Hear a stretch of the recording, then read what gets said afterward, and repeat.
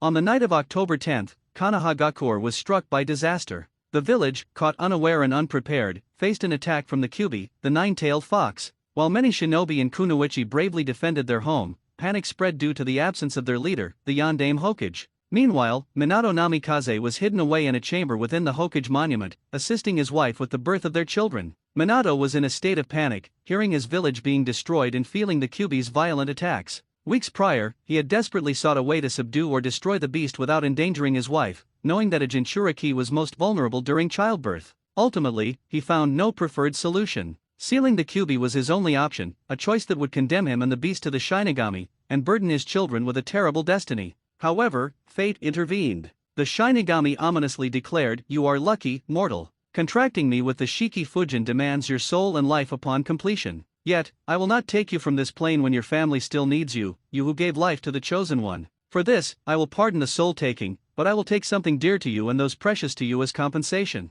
Do not forget this, mortal." With that, the Shinigami sealed the Kyubi's soul, yin, and yang chakra into 3 of Minato's 4 children, Narumi, Mito, and Menma, respectively. After the sealing and confrontation with the Shinigami, the threat of the Kyubi was averted. Konoha then focused on treating the injured and rebuilding. Konoha Hospital. Everyone had better not be slacking. "If I even think you're not giving it your all, I'll drive you through the wall," roared Tsunade Senju, one of the Densetsu no Sunin, her blonde hair tied in 2 tails, as she stormed into the hospital after checking on the Uzumaki Namikaze family. Noticing the chaotic atmosphere and lack of attention directed at her, Tsunade bellowed, "What's the situation looking like so far?" "Shizune, Tsunade-sama. The injured have been reduced by half thanks to the field staff handling less severe cases outside the hospital. From the number of patients and medics, I'd estimate we're almost finished treating those admitted, and I haven't seen more than 7 new patients in the past hour. I think most of the injured shinobi and villagers have been taken care of," replied a pretty, exhausted Shizune, Tsunade's assistant and disciple.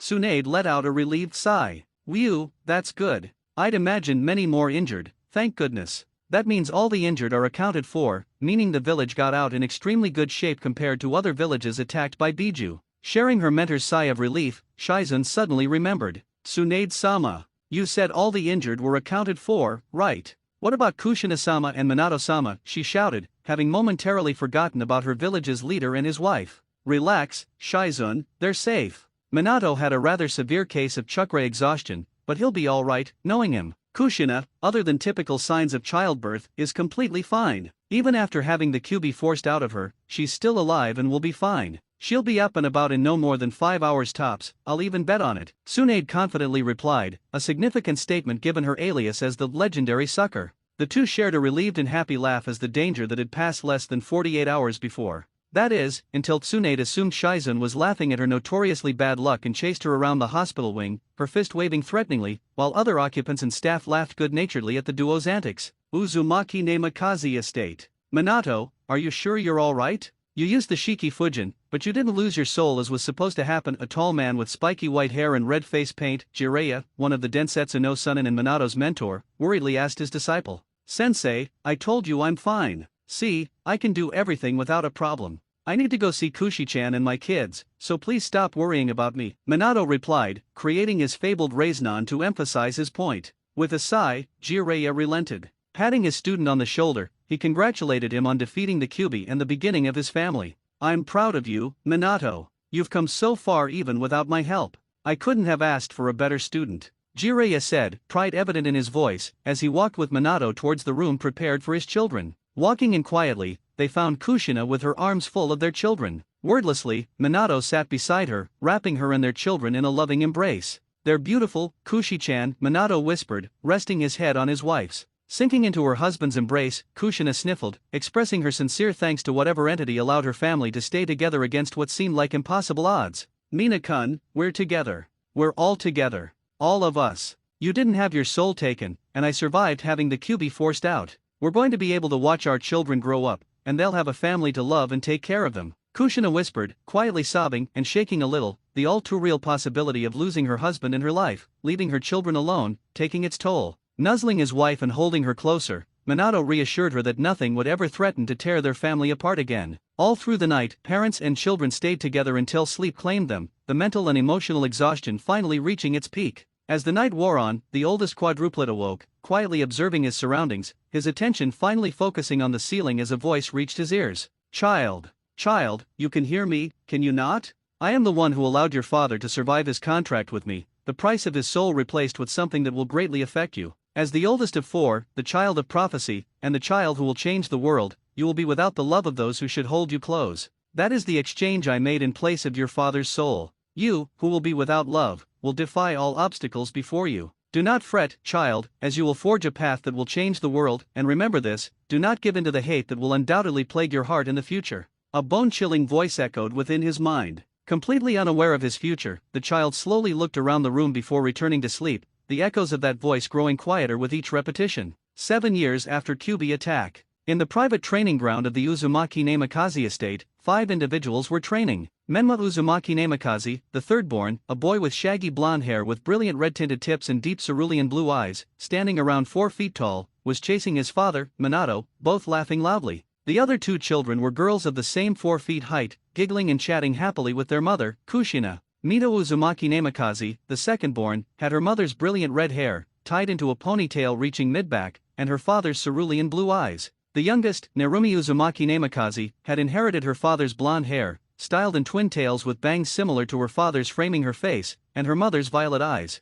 The scene was a picturesque moment of a happy family spending time together, which would have been true if not for the pair of navy blue eyes watching his family partake in another activity without him. He was the oldest of the Uzumaki Namikaze children, Naruto Uzumaki Namikaze, with a darker shade of blonde hair and darker eyes than his family. After sighing, he returned to his room to finish his book, momentarily forgotten for the slim chance he'd be invited to play with his family. Upon reaching his room, he sat back down on the bed and continued where he left off, drifting into the world the book offered. He contemplated his interactions with his family over the years. It's not going to change, is it? It's been this way for as long as I can remember, and I still don't know why they always leave me out when we do things. Kaa-chan and Tio-yu-san didn't used to be like this, they used to include me in things when I was younger, I just know it. Unknown to Naruto and his family was the contract the Shinigami made all those years ago with Minato. Instead of his soul, it took away the feelings of love that Minato, Kushina, and those close to the Uzumaki Namikaze family had for Naruto, a twisted exchange that severed the bonds he had with his parents and siblings, and by extension, those associated with them. Though his parents did not neglect him in terms of shelter, he had to learn to make his own meals and shop for clothes,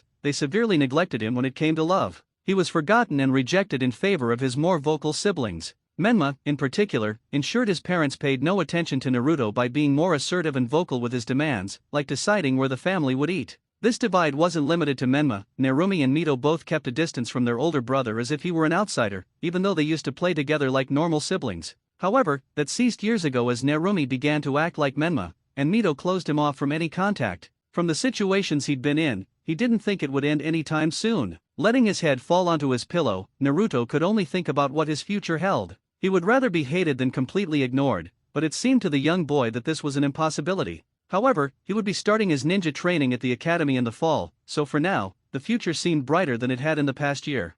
3 years later. Kaa-chan, Tio-yu-san, can't we learn any cool jutsu yet? Menma complained, having little success balancing a leaf on his forehead, his mind set on learning something cooler like his father's Raiznan rather than improving his chakra control. Menma and I, you need to focus more if you want to be a super cool ninja like Kaa-chan and Tio-yu-san, right Tio-yu-san? Narumi half-lectured her brother and half-asked her father, as she participated in the same exercise. Sitting next to Narumi was Mito, trying to concentrate on her own leaf despite the ruckus her younger siblings were causing, indicated by the visible tick marks on her forehead. Menma, Narumi, could you two please quiet down? I'm having trouble concentrating since you two are being so loud, Mito finally said, releasing her Neisan aura, as Minato and Kushina called it. Undeterred, the two started arguing about who was better at balancing their leaf as her older sister sighed at her siblings' impatience. Laughing with his wife, Minato reassured the three that they would be learning something new soon as they gained a better grip on their chakra control. Kushina listed reasons why they needed to polish their chakra control, or else they'd be just like her as a genin, a chakra powerhouse without efficient use.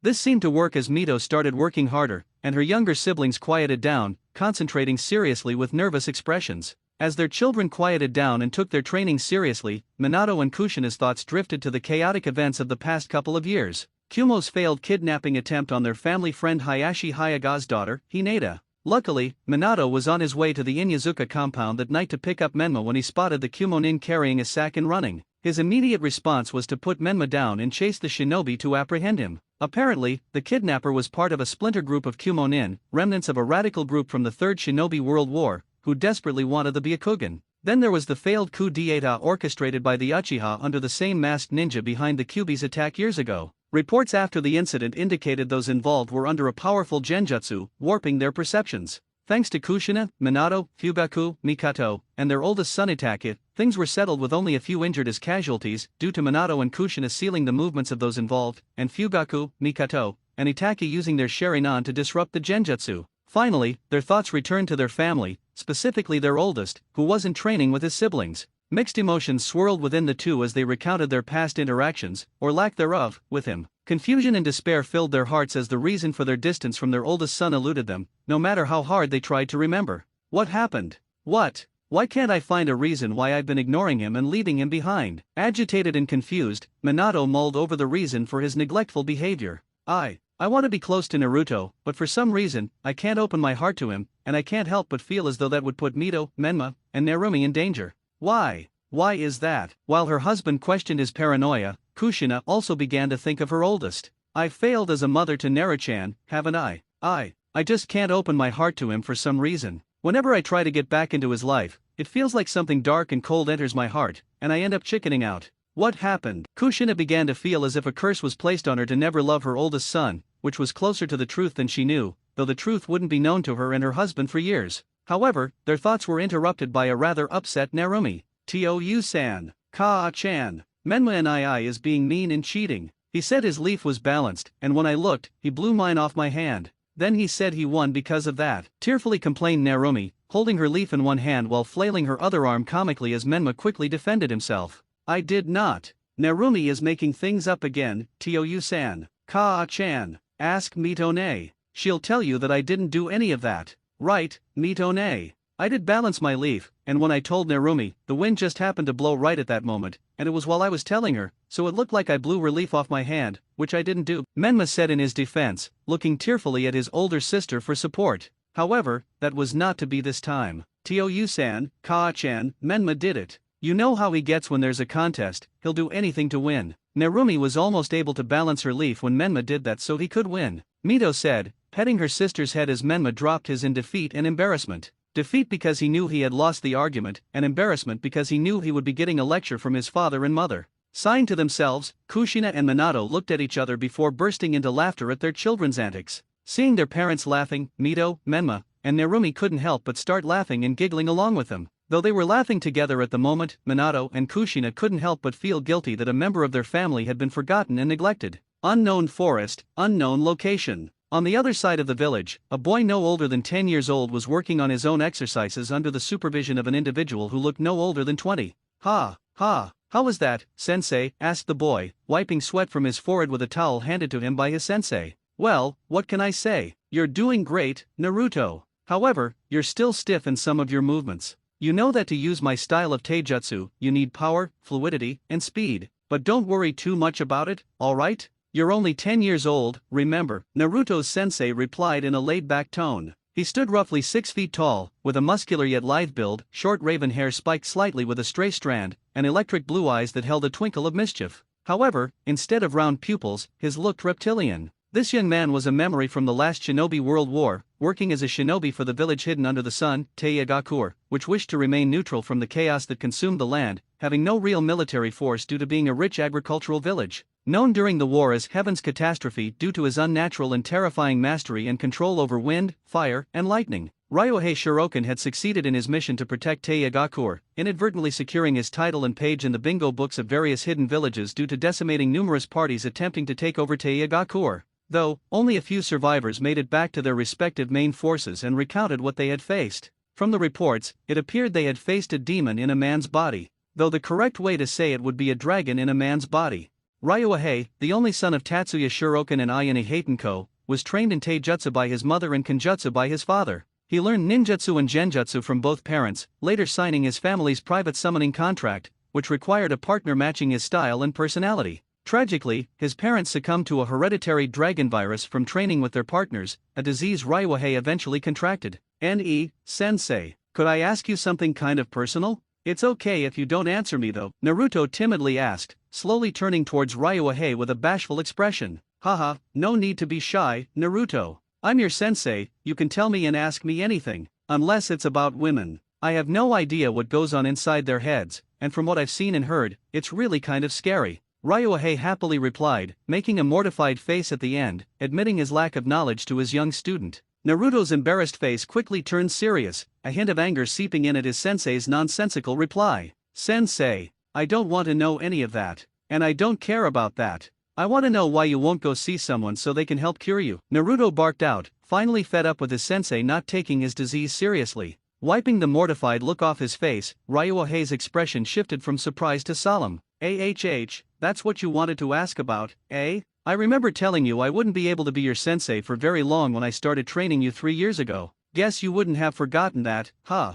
Well, Naruto, do you really want to know why I don't take my disease seriously? Looking his student straight in the eyes, he saw Naruto flinch before slowly nodding. A smile touching his face, Ryuhei walked to his precious student, ruffled his hair, and Naruto bowed his head slightly, cheeks flushing with embarrassment and happiness. Well, Naruto, the reason is because I'm going to die no matter what happens, so why bother, you know? Hearing this, Naruto's head snapped up, staring at his sensei with disbelief. Naruto's eyes quickly shifted from disbelief to anger and confusion. Grabbing his sensei's wrist to remove his hand, Naruto glared at him before yelling, "What do you mean why bother? You're going to die, Ryu-sensei. Don't act like you can't do something to cure yourself. You need to find a cure, sensei." After venting his anger at his sensei's dismissal of his disease, Naruto began to tear up and sniffle, whispering something that spoke volumes about his feelings. "You can't die, Ryu-nyakan. You can't leave me alone. I don't want to be alone again. I hate being alone." Naruto was crying at the thought of being alone again. Ryuhei was the father figure he had always wanted,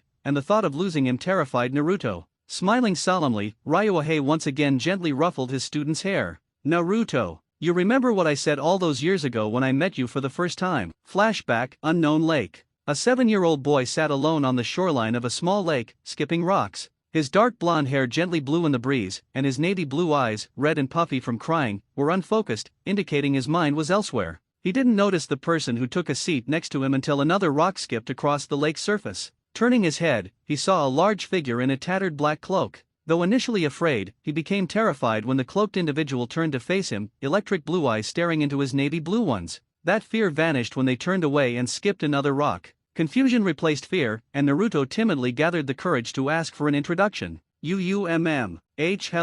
Who are you? Naruto managed to squeak out, stuttering as fear returned. Turning back to face him, the stranger, a man judging by his deep voice, did something Naruto didn't expect. He laughed. "Haha, I was wondering when you'd do something." Though I was expecting the old scream and run routine most kids do when facing a stranger, especially if that stranger is as scary as people say I am. Laughing, he pulled back his hood, revealing a youthful face and an energetic smile. Naruto, in response, smiled back shyly. "The name's Ryuhei Shiroken, but just call me Ryu. What's your name?" Ryuhei's energetic smile grew into a grin. Naruto then introduced himself, and the two began talking and asking about each other. After hearing about Naruto's past and his relationship with his family, Ryuhei's expression darkened. I see. Your family isn't really treating you like family, huh? Well, you know what I'd say to that, Naruto? I'd say that if they're not treating you like family, like they're supposed to, then forget about them, Ryuhei said angrily, rage burning in his eyes.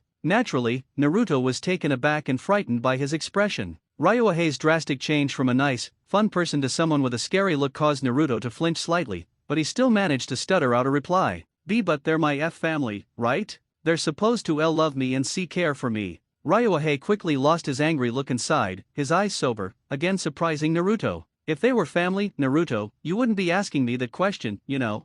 Family is supposed to love you unconditionally and care for you without having to be asked. From what you've told me, they aren't your family. They're just people who share the same blood as you. That alone does not define family, you know," Ryuhei said, reaching out and softly ruffling Naruto's hair. As Ryuhei ruffled his hair, Naruto, who had never experienced such a gesture, could only lean his head on Ryuhei's hand. Sniffling slightly, he timidly asked something that would change his life. "Then I'm alone. I've always been alone. So am I going to be alone forever then, Ryu?" Looking up with teary eyes, Naruto saw Ryuhei giving him a warm smile filled with what he saw in his parents whenever his siblings were with them, love and compassion. "There's no way you're alone, you know. I'm right here. I've never been able to have siblings, nor am I ever going to have children, you know. If people found out about their connection to heaven's catastrophe, they'd be hunted down for the rest of their lives just for being related to me. But, I'll ask you, Naruto, and you don't have to agree or answer me, but how about becoming my little brother? Ryuhei asked almost bashfully, a light dusting of pink on his cheeks indicating his shyness.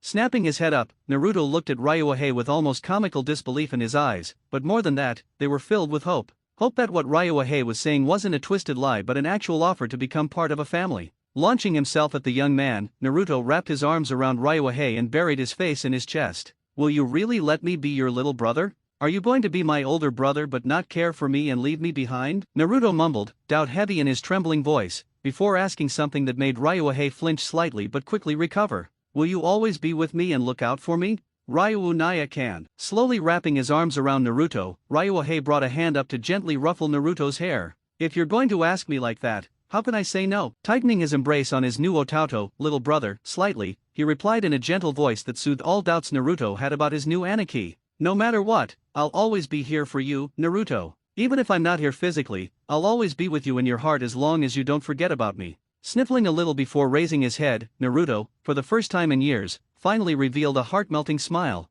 Thank you, Ryuhei-can. Thank you for wanting someone like me. Seeing his Otato smile, Ryuhei could only smile back before hugging Naruto again. And thank you, Naruto, for wanting to be a part of my family. I'll always be watching you, and I'll do my best to make you happy and protect you. I promise. Naruto looked up, his teary yet happy eyes shining with a smile so bright the sun looked dull in comparison. You already have, Ryuhei-can. Flashback end. Sniffling and nodding, Naruto looked up at Ryuhei and repeated his words from years ago, after they formed their bond as brothers. You said that you'll always be watching over me and that you'll always try to protect and make me happy. After repeating his older brother's words, Naruto received another round of head ruffling from Ryuhei. That's right, so don't be sad, alright? I'll always be in your heart as long as you never forget about me and the times we laughed, cried, and enjoyed with each other, alright? And here, I have something for you. An anniversary present. It's been 3 years since we made that promise to each other, remember? Ryuhei said happily, handing Naruto a simple black and white scroll.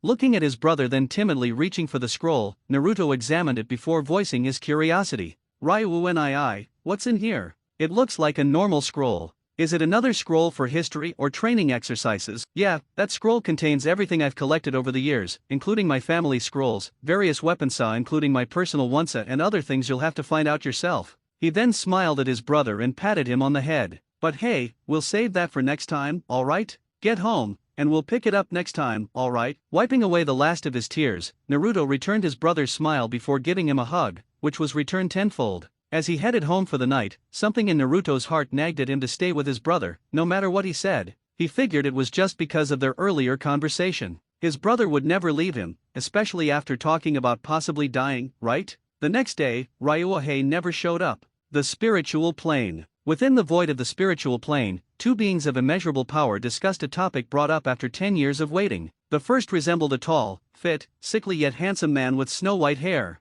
In contrast to his appearance 10 years ago, he bore more resemblance to a human than the deity most saw him as. This being was Shinigami, the one who reigns over the deceased, guiding them to their respective paths in the afterlife. The second was a beautiful, curvaceous woman with hair as black as the night sky, known as the goddess of creation and life, resembling what most would imagine the giver of life to look like. In contrast to their status as deities, they were acting rather human compared to their godly duties. Shinigami was prostrating before his younger sister, Imuto, comically crying as he begged for mercy. Standing tall in front of him, foot tapping and eyebrow twitching in irritation, was a very, very angry Kami. Shinigami swore he could see himself behind her with pitying eyes, knowing he'd definitely be going to the afterlife after she was done with him. Well, what do you have to say for yourself, Aniki? Kami spoke in a syrupy sweet, sing-song tone, a demonic smile on her face with her eyes closed, her brows still twitching. She had just heard about his master plan to remove the child of prophecy from earthly attachments to prevent one side from gaining the upper hand by winning his heart. However, he had removed attachments that fell under her jurisdiction. He dealt with the dead who needed to pass on, not those who were still living. I'm sorry, Kami-chan. I was just trying to ensure the physical world stayed in balance. I wasn't thinking straight. Having to deal with souls and the birth of the child of prophecy was stressful, and I didn't want to have to deal with more souls later if one side gained the advantage. Forgive me, please. Shinigami pleaded with his Imuto for mercy, giving his reasons for usurping control over an issue that belonged to her domain. Sighing, Kami stopped her foot from tapping and her brow from twitching. Running her hands down her face, she groaned at the complications her idiotic Aniki had caused. Not only did he interfere with the living, but he probably ruined a family because he wanted to skimp on future work. Opening her striking emerald green eyes, she glared at her brother. You idiot. Do you know how much you messed up? You could have destroyed a family because of your laziness. You're such an idiot. Why do I have to deal with such a lazy, inconsiderate, sloppy, dumb brother like you? Kami roared, grabbing Shinigami by the collar of his kimono and violently shaking him while angrily lecturing him about his shortcuts to reduce his workload.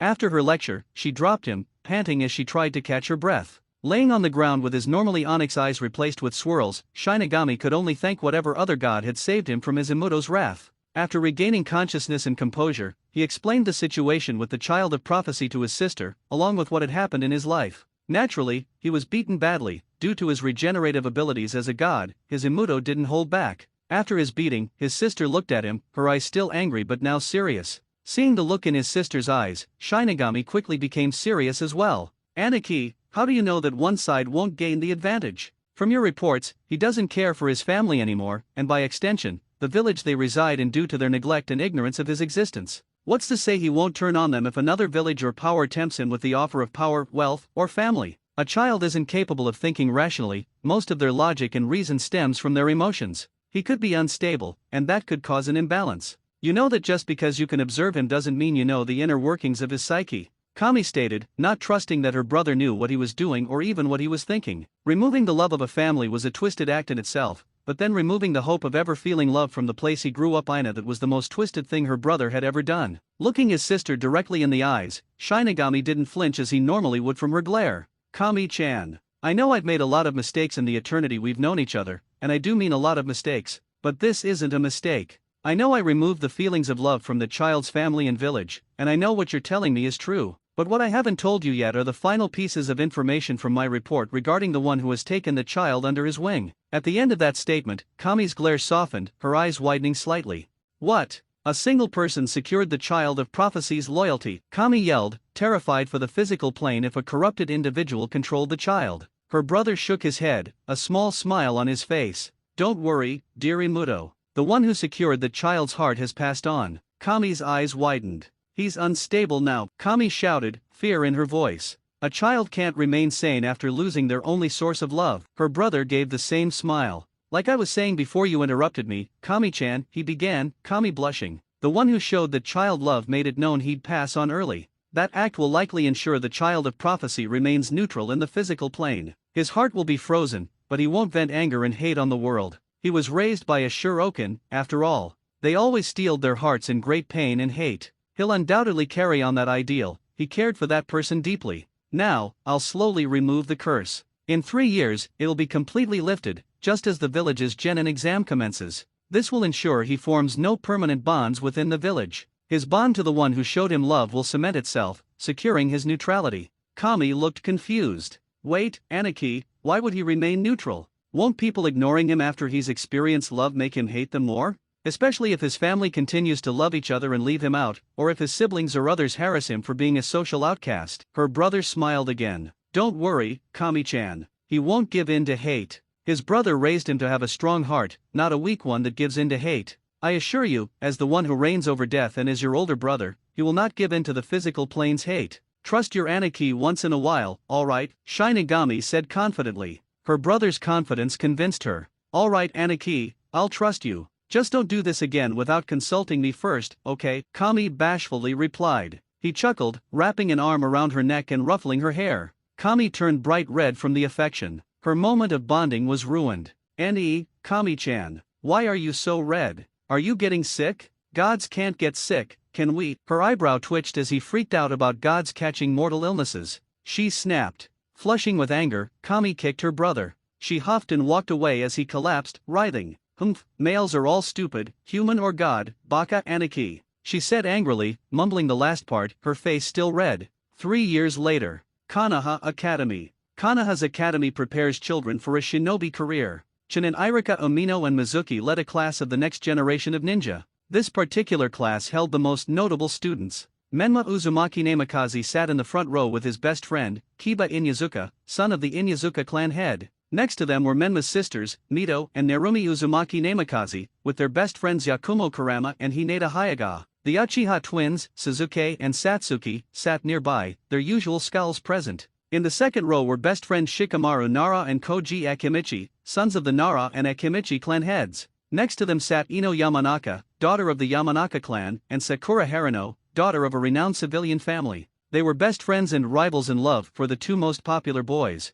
In the last row sat the quietest students, Shino Abarame, son of the Abarame clan head, and Islaway sat Sai, a quiet, artistic individual with no known family. Lastly, by the window in the back, sat Naruto Uzumaki Namikaze, the oldest and most distant of the Uzumaki Namikaze siblings. Irika and Mizuki called roll, preparing for the genin exams. Everyone quieted, some nervous, others excited. The exam had multiple parts. A written portion covered history and tactics. A physical portion involved taijutsu sparring and kunao and shuriken use. Finally, a ninjutsu portion tested proficiency with the Academy 3, Henge no Jutsu, Bunshin no Jutsu, and Kawarimi no Jutsu. All three had to be performed successfully to pass. An extra credit or replacement opportunity existed. Students could perform a jutsu outside the three to replace a failed one or add points, which could determine Rookie of the Year. Irika smiled, seeing the apprehension and excitement. Alright, well I know a lot of you are nervous and excited, so let's begin. They started calling students.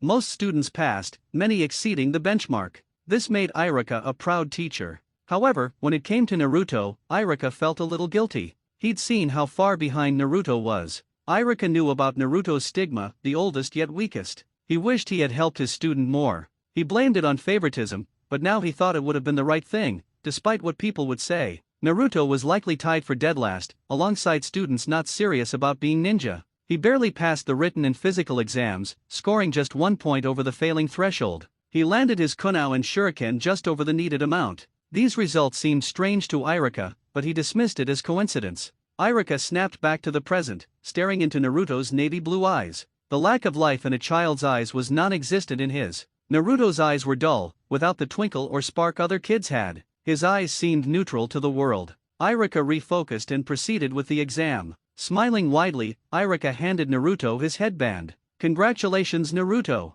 I know that you'll succeed out in the field. Instead of a smile or hug, he received a blank stare, a small bow, and a quiet thank you. Naruto then left. I feel like you're going to become a great shinobi, Naruto. I'm sorry that I couldn't support you through your schooling here, but I'll definitely try and help you out there. Irika expressed his final thoughts, watching Naruto leave, before calling the next person. Outside the academy, Naruto put his headband in his pocket and headed home. The past few years since his Anaki's passing were difficult, not because of how people treated him, but because of the scroll he received. He'd acted like a spoiled brat coping with Ryuhei's death, lashing out and hating the world for taking the only person who cared for him. That changed when he looked inside the scroll. Flashback, 2.5 years ago. Huddled on the same shoreline where they first met, Naruto still couldn't get over his brother's death, even after half a year. Why do I always have to have something taken away from me? First my family's love, and now Ryuhei-can. Why?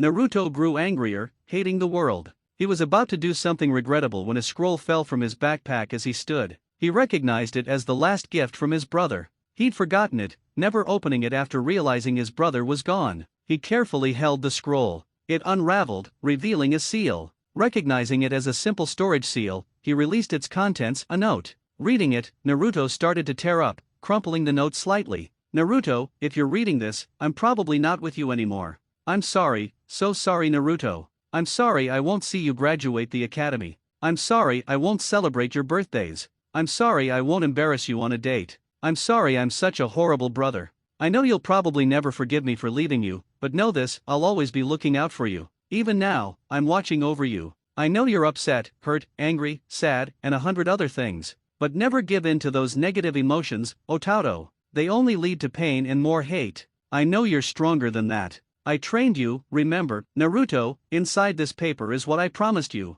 It contains a large scroll, opened by smearing your blood on it with a bit of chakra. It holds everything I said it would. My life savings, down to the last ryo, are sealed within. My family's techniques and secrets, my own techniques and secrets, the weapons I've collected, and my own swords. It also contains all my research on various things in the world. I hope you never reveal it to anyone. Additionally, it contains my family's summoning contract. Once you're old enough, sign it. You'll be reverse summoned to Thousand Blade Mountain, the home of the dragons. Yes, Naruto, the same dragons I told you stories about. Once there, don't be afraid. They act mean, big, and scary, but once you break past their scales, they're all very kind and loyal. Ask for my partner, Hyo, and tell him you're my little brother. He'll defend and vouch for you. After that's settled, find a partner who will complement you and with whom you can bond. You'll know when you find them, trust me. Naruto, remember that no matter what anyone says, you're the strongest and kindest person I've known and had the pleasure to call my Otato. Don't give in to the hate that plagues this land. Rise above it and prove you have the blood of a dragon running through your veins. I've made a training schedule of Tai, Nin, Gen, Ken, Kin, and a bit of Fuinjutsu for you for the next few years, along with training from the elders, until you turn 18. I know you'll be able to follow it and benefit from it. After that, I'm sure you'll have already mastered everything I have to teach you. Lastly, find someone you can relate to and get to know them. Find someone you can trust without reason, and if possible, find happiness with someone, Naruto. I know you'll make me proud, and that you'll become a great shinobi. So until we meet again in the afterlife, Naruto, remember that I love you and that I'm always watching over you. By the end, Naruto was sobbing loudly, wiping tears with his jacket sleeve. After half an hour of crying, Naruto promised himself he'd follow his brother's wishes to train and find happiness. But becoming strong was his top priority. He first nicked his thumb, smeared blood on the seal, and began training. Ryu Nyakan. I will become strong, so that once we meet again, I'll be able to stand next to you as your brother. Naruto sighed, embarrassed by his past actions. His partner would be mortified, but after grieving Ryuhei's death, he noticed unsettling things. Over the past 2 years, people started paying more attention to him. It began small, with people actually looking at him instead of through him. That would have been fine, his only objective was to follow his training schedule. However, last year, they started talking to him. He initially wanted to ignore them, as they had ignored him, but he remembered his brother's words about rising above hate. Ignoring them would cause people to hate him. So, he gave quick responses, which worked for a while. Then his family started trying to talk to him. Menma was as arrogant and obnoxious as Naruto remembered. Mito and Narumi acted like nothing had ever come between them, talking in an overly familiar way that irritated him. His parents were the worst. They tried to coddle him like a child, but they were years too late. He was already self-sufficient when Ryuhei adopted him. It worsened when they tried to include him in their training sessions, which he always skipped. Their training was years behind his, in his opinion. Though he desperately wanted to snap at them and demand an explanation for their sudden presence, he knew it would be a waste of time. He treated them as he treated everyone else, distantly, without attachment. But slowly, Ryuhei's words about not giving in to hate and finding happiness started affecting him. He wouldn't love his family, but he wouldn't hate them either, at least not until they did something to warrant either emotion. His thoughts broke when he saw them, his family, happily chatting with other families about their kids. He closed his eyes, ignored the scene, and walked home. Then, someone placed a hand on his shoulder. He didn't need to open his eyes to know it was his father, Minato. Cracking one eye open, he glanced at his father with the same dull look. "Is there a reason why you're stopping me?" Naruto asked, his voice quiet, devoid of warmth. Minato had seen his oldest walking out of class alone. He stopped his son, hoping to mend their relationship. He expected Naruto's tone and look, but it still pained him. Over the past 2 years, Minato had noticed the unease he felt around Naruto had disappeared. Before, he felt about Naruto as he did about a stranger interacting with his family. That slowly changed. At first, he was suspicious, but eventually, the unease vanished, replaced by a longing to reconnect. However, his plan to reconnect Naruto with the family failed miserably. Naruto avoided speaking to any of them for more than a sentence, 2 if they were lucky. When he did speak, it was overly formal, his voice quiet and without warmth. He no longer called Minato Tio-san or Kushina Kaa-san. It was like speaking to a stranger. Still, Minato wasn't deterred. He was determined to reconnect the bond they once had. Naruto's departure and family interaction. Minato, in a voice Naruto rarely heard, gently asked, "Why are you leaving? Aren't you waiting for your siblings to finish Naruto?" Naruto, feeling slightly unnerved, replied, "I'm sorry, Minato-san, but I'd rather not wait. Please excuse me." As he turned to leave, his mother, Kushina, tackled him in a hug. Kushina, like Minato, had overcome her past apprehension towards Naruto and was eager to mend their family ties. "Naru-chan, congrats on passing your genin exams. Where are you going? You're going to wait for your siblings, right?" Kushina asked, confused, after releasing Naruto. Minato shook his head, prompting a frown from Kushina.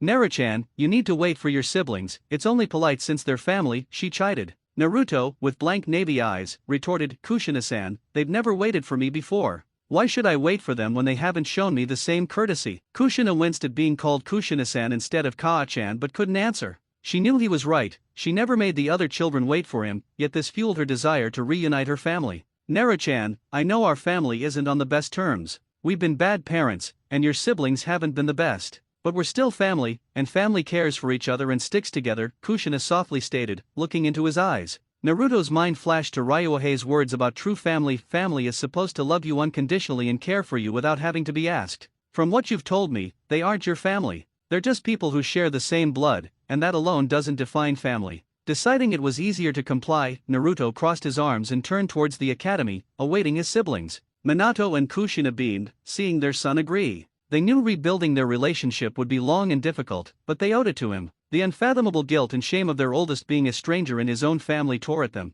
It was solely their fault. Over the last 2 years, feelings of love, long suppressed, began to surface, baffling and frightening them. They transitioned from viewing him as a stranger and potential threat to seeing him as their beloved oldest son. After a heartfelt conversation, Minato and Kushina promised to reconnect with Naruto and give him the love he deserved. Their thoughts were interrupted by their youngest daughter, Narumi, shouting Tio-san and Kaa-chan. Narumi's perspective. Narumi's day was perfect. She passed her genin exams and was a top contender for Kunoichi of the Year and Rookie of the Year, like her siblings. Yet, her heart longed for her oldest brother, Naruto's, love and attention. She knew she hadn't been an ideal little sister. Growing up, a fear always stopped her from approaching him. As she got older, an instinct screamed he was dangerous, to stay away. She regretted following those instincts. The past 2 years were strange. The primal fear faded, replaced by adoration and a desire for his acceptance and forgiveness. Now, only he stood in the way of her loving him, but she wouldn't give up. Spotting her parents, Narumi ran towards them, happiness filling her. She was about to launch herself at them when she saw a slightly darker blonde next to them, Naruto. He was waiting for her? Had he forgiven her? A light pink dusted her cheeks as she redirected her hug to her brother. Narumi squealed, hugging him. Narumi, did you wait for me? You really did. I hope you didn't wait too long. I'm sorry if you did. I really am. She bombarded him with questions. Naruto was uncomfortable. He expected her exuberance but not being glumped. He wasn't used to physical contact outside of sparring. He managed to detach her, receiving a pout. To answer your question, Narumi, I am waiting for all of you to finish. And no, I didn't wait long, he deadpanned. This didn't deter Narumi. After hugging her parents, she returned to Naruto, hugging his arm to her chest with a cheerful smile. Okay, Narumi, we'll wait for Midone and Menma and I together then. Narumi chirped, much to Naruto's chagrin. He sighed as she giggled and tightened her grip. Minato and Kushina smiled. Narumi always ignored Naruto's cold aura, warming their hearts. Soon, they saw the blonde and crimson hair of their 2 remaining children, both smiling. Menma's perspective.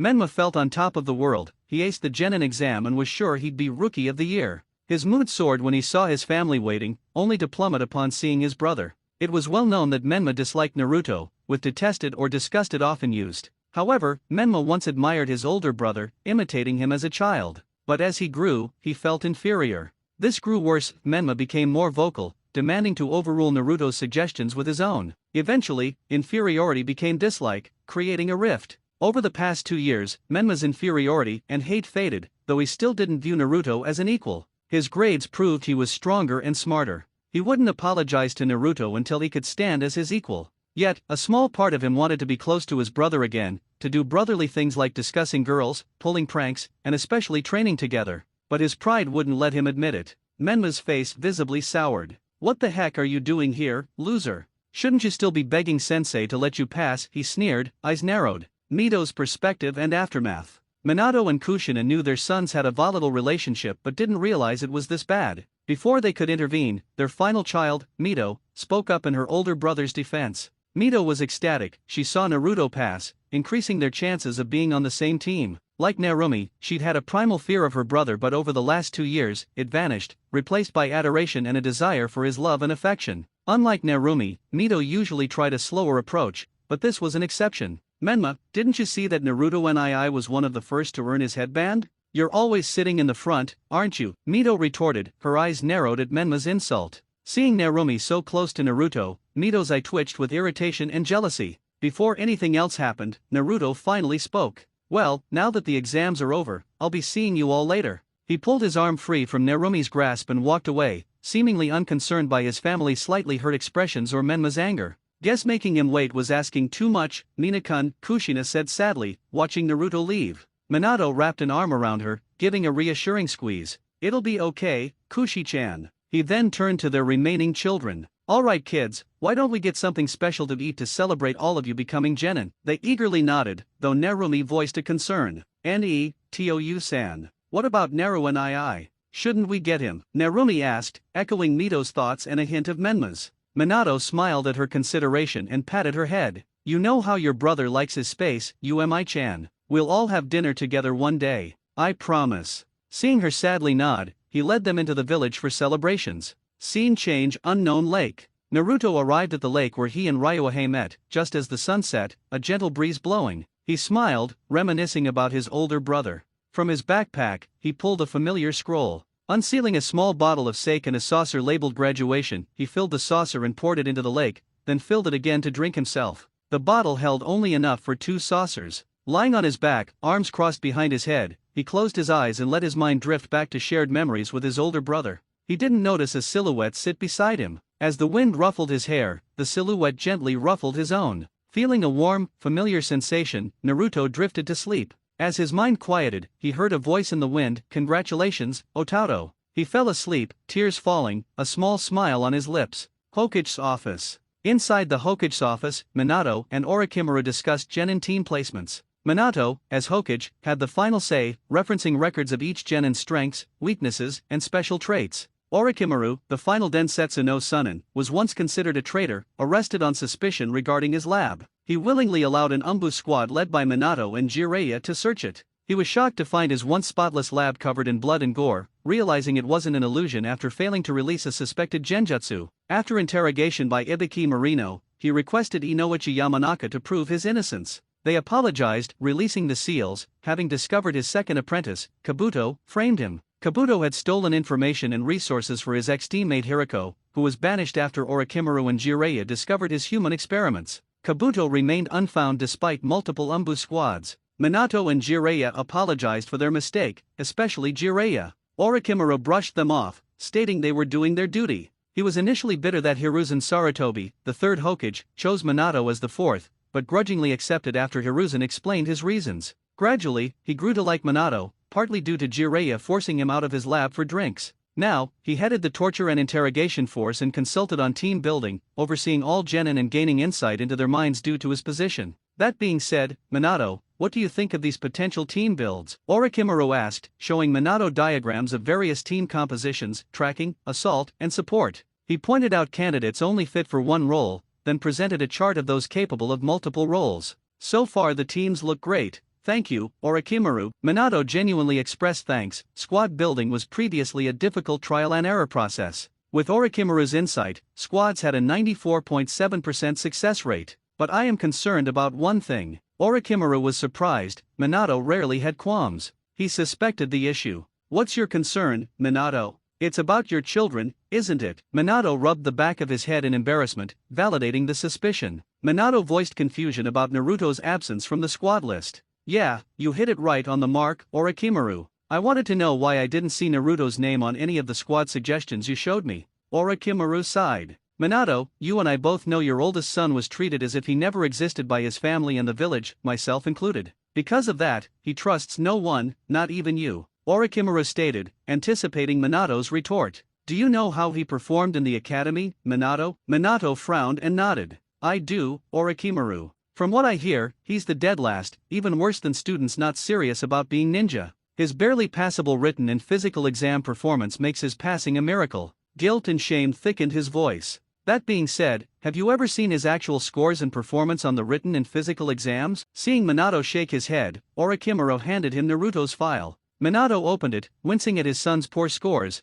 but didn't grasp Orochimaru's hint. Orochimaru sighed. You don't see it, do you, Minato? Isn't it suspicious that his grades are so varied? On every single exam, physical and written, he scored exactly 1 point above the failing threshold. That alone warrants suspicion. It's as if he's deliberately placing himself low to conceal his strengths. Now that I'm thinking about it, I'm sure he's intentionally hiding his skills, though for what reason, I'm not sure of. Orochimaru said, his brows furrowed in thought. Minato struggled to comprehend why his eldest son would conceal his true abilities, especially if Orochimaru's assessment of him being a prodigy was accurate. Why hide his skills? Minato questioned. If he's that good, why isn't he showing everyone? You're making him out to be a prodigy. If he were, he'd be the talk of the village. That's precisely why I didn't assign him to any of the squads I formed, Minato, Orochimaru explained. Please don't misunderstand, but my personal evaluation suggests he's a potential flight risk. He trusts no one in the village and consequently, holds no loyalty or love for it. Orochimaru's assessment was met with an angry, accusatory glare from Minato. "What are you implying, Orochimaru?" Minato's voice was sharp. "Are you saying my son is a potential threat to his squad mates, his sensei, and even the village?" Minato was clearly upset by Orochimaru's view of his son as a threat. He knew his son hadn't been treated well, but surely he wouldn't betray the village. Or would he? Sensing Minato's inner conflict, Orochimaru conceded. "Minato, I'll assign Naruto to a squad on the condition that my apprentice becomes his sensei. Not only do I trust her, and you trust me, but she's one of the few people in the village capable of assessing his mental state through observation alone. The only others are myself, Jiraiya, Tsunade, Ibiki, and Shizune. But I don't believe they should be pulled from their posts for one genin, even if that genin is potentially unstable and your son." Minato weighed the situation carefully. On one hand, he wanted to trust his instincts that his son wasn't a threat. Yet, Orochimaru's observation about Naruto trusting no one was undeniably true. Ultimately, though it pained him, Minato knew he had to prioritize the village over his son. "Alright, Orochimaru, let's proceed with your plan. I'll trust that Anko won't be too." "Anko, right." Seeing Orochimaru's wry smile, Minato could only hope his son wouldn't be pushed to his breaking point by his new sensei. "Well, now that that's settled, let's rebuild the squads," Orochimaru said, pulling out a roster. Starting with those who offer the most flexibility in terms of potential positions, he began highlighting and circling prime individuals. Naruto's training ground. Back in the area where he and Ryuhei first met, Naruto was meticulously planning his future. Becoming a genin signified his entry into adulthood in this world.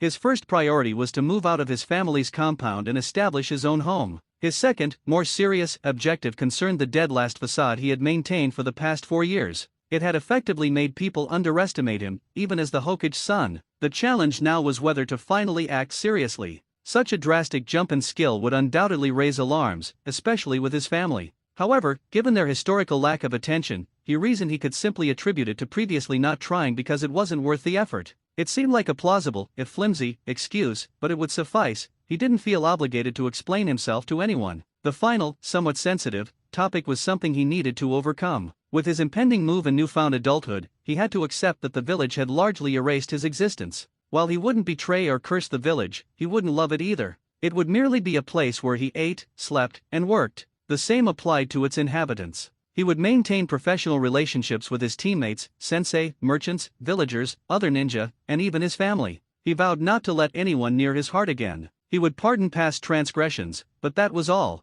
With his plan set, he headed towards his soon-to-be former home, Konoha Academy, Irika's classroom. 1 week later, Irika smiled at the uncontained energy and excitement of his students, though they were ignoring the ringing bell. "Alright everyone, sit down and quiet." Employing his village-renowned Kitu no Jutsu, his students immediately fell silent, focusing their attention on him. "Good, now that I have your attention, I'll be announcing the squads the Hokage has assigned you to." Starting with students of limited skill, the squad list gradually approached the well-rounded genin. Team 7 will consist of Menma, Mito, and Narumi Uzumaki Namikaze. Your sensei, Kakashi Hatake. Groans and complaints erupted from many about the newly dubbed strongest team, or Team Hokage's kids. Most lamented the loss of their crushes to this team. The genin involved, however, merely pounded their desks, resigned to the unfortunate luck of being stuck with and dealing with their siblings, even on missions, and their perverted, habitually late older brother figure. After quieting the class once more, Irika continued. Team 8 will consist of Hinata Hayaga, Kiba Inyazuka, and Shino Abarame. Your sensei, Kurane Ui. Team 9 is still active.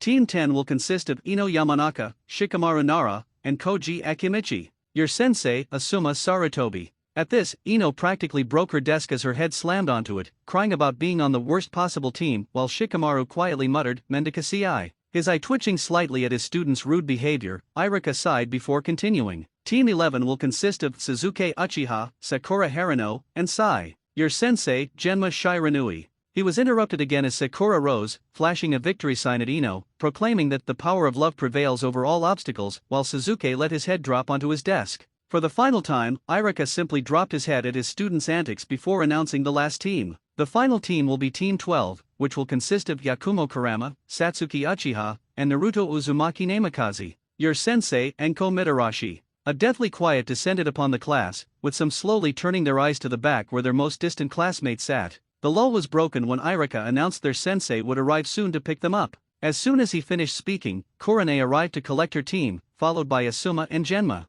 Only Team 7 and Team 12 remained. Team 7 already knew they had a long wait ahead. After half an hour, the window flew open, followed by a kunao attached to a banner that read, "The great and sexy Anko Mitarashi has arrived," as a smoke bomb detonated. From the smoke emerged Anko, sporting her signature grin and a glint in her eyes. Seeing the disbelief in the genin's eyes, she couldn't help but snicker. "Well, which of you brats belong to me? If you're on my team, we're meeting at training ground 12 in 15 minutes. Don't be late, or I'll hunt you down. On second thought, please be late. It'll make things more fun for me. Jane." With that, she leaped out the window. After processing what just happened, Naruto sighed, stood up, and walked out the door towards the training ground. Seeing their teammate leave, Satsuki and Yakumo followed, leaving Team 7 behind. Training ground 12. Arriving with 3 minutes to spare, Naruto, Satsuki, and Yakumo stood awkwardly, waiting for their sensei. They didn't have to wait long. A pouting Anko dropped from the very tree they were standing under. "You brats are no fun at all. It would have been more interesting and fun if I had to find and drag you here. But oh well, why don't we get to know each other?" Anko said cheerfully, but instead of a quick response, she received blank stares. Yakumo quickly broke the silence by raising her hand to ask a question. Anko-sensei, could you start?" Yakumo asked, unsure how to break the ice with her new team. Her concerns vanished as her sensei grinned and began. "Well, I'm Anko Mitarashi, as you all know. My likes are snakes, Orochimaru-sensei, my best friend Kurane, dango, poison, sharp things, and reading. I hate perverts, rapists, people who act superior, bad dango, and boring books.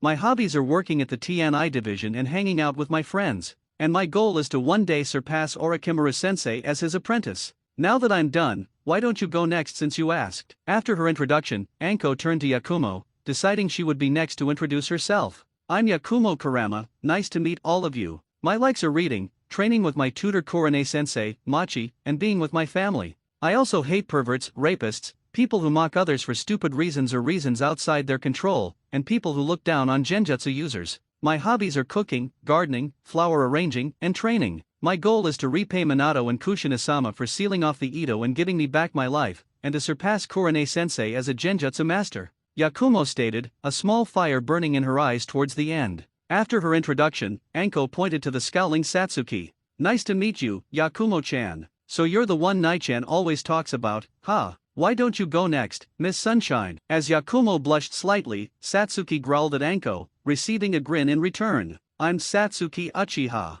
My likes are training, reading, cooking, and gardening. I hate perverts, rapists, weaklings, useless people, and people who break their promises. My hobbies are pretty much the same as my likes. And my goal is to surpass my brother Itaki as a ninja and my mother as a woman," Satsuki said in her usual snarky tone, though it became surprisingly bashful when she mentioned surpassing her mother as a woman. Smirking at her, Anko finally gestured to the only male member of the squad to begin. "Alright, well the ladies are done, so why don't you introduce yourself, Blondie?" Half expecting a twitch of the eyebrows or a glare, Anko was slightly surprised to receive only a blank stare from Naruto. "My name is Naruto Uzumaki Namikaze. I don't have many likes, though one is ramen. I don't have many dislikes either, though most of them are shared between us, like perverts and rapists. My hobby is training. As for my goal is to make someone proud of me." Naruto finished his introduction in his usual deadpan. His goal, however, caused quite a stir within his squad. They all knew he had no bonds to speak of, so this person he wanted to make proud had to be someone special. And who would that be, Blondie? Anko asked, very curious. However, she was met with his patented blank stare once more, followed by, "It doesn't concern you." This irked her greatly, but instead of acting on it, she decided it was a good time to inform her genin about the upcoming test. "Well, now that most of us have introduced ourselves," she shot Naruto a look, "you're still not truly genin of the leaf yet. You all still have one more test to get through before you're field ready. So, tomorrow, meet back here at 10 a.m. sharp and don't eat any breakfast. I promise you'll just see it again within the hour." With that, Anko disappeared in a swirl of leaves using the Shunshin no Jutsu. After their sensei left, Satsuki and Yakumo exchanged a glance. They weren't on the best terms, but not the worst either. Most of this stemmed from Satsuki and Mito's rivalry, with Yakumo somehow caught in the middle. However, they were on a team now, so it was in their best interest to get along, at least that was Yakumo's thinking. "Satsuki, I know we're not best friends or even friends at all, so why don't we start now since we're on a team?" Yakumo asked, hoping Satsuki would accept her offer of friendship. Satsuki truly wanted to just leave and go home to train or cook or do anything other than get along with one of Mito's friends. But she knew she'd get an earful from her parents and older brother if she didn't at least try to get to know her, so she sighed and accepted. "Sure, whatever. Just don't try and be all chummy with me, we're not friends, just teammates. And don't tell Mito either, I'd rather not hear her complain about how I'm stealing her best friend. Nodding to Satsuki, the two began heading towards the center of the village. But before they left the training ground, they froze. Remembering they had one more teammate, they turned to see him already walking away, engrossed in a scroll. Looking at each other, they didn't know what to do, though they settled on trying to invite him, considering that was the most they'd ever heard him talk, so they assumed it would be alright to ask. Naruto, do you want to come get dinner with us? We might as well, considering we're all on a team now, so we should try to get along, Yakumo asked, catching up to the blonde. However, she was met with silence as he was too engrossed in his scroll to notice her and Satsuki. While Yakumo was a little amused, having had moments where she also tuned out the world when reading, Satsuki didn't take being ignored too kindly. Growling, she stomped towards him, grabbed his shoulder, and forced him to stop. Naruto was almost finished with the scroll the elders had given him when he felt a hand on his shoulder and smelled sweat with a hint of Lily of the Valley. Turning around, he was met with an angry Uchiha. Is there something I can help you with, Satsuki-san? Naruto asked, wondering why the usually brooding and scowling girl stopped him. Are you weak and deaf? We've been trying to get your attention for the past minute. Kami, why did I have to be paired with you out of all the other Uzumaki Namikaze? Menma would have been better, I'd even settle for Mito. As Satsuki went on a tangent, Naruto simply stared blankly, as Yakumo sighed beside her. Having had enough of her rambling, Naruto poked her on the forehead, similar to how he'd seen her older brother do. The reaction was almost instantaneous as she snapped out of her rambling immediately. Well, what are you doing, you idiot? Just don't touch me whenever you feel like it, you pervert, Satsuki shouted, her cheeks tinged red with embarrassment and anger. It was then that Yakumo decided to step in before things got even more complicated. Naruto, Satsuki, and I wanted to know if you wanted to get dinner together to celebrate our new status as a team and to get to know each other better. So, will you come with us? Yakumo asked politely, hoping he'd accept their offer. They got their answer when the scroll he was reading disappeared in a puff of smoke, and he stared at them with his ever-blank eyes. You two have a point, we might as well get to know our strengths and weaknesses. Knowing how we can complement each other could greatly benefit us in the future, including on the test tomorrow, Naruto stated. From the stunned expressions on his teammates' faces, they weren't exactly thinking along the same lines. After that, a blank-faced Naruto, a wryly laughing Yakumo, and a scowling, pink-faced Satsuki entered a popular barbecue restaurant to get to know each other better. For the better part of the night, laughter emanated from their booth as the three, or rather, Yakumo and Satsuki, exchanged stories from their past. Naruto chose to remain silent, as he didn't have many fond memories he was willing to share. He did, however, share a story about an incident he was involved in that included a corrupt merchant, bees, honey, ants, paint, a bikini, and a cameraman. He didn't expect the normally brooding and scowling Satsuki to burst out laughing and snorting, with tears streaming from her eyes, or the reserved and polite Yakumo to laugh so much that she started crying, her sides hurting. The night ended with the three parting ways, Yakumo and Satsuki in better moods, a small smile gracing their faces. Uzumaki Namikaze compound. As he walked through the front door, he was greeted by the sight of his family chatting and happily eating dinner. Though he was used to the sight, it still caused a dull ache in his heart. As he quietly made his way upstairs towards his room, he was spotted by his more expressive sister before he could reach the stairs. As Narumi happily chatted with her family about her new team, though her brother and sister lacked her enthusiasm, she spotted a familiar mop of blonde hair. Her night instantly brightened even more. Standing on her chair, which Kushina immediately began scolding her for, she called out to him, Naru and where have you been? Why are you home so late? Come down here and have dinner with us. As soon as those words left her mouth, the rest of her family's heads snapped to where she was looking, but she received no response. Instead, they heard the soft click of his bedroom door closing. Knowing her brother wouldn't be joining them, Narumi sank back into her chair, slowly continuing to eat, sad and hurt by his indifference. While Narumi quieted down, Mito continued looking where she had seen her brother with longing in her eyes before returning to her meal, quieter than before. Menma seemed unaffected by his brother's indifference, though inwardly he wondered what his weak older brother was doing out so late. Minato and Kushina were both hurt and upset by their eldest son's attitude and behavior. Hurt that he didn't greet them when he came home and upset that he made their youngest sad. The two exchanged sad looks before continuing with dinner, knowing the happy mood and light had been spoiled. Naruto's room. As Naruto entered his room, he contemplated what tomorrow's test would entail. Knowing his teammates' strengths and weaknesses would definitely make things go much more smoothly than having to assume them in the heat of the moment. Most likely, they would have to go on a mission as a display of proficiency and their ability to operate as a unit. Starting tomorrow, he would be able to drop his facade and actually experience the world as a capable shinobi. Lying down on his bed, Naruto slowly fell into a dreamless sleep. Training Ground 12, morning. As the morning sun lazily hung overhead, Naruto, Satsuki, and Yakumo sat under the large sakura tree in the center of the training ground. Satsuki wore her usual scowl, though though she was sneaking glances at the only male member of their squad. Yakumo was reading a book, and like Satsuki, she was sneaking glances at Naruto before refocusing on her book and repeating the process. Naruto was immersed in a scroll containing information about team dynamics and how to best operate as a unit, including tactics, positions, weaknesses, and mistakes. Eventually, the calm was broken as their sensei made her explosive entrance literally, as a smoke bomb exploded with her jumping out of it, her signature grin on her face. "Well, looks like you're all ready for the test, I assume." Seeing the scowl, small frown, and blank look, Anko couldn't help but slightly sweat drop at her students' less than expressive faces. "Well then, why don't we begin? The test we'll be having is the good old-fashioned bell test. All you have to do is take a bell from me and you pass. Simple, right?" Anko said happily, pulling 2 silver bells from her pocket. As soon as they saw the bells, Yakumo voiced the concern that all genin receiving the test had. "Anko-sensei, but there are 3 of us. Why are there only 2 bells?" As soon as the words left her mouth, Anko revealed a devious smirk before saying something that instantly set her genin off. "Because, the one who doesn't manage to get a bell from me is going back to the academy and repeating the whole thing over again." Anko chirped happily, relishing in the tense and stressed expressions on her genin's faces. She did notice, however, that the only male of the squad still maintained his blank stare. "All right then, let the test begin." As soon as she said that, the 2 female members rushed into the woods, leaving her and Naruto behind. Raising an eyebrow, she gave Naruto a confused look. You know you're supposed to hide and plan, right?" However, instead of a reply, Naruto walked back to the sakura tree and sat down. Anko gawked, dumbfounded by the kid's audacity. Not only did he ignore her, a slight that usually earned sharp consequences, but he also disregarded the ongoing test. Her thoughts shattered as a volley of shuriken forced her to leap back. Satsuki seethed, her anger and tension fueled by their sensei's idiotic test. One of them would fail and be forced to repeat the entire academy, a fate she refused to accept. After finding cover, she watched her teammate, the dead last, give up without a fight. While she didn't care if he passed, his immediate surrender still rankled. Then, she noticed Anko let her guard down as he walked back to a tree, seizing the opportunity to unleash a handful of shuriken in charge. Closing the distance, Satsuki initiated her bout with taijutsu. Anko's grin widened, things were finally getting interesting.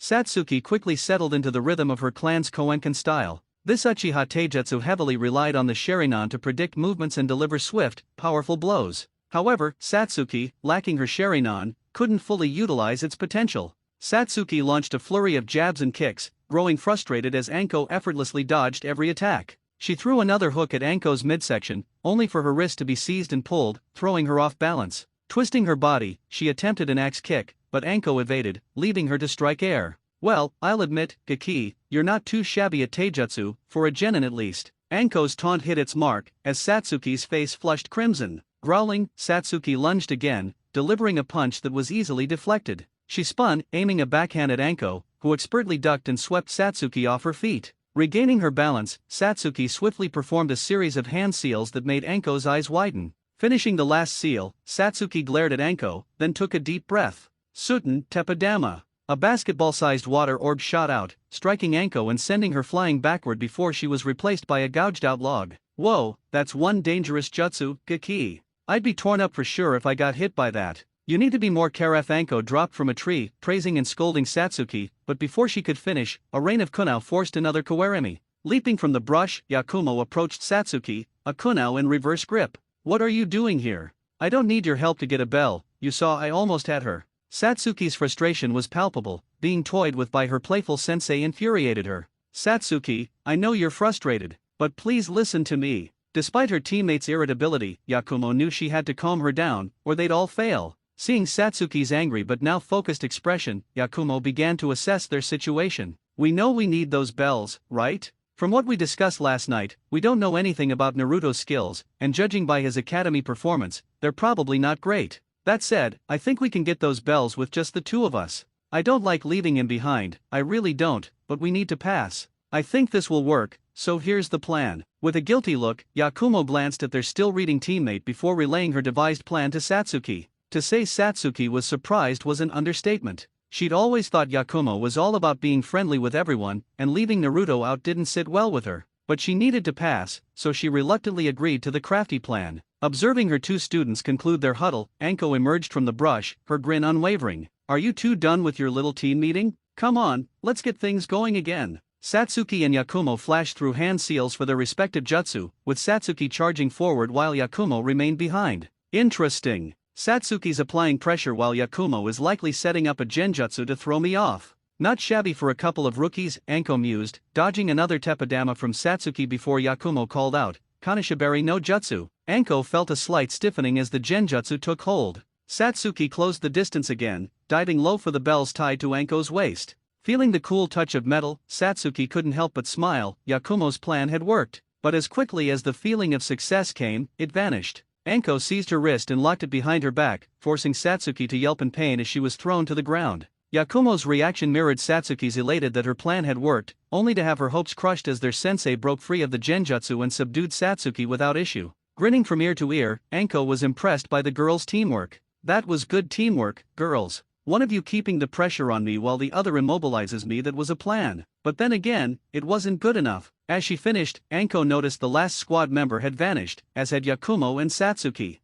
Where'd Blondie go? Did he go home or something? Anko asked, seeing her students' confused expressions, realizing they were just as clueless. But as she was about to release Satsuki and search for him, she instinctively recoiled, narrowly avoiding a kick to the head that clipped a few strands of hair. Anko was stunned, eyes wide. She hadn't noticed him until the last second. Any slower, and she'd undoubtedly be injured, or even unconscious. After his kick missed, Naruto swiftly scooped Satsuki into a princess carry, ignoring her protests, and leaped back to Yakumo. Setting the now scarlet Satsuki down, he turned and charged Anko. Fast, was the unanimous thought of the group as Naruto stopped before Anko and engaged her in taijutsu. Damn, he hits hard. And he's fast. This is bad, my arms are going numb. Anko grunted, feeling the heavy blows as she blocked and parried his attacks. She was caught off guard when a kick broke through her guard, sending her stumbling back, spittle flying from her mouth. His assault didn't stop there, he charged in, slipping behind her. Satsuki and Yakumo could only gape at the scene. The Academy's dead last was holding his own against a Jonin, and Orochimaru's apprentice, no less.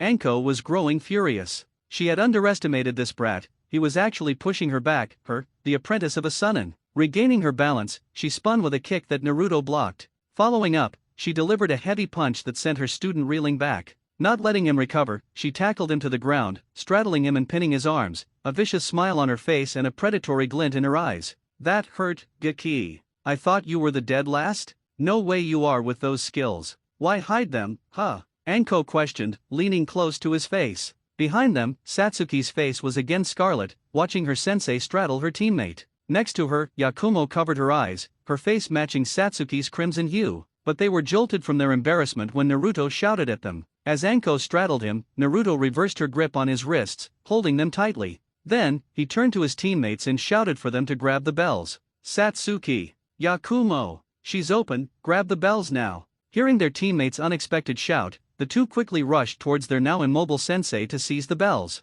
Anko tried to break free, but her student's grip on her wrists wouldn't budge. Knowing it was futile, Anko sighed, realizing it was checkmate. Minutes later, a smiling Satsuki and Yakumo stood beside a blank-faced Naruto as Anko massaged her sore wrists, courtesy of the blonde. Anko initially sighed, then grinned at the three, realizing they had, unintentionally, deciphered the test. Congrats, brats. You all pass. As she congratulated them, Satsuki posed the immediate question. But Anko-sensei, we haven't decided who gets the bells yet. Satsuki questioned, knowing Naruto would likely get one since he created the opportunity. She'd definitely fight for that second bell, though. I need that second bell. Naruto's getting one for sure. But it's not because I want to be on a team with him or anything, I just don't want to go through the academy again. Yeah, that's right. While Satsuki internally debated her intentions for wanting the bells, Yakumo had a similar internal discussion. Naruto is definitely getting a bell. I'd really like the second one, though. It would be nice being on a team with someone as reliable as him, if he's as skilled as what I saw.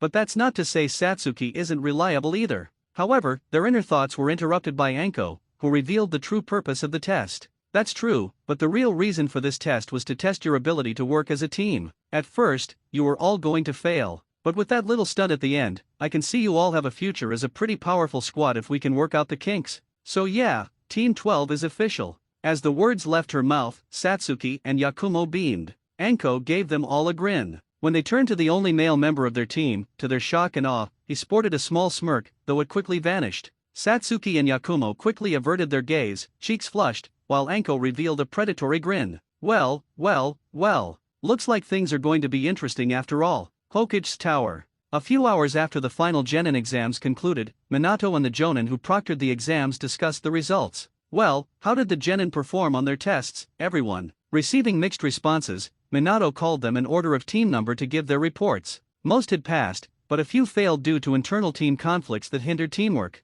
Team 7 passes, Minato-sensei, but that's to be expected since they're all siblings and know each other well, Kakashi reported, pleased his team passed. Minato smiled and nodded, prompting the continuation of reports. Team 8 passes as well, Minato-sama, though Kiba Inyazuka is trying to assert himself as the alpha of the team. I'll have to work on getting him out of a pack mindset, Kurane reported, confident her team would become strong. Minato was pleased, he understood how the Inyazuka clan operated like a wolf pack, so Kiba was simply adhering to his clan's ways. Team 10 also passes, Minato-sama, though the new Ino Shikacho seems out of balance. Shikamaru and Koji get along great, but Ino isn't trying to get to know them or work with them at all. Shikamaru had to appeal to her pride to get her to cooperate. Hopefully, she breaks out of it. Asuma reported, concerned about his team's future due to the blonde. Minato could only laugh wryly, knowing Inoichi's daughter was utterly obsessed with his son, Menma. He hoped she'd soon adopt a Kunoichi mindset. Team 11 has passed as well, Minato-sama, however, they aren't exactly team material.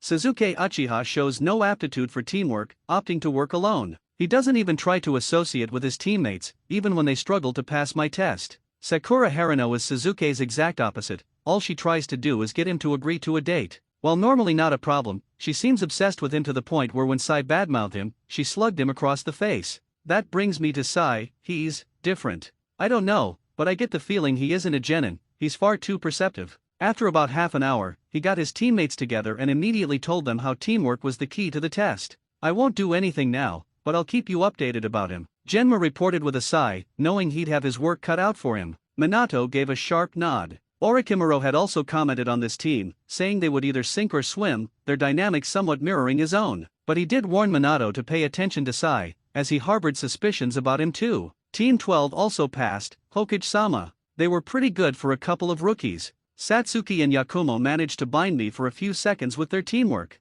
But the most surprising thing was Naruto. At that statement, everyone's attention snapped to Anko. Minato's eyes widened, and he urged her to continue, which she did. While it was just taijutsu, that kid is fast. And I mean fast. I'd estimate that in terms of pure speed, he's at least low jonin. But that's not all, he hits pretty flippin' hard too. Lifting her trench coat sleeves, Anko displayed light bruises on her arm. These were all from him. I'm not joking when I say he actually pushed me to start trying. The first move he made was a kick to the head, and I'm sure if I didn't dodge it, I'd be in the hospital with a concussion. At the end of her report, the room fell silent. The supposed dead last of the academy had actually made the normally playful Anko try, sending a shock through them and sparking curiosity about what else he might be hiding. Minato knew he had to get to the bottom of that mystery when he returned home. Thank you, everyone. For the genin who didn't pass, please notify them that they'll be put on reserve until they're placed on a team that works for them, alright? That's all I have. Thank you all for your reports, and meet me tomorrow for your squad's first mission. Anko, could you stay behind, please?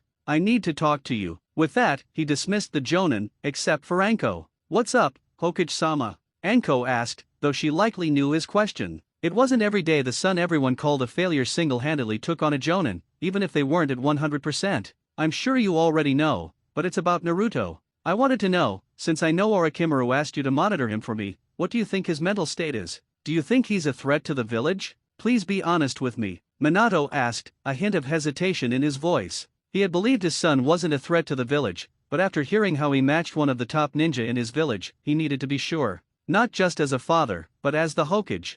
Anko reported to Minato, I'm unsure, Minato-sama. From what I'd gathered, he doesn't seem to hate the village, nor does he love it. His body language with others is neutral, he doesn't tense up or relax around anyone. I'll keep an eye on him. She was dismissed with a smile and a thank you. Leaning back, Minato hoped his son would discuss his abilities. He wasn't optimistic, but it was his only lead to unraveling one of Naruto's mysteries. As Minato neared the last stack of documents, he felt a pulse of Kushina's chakra from her wedding ring seal. Before his pen touched the desk, he vanished in his signature Hiraishin no Jutsu yellow flash. Uzumaki Namikaze Compound. Chaos reigned at the Uzumaki Namikaze Compound. Kushina, back pressed firmly against the door, radiated a threatening yet scared aura that made her younger children cower. Her oldest, however, stood firm with a blank expression. Just as tension peaked, a yellow flash announced their savior's arrival. Minato arrived to two immediate observations: his wife's aura, an intensity he hadn't felt since a robed ninja called her red-hot-blooded habanero, and his son holding a small backpack and suitcase. His eyes widened as he grasped the dire situation. Naruto was moving out. Kushina's frantic voice snapped him from his shock. Minato, Naruto's moving out. I need you to help me convince him to stay, she pleaded, tears welling. Minato's heart ached. Steeling his resolve, he turned to his son. Naruto, Minato began softly, why are you moving out? Your home is here with us. If you need space, we can arrange it, even find you a place on the compound. We still care about you, regardless of the past. I don't know why we acted as we did, but we're going to make it up to you if you give us a chance. Please, don't leave us. Don't leave your family. His voice was tinged with sorrow, tears mirroring the pain in his heart. Kushina, tears flowing freely, took a shaky step towards her eldest. Naru-chan, you can't move out. You're only 13. Where would you stay? How will you pay rent on a genin's earnings? Who will ensure you eat properly? Please, Naru-chan, don't leave us, please don't. She openly wept, clinging to Minato for support as she continued to plead. I know we've been terrible parents, and I've been a horrible mother. We never showed you the love you deserved, but we'll make it up to you. Just please, give us another chance. Let us be your family again, please. Please let me be your Kaa-chan again. Naruto's siblings remained silent throughout their parents' tearful pleas. Narumi cried openly, hiccuping. Mito silently wiped away tears, though more kept flowing. Menma was less expressive, scoffing and turning away, but the slight quivering of his lips betrayed his inner turmoil. Despite his family's emotional outpouring, Naruto remained silent, his face blank as he looked at each of them. The sorrow intensified as a sobbing Narumi clung to her older brother, begging him to stay. Naru and I, please don't go. I'm sorry for being a horrible little sister and not playing with you when we were little. I'm sorry for always taking your ramen and not telling you. I'm sorry.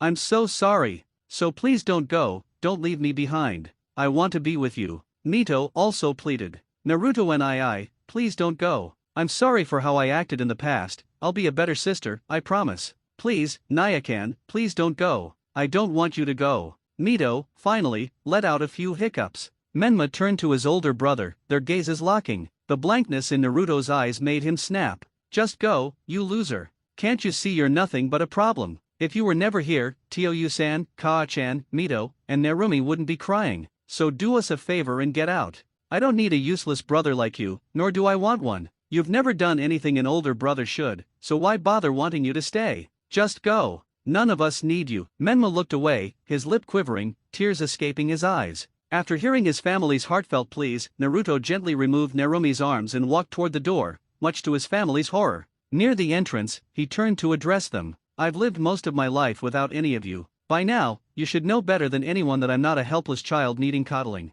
I learned to look out for myself by age 5, that was 8 years ago. For 8 years, I lived without your love or attention. Why would I need or even want it now? Like it or not, I've become my own person, and I intend to live my own life outside this house. You owe me that much at least. Naruto's eyes narrowed into an icy glare, making his family flinch. With his statement made, he turned and walked out. As his family began to break down, he stopped at the open door, speaking one last time before heading to his new apartment. A family is supposed to love you unconditionally, and care for you without being asked. From my experience, you shouldn't be considered my family. We simply share blood, and that alone doesn't define a family. But I can't cut ties, no matter how hard I try. Thank you for providing me a bed. I'll forgive you for the past, because the past is the past, and I live in the present. However, don't expect a place in my heart. It'd be too painful for anyone to have a place there anymore. Whispering the last part to himself, Naruto turned, gave a small bow, and walked out of the compound, heading towards his new home at the village edge. As the door softly thudded shut, Kushina ran to her room and slammed the door, stifled sobs audible.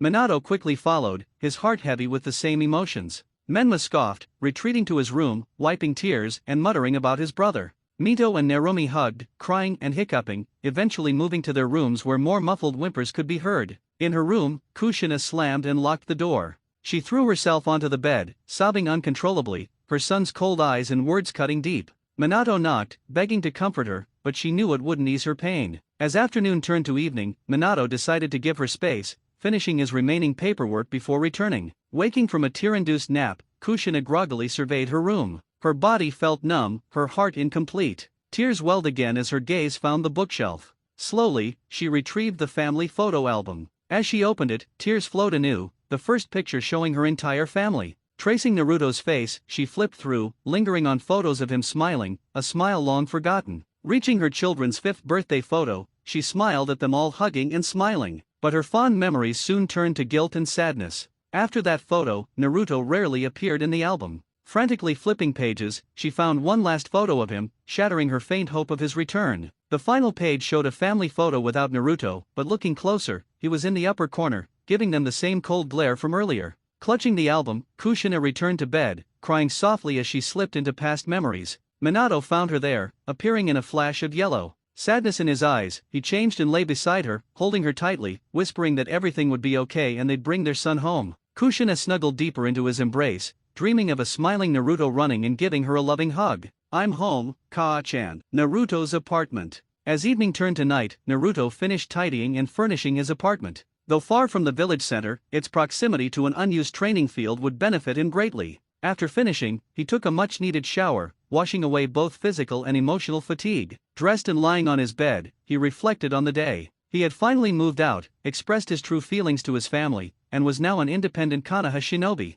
Gazing at the starry night sky, he didn't know what the future held, but for now, both the stars and his future seemed a little brighter. Hokage's Tower, a few weeks later. The past few weeks had been eventful for Naruto. After leaving his family's house, he'd faced disappointed glares from villagers who'd likely heard of his departure and his family's tears. Yet, these looks didn't affect him, he'd endured worse. He'd encountered his family too. Narumi would cling to him, begging him to come home. Mito tried talking but always ended in awkward apologies. Menma just glared, scoffed, and berated him with his friends about his weakness. Kushina would barrage him with questions about his well-being, eating habits, and whether he wanted to come home. He politely declined each time. Minato, whom he often saw when getting missions, asked the same questions, and Naruto gave the same polite answers and rejections. As for his team, training under Anko Mitarashi was exactly as expected, rigorous. Yakumo, due to her frail body, struggled with physical exercises. Anko diligently monitored her safety, and Yakumo was noticeably gaining physical strength, much to her parents' delight and Anko's pride. Korone even remarked that Yakumo was losing her pale, weak complexion for a more lively, strong one, which made her blush. Satsuki fared better but was still pushed to her limits by their zealous sensei. She recognized her growing strength and enjoyed it. Her parents even noted her increased skill, and her brothers did too. Itaka smiled, commenting on her progress. Suzuki, however, glared, and she returned it, aware of his jealousy. Naruto rarely seemed tired after training sessions. On the most challenging days, he was only slightly winded, otherwise effortlessly handling anything Anko threw at him. Initially, their training focused on team exercises. Thanks to their cohesion, they quickly progressed to various training types like tracking, scouting, support, investigation, espionage, and assault, all within a week of team building. The past few weeks alternated between these 6 topics, forging them into a jack-of-all-trades team, as Anko intended. Better to be safe than sorry was her philosophy, aiming to prepare her squad for any future scenario. Currently, Team 12 was reporting on their 41st D-ranked mission, a number that astonished other Jonin sensei. Instead of the usual 2 to 5 missions a week, Anko mandated a minimum of 9, her reasoning, I don't want to be stuck doing D-ranked missions for more than a month. This was why she knew her genin were ready for their first C-ranked mission. Congratulations on another mission, well done, Team 12. I assume you want another mission, correct? Minato asked, handing the report to his assistant. Satsuki's eye twitched at the thought of more chores. Yakumo sighed, anticipating more manual labor. Naruto maintained his blank look, though his eyes subtly darkened. Minato noticed a glint in Anko's eyes and immediately understood her next request. We sure do, Hokage-sama. I think my cute little genin are ready for their first C-rank mission. We've completed the minimum of 30 D-ranked missions, and I know they'll handle it. As Anko spoke, Satsuki's eyes burned with determination. Yakumo's eyes widened in excitement, and she straightened, putting on a determined face. Naruto's face remained blank, but a flicker of excitement was visible in his eyes. Seeing their determination, Minato sighed in resignation, then smiled and agreed. You're right, Anko. Your squad has truly outdone themselves on their missions, so I think you've earned this, Minato said proudly, handing Anko a mission scroll. It's a simple escort mission, but I believe your team can handle it. Alisa-san, could you please let in Tajuna-san? He called out to his secretary. The door opened to reveal a gray-haired, bespectacled man. As soon as he reached them, he began his assessment. I paid for an escort team, not 2 girls, a boy, and a scantily clad woman. I bet those 3 kids haven't even touched a weapon, and that woman hasn't been in a real fight, Tajuna said, taking a swig from a small sake bottle. Satsuki scowled, while Anko and Yakumo frowned, clearly displeased with his implication that women were weak. Naruto remained impassive but clenched his hands slightly. Before things could escalate, Minato narrowed his eyes and raised his voice at Tajuna. Tajuna-san, I'd appreciate it if you didn't insult the people escorting you. The ninja before you are more than capable of protecting you. Anko is one of my top kunoichi, and ex-Umbu captain. This information shocked Tajuna, Satsuki, and Yakumo. Tajuna was surprised to have someone of such caliber protecting him, while Yakumo and Satsuki were unaware of their sensei's prestigious past. Naruto's eyes widened slightly, knowing she was stronger than she let on. Anko blushed slightly from all the attention. Geez, if you keep staring, I'm going to blush, she said with a grin, rubbing the back of her head in embarrassment. The tense atmosphere subsided as Anko addressed her genin. Alright, my cute little genin, we're meeting tomorrow at the main gate and heading to Nami no Kuni, Land of Waves. From the mission details, we'll be escorting and guarding Tajuna-san while the wave completes a bridge. So pack enough supplies for at least a month, to be safe, alright? Her genin nodded and were dismissed. As Naruto left his office, Minato quickly called out to him. Stopping near the door, Naruto turned slightly to face him. Naruto, please be safe out there, okay? Expecting to be ignored, Minato was surprised and overjoyed when his son responded. I will be, thank you for your concern, Minato-san, Naruto said before bowing and exiting the room. Minato smiled slightly before returning to his paperwork. The next day, Team 12 assembled at the main gate. Chunin Izumo Kamizuki and Katetsu Hagane, on gate duty, couldn't help but smile at the genin's excited faces. Yakumo's eyes were closed, a happy smile on her face as she hummed a tune. Satsuki trembled with anticipation and excitement, her lips quivering as she tried to suppress a wide smile. Naruto looked at the forest through the gate with a blank expression, a tiny spark of excitement in his eyes. After a few minutes, Tajuna arrived, followed by Anko, who smiled at the sight of her genin. Well, looks like you three are excited to leave on this mission, huh? Let's get to it then. She received a unanimous hi from her genin as they headed toward Nami no Kuni. As Team 12 made their way, Anko noticed Tajuna was more tense than an escort client should be, almost as if he were marked for death. Then she noticed a large puddle ahead and narrowed her eyes. A puddle that big, even if it rained recently, it wouldn't be that large. Definitely a genjutsu. This could be a good test to see how they handle pressure. If things go south, I'll step in. Deciding to let her team handle it, Anko walked onto the puddle, and chains wrapped around her, tearing her to pieces, to the horror of her genin and Tajuna. The chains retracted as two cloaked figures charged the group, their claw-like gauntlets raised.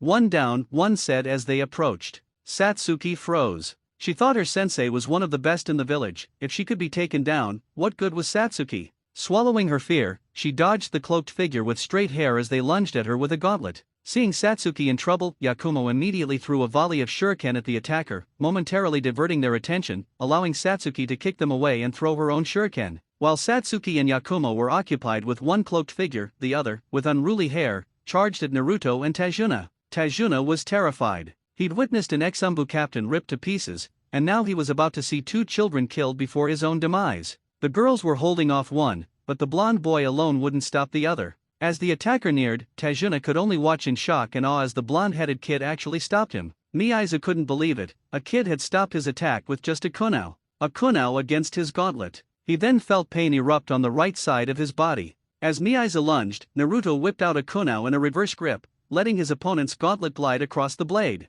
Naruto deflected the attack to Miyaiza's left, and from his opponent's shock, he hadn't expected it. Oh well, Naruto thought, retaliating by spinning and connecting his elbow to Miyaiza's left side. A sickening snap echoed across the road as Miyaiza fell, gasping for breath and clutching his side. Naruto didn't stop his assault, turning and striking the back of Miyaiza's head. His opponent's head impacted the ground with a dull thud, and he lay motionless. Gozu couldn't believe his eyes as he saw his older brother hit the ground, clutching his side. He hadn't expected the kid to be skilled enough to handle his brother, let alone beat him. His distraction cost him, as a kick connected to his stomach, making him gasp for air. He found himself unable to breathe, as if there was no air. Panicked and disoriented, he slowly lost consciousness as his world turned black. As Naruto finished with his opponent, Yakumo completed her jutsu signs just as Satsuki landed a kick to Gozu's midsection. Staring at Gozu, Yakumo whispered, "Batsuriku Gozo no jutsu." Seeing her opponent gasp for breath, Yakumo knew it had worked. As Satsuki prepared to strike again, she noticed Gozu struggling to breathe and realized it was Yakumo's jutsu. Sighing, the two were about to relax when they remembered the other assailant. Their jaws dropped as they looked back at their teammate, seeing him tying up the other attacker, maintaining the same blank expression. To say Anko was shocked would be an understatement. Not only had her team managed to hold off enemy ninja, but they had held their own against two Chunin-ranked opponents. While she was extremely impressed with Satsuki and Yakumo's incredible teamwork, she was speechless watching Naruto efficiently and brutally take down his opponent. That elbow must have broken a rib or two, and that blow to the back of the head, combined with the impact, no doubt caused serious injuries. While Satsuki and Yakumo had some trouble with Gozu, that's expected, they're still genin. But Naruto dismantled Miyaiza like he was nothing. Just how strong is this kid? Breaking from her thoughts, Anko dropped down, surprising everyone but Naruto, which she noted. That was amazing. Looks like my cute little genin really can handle themselves in the big, bad world, Anko said, grinning. She explained that she used Kawarimi to substitute herself with a log to assess their performance against live opponents, and they exceeded her expectations. Hearing their sensei's praise, Yakumo and Satsuki blushed and smiled, unable to respond. Naruto's blank look remained, but a hint of happiness could be seen in his eyes. The peaceful moment was broken when Anko turned to Tajuna, addressing the situation. Look here, Tajuna-san, I know this has definitely escalated from a C-rank escort mission. Would you mind telling me why we were attacked by the Demon Brothers when we're just supposed to be escorting you? Anko asked, a scary and angry glint in her eyes at the man's audacity to endanger her genin. Tajuna almost immediately fell to his knees, begging for their help. He explained the situation in Nami no Kuni, how a crime lord, Gato, had taken over and ruled the small village with an iron fist. A C-rank mission was the most they could afford with the limited funds from the few villagers who had extra to spare. As he finished, he pleaded again for their help, promising they would be repaid when the wave was back on its feet. Anko heard his sob story and couldn't help but feel pity for the man and his village. According to code, she was to abandon the mission and report Tajuna to Minato, blacklisting him for requesting a false mission. Deciding she couldn't make this decision alone, and knowing it was her genin's first time outside the village, she asked them,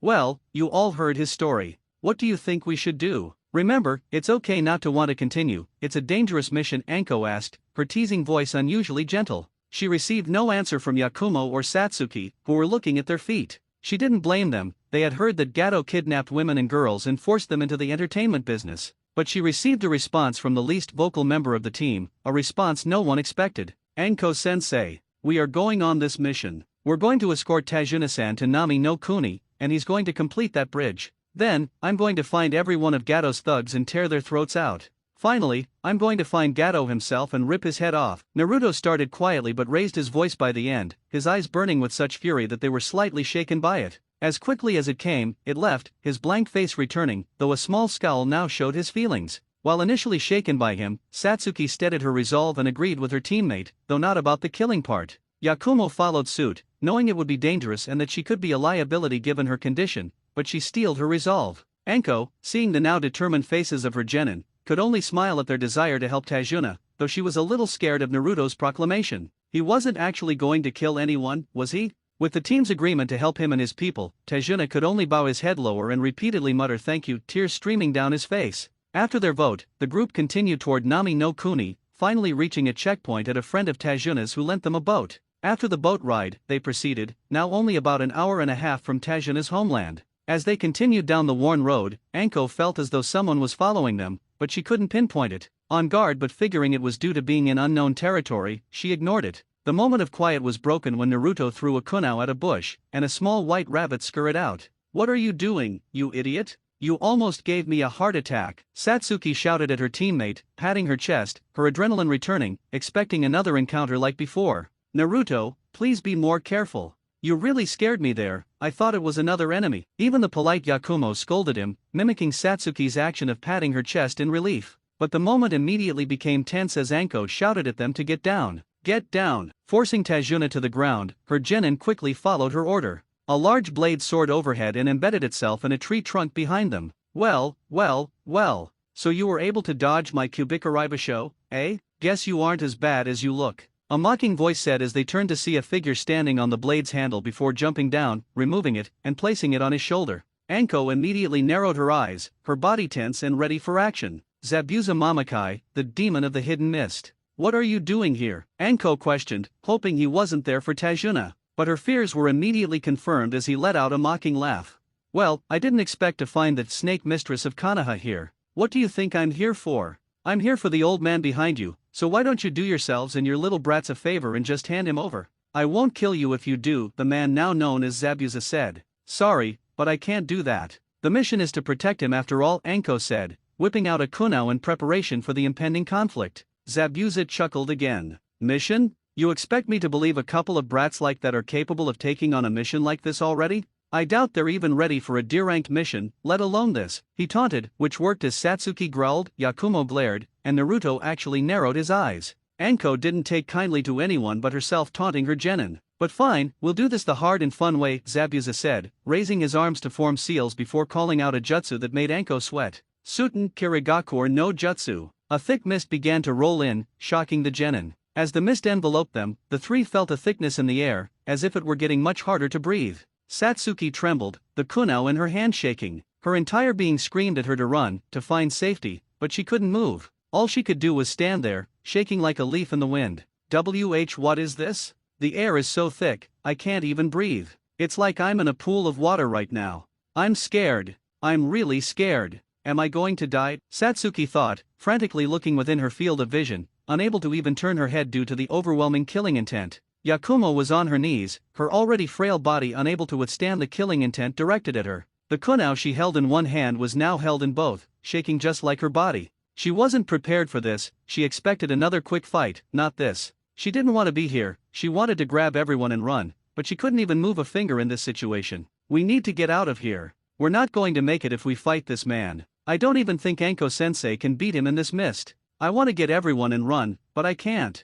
I'm scared. I'm really scared. I'm going to die, aren't I? Yakumo thought, staring into the mist before her, unable to vocalize any of her thoughts or actions due to Zabuza's killing intent. While his two teammates struggled with the killing intent, Naruto fared much better, having been exposed to far worse from Ryuahei. Still, that didn't eliminate all his apprehension, as the slight shaking of his hand indicated his nervousness. So this is what Ryunayaken meant when he said it was a technique used by practically every ninja out there. I need to be careful, one wrong move and I'm dead. Naruto was jolted from his thoughts when Anko stood firm before them. Satsuki, Yakumo, Naruto. Don't panic, I don't let my comrades die, especially when they're people I care about, Anko shouted, trying to lessen the effects of the killing intent on her genin, and it worked as they all visibly stopped shaking violently. Satsuki tightened her grip on her kunao. Yakumo shakily stood up before getting into a stance with her kunao. Naruto relaxed and slipped into a stance, his eyes now hard and sharp. After her speech, Zabuza laughed again before appearing in the middle of Naruto, Satsuki, Yakumo, and Tajuna, shocking and horrifying them. Nice speech, too bad you're all dead, he said as he brought Kubikaribasho around to slash through the floor, but Anko appeared next to him and stabbed him through the midsection, to his shock. Don't you ever try to lay your dirty hands on my genin, Anko glared at him with unbridled fury in her eyes. But to their surprise, he turned into a puddle of water. Anko-sensei, behind you, Yakumo screamed, seeing another Zabuza appear behind her. To their horror, Anko was cut down by Zabuza, but to his shock, the Anko he cut turned to mud as it hit the ground. He then felt cold steel against his neck. You're finished, Anko said in a cold voice, her eyes narrowed in anger. But to her surprise and everyone else's, she chuckled lightly. You prepared a Daro Bunshin when I made the mist, didn't you? That's pretty clever, I'll give you that. But I'm finished? You don't understand who you're facing, do you? After saying that, Zabuza dispersed into another puddle of water and reappeared behind her, Kubikaribasho swinging to cleave her in half.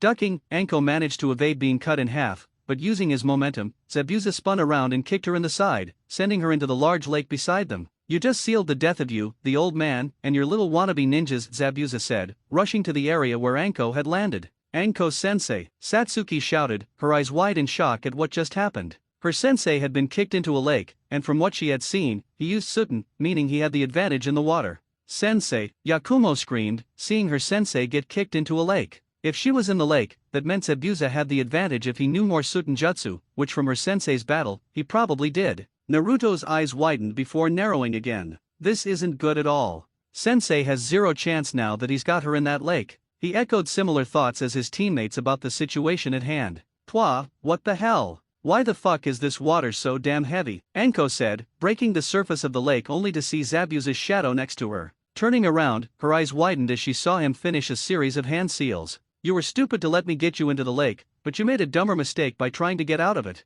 Suten, Suro no Jutsu, Zabuza shouted as he encased Anko in a sphere of water. Can't move, can you? That water's denser due to my chakra flowing through it, you're not getting out of there. Shit, he's a lot stronger than I thought. I should have known better than to have fucking underestimated him, Anko angrily thought. Her overconfidence was going to cost her own life, Tajuna's life, but worst of all, it was going to cost her genin's lives. Turning toward the stunned genin, Zabuza mocked them before creating another water clone using the Mizu Bunshin no Jutsu from earlier. Look at you all, shaking and scared now that you've lost your sensei. Where's that bravado from earlier, especially you, Blondie? I didn't notice you shaking before, absolutely pathetic. A real ninja is one who can survive even in the face of death, and let me tell you a little secret, I have. Emphasizing the last two words, Zabuza proceeded to tell them about his exam to become a shinobi. In the bloody mist, the genin selection exam involved you killing the classmates and friends you grew up, ate, and played with. It was a test that truly showed who was the strongest. Now imagine a kid who wasn't even part of that exam showing up and killing over 100 of those weaklings. Those were good times. At his story, Satsuki and Yakumo turned a sickly green at the thought of that massacre. As he finished, the clone he created vanished and reappeared in front of Naruto, to everyone's shock, and sent him flying with a kick to the head, knocking his headband off. Kids like you are way in over your heads, you know what you are, his clone began as he walked toward the group. You're just a bunch of immature, weak, scared, little brats. Run! You guys can't win, just take Tajuna-san, run and save yourselves. He can't move while he's holding me here, and his clones can't move too far from the original. Anko screamed hysterically, about to witness her genin's deaths before her eyes. As the clones slowly approached, Satsuki, Yakumo, and Tajuna closed their eyes, their lives flashing before them. Tajuna remembered his family and the wave, their smiles and hopes resting on him to complete the bridge. Satsuki remembered her family, her mother and fathers. I'm a little from those immature brats. Silence blanketed the battlefield as Naruto stood defiantly before a stunned Zabuza. Naruto had effortlessly destroyed Zabuza's Nizu Bunshin, but what truly shocked Zabuza was Naruto's transformation. The blank-faced, navy-eyed brat was gone, replaced by a boy with electric blue eyes, a giant sword he vaguely recognized, and a predatory smile. Yet, he was still a brat. What caused Zabuza to sweat, however, was the overwhelming aura of confidence and dominance Naruto now exuded. Anko was utterly shocked by her student's changes. The blank-faced boy she had grown fond of now had an entirely different personality. His presence reminded her of someone, though she couldn't place who. One thing was certain, she felt an inexplicable confidence in him, a belief that he could extricate them from this predicament. Perhaps it was the comically oversized sword he wielded. Tajuna gazed in awe at the boy. He'd witnessed Naruto's dependability against the demon brothers, seeing him handle one with ease. Now, he had a sneaking suspicion, as crazy as it seemed, that Naruto could even defeat Zabuza. He could only pray his suspicions were true, for if not, they were as good as dead. Satsuki's jaw dropped. The academy's dead last, her idiotic teammate, the same boy she'd worked with for a month,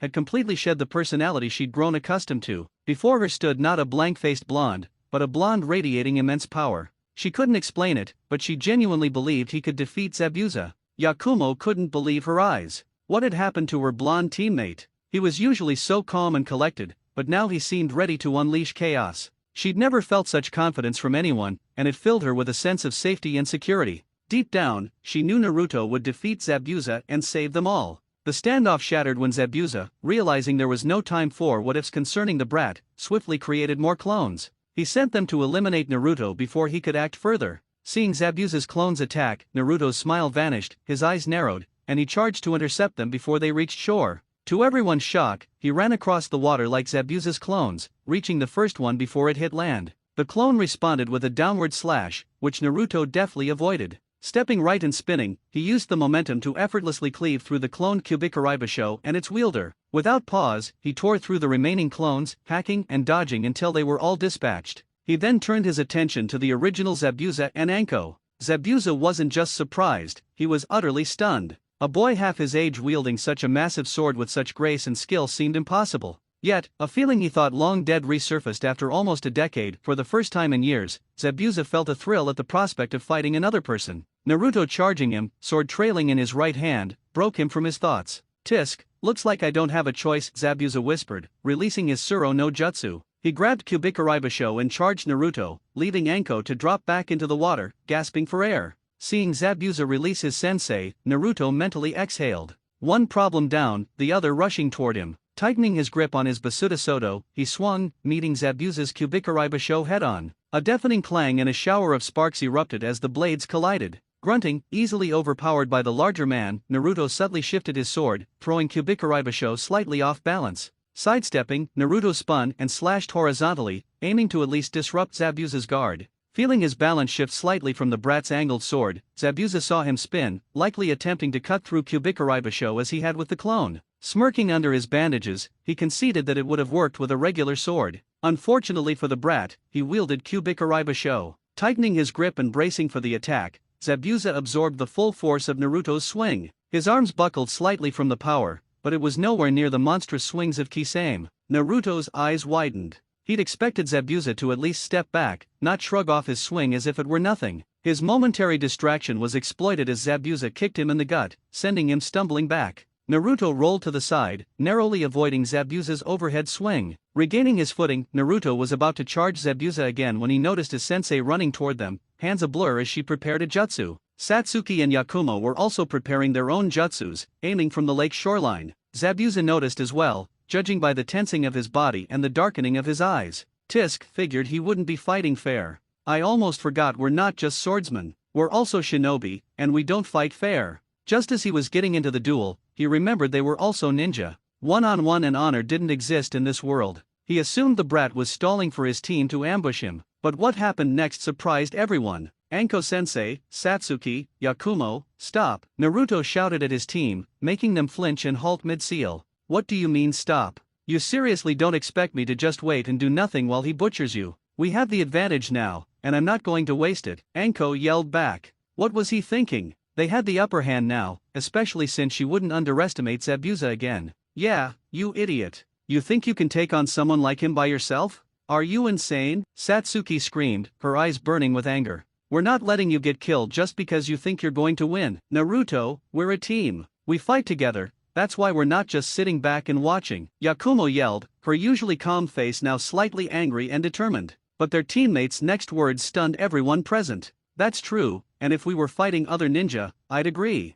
But that's not the situation anymore. This became a duel between swordsmen the moment his sword met mine. Have you noticed he hasn't used a single Mizu Bunshin or water jutsu even though I'm on the water, his home turf? He could have crushed me with a wide-scale jutsu, but he didn't. He probably did it unconsciously, but he's agreed to this duel as well. Isn't that right, Zabuza-san? Naruto said, his eyes fixed on Zabuza as he tightened his grip on his sword. Again, the brat had him stunned. Was he suicidal, or just insane? A duel with him? One of the 7 ninja swordsmen of the mist? He had to admit, he'd gained a tiny bit of respect for the brat. Few still upheld the honor of a duel, himself included. But he actually wanted to see what the brat was made of. If he knew about the honor and code of a duel, what were his skills like? From what he'd seen, he wasn't too green. Finally, he did something that unnerved everyone, he laughed. It wasn't the condescending or dark laugh from earlier, but a genuine, humor-filled one. Are you insane or just plain suicidal, brat? You're openly challenging one of the strongest 7 ninja swordsmen of the mist. Even with your sensei, you two wouldn't even land a scratch on me, Zabuza barked, his eyes never leaving the blonde, as he also tightened his grip on Kubikaribasho. What came next from Naruto's mouth was unforgivable. Don't you mean former 7 ninja swordsman of the mist, old man? From what I've seen, you've lost your skill as a swordsman. Guess lounging around doing nothing for a few years will do that to you, Naruto snidely remarked, sneering at Zabuza as visible tick marks appeared on the latter's head. Oh, you're F***ing dead, brat, and for the record, I'm not that old. I'm only 26, Zabuza roared, rage boiling in his eyes as he charged Naruto. Naruto winced, his plan to anger Zabuza had worked, perhaps too well. Bringing his Basuda Soto up to block Zabuza's blow, a shower of sparks rained down on him. His arms buckled under the sheer force of Zabuza's swing. He made a mental note. Note to self, try not to anger a former master swordsman during a duel by commenting on their age. They continued clashing, sparks flying with each meeting of their blades. Naruto misjudged his dodge on a diagonal slash from Zabuza, resulting in a clean cut on his shoulder. The favor was returned when they collided again. Naruto angled and pushed his Basuda Soto against Kubikaribasho, managing a cut on Zabuza's cheek. Eventually, Naruto began to slow, Zabuza's heavy blows increasingly numbing his arms. Swinging his sword overhead in a wide arc, Zabuza's Kubikaribasho met Naruto's Basuda Soto with a loud clang and an explosion of sparks. Angling his sword and pushing against Kubikaribasho once more, Naruto slightly unbalanced Zabuza as he swung, but met only air as Zabuza ducked. Spinning, Zabuza swung horizontally to bisect Naruto, but struck his sword instead, sending the blonde flying a short distance from the power of his swing. Smirking slightly, Zabuza changed his stance as Naruto staggered to his feet, setting up an unstable guard with his Basuda Soto. Planting his feet diagonally, shoulder-width apart, his right foot outstretched, and Kubikaribasho held in a reverse grip perpendicular to his body behind him, Zabuza performed a move he hadn't used since his time in Kiri's military force. Kubikaribasho, Reijui Wari. Naruto barely saw him move as Zabuza appeared behind him, sending him flying from the monstrous force of his attack. Hitting the water and skipping a few feet, he managed to regain his balance and right himself in the air. His eyes widened as he saw the aftermath of Zabuza's attack, a scar in the water running from Zabuza's position to where Naruto had been, at least 7 to 9 feet long, a foot wide, and 2 feet deep. Not bad, brat, you're actually still alive. I must be getting rusty if you lived through that. Nobody's seen that and lived to admire it like you are now, Zabuza praised slightly, though he was displeased with the lack of power in his attack. He was rusty, and he disliked that. Naruto stood shakily, his stamina waning. He was covered in cuts, the largest on his right shoulder from misjudging a dodge. Compared to him, Zabuza had only superficial cuts, his most significant being a small one on his cheek from being knocked off balance earlier. Shooting a quick glance sideways, Naruto saw his teammates and Sensei's self-control slipping, evidenced by the glares they sent Zabuza. He needed to finish this quickly before they interfered. Slipping into a stance similar to Zabuza's earlier, he earned a raised eyebrow from the taller man. Looks like you intend to finish this, huh? Fine, brat, I'll humor you, Zabuza said, adopting the same stance. We end things with this final attack, alright, Zabuza-san? I win, you let us go. You win, you can kill me, but please let my team and Tajuna-sen go, Naruto said, staring directly at Zabuza, his eyes hard and narrowed. You really think you should be bargaining in your position? I'll think about it, but you have zero chance of winning, brat, Zabuza replied, tightening his grip on his sword as he narrowed and focused his eyes on Naruto. Silence reigned over the lake, no one dared to breathe during the tense moment. Finally, as if on cue, a leaf dropped onto the water, and the two charged. Kubikaribasho, Reijui Wari, Basuda Soto, Jishin Giri. Faster than their eyes could follow, with the exception of Anko, Naruto, and Zabuza's final strikes concluded. The water between them ripped apart 3 feet across, 5 feet deep, and 12 feet long, slowly refilling and creating turbulent waves. Naruto's eyes widened as he coughed up blood, a diagonal cut appearing from his left shoulder down to his hip. Dropping his Basuda Soto, it vanished in a wisp of black smoke before hitting the water. His world began to darken as he saw Anko sprinting toward him. He managed to utter one word before losing consciousness, how? Zabuza stood firm before coughing up blood, staining the bandages over his mouth. If he turned, they would see a horizontal gash across his body. The deepest cut, halfway to the bone, was on his right bicep,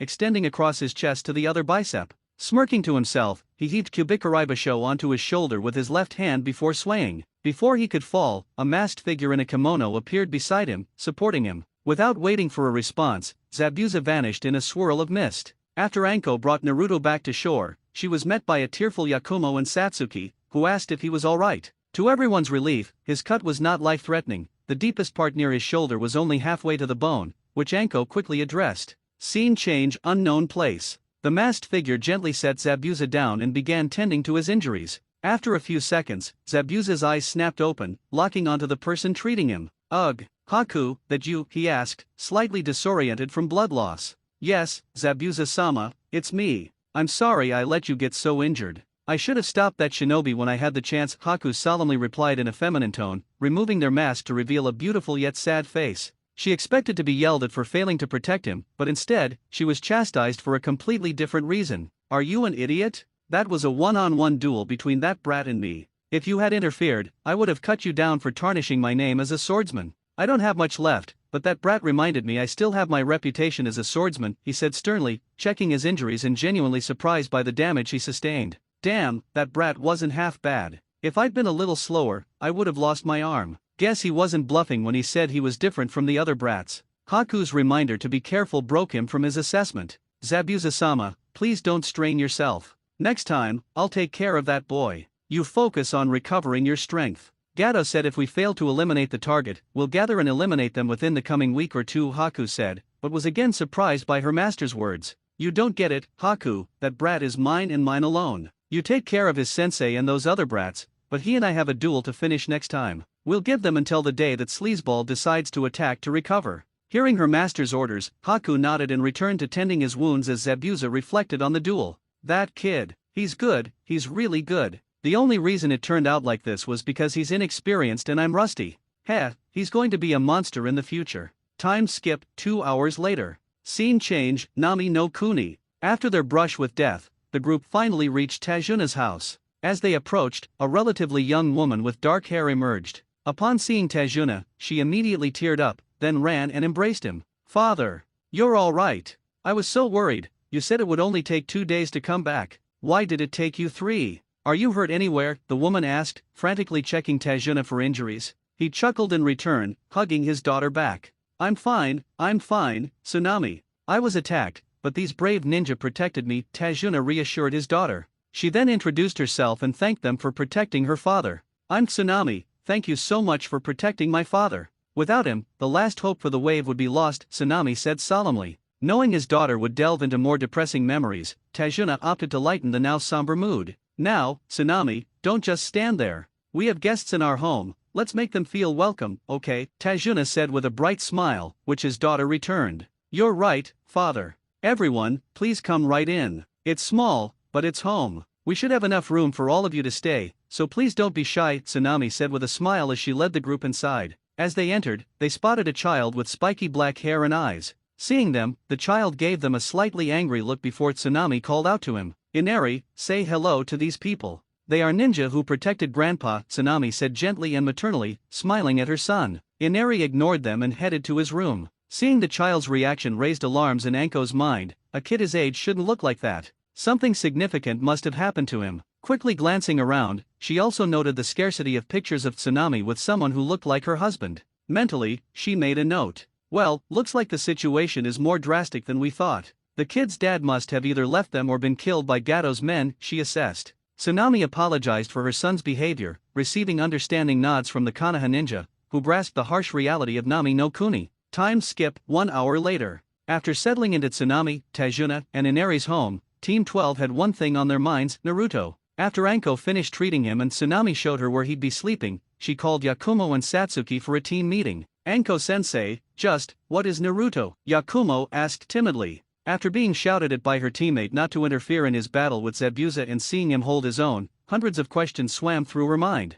Who was their blonde teammate, really? The blank-faced but funny person they always saw? The angry and scary person who promised to kill Gato? The strong and confident person who fought against Zabuza? Who was Naruto Uzumaki Namikaze? Yeah, sensei, how was he able to fight one-on-one with Zabuza? He's never shown that kind of power, not ever, Satsuki also questioned. Part of her feared having someone so strong so close to her. Unlike Anko, whom Satsuki knew was loyal to and loved the village, she knew Naruto had virtually no friends in the entire village. He had no reason to save or even care about her beyond the obligation of being on the same team. But another part of her was relieved her teammate was so strong, perhaps he could help her become stronger too. Seeing the looks on her Genin's faces, Anko made a muddled expression, admitting she didn't know much about the blonde either. Your guess is as good as mine, you too. From what I've noticed over the past month, he doesn't really have any friends in the village. I guess you can count us since we kind of hang out, but other than that, nada. He also doesn't seem to really try during training sessions, we've all seen that.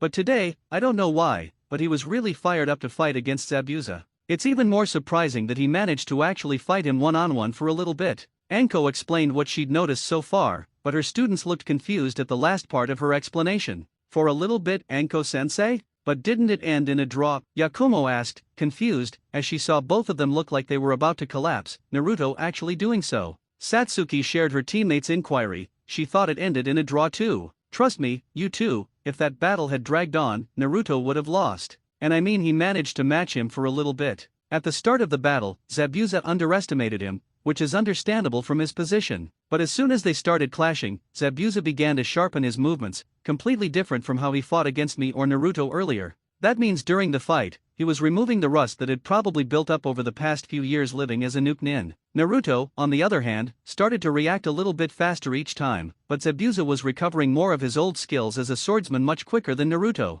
Dinner that night was silent and awkward moment. A week later, the days after Team 12 and Tajuna returned home were mostly peaceful, apart from the incident on their first night back. During this time, Naruto recovered enough from his injury for light training, thanks to Anko's medical expertise, which his team discovered a few days prior when she treated him. 2 days earlier, flashback. There, that should take care of any lingering pain. Does anything else ache or feel tight? Anko asked, using her Shozen Jutsu to scan Naruto for missed injuries. No, I'm fine now, thank you, Anko-sensei, Naruto replied, slowly rotating his shoulder to check for pain. Seeing her student immediately move the area she just healed, Anko's eyebrow twitched before she hit his head. You idiot. Don't just start moving. Let your injuries settle for at least an hour. Her fist and the bump on Naruto's head smoked as Yakumo and Satsuki chuckled wryly. After the ordeal, Yakumo asked how Anko knew Iryo ninjutsu. Anko-sensei, how do you know Iryo ninjutsu? I've never heard of anyone outside the hospital and medical team knowing it. Satsuki and Naruto also looked at her with curiosity. Seeing their curious gazes, Anko smiled faintly and explained, well, Tsunade-sama always advocated for medical ninja as permanent squad additions to reduce casualties. Minato-sama agreed, but the council overruled him, fearing the loss of such valuable resources. Afterward, Tsunade-sama herself offered to teach those willing to learn. As an Umbu captain, I wasn't interested initially, but Orikimura-sama told me a captain wasn't just the strongest or fastest, but responsible for their team's safe return. I was skeptical. On my next mission, I lost my entire squad to an ambush by the rogue ninja we were hunting. If I'd taken Tsunade-sama's training, I might have saved at least one of them, but I failed. After retiring from Umbu, I asked Tsunade-sama for her training. She said I mastered it to a head medic's level in just a year, which surprised us both. So, that's where I am now. I learned it to avoid ever losing anyone again due to my own powerlessness, and I'm glad I did. Finishing her story, she was met with her genin's teary eyes, which unnerved her greatly as they showered her with praises the rest of the night, much to her embarrassment. Flashback end. Afterward, Naruto was bombarded with questions about the skills he displayed against Zabuza a week prior. However, everyone, including Anko, received the same reply: the situation was serious. After trying for a different answer, they eventually gave up. Naruto wasn't going to tell them, and they didn't want to pry further. Once things settled, they learned from Tajuna and Tsunami about the situation in Wave Country. Since Gato took control, the people lived in fear and poverty under his tyranny. The family hadn't been spared either. Tsunami's husband, Kaiza, was tortured before being publicly executed in front of the entire village. This caused Inari's dramatic personality shift from an optimistic, smiling boy to the pessimistic, perpetually frowning boy they now saw. Things seemed tense for a while when Inari lashed out at the Konoha ninja and his family yesterday, claiming they had no chance against Gato. Naruto scared the boy with his anger before leaving the house, returning the next day in a slightly better mood, to the group's surprise. Yesterday, flashback. Why do you guys even bother trying so hard? No matter how much you train, you're still no match for Gato's men. No matter your glorious claims or hard work, the weak will only end up getting killed. Inari shouted at the group during dinner, his eyes burning with hatred as he looked at the Konoha ninja gathered around the table. Hearing Inari's words, Anko's grin vanished, Satsuki stared intently, Yakumo's mouth thinned, and the atmosphere instantly tensed as Naruto slowly stood, matching the boy's glare with an icy gaze. Why do we bother trying hard? No matter what we do, we'll get killed by Gato's men? Are you an idiot? Naruto whispered in a cold tone, his icy gaze intensifying with each passing second. Everyone was speechless, none of them had ever seen the blonde act like this. Inari managed to retort, though his voice was shaky. I told you it's hopeless. Kaiza was my hero. Ichi told me heroes exist and you could follow your dreams if you worked hard enough. But he died, Gato killed him. He was the hero of the wave, the person I dreamed of being. If Gato killed him, you guys won't be able to beat him. Inari sniffled now, rubbing his eyes as tears streamed down his cheeks. The situation remained tense, intensifying when Naruto pulled out his Basuda Soto and held it beside him. You see this? This isn't just a sword, it's a symbol of my dreams and my honor, passed down from someone I held close. So what if it seems hopeless? No matter what happens, you should never give up. You say dreams and heroes don't exist? Then embrace your dreams and become one. If you want to be a hero, you need dreams, Naruto said, his icy gaze warming slightly as he finished his monologue. Taking his sword, he walked to the door, stopping to address Inari once more before leaving. I'm no hero, nor will I ever be one, but I've embraced my dreams. If someone like me did it, then you can too. As the door clicked shut, Inari looked down at his hands, pondering the blonde's words. Embrace your dreams. If you want to be a hero, you need dreams. Embrace my dreams. While Inari looked at his hands, the others, namely his team, looked at the door where he left, sharing the same thought. Naruto. Scene change, unknown forest area. After his explosive monologue at the house, Naruto needed fresh air. He still didn't know why he'd burst out with such words. Since he wouldn't be returning soon, he decided to train through the night, honing his kenjutsu for his rematch with Zabuza. Eventually, after a few hours of training, his body still recovering, he leaned against a tree and fell asleep. Morning came, bringing with it a beautiful raven-haired girl in a pink kimono, picking herbs. Haku was gathering the remaining ingredients for a painkiller for Zabuza. Sighing at her master's attitude, as he'd been complaining for days about blonde brats and weak kenjutsu skills, she finally decided to get some fresh air and leave their temporary hideout. Humming a happy tune and foraging, she froze upon seeing him, the same blonde who had caused such damage to her master days earlier. She contemplated killing him then and there. From what she'd seen, he was a much greater threat if he could rile Zabuza-sama up so much. Slowly reaching for his neck, she was surprised when the still sleeping shinobi grabbed her wrist. Slightly panicked, Haku was about to pry his hand off when she saw his eyes open. Captivated by his dark navy blue eyes, Haku momentarily forgot her situation until the blonde broke the silence. Mind telling me what you're trying to do? he asked, his face blank, though his eyes seemed to stare into her soul. It looked like you fell asleep there. It's very cold out here in the forest, you know. I was going to wake you up, but you grabbed me instead, she said gently, a smile on her face. As she spoke, she felt his grip on her wrist vanish. My apologies, I'm a little on edge right now. Forgive my rudeness, Naruto said, getting up and bowing slightly, much to Haku's embarrassment. It's no problem, please don't bow to me, I'm not someone who deserves to be bowed at, she replied in a slightly panicked tone, clearly unaccustomed to apologies. After they introduced themselves, Naruto offered to help Haku find the herb she was looking for, much to her surprise, though she accepted. As they worked together, Haku couldn't help but feel the need to talk to the blonde, even though she knew it wasn't a smart move. Naruto-san, may I ask why you were training so hard? She asked, curiosity evident in her voice. Turning to her, Naruto answered her question, surprising her, as she hadn't expected him to answer a stranger. I have the dreams and honor of someone close to me riding on my shoulders. I need to get stronger so that in the future, I'll be able to stand next to him as his equal, he said with such passion that Haku blushed slightly. They must be someone very precious to you, Haku said in a quiet tone as she looked down. Looking up, she was met with a small smile that made her heart race a little, a blush on her face from seeing the handsome blonde.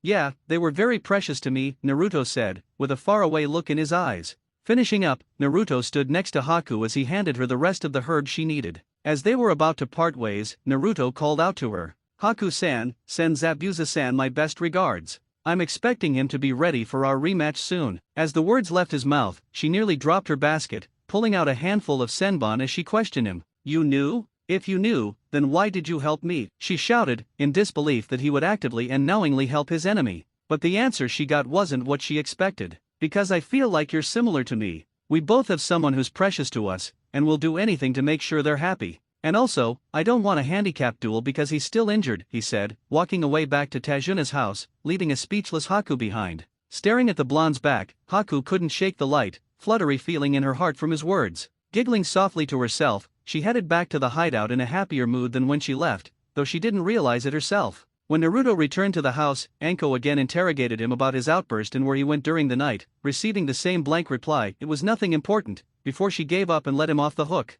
Flashback end. 5 days later, time skip. As the days passed, Team 12 began their training. Tajuna said the bridge would be complete by the end of next week, giving them one final week to prepare for Zabuza's inevitable return. During this time, Anko noticed her genin changing slightly as they saw more of Wave Country's dire situation. After Anko deemed him fit for duty, Naruto now walked around with the same giant sword they'd seen him use strapped to his back. He was also training much more seriously than they had seen, doing exercises that made Anko cringe, like balancing on the tip of his sword using his fingertips. She also noticed he was starting to open up slightly around them, a very small smile appearing and disappearing on his face. Satsuki was training like there was no tomorrow. She had asked Anko for instruction on Iryo Ninjutsu, chakra control exercises, and, surprisingly, Suten Jutsu, not the typical Katan Jutsu that the Uchiha used. After prodding from both Anko and Yakumo, she eventually told them why. 2 days ago, flashback. So Satsuki, are you going to tell us why you're not asking for any Katan Jutsu? I have a whole bunch I can teach you, you know? Anko said, arms crossed, teasing Satsuki with a smile. Yes Satsuki, doesn't the Uchiha clan specialize in Katan Jutsu? Suten Jutsu is the complete opposite, not that it's uncommon to use both, Yakumo asked, tilting her head in confusion. Fine already. I have a natural disposition to Suten Jutsu and I can't really use Katan Jutsu because of that. I got it from my mom. Satsuki said, her face red with embarrassment. An Uchiha who couldn't use Katan Jutsu wasn't an Uchiha at all. Unlike her other clan members, her mother and herself had Suten-based chakra affinities, making it difficult for them to use Katan-based Jutsu because they were natural opposites. That's all? You know that's not something you should really be feeling down about, Anko said gently, ruffling her student's hair, much to her embarrassment. I have the same problem as you, Satsuki, my clan specialized in Katan Jutsu, but my father, mother, and I all have Suten-based chakra affinity. It really makes it hard to use Katan Jutsu, I know, Yakumo told her friend, who looked surprised. As Satsuki smiled slightly, knowing they didn't think less of her, they turned their attention to the last team member. Naruto, feeling their stares, looked up from sharpening his sword and stared right back. So what about you, Naruto? Do you know your elemental affinity? Anko asked the question on everyone's mind, but the answer shocked them all. I'm Futon, Raiten, and Katan based, he said, turning back to sharpen his blade, ignoring the shocked looks on his team's faces. Flashback end. After that small moment of team bonding, Anko gave Satsuki a few scrolls on Suten and Iryo Ninjutsu. Yakumo was similar to Satsuki, asking Anko for the same things, knowledge on Suten and Iryo Ninjutsu. She also noticed that Yakumo would always accompany Tsunami when she went shopping, and when she returned, she had a very sullen look on her face, most likely from seeing the situation firsthand. As the end of the week neared, a very dire situation involving Team 12 occurred, one that caused them to see a much darker side of one of its members. Yakumo, Satsuki, and Naruto were walking through the worn-down roads of Wave Country, getting groceries for Tsunami to make dinner. They had all offered when Tsunami twisted her ankle earlier the day after slipping in the kitchen. As they were about to head back, they heard muffled screaming and immediately investigated. They found a group of thuggish men taking a girl their age into a dilapidated building. Seeing that scene, rage burned in their eyes. Moving stealthily inside, they overheard them speaking. The more they spoke, the more their rage built up. Found a fresh one, huh? A tall, brutish man said, admiring their new merchandise. Heh, sure did, boss. Gato will pay a fortune for this one. She was hiding, but we spotted her walking alone just a few minutes ago, a tall, skinny man sneered, his eyes tracing their captive's body. Hey, boss, let's check if she's fresh first, right? Wouldn't want to give Gato something used, a short, fat man said, wiping drool from his lips. Fine, but don't break her, the brutish man said, heading to the back as the others approached the bound girl. Unable to restrain herself, Satsuki lunged, but Naruto stopped her. She was about to punch him and rescue the girl, but as her fist drew back, she saw something that made her shiver. His eyes were the same reptilian, electric blue they had been against Zabuza. Yakumo was about to drop down to handle the men when a hand landed on her shoulder. She started to shrug it off, intent on her plan, but paused, seeing the terrifying glow in her teammate's eyes. Before she could speak, he addressed them both. Satsuki, Yakumo, take them down. He dropped, his eyes cold and unforgiving, his fist smashing into the ground, sending a tremor through the building. Satsuki and Yakumo landed beside him, their eyes equally cold and unforgiving. Without a word, they charged the still shocked men. Satsuki delivered a vicious kick to the skinny man's leg, a snap echoing from the force. Without a pause, her elbow caught the side of his head, sending him stumbling. Spinning again, she hit his head, slamming it into the ground with an audible crack. Yakumo's fist connected with the portly man's face, breaking his nose. As he reeled back, about to cry out, she spun and kicked his temple, sending him unconscious to the ground. Quickly dropping her foot, her heel smashed his face into the floor with another crack. As they finished, Naruto picked up the kidnapped girl, the terror in her eyes ignited something within him. He silently turned to face the remaining 7 men, who stood with backs to the wall, weapons drawn. Before Team 12 could act, their leader burst from the back room, eyes ablaze. What the fuck, he roared, frantically scanning the room, his gaze fixing on the kids holding his property. Rage filled him as he shouted at his men, approaching them. What the hell are you waiting for? They're just kids, kill them already. A thought struck him as he saw Satsuki and Yakumo, and a twisted smile spread across his face. Never mind that, kill the boy, but don't be too rough on those girls. They'll be worth a lot. At his words, Satsuki and Yakumo shivered at his lecherous gaze, feeling sick. Before they could retort, Naruto turned slightly, extending his arms with the girl toward them. Take her and get out of here. I'll meet you 2 back at Tajuna-san's home, he said quietly. They started to argue but saw his eyes, and all anger vanished, replaced by fear. His eyes were no longer electric blue, but a dark crimson. Handing the girl to Satsuki broke their trance. He turned back, his voice now much darker. Now. They quickly exited the building, something deep inside screaming that he was dangerous and they needed to get as far away as possible. With his teammates gone, Naruto stared at the men. Some cowered, but most offered cocky smiles. One, a tall, fat man, approached with the same grin. You just sealed your own death, kid. After we're done with you, those girls are next. But don't you worry, we'll take real good Kargwoof.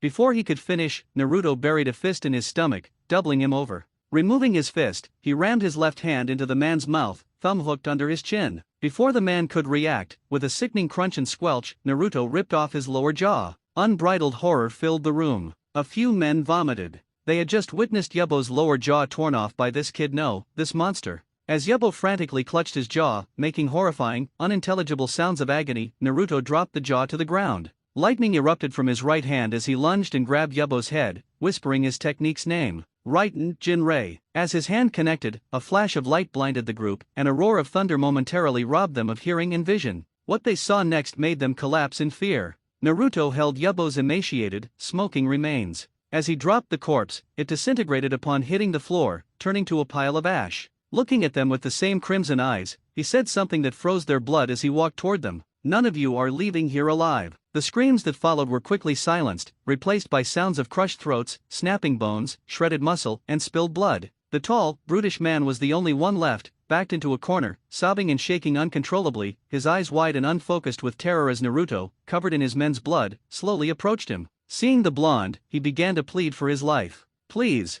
please don't kill me. I didn't want to be part of any of this. Gato made me do this. I swear. I beg of you, please spare me. I'll tell you everything. I promise I'll change. Just let me go. Seizu sobbed, dropping to his knees. A hand forced his head up, his terrified brown eyes meeting burning crimson as he paled at the blonde's words. You're going to tell me no matter what, Naruto replied, the hand holding Seizu's head beginning to emit a blackish crimson smoke. Myriuuten Zenrei Kuokorosu, Naruto whispered as the smoke condensed into a blackish crimson aura, and Seizu began screaming, feeling his very being ripped from his body. Never had he felt such excruciating pain, or rather, he wished for the sweet feeling of pain instead of this hell on earth he was experiencing. Suddenly, Naruto yanked his hand back, tearing out Seizu's soul as his body crumpled to the ground like a puppet with its strings cut. After ripping out Seizu's soul, Naruto closed his eyes, integrating the knowledge from the soul into his own, learning all of Gato's future operations and known locations of kidnapped victims. Opening his eyes again, they had lost their burning crimson hue, returning to their dull navy blue.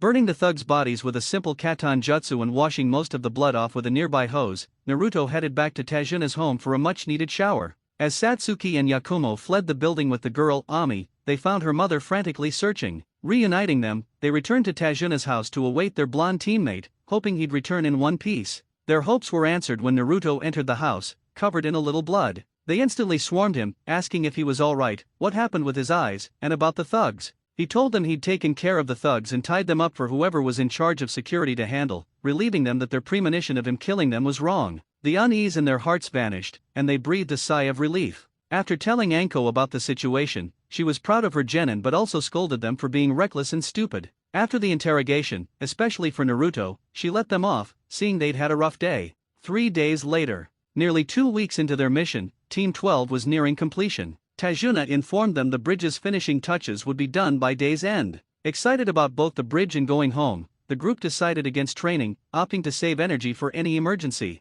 Anko assigned her genin staggered shifts to guard Tajuna on the bridge. As the day progressed and the sun began to set, Naruto and Yakumo were due to be rotated out with Anko and Satsuki. However, Yakumo insisted on staying, feeling that something would happen if Tajuna was left unguarded by both of them. Unable to change her mind and agreeing with her, Naruto told her to inform Anko upon her and Satsuki's arrival. With that, Naruto headed back to Tajuna's house to check on the family and rest. Tajuna's home. Tsunami was in the kitchen washing lunch dishes, and Inari was in the bathroom. Unknown to them, 2 unknown people smirked, approaching the house. Inari dear, could you hurry and help me with the dishes, please? Tsunami called out, rinsing plates. Coming, Mom, I'm almost done, Inari called back. As he was about to exit the bathroom, he heard his mom cry out and ran to the kitchen. Kaya! Tsunami cried, her eyes wide as 2 men kicked open her front door. So you must be Tajuna's daughter, Tsunami, huh? The taller man said as he and his partner approached her. Sorry, but you're coming with us, the shorter one said, reaching for her arm. Mom! Just as he reached for her, Inari ran into the room, yelling for his mother, and froze at the sight of the men. There's a kid here? Should we take him too? The tall man asked, inclining his head toward his partner. Nah, we don't need him, just her. Get rid of him, he sneered as his partner drew his sword. Before they could act, Tsunami shouted. Don't you dare touch Inari. If you so much as touch a hair on his head, I'll bite my tongue off and drown myself, she screamed, her eyes burning. As his mom valiantly demanded for his life, Inari could only fall to his backside and cry, wishing he could help her, wishing he could be a hero like Kaiza. The bridge. Arriving at their destination, Anko and Satsuki were surprised to find Yakumo holding a kunao, intently scanning the surroundings. Approaching her, Anko demanded to know why she was still there, but was surprised when the usually quiet girl explained she didn't feel right leaving Tajuna unguarded, even for a few minutes. Anko was about to praise her thoughtfulness when she stiffened and began glancing around as a mist appeared. So, looks like he's finally here, Anko said, narrowing her eyes and drawing a kunao. Satsuki followed suit, quickly positioning herself next to Yakumo. The atmosphere shattered as a scream echoed from the mist, prompting the 3 to rush toward its origin. What they saw made them, especially Satsuki and Yakumo, freeze. Tajuna knelt, holding a worker in his arms. The others were either unconscious or dead. What happened here? He shouted, his eyes wide in disbelief, noticing Anko and her students had arrived. Da demon. CA came out of the mist, the man stuttered before losing consciousness. Demon? Then, that means, Yakumo began, drawing a kunao and steadying herself in a defensive stance, scanning the area. Zabuza is back, Satsuki finished, drawing her own kunao and taking a defensive stance beside her teammate and Tajuna. Everyone be on guard, you've seen what he's capable of. But don't expect things to go any easier, expect them to be much harder, Anko said, narrowing her eyes and tensing, summoning her trusted Tanto, which she'd had since her Umbu days. As the group readied themselves, a thin mist began to roll in. Seeing the familiar mist, they tensed, a bead of sweat forming on Yakumo, Satsuki, and Tajuna's foreheads, while Anko tightened her grip on her Tanto. Soon, two silhouettes became visible, approaching the group. One was familiar, the other wasn't. As they emerged from the mist, they spoke. Where's the blonde brat? He and I have unfinished business to attend to, Zabuza said, scanning the group for Naruto. Sorry, but he's not joining us. You'll just have to settle for little old me, Anko said in a cool tone, stepping forward. I don't have time to waste dealing with you. I have a duel I need to finish, he said, narrowing his eyes and tightening his grip on his Kubikaraiba. But before he could act, his companion stepped forward. Zabuza-sama, please allow me to deal with these kunoichi. Save your strength for the boy. He is bound to return sooner or later, Haku said, readying a handful of senbon. Seeing Haku act so willfully, a small smile touched Zabuza's face. Sighing, he gave her the okay. Before Haku could move, Anko closed the distance between herself and Zabuza, her Tanto poised to pierce his heart. He swung his Kubikaraiba to block the strike, resulting in a screech of metal and a shower of sparks. Change of plans, Haku. Take care of those brats, I'll take her on, Zabuza said, narrowing his eyes, surprised by Anko's speed and stealth. Snapping out of her stupor, Haku nodded before moving to engage Satsuki and Yakumo, who narrowed their eyes and readied themselves for their opponent. You know your genin aren't a match for Haku. She's at least jonin, while those two are chinin at best, Zabuza said in an attempt to throw off Anko, who smirked. You say that, but don't think that just because those two aren't as skilled as Naruto, they can't hold their own, Anko retorted, having witnessed her team's exceptional growth over the past 2 weeks. As their exchange ended, Zabuza and Anko returned to their battle, their blades colliding in a brilliant shower of sparks. Yakumo and Satsuki versus Haku. While their leaders fought, the three girls across the bridge finally engaged. Yakumo and Satsuki immediately went on the offensive, throwing a volley of shuriken at Haku, who, to their shock, dodged them with ease. I'm sorry, but I'm probably the worst opponent for the two of you to face, Haku said in a slightly apologetic tone, drawing a handful of senbon. Narrowing her eyes, Satsuki didn't appreciate Haku's tone. Don't speak to us like you're better than us, she shouted before locking eyes with Yakumo, who nodded before they re-engaged their masked opponent. Flashing through a series of hand seals, Satsuki locked onto Haku. Suten Teppadama, she declared, firing a volley of basketball-sized water bullets at Haku as Yakumo readied her own seals. Preoccupied with dodging the surprisingly fast water bullets, Haku didn't notice Yakumo finish her seals until she spoke. I'm ready, Satsuki. Yakumo called out, before Satsuki ended her assault and jumped to the side, exposing Haku. Suten Mizurappa. Yakumo said, putting her hands in front of her mouth and firing a fast, medium-sized jet of water that connected with a stunned Haku, blasting her a few meters back. Anko versus Zabuza. Seeing her genin handle the kunoichi Zabuza called Jonin level brought a smile to Anko's face. Their teamwork was astounding. Her confidence now tenfold, she wouldn't be outdone by her girls and applied more pressure to the stunned Zabuza, slashing and stabbing with renewed vigor as he blocked and countered her strikes. Zabuza was shocked, he hadn't expected those two girls to take down Haku, but after the initial shock came confidence. Haku had probably forgotten it wasn't one-on-one, but two-on-one. Now that she'd been hit, she wouldn't make the same mistake twice. A smirk hid behind his bandages as he blocked a slash aimed at the back of his neck and retaliated with a back fist that was avoided.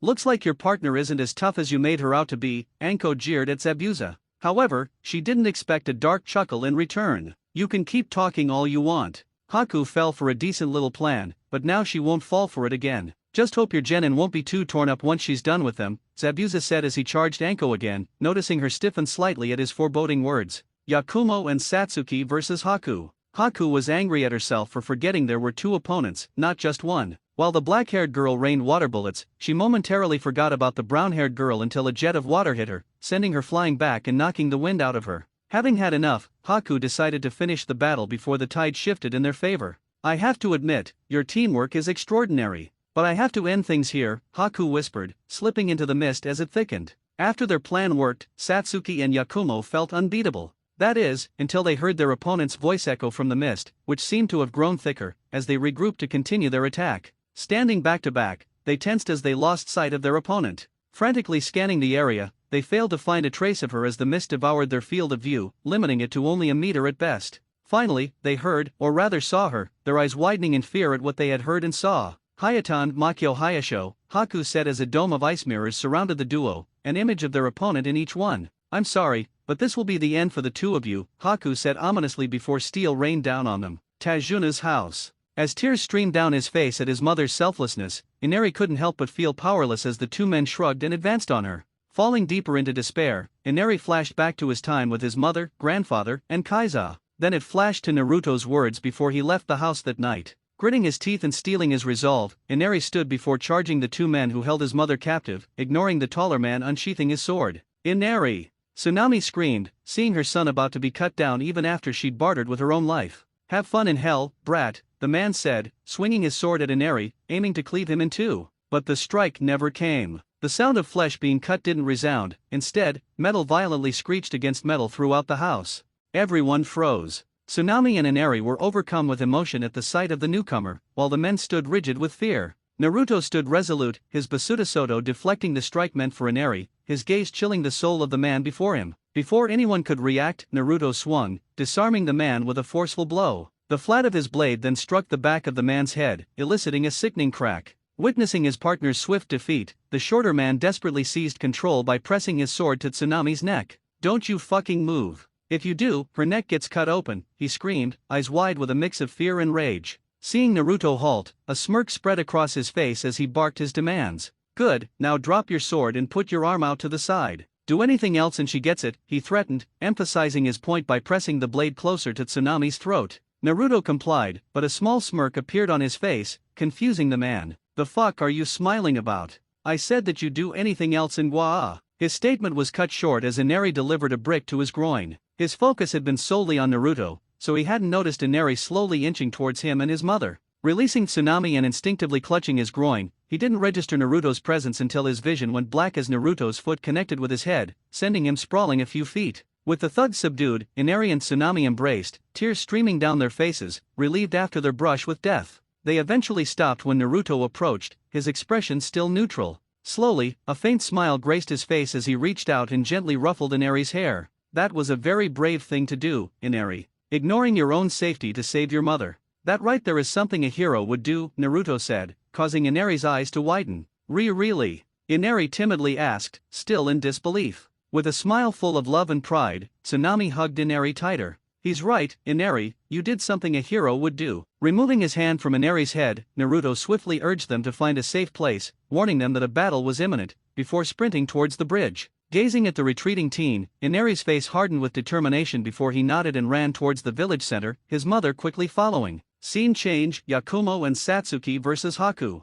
Pain was all she felt. Trapped in this ice dome with Satsuki, their opponent had relentlessly assailed them with steel. Despite their attempts to dodge or counter, they couldn't land a solid hit. In stark contrast to their adversary, whose only visible damage was tears in her kimono, Yakumo and Satsuki were covered in blood and senbon from Haku's relentless assault. She never let up, simply dodging mirror to mirror when they used their jutsu and weapons against her. Yeah Yakumo, what do we do now? Satsuki rasped, experiencing a level of pain unlike any before. Her body was numbing, and she knew Yakumo wasn't faring any better. I don't know, Satsuki. She's too fast to hit, and we don't know which mirror she's hiding in. We weary outclassed here, Yakumo replied with a hint of defeat, the dire situation heavily favoring their opponent. Hearing her teammate's defeated tone, Satsuki could only grit her teeth and clench her fists, knowing Yakumo spoke the truth. Observing the duo, Haku felt pity. As the brown-haired girl said, they were outmatched, especially trapped within her jutsu. Deciding to end it, she drew another handful of senbon and aimed at the black-haired girl.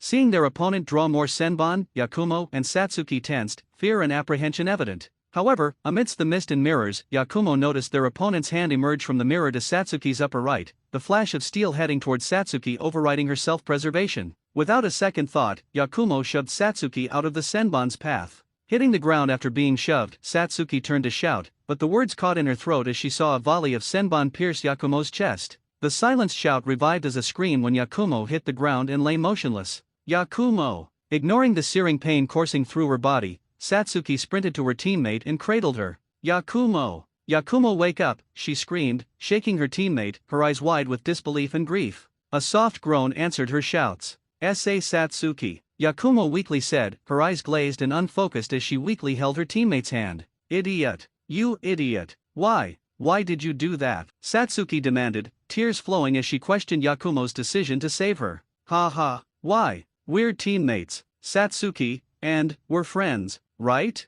Yakumo weakly responded, her brown eyes meeting Satsuki's tear-filled onyx ones. Tears streaming freely, Satsuki tightened her grip on Yakumo's hand before lowering her head, her body trembling slightly at Yakumo's words. Sniff, yeah, we're friends. You're my best friend, my first friend and my first best friend. So please don't die. Don't leave me, Yakumo. Satsuki swallowed her pride and voiced the true thoughts in her heart. Over the past few months of working, training, hanging out, and eating together, Yakumo had been the first to melt the ice around Satsuki's heart. The first person Satsuki could honestly call a friend, a word and concept that had eluded her for 13 years. Yakumo's eyes widened at Satsuki's tearful confession before closing slightly, tears falling as a smile appeared on her face. She squeezed Satsuki's hand back. I'm glad, Satsuki. I really am. I'm glad that I got to know the real you. I'm glad that I got to see how sweet and strong you really are. And I'm glad that I'm your best friend because you're my best friend too. Closing her eyes, Yakumo gave Satsuki a brilliant smile that sapped her last bit of strength.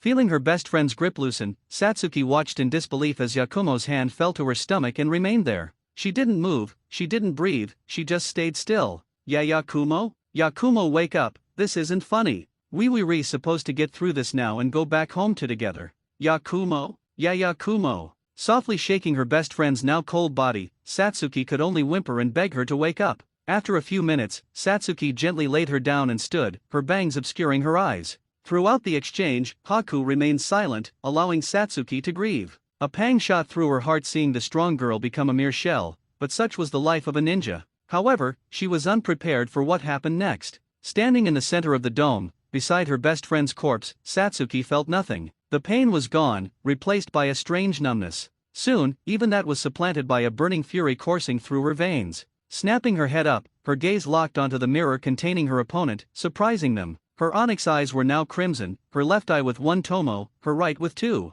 She sped through hand seals at astonishing speed before growling at Haku. I'm going to kill you, she screamed before unleashing a jutsu that shocked Haku, who never expected such a powerful technique from a girl like her. Suten, Suiari Yudan no Jutsu. Satsuki roared as a water dragon formed behind her, roaring before charging at a stunned Haku. Scene change, Anko vs Zabuza. Hearing Satsuki's grief-stricken scream of Yakumo's name, Anko froze, knowing something terrible had occurred. Her suspicions were confirmed when Satsuki used the jutsu Anko had taught them earlier that week, one she had explicitly forbidden unless it was an emergency. Well, looks like Haku took care of one of them. I'll admit, they certainly gave her a hard time. That brat managed to use a Suiari Yudan, huh? Pretty impressive, Zabuza commented, blocking a strike from an enraged Anko. I'm going to end the two of you in the most painful way possible, she whispered, her eyes cold and sharp, promising to act on her threat as she lunged with her tanto, catching Zabuza on the arm. Scary eyes you got there, but that's all that's scary, he responded, slightly cut by her tanto.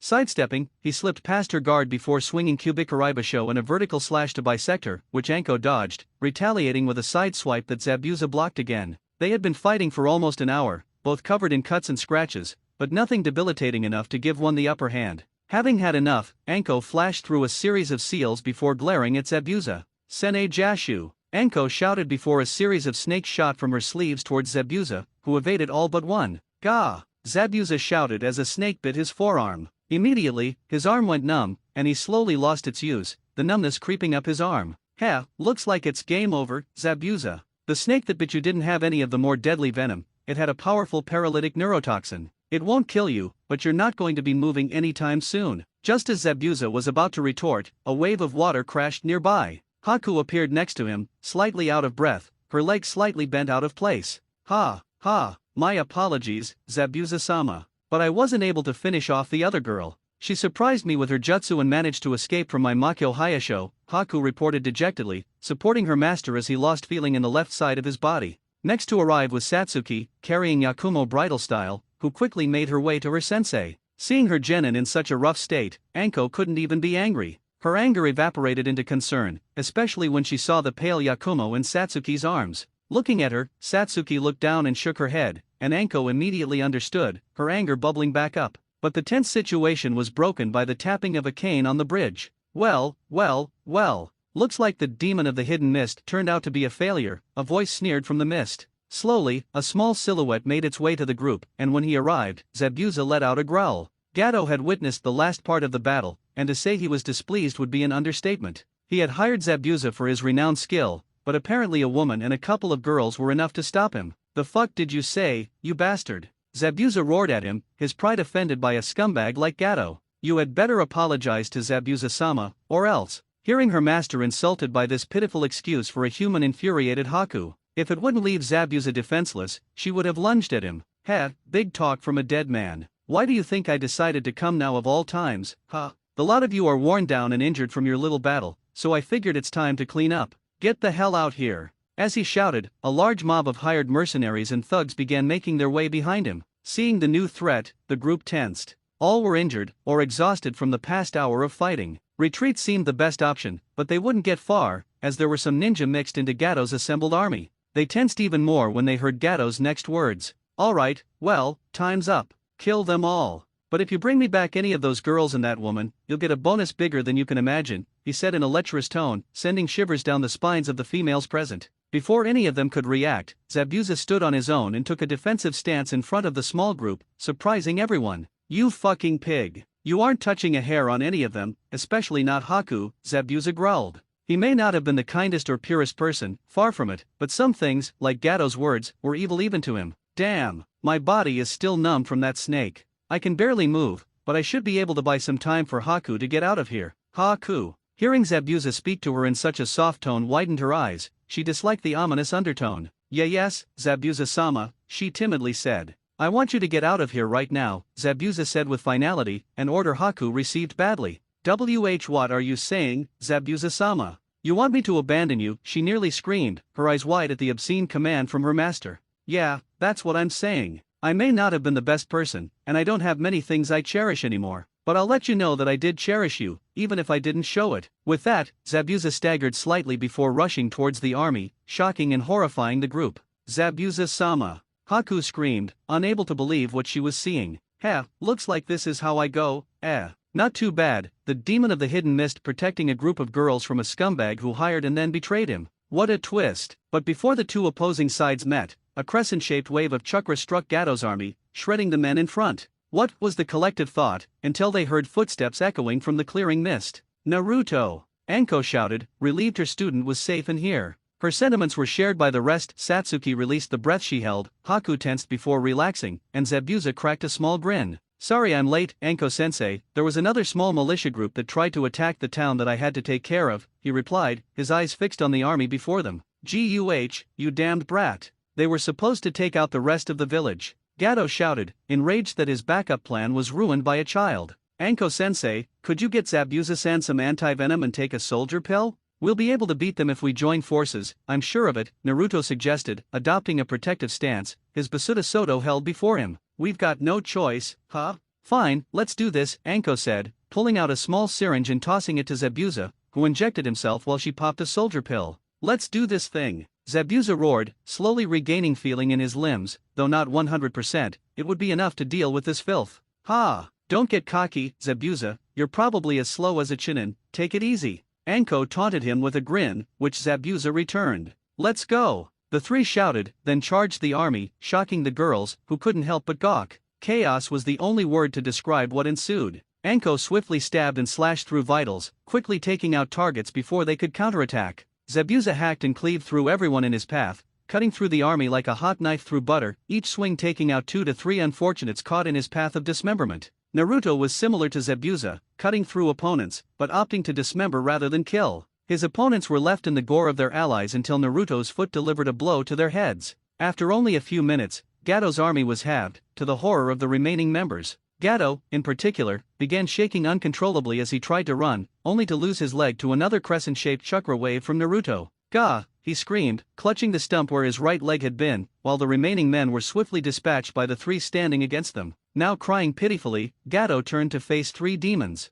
One radiated the aura of a demonic purple snake, another a violet Oanai-like creature, and the last, a black and crimson reptilian monster. Please do not kill me," he begged, tears streaming down his face, the terror he felt unlike anything before. Before Anko or Zabuza could act, Naruto suddenly moved towards Gato, lashed out, and grabbed the short man by the throat, crushing it slightly. Gah, he wheezed, unable to draw much air into his lungs from the monster's grip. You don't know how much I want to kill you, even right now I'm doing everything in my power to stop myself from crushing your throat. But that luxury isn't for me, Naruto whispered, before throwing Gato to the ground, breaking his nose and knocking out a few teeth. As he finished, a small army appeared at the opposite end of the bridge, led by Inari holding a crossbow. Naruto Nyakan, we're here to protect the wave, he shouted, the villagers behind him shouting in agreement. But they were soon silenced by the carnage littering the bridge, some turning green, others losing their lunches. Tajuna winced, but he knew it was necessary to save the wave, and he felt nothing for the men who tried to take his home. You've seen them, Gato, they'll be your judges, jury, and of course, executioners. Hope the pain doesn't end too soon. With that, Naruto grabbed Gato once more before hurling him to the opposite side of the bridge, breaking a few of his bones from the throw. There he is. Kill him. No, make him suffer first. The villagers immediately converged on the man, his screams echoing across the village. 2 hours later. After the battle on the bridge and Gato's torture and execution, Nami no Kuni was finally freed. Using information gained from Seizu, Naruto had informed the villagers of the whereabouts of those kidnapped in Gato's stronghold, which the villagers promised to take. While tense at first, the two groups, Team 12 and Zabuza and Haku, made peace. Initially, there was no trust given the prior circumstances, but once Haku revealed she hadn't killed Yakumo but put her in a suspended sleep, all anger towards her vanished. When Yakumo awoke, she was promptly engulfed in hugs by Satsuki and Anko, who had been worried sick. Satsuki cried her eyes out, telling her not to do something stupid like that again. Naruto also expressed concern, asking if she needed anything, to which she said no, Anko having healed most of their debilitating injuries. Eventually, the time came to leave Nami no Kuni, a tearful moment as the group was hailed as heroes by the villagers for protecting their homeland. Well, looks like this is goodbye, huh? Zabuza said, his voice surprisingly sad. The group had grown on him in the past few hours. It seems so. What are we going to do now, Zabuza-sama? Haku asked sadly, their main source of income now gone. Don't know, Haku, guess we'll just wander the nations again, Zabuza replied, looking into the distance. Seeing them like that made Team 12 pity them. A life on the run was difficult. Until Naruto suggested something outrageous. Zabuza-san, Haku-san, why not come back with us to Konoha? Naruto said, everyone freezing at his words. What? You're joking, aren't you, brat? Zabuza said doubtfully, though a small hint of hope was in his eyes. I'm not joking, Zabuza-san. If you willingly come to Konoha with the intent to join, it can offer you amnesty from Kirigakure and a position as a ninja. Though you'll probably be on suspension and under surveillance for a while, it's better than being on the run. At his words, not just Zabuza and Haku were shocked, the rest of Team 12 was stunned too. Even Anko thought the plan was ingenious. You're not pulling my leg or anything, right, brat? Zabuza asked in a surprisingly hopeful tone. I'm not, Zabuza-san. I actually hope you accept, we still haven't finished our duel, you know, Naruto said, shaking his head and driving the final nail in the coffin with his last statement. I don't know what to say. What do you think, Haku? Think it's fine if we join Konoha? Zabuza turned and asked his younger companion. I'd like to try, Zabuza-sama, Haku said timidly. We've been running for a long time. It would be nice to settle down somewhere safe. Zabuza finally agreed, extending his hand to Anko. Well, now that everything's literally under the bridge, it can't hurt to try, right? Anko said, meeting his hand in a firm handshake. Then it's settled. Let's head back home, Naruto declared as the group bid farewell to the villagers, who called out, everyone, thank you. Thank you for giving us back our lives. Naruto Nyakan. I'll embrace my dreams and become a true hero like you. Inari shouted to his new older brother figure. My name was better, Tajuna chuckled. Haha, the great Naruto bridge, huh?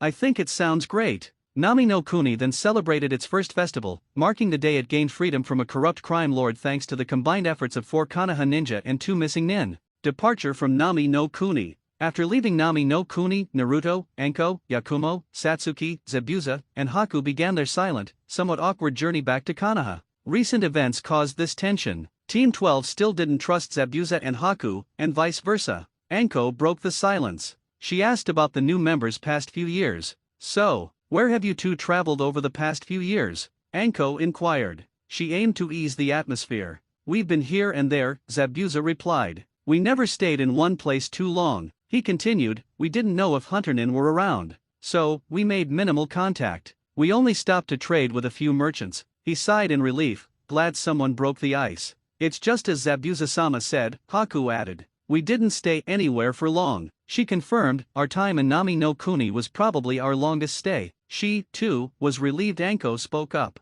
The group soon fell into comfortable conversation. The girls asked Zabuza and Haku about their travels. They were shocked to learn Haku was only a year older than them. This was astonishing given her strength. Setting up camp. After Anko broke the ice, they grew comfortable. Time passed quickly during their conversation. Night fell, forcing them to set up camp. That was a fun conversation, huh? Anko cheerfully remarked. She had learned interesting things about the pair. She started preparing the fire. I'll admit, it wasn't so bad, Zabuza chuckled slightly. I half expected you brats to stay quiet, like when adults talk. He then pitched the tent. It was fun, Haku happily agreed. I'm glad I got to know Anko-san, Yakumo-san, Satsuki-san, and Naruto-san more. She helped her master with the tents.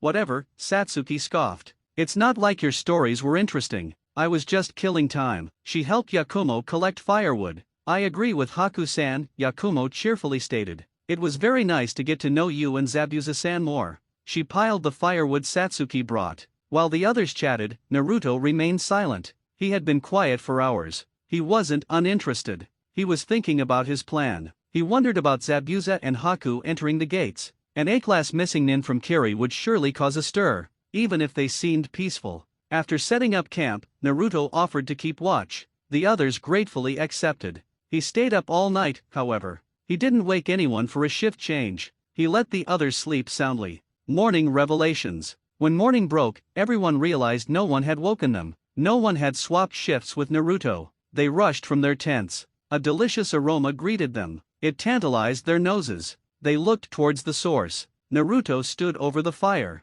A pot and pan cooked breakfast. Dumbfounded, their thoughts were broken by rumbling stomachs. This caught Naruto's attention. Oh, good morning everyone, Naruto said. Did you all sleep well? I hope so. He added, breakfast will be ready in a few minutes. Please wash up before you eat. Naruto, like a mother, ordered the others to get ready. Quickly washing up, Zabuza finished first. He sat on a log near the fire. He figured the rest, being female, would take a while. Hey brat, are you alright? Zabuza asked. You stayed up all night without swapping, you know. He tried to start a conversation. I'm fine Zabuza-san, Naruto replied. One member losing a night of sleep for 5 others to get fully rested is a fair trade, in my opinion. He finished frying bacon and eggs. He stirred the breakfast stew. It contained potatoes, sausage, and vegetables. Zabuza laughed after hearing Naruto's reasoning, not because it was funny, but because it made perfect sense. Haha, well if you put it that way, it does make sense. Zabuza then asked, so tell me, where did you learn Kenjutsu? That style you use, and that sword, they look so familiar, yet they don't. Who taught you? This question had bothered him for weeks. Since they first crossed swords, Naruto turned slightly to face Zabuza. He gave him a blank stare. Then he shrugged, turning back to cooking. Sorry Zabuza-san, but that I can't tell you, Naruto stated. But the one who taught me was like an older brother to me. Zabuza nodded, understanding. He wouldn't press for more answers. Well, when you're ready, brat, Zabuza said, make sure I'm the first person you tell, alright. Companionship and arrival at Konoha. They moved past the uncomfortable topic. They discussed swordsmanship, jutsu, and training. Soon, Zabuza grinned widely and laughed. He patted Naruto on the back. Naruto had a small smile. An outsider would think they had a close bond. 4 people witnessed the scene. 2 were bewildered by the closeness. 1 smiled at the sight. The last pouted. Hey, how come you never act that way around me, huh? Anko complained. She pouted at Naruto. He never showed her that smile. Hearing her voice, they turned. The rest of the group approached. They had spent a lengthy half-hour washing up. That's because you aren't as great as I am, Zabuza proudly boasted. He puffed out his chest. Anko became irate. Haku's soft giggling broke the tension. She approached the 2, happy for her master. I'm very happy for you, Zabuza-sama, Haku said innocently. You found someone you can truly connect with. She didn't realize the double entendre. The way you put it makes it sound really wrong, Haku, Zabuza muttered. Anko smirked. The rest of the group blushed slightly. The atmosphere was briefly awkward. Everyone soon laughed. They gathered for breakfast. It was delicious, courtesy of Naruto. They packed up quickly. They removed all traces of their overnight stay. The group continued towards Konoha. The rising sun illuminated their path. Arrival at Konoha gates. Finally, with the sun overhead, they reached Konoha. The immense gates were a welcome sight. They had been away for nearly a month. The Konoha ninja looked on fondly, except Naruto, who remained blank-faced. Zabuza and Haku looked in awe. They had never seen the impressive gates in person. How amazing, they're enormous, Haku said. Her eyes were wide. All my life I've never seen them in person, Zabuza said. He whistled in appreciation. Really dwarfs the stories you hear from others. As they neared the gates, Kotetsu and Izumo appeared. Hey, Izumo, look. Kotetsu nudged his partner awake. He saw faces he hadn't seen in almost a month. Ha! Wah! What is it, Kotetsu? Izumo said groggily. His brain was still booting up. Looks like Team 12 is back from their mission. Kotetsu exclaimed. Took them a lot longer than I expected, though. Thought it was just an escort mission. No, you dolt, it was an escort and protection mission. Izumo snapped. He hit Kotetsu's head. Didn't you write down their mission details for leaving? Once at the gates, the two greeted them. They paused when they saw Zabuza and Haku. Is that Zie Zabuza Emo Mamakai? Kotetsu stuttered. He was clearly intimidated. His partner was also shaken. The clipboard in his hand trembled. His body shook. Seeing their fear, Anko quickly diffused the situation. Hey, he's with us, she ordered. We need to get to the Hokage Tower immediately. So hurry up so we can get a move on. The two stiffened instantly. They complied. However, before they could process Zabuza and Haku, an Umbu squad surrounded them. Halt, the two of you are under arrest, a Bormast Umbu said. He stepped towards Zabuza and Haku, but before either side could retaliate, Naruto stepped between them. Umbu-san, I know you're doing your duty, Naruto said levelly. But these two are under protection. Team 12 is escorting them to the Hokage himself. He continued, due to mission circumstances, they've willingly joined Konoha. They seek amnesty from Kirigakure. Naruto's eyes sparked electric blue. They were usually navy. So please, allow us to proceed. The Umbu stiffened slightly. Naruto's gaze was soul-piercing. He relented, signaling his squad to disperse. Whoa, that was impressive, Naruto. Anko exclaimed. She whistled slightly in awe, staring down an Umbu captain and talking back to him. You've got some balls, brat. Hey, thanks for sticking up for us, brat, Zabuza admitted. He patted Naruto on the shoulder in thanks. I half expected a fight to break out.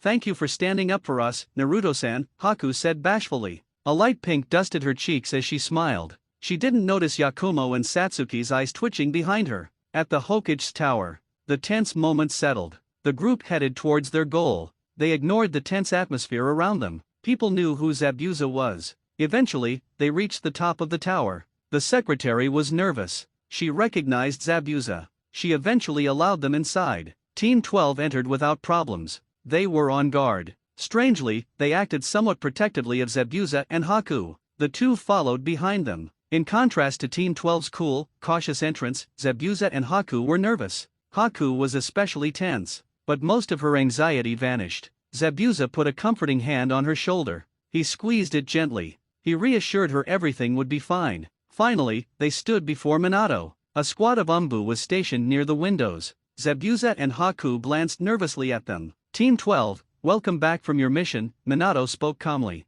That certainly took much longer than I anticipated. I imagine some complications arose, correct? He glanced at Zabuza and Haku. Hi, Hokage-sama, Anko reported. Her arms were folded behind her back. The C-rank mission assigned a month ago quickly escalated to A rank. She explained, this was due to the influence of various missing nin and mercenaries. Behind her, Yakumo and Satsuki gulped. Minato's eyes widened at the information. They obviously expected the worst lecture. You mean to tell me you broke common procedure? Minato's voice grew colder. And carried out the mission regardless of the danger? A bead of sweat dropped from everyone's heads. Hi, Hokage-sama, Anko began. But I assure you that it wasn't. Minato cut her off. Anko, mission protocol states that if a mission isn't as requested, the team must immediately return to the village. The requester is then blacklisted. Minato's voice rose. You brought 3 genin. They had no experience with out-of-village missions. You took them on an A-rank mission. It could have cost them their lives. Do you know how irresponsible that is? Minato nearly shouted. He was clearly displeased. Anko hung her head in shame. Her genin watched wide-eyed. What you did endangered the lives of those you're supposed to nurture. Minato continued. What if one or all of them died? What would you have done? Anko was shaking slightly. Her hands clenched into fists. Minato's words cut deeply. She had flashbacks to her old Umbu squad. They died because of her. Honestly, I expected better from you, Minato lectured. You know what breaking protocol entails, but you went ahead and did it anyway. Even for you, Theta Minato couldn't finish. Naruto stepped forward. He stood in front of his team. His usually blank navy eyes were now cold electric blue. That's enough, Hokage-sama, Naruto said. He raised his voice at Minato. The anger in his voice stunned everyone. While most of what you said is true, Anko-sensei didn't break protocol alone, Naruto stated. His eyes narrowed at Minato. He was angry. Minato lectured Anko without all the facts. If you had listened to her report, you'd know she didn't decide to do so. I insisted we carry on with the mission. Naruto, Anko whispered softly. Tears welled in her eyes. It was a combination of Minato's lecture and Naruto's defense. Hokage-sama, it wasn't just Naruto, Satsuki said. She stepped next to Naruto. She wouldn't let him take all the blame. We all agreed as a team to keep going. Satsuki and Naruto are right, Hokage-sama, Yakumo added. She stood with her team. She knew Anko wasn't to blame. Anko-sensei told us to turn back. She told us to follow protocol. But we insisted on continuing the mission, regardless. You guys. Seeing her genin defend her was the last straw. Anko let a few tears fall. As you can see, Hokage-sama, we were the ones who broke protocol, Naruto asserted. His eyes never lost their fierce burn. Anko-sensei was simply doing her duty. She allowed us to carve our own path as ninja. She protected and guided us. He concluded, if you want to blame anyone, blame me. But don't think about blaming Anko-sensei or my teammates. They aren't responsible for any of this. Everyone was stunned by Naruto's vocal defense. Especially Minato. He had never heard his son's voice with more than a deadpan. Finally, after a few tense seconds, Minato sighed. Anko, I deeply regret my actions. I should have waited for you to finish your report before speaking, Minato stated solemnly, clearly disappointed in himself. It's all right, Hokage-sama. I understand your concern for my genin and mission protocols, Anko quickly replied, wiping away lingering tears, a faint smile returning to her face. The tension eased, and Anko delivered her mission report, detailing everything from the Demon Brothers to Gato, and explaining Zabuza and Haku's current presence. She omitted the battles, knowing Naruto wouldn't appreciate it. So, Zabuza-san, Haku-san, you wish to join Konoha? Forgive my directness, but why? Minato questioned, still skeptical of such an abrupt change of allegiance. Hokage-sama, I know you don't fully trust me, and probably never will, but I have no hidden agenda beyond wanting to stop running. I'm tired of it, and I honestly just want a place to call home. Oh, and to spar with this blonde brat whenever I want, Zabuza explained his genuine motivations, though his final comment left Minato puzzled. You mean spar with Naruto? Minato asked, initially confused, then grew suspicious as Zabuza looked perplexed and Team 12 appeared nervous. Is there something you're not telling me? He demanded, directing his gaze at his son. With a sigh, Anko repeated her report, this time including the details about Naruto. Minato was utterly shocked, his eyes wide with disbelief, until Zabuza and the rest of the group corroborated the accounts. Regaining his composure, and tabling his questions for his son, Minato again pressed Zabuza and Haku on what they could offer the village. Zabuza readily provided a vast array of Suiten Jutsu, his loyalty, and his services, which Haku also offered. Haku, though hesitant, also disclosed her Kekii Genkai, further strengthening their case for entry. Minato was once again surprised when Naruto also vouched for them, asserting they'd be valuable assets and allies. He even went as far as to bow, promising to take responsibility should anything go awry. Witnessing his son risk his reputation and pride, Minato couldn't disagree. Finally, Minato assented, convinced the benefits far outweighed any drawbacks. Well, now that everything's settled, I'd like to personally welcome you to Konoha, Minato said with a smile, earning a grin from Zabuza and a reciprocal smile from Haku. Let's get the paperwork out of the way first. Zabuza-san, I assume you'll be keeping your name? Minato inquired, pulling out a stack of forms. That's right, Hokage-sama. I'd like to keep my name, if possible, Zabuza confirmed, and Minato smiled, jotting down Zabuza's full name. Now then, Haku-chan, what about your name? He asked the unusually quiet Haku, concerning those present. Just as Minato was about to ask if she was all right, Zabuza interjected. Hokage-sama, Haku will keep her first name, but her last name will be Mamakai, Zabuza stated firmly, to everyone's absolute shock. Zabuza-sama. What are you saying? Haku frantically questioned, a part of her secretly hoping he wasn't joking. You heard me, Haku. Your last name will be the same as mine, he said softly, gently placing a hand on her head, causing her to blush at the unexpected display of affection. So I can assume that.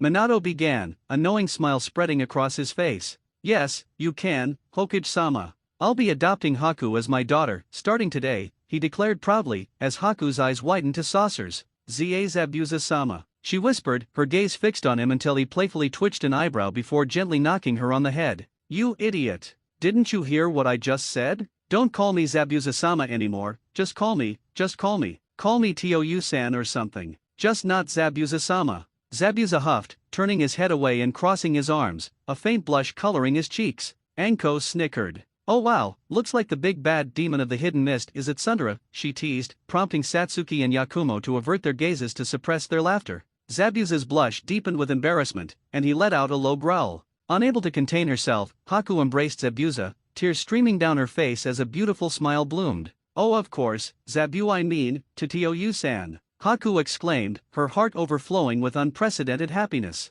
After things settled and the paperwork was filed, Minato informed them they'd be under temporary suspension and Umbu's supervision, which they accepted as justified given their pasts. Now that everything's settled, where will the two of you be staying? Minato inquired, and they instantly froze. They had joined Gato for a substantial payment, having exhausted their funds. In short, they couldn't afford lodging, but their fears were unfounded as Naruto stepped in, offering them a place in his apartment, to everyone's astonishment. They can stay with me, Hokage-sama. My apartment has plenty of room, and I'm not using all of it, Naruto stated, knowing he indeed had the space. Are you sure, brat? I don't want to intrude or have you feel obligated to house us just because you brought us here, you know, Zabuza said, reluctant to be a further burden on the person who'd given him a new lease on life. Tou-san is right, Naruto-kun, we don't want to intrude, Haku added, blushing slightly, though part of her hoped to stay with the blonde who had done so much for her and her father. Unbeknownst to her, the other two girls behind her subtly twitched at the kun and her blush. It's no trouble at all. My apartment's a decent size, with 2 bathrooms and 3 bedrooms. I took the smallest, and the other 2 are just gathering dust, Naruto replied, again winning them over with his logic. Minato wanted to object but, knowing the inevitable outcome, chose to remain silent and smile, though he felt a pang of envy for the two who would be living with his son, just as he once had. About an hour later, everything was settled, and Minato dismissed everyone except his son. Anticipating a questioning, Naruto gave Zabuza and Haku a spare key and directions to his apartment, promising to see them later. After bidding farewells, he faced his father, who wore a thoughtful expression. Naruto remained silent, and the atmosphere grew awkward, at least for Minato. The quiet moment broke when Minato asked why Naruto suspected he was asked to stay behind. Naruto, is it true? Minato asked softly. Is what true, Hokage-sama? Naruto replied, his eyes and voice reverting to their usual navy and deadpan states. The strength your team, Zabuza-san, and Haku-chan witnessed. Are you truly that strong? Why do you need to know, Hokage-sama, besides the fact that it would shed some light about myself? Naruto replied, clearly displeased with the question. I need to know, Naruto. Please, just answer me, yes or no, Minato pleaded, his eyes imploring Naruto for an answer. Finally, Naruto relented, letting out an annoyed sigh, and shook his head in the affirmative, causing Minato's eyes to widen. Then why, Naruto? Why hide your strength? Minato asked, unable to comprehend his son's decision to maintain the facade of being the dead last. Because it's much easier that way, Hokage-sama. I don't like being the center of attention, and even more, I have some reasons I can't tell you, Naruto replied. Minato offered a small smile. Are you going to drop your facade in the village now? He asked, hoping his son would, knowing it would lead to more interaction with other ninja and villagers. I don't know, Hokage-sama. We'll see. With that, Minato nodded, sensing he was testing his son's patience. Before Naruto left the office, Minato said one more thing. I'm glad you're not hurt, Naruto, and welcome home, he said softly. Pausing slightly at the door, Naruto replied before exiting. Thank you, Hokage-sama, Naruto replied before quietly closing the door. Scene change, Naruto's apartment. Upon arriving, Zabuza and Haku were initially puzzled by the apartment's distance from the village center. However, they then noticed the absence of other buildings within 100 meters and a training ground directly across the road. From the outside, the building appeared well-maintained, with no visible damage or decay. Its plain gray exterior wasn't eye-catching but looked pleasant. As they ascended to the second floor, they realized Naruto seemed to be the sole occupant. Dust covering the tops and bottoms of other doors indicated they hadn't been opened in ages. Approaching the end of the hall, they spotted small gardening and planter boxes hanging on the handrail in front of Naruto's apartment door. They were surprised to discover the blonde had such a serene hobby, as he didn't seem the type for such mundane interests. Entering the apartment, the exterior gray vanished, replaced by clean, calming white. The apartment was as he described quite spacious for one person. A quick scan revealed it was spotless, with nothing out of place or dirty. Slipping off their sandals and placing them in the shoe storage near the front door, they continued exploring their new residence. The living room featured a black couch with pillows and a black armchair overlooking a television, with a black coffee table and white coasters at its center. In the corner sat a black and white bookshelf filled with various literature, books, scrolls, and magazines. Lamps with white shades matching the walls were spread throughout, with another hanging overhead above the table. Moving into the kitchen, they saw a countertop overlooking the living room, providing a clear view of the area. Inside, it was relatively simple: black marble countertops, a sink with a disposal unit, a stove and oven, a refrigerator, a microwave, a coffee maker, a dishwasher, and a garbage can. The cabinet under the sink held cleaning supplies like extra dish soap and paper towels. The cabinets above contained ingredients in one and snacks or instant meals like ramen in the other. It was standard, though a window above the sink offered a beautiful village view, with another gardening box hanging outside filled with herbs like thyme and rosemary. Leaving the kitchen, they entered the hallway, which had 6 rooms lining either side and 1 at the back, 3 on the left, 3 on the right. Exploring the 3 on the right, they found the first door led to a storage closet containing extra shampoo, conditioner, detergent, and other cleaning products.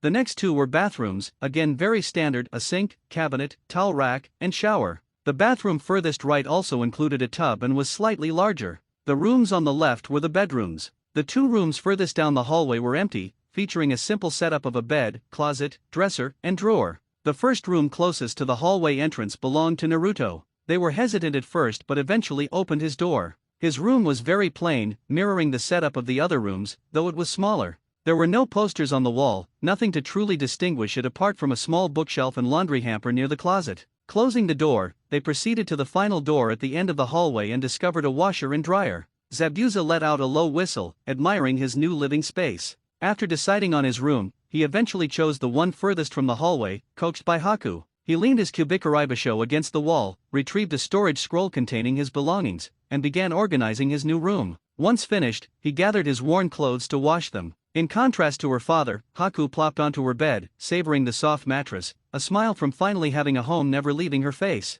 After a few minutes, she rose to organize her room but, hearing her father start his laundry, opted to shower first. Entering the bathroom, she greeted her father with a smile, which he returned before resuming his chores. She opened the cabinet, pulled out a towel, and then enjoyed her first bath in months after having to bathe in rivers and lakes, practically melting as the warm water enveloped her. After washing, Haku soaked in the tub for nearly half an hour before getting out. Time skip: 1 hour later. After they both finished Zabuza showering and Haku doing her own laundry, they made their way to the living room just as the door opened, revealing a familiar blonde head carrying a bag of groceries. "Ah, Naruto-kun. Welcome home.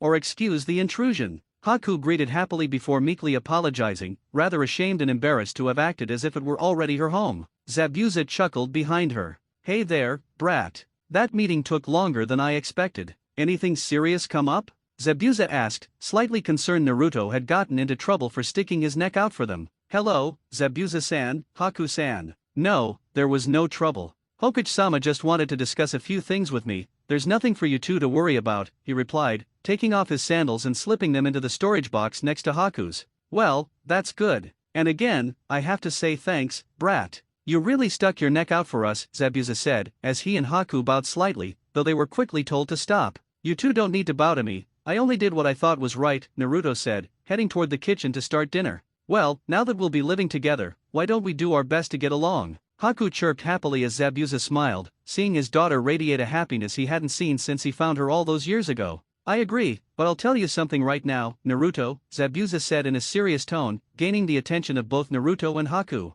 "What is it, Zabuza-san?" Naruto asked, nodding at the man's serious tone. Haku grew nervous, unsure what was happening. "If you even think about peeping on Haku, I'll destroy you," he said, his face stern. After he spoke, an inexplicable gust of wind blew, as the other 2 occupants looked confused. That is, until Haku turned bright red at her father's blunt statement. "Totio-san, what are you saying?" she shouted, unable to believe he would say something so directly. But he wasn't paying attention to her, as he folded his arms and stared directly into Naruto's eyes. "We both know my Haku is a very beautiful girl, probably the most beautiful girl. Don't think that just because you gave us a new life and a place to stay that you have free reign to make her yours. It'll be a cold day in hell before I give you permission to date my daughter, brat," Zabuza declared with an unparalleled fatherly fierceness, causing Haku to blush even deeper from embarrassment. "Tio-san," she screamed, hitting him on the head and flailing her arms, disbelieving he could embarrass her like this in front of their new roommate. He continued to say she was too young to be thinking about dating and kissing,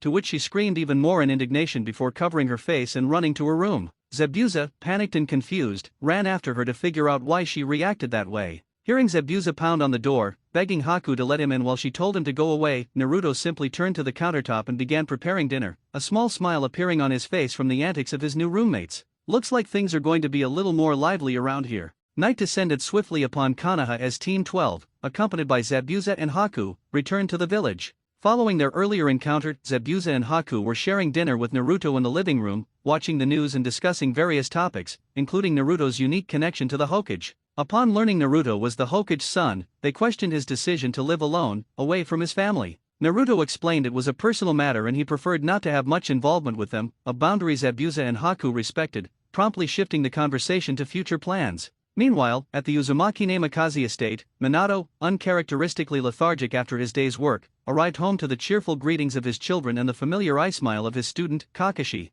As he removed his sandals, his wife, Kushina, tackled him in a red rocket embrace, immediately fussing over his unusual fatigue and prompting curious glances from their children and a concerned one from Kakashi. "Mina-kun, what's wrong? Did something happen today? Are you feeling all right?" Kushina inquired, thoroughly checking him for any signs of injury or exhaustion. "Tou-san, here, sit down. I'll get you some tea," Mito offered, gently guiding her father to an armchair before heading to the kitchen. Kakashi, visibly troubled, added, "Minato-sensei, what's bothering you? I've never seen you like this. If someone caused you trouble at the tower today, I'll personally handle it." Narumi, her eyes filled with worry, asked, "Tou-san, you can tell us, right?" Menma, echoing Kakashi's sentiment, declared, "Yeah, Tou-san, just tell me, and I'll take care of them with Kakashi and I." Mito returned with tea, and as her family gathered around, they watched Minato take a sip and sigh, leaning in expectantly. Team 12 came back from their mission, Minato announced, met with confused expressions from everyone. Realizing they'd likely forgotten, he clarified, Naruto's team came back from their mission. The words had barely left his mouth when Kushina pounced, demanding to know what had transpired.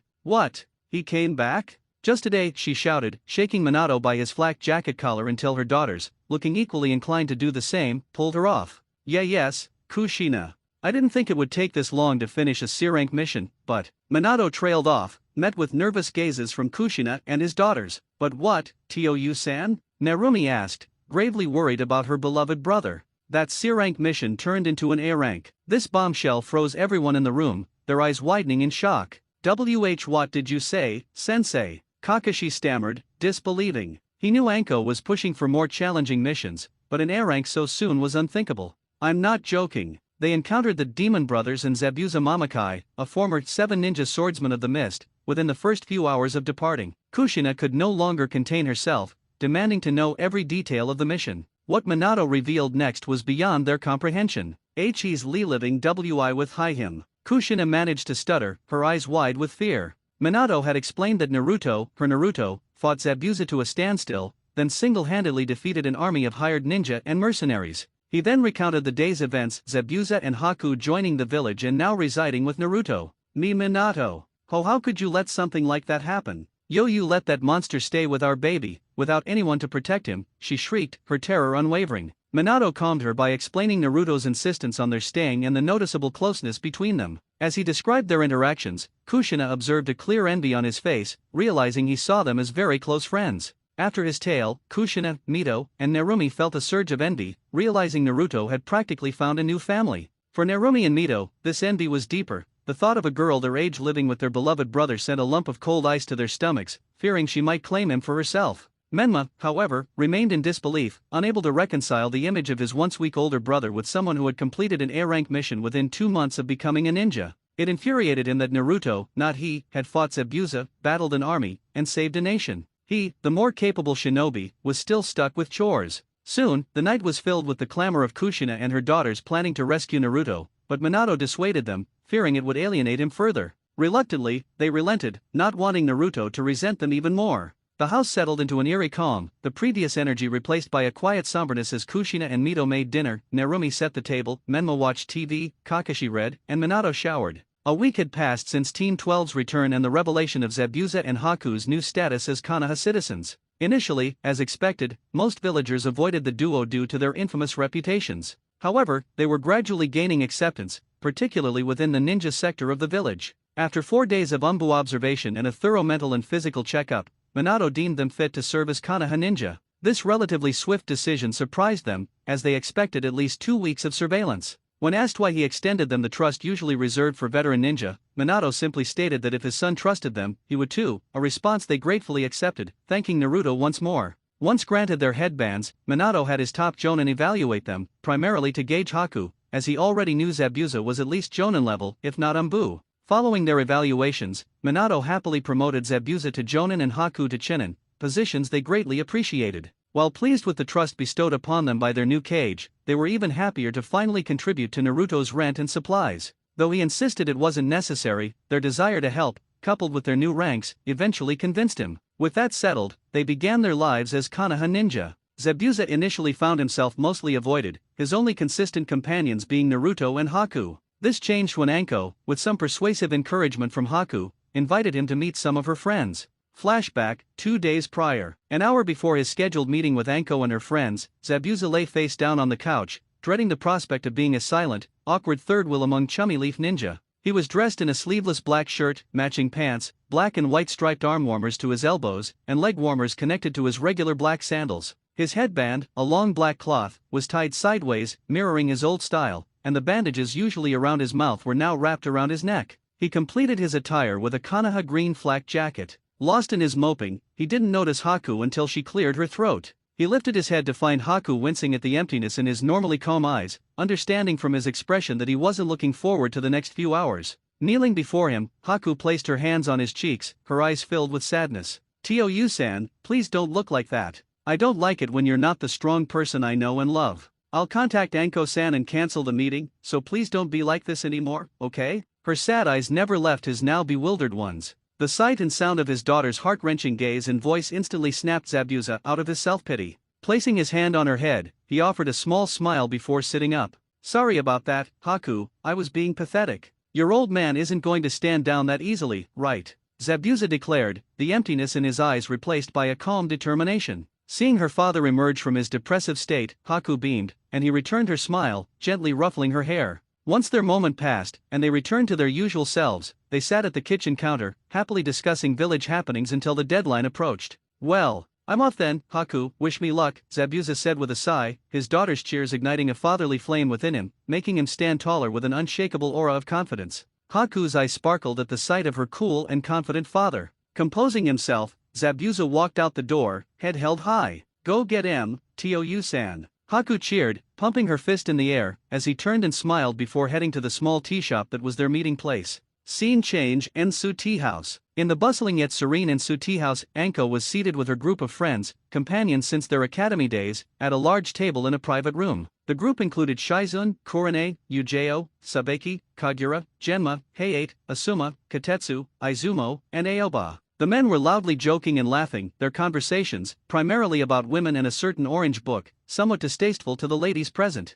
"Come on, Heiate. Don't be such a stiff. You gotta at least give it a read once," Katetsu urged, patting the now blushing man on the back. "You know you want to. You're not the first Pura that hasn't read Jirei Asama's book, and you won't be the last. So take your first steps into manhood," Izumo added, also patting his shoulder. Observing the men pressuring Heiate, Yujao interjected, reminding them who truly had the right to do so. "Heiate-kun, you know what will happen if I find you reading that trash, right?" she said in a syrupy sweet voice that sent shivers down the men's spines, especially Heiate's. "Yujao-chan, you know I don't have any interest in reading those books," Heiate fiercely denied before a fit of heavy coughing. His lover and friends quickly checked on him. I am fine, everyone, thank you for your concern. Tsunade-sama still hasn't found a cure, but she has greatly lessened the pain," Heiate said with a reassuring smile. The group soon returned to a jovial atmosphere, the serious moment dissipating as Yujao began feeding Heiate, much to his embarrassment, prompting coos from the women and tears of romantic despair from the men. The light-hearted mood shattered when a staff member announced a man at the front wishing to meet them. Turning to Anko, they saw her sheepish grin, confirming she had invited Zabuza.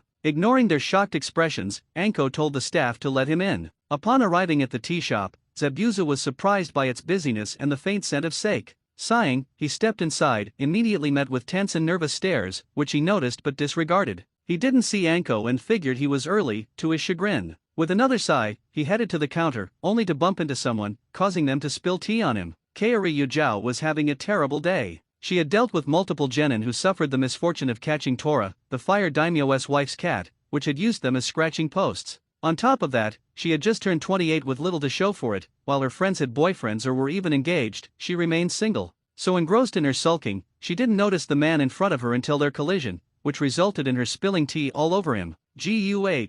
Zabuza cried out, his forearm slightly scalded by the hot tea. Oh my, I'm so sorry, Kaori exclaimed, quickly wiping the tea with a towel a staff member handed her. After the incident and a first aid kit was brought for Zabuza, Kaori got a better look at him and froze. The man she'd spilled tea on was Zabuza Mamakai, the demon of the hidden mist. Unable to form a coherent sentence, she simply stuttered when he met her gaze. You alright? Zabuza asked, sweat dropping at the terrified woman. As she continued to stutter, he noticed a small scald on her hand. Reaching out, he took her wrist, causing her to stop stuttering and freeze. What do I do? What do I do? He's going to kill me, Kaori screamed internally. She had just spilled hot tea on a master of silent killing. She was convinced she was dead. Other customers and staff watched in silence, bracing for the worst. However, their imagining of a bloody murder vanished when Zabuza turned her hand over and began applying ointment to her burn. What? Kaori could only ask, dumbfounded. He hadn't ripped her hand off or threatened her. Instead, he applied burn ointment. There, that should do it. You should be alright now. I didn't notice any other places that got scalded, Zabuza said, finishing his ministrations. Silence. The once bustling shop fell silent, everyone processing what had just happened. The former Kirinin, the missing nin, the demon of the hidden mist, Zabuza Mamakai, had just tended to a beautiful lady who spilled hot tea on him as if it were nothing. Snapping out of her stupor, Kaori simply stared at him, oblivious to the slight flutter in her chest when he looked at her with a hint of concern. Did I grab your wrist too hard? Sorry about that, I'm not really used to the whole taking care of people thing, he said, clearly embarrassed by the gawking crowd. After a few seconds of awkwardness, Kaori finally found her voice. And no, and not at all. I am just a little surprised is all. You're a lot more different than what the rumors say you are, Kaori admitted, a slight blush creeping onto her cheeks. Zabuza simply laughed, an act that caused some to drop their tea. It wasn't a bloodthirsty laugh but a humorous, rather charming one, causing some women to blush slightly. Don't worry about it, I get that a lot nowadays, Zabuza said, brushing off the comment. Offering her his hand, he helped her up, then knelt to pick up the broken cup pieces, placing them into the towel from earlier. Finishing the cleanup, he handed the towel and shards to a waitress, who flushed slightly when he gave her an easygoing smile before taking them to the kitchen. His duties concluded, Zabuza bid farewell to Kaori before heading to the counter to order a cup of tea. Kaori could only stare at his retreating back before smiling and returning to her shift at the hospital, Zabuza Mamakai remaining in her thoughts for the rest of the day. Receiving his tea from the same waitress, he blew on it gently before taking a sip, a slight smile gracing his lips. It's good, he simply stated before indulging further in his tea, the waitress blushing again before quickly excusing herself. Finishing his tea, he placed his cup down before asking the manager if Anko was present. The manager confirmed her presence but questioned his business with her. Once Zabuza explained she had invited him for tea, the manager nodded and led him to a separate wing of the shop. As they approached a door from behind which laughter could be heard, Zabuza winced, knowing the laughter would instantly cease upon his appearance. His premonition proved correct, silence immediately fell. Zabuza offered lamely, raising his hand in an attempt to break the ice and lighten the mood, which failed. They remained silent until Anko spoke. Hey, about time you got here. I thought you chickened out. Anko said, clearly trying to provoke Zabuza, which worked. Oi, you calling me chicken? Zabuza retorted, his brow twitching. Realizing his reaction, he quickly composed himself as Anko gestured for him to sit beside her. The light atmosphere did not return. The other group members simply stared at Zabuza for a few minutes before quietly conversing among themselves, ignoring his presence. He sighed, having expected this. After 15 minutes of being ignored, he'd had enough. He stood up to excuse himself but was immediately stopped when Anko grabbed his wrist. Anko couldn't believe what she was seeing. Even with the Hokage's approval, they still didn't trust him. While initial distrust was understandable, it had been days since his acceptance into their ranks. They should trust someone their cage trusted. Are you guys idiots? She suddenly shouted, stunning everyone in the room. I get that you guys don't trust him or like him, but to just flat out ignore him? That's not something I expected from you. I expected a few minutes of awkward silence, followed by someone offering him something to drink, then starting a conversation. Not for you idiots to just pretend like he isn't here. Anko fumed, causing her friend's eyes to widen in disbelief at being lectured by her. She was about to continue, but Zabuza pulled his wrist free. Oi, Mitarashi, don't make them do something they don't want to. They don't trust me, and I'm fine with that. I've got other people who trust me, including Hokage-sama, Haku, and Naruto. having other people not trust me isn't something I really care about," he said, walking towards the door as the others watched, their eyes wide. Stopping at the door, he addressed them once more before leaving. Zabuza's departure. "Look, I'm fine with you not trusting me," Zabuza stated. "My daughter thinks I should find trustworthy allies, but I guess that's not happening, is it? Whatever. Just so you know, if we work together, I'll protect your back whether you want me to or not. I owe Naruto for supporting me when the Hokage questioned my loyalty. I owe Haku for her unwavering concern and sticking by me. And I owe the Hokage for welcoming my daughter and me into this village and allowing us to become ninja. Thanks for the invitation, Mitarashi. I'll see you around." With that, Zabuza softly closed the door and left. Aftermath in the room. Silence filled the room as everyone processed Zabuza's words. After a moment, Anko stood, her eyes shadowed by her hair. "You guys, I just can't believe you," Anko whispered, then headed for the door. "Hey Anko-chan, where are you going?" Korone asked, surprised by her usually boisterous best friend's clear distress. "I'm going to find Zabuza and apologize," she said, exiting and leaving the others staring at the table. "She's really upset. Anko's really upset," Korone repeated, still stunned by her friend's reaction. "Were we wrong?" Sabeki wondered, questioning their actions. "I don't know, Sabeki. I don't feel like I can trust him," Asuma said, taking a long drink of sake. "You know he killed all his academy classmates before he was even a ninja. Can you trust someone who did that?" The rest remained silent, the earlier light atmosphere replaced by a heavy, somber mood. Scene change: a few blocks from Ensu Tea House. After leaving the tea house, Zabuza bid farewell to the staff, surprising them with his smile before they returned the gesture. The waitress, Okia Kushao, introduced herself and asked if he'd return, offering him a coupon for half-off tea and a meal. Zabuza gratefully accepted, promising to come back. As he rounded the corner, planning to grab a light meal, a hand on his shoulder stopped him. He tensed, ready to strike back, but then realized he'd likely be arrested. He dismissed the thought when he turned to see a familiar head of purple hair. "What are you doing here, Mitarashi? Shouldn't you be with your friends?" he asked, confused. Then a smirk crossed his face. "Don't tell me you were worried about me," he teased, his eyes glinting with amusement. Anko immediately flushed with both embarrassment and anger. Shut up, you idiot. It's not like I was worried about you, moron. It's just that no one deserves what happened back there, not even an idiot like you," she sputtered, her face remaining red. Zabuza burst into hysterical laughter, clutching his sides to ease the pain. "Ha ha, oh Kami, that's rich. That was such a Tsundere line, it's not even funny," he roared, tears streaming down his face, unable to believe that Snake Mistress of Konoha was a Tsundere. "Oh Kami, my sides, they burned," he cried, now on his knees, one hand on the ground, the other wrapped around his stomach, still laughing through tears. Anko's face was crimson, her cheeks puffed out in an angry pout. Finally fed up with his teasing, she lunged at him, putting him in a headlock. "Just die already," she screamed, as he only laughed harder at her futile attempt to subdue him. Their antics soon drew a large crowd. Initially terrified, people eventually started smiling and laughing. Even the Umbu who arrived to investigate the disturbance couldn't help but smirk and stifle their laughter, never having imagined seeing Anko and the demon of the hidden mist act like lovers. Eventually, the two calmed down. Zabuza sat with his legs outstretched, wiping away remaining tears, while Anko still had him in a headlock. Finally composed, he turned his head towards Anko, who was still red-faced and snarling. She wasn't prepared when Zabuza closed his eyes and gave her a wide smile, making her eyes widen and her heart flutter.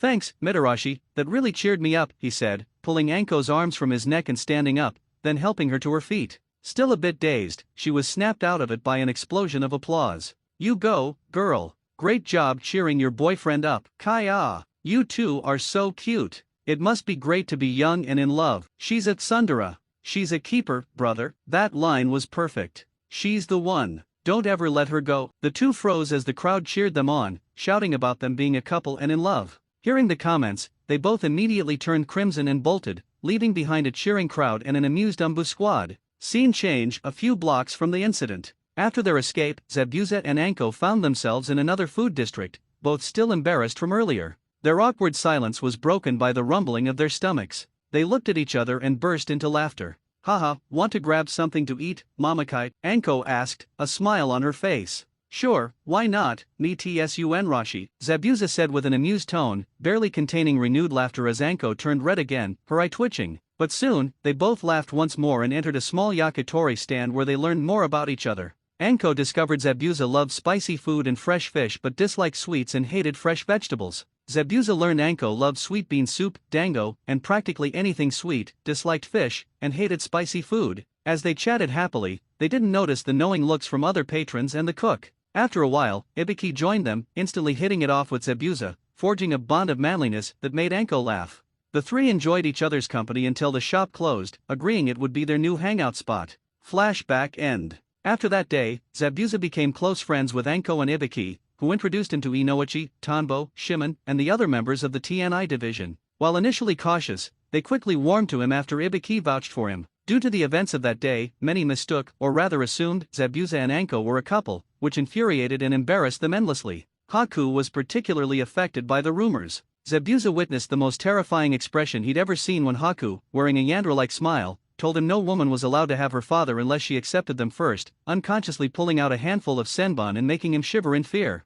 As for Haku, she was initially treated similarly to Zabuza. However, once she started getting to know the villagers she bought groceries from, her reputation as a beautiful and kind girl quickly spread, earning her a fan club much to her dismay. Fortunately, Zabuza scared off any boy who even looked in her direction, his Onai-like aura flaring whenever he caught a boy staring at his daughter. Zabuza returned to that tea house often, much to the joy of the staff who had grown fond of the intimidating yet surprisingly kind man. Okia even asked him if he was single, and when he said yes, her eyes sparkled before she skipped off in a happier mood, much to his confusion. He eventually started taking on missions with various people as well as solo assignments, which made him a happier man as he regained the freedom he once had. Haku was eventually accepted into the medical corps and immediately became a vital member. Her extensive knowledge of the human body and numerous herbs made her invaluable. Additionally, her kind nature made all admitted patients feel welcomed and safe. That is, until a young man tried hitting on her, resulting in him being temporarily paralyzed from the neck down while she wore an ominous smile.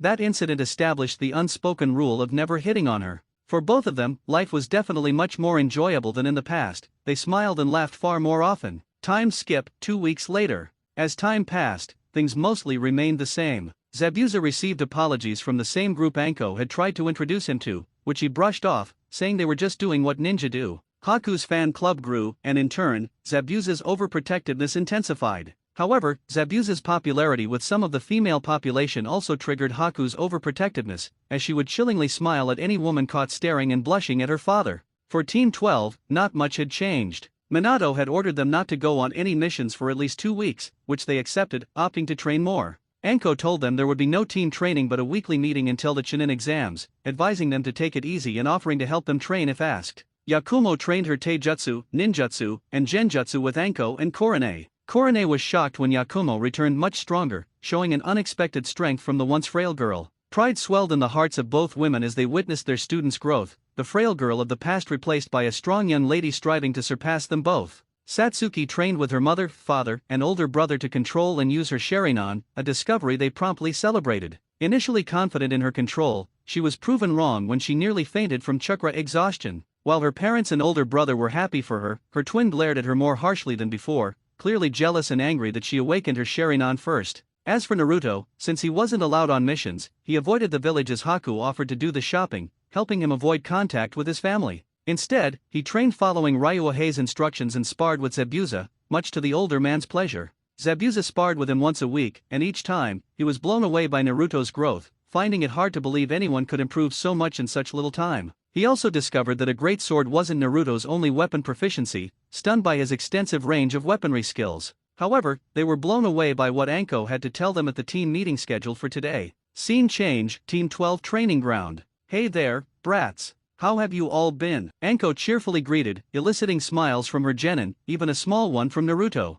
Seeing their smiling faces, Anko grinned back. Well, these past 3 weeks have been pretty boring, huh? Just training without missions. But hey, I've got something important to tell you all. Anko straightened her back and looked at them with serious eyes. In response, they also became serious, their smiles thinning into lines as they returned her gaze. After all I've seen you do, even though you haven't been genin for half a year, I've decided to ask you all if you want to enter the Chunin exams this year, Anko said, her serious gaze unwavering. What did you say, Anko-sensei? Yakumo asked, her eyes wide. Genin usually needed at least a year of experience to be eligible, but their sensei was asking if they wanted to enter now? I said, if you guys think you're ready and prepared to give it your all, I'll allow you to enter this year's Chunin exams, Anko repeated. SE-sensei, I want to enter, Satsuki declared, her eyes burning with determination. I agree, Anko-sensei, I want to enter as well. Yakumo concurred, her eyes reflecting the same determination as her best friend. The girls were eager, but the lone male of the group remained silent, prompting his teammates to look at him for his answer. Let's enter, was his reply, his eyes gaining a determined look as well. Expecting their sensei to grin and celebrate, they were shocked when her serious look remained. You all know that Chunin exams are dangerous, right? You're allowed to kill, maim, do anything to your opponent to win? I don't want you all to charge in without knowing you have the potential to die, and that it's allowed. Knowing that, do you still want to enter? Anko replied, her serious expression never wavering. Yakumo and Satsuki looked down, contemplating their hasty decision. Their initial fervor dampened slightly, but it reignited when Naruto spoke his thoughts. Don't worry, Anko-sensei, if we enter, I'll do everything in my power to protect my teammates, he said, his eyes gaining an even more confident look, slightly widening the other's eyes. Even knowing it's dangerous, as long as my team is there to back me up, I know we'll pass, Satsuki declared, standing straight as she regained her determined look. With Satsuki and Naruto beside me, I know we'll overcome anything that stands in our way, Yakumo added, her eyes also regaining their determination. Seeing her genin's confidence not only in themselves but in each other, Anko finally lost her serious expression, replaced by a bright, proud smile.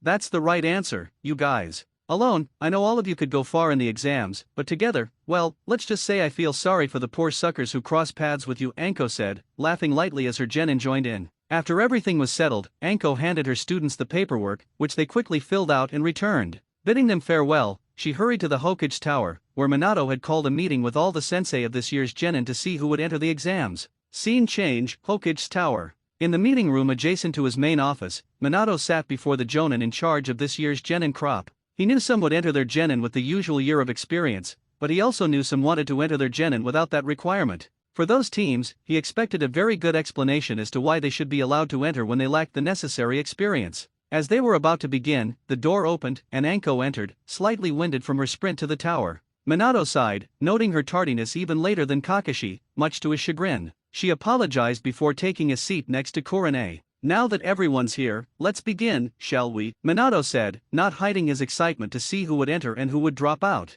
After a few of the expected entries confirmed their participation, he nodded, approving them as they met the requirements. A few jonin decided not to enter, feeling their teams didn't meet the exam standards. Finally, he reached the jonin of this year's genin groups. Minato-sensei, I want to enter Team 7 into this year's exams, Kakashi stated, making Minato sigh, knowing this would happen. I understand, Kakashi, but could you give me a reason why I should enter them? Just because they're my children doesn't mean they're ready, you know, Minato said, aware his children likely pestered Kakashi endlessly to enter them. I understand, Minato-sensei, but I honestly believe they are ready. All of them possess cage-level chakra, are already proficient in taijutsu and ninjutsu, and have completed 31 D-rank and 3 C-rank missions. Their teamwork is rusty, but it has greatly improved, not to mention their individual strength. Because of this, they show the potential to become Chunin and pass the exam, Kakashi reported, a slightly condescending tone seeping into his voice as he eyed the other jonin.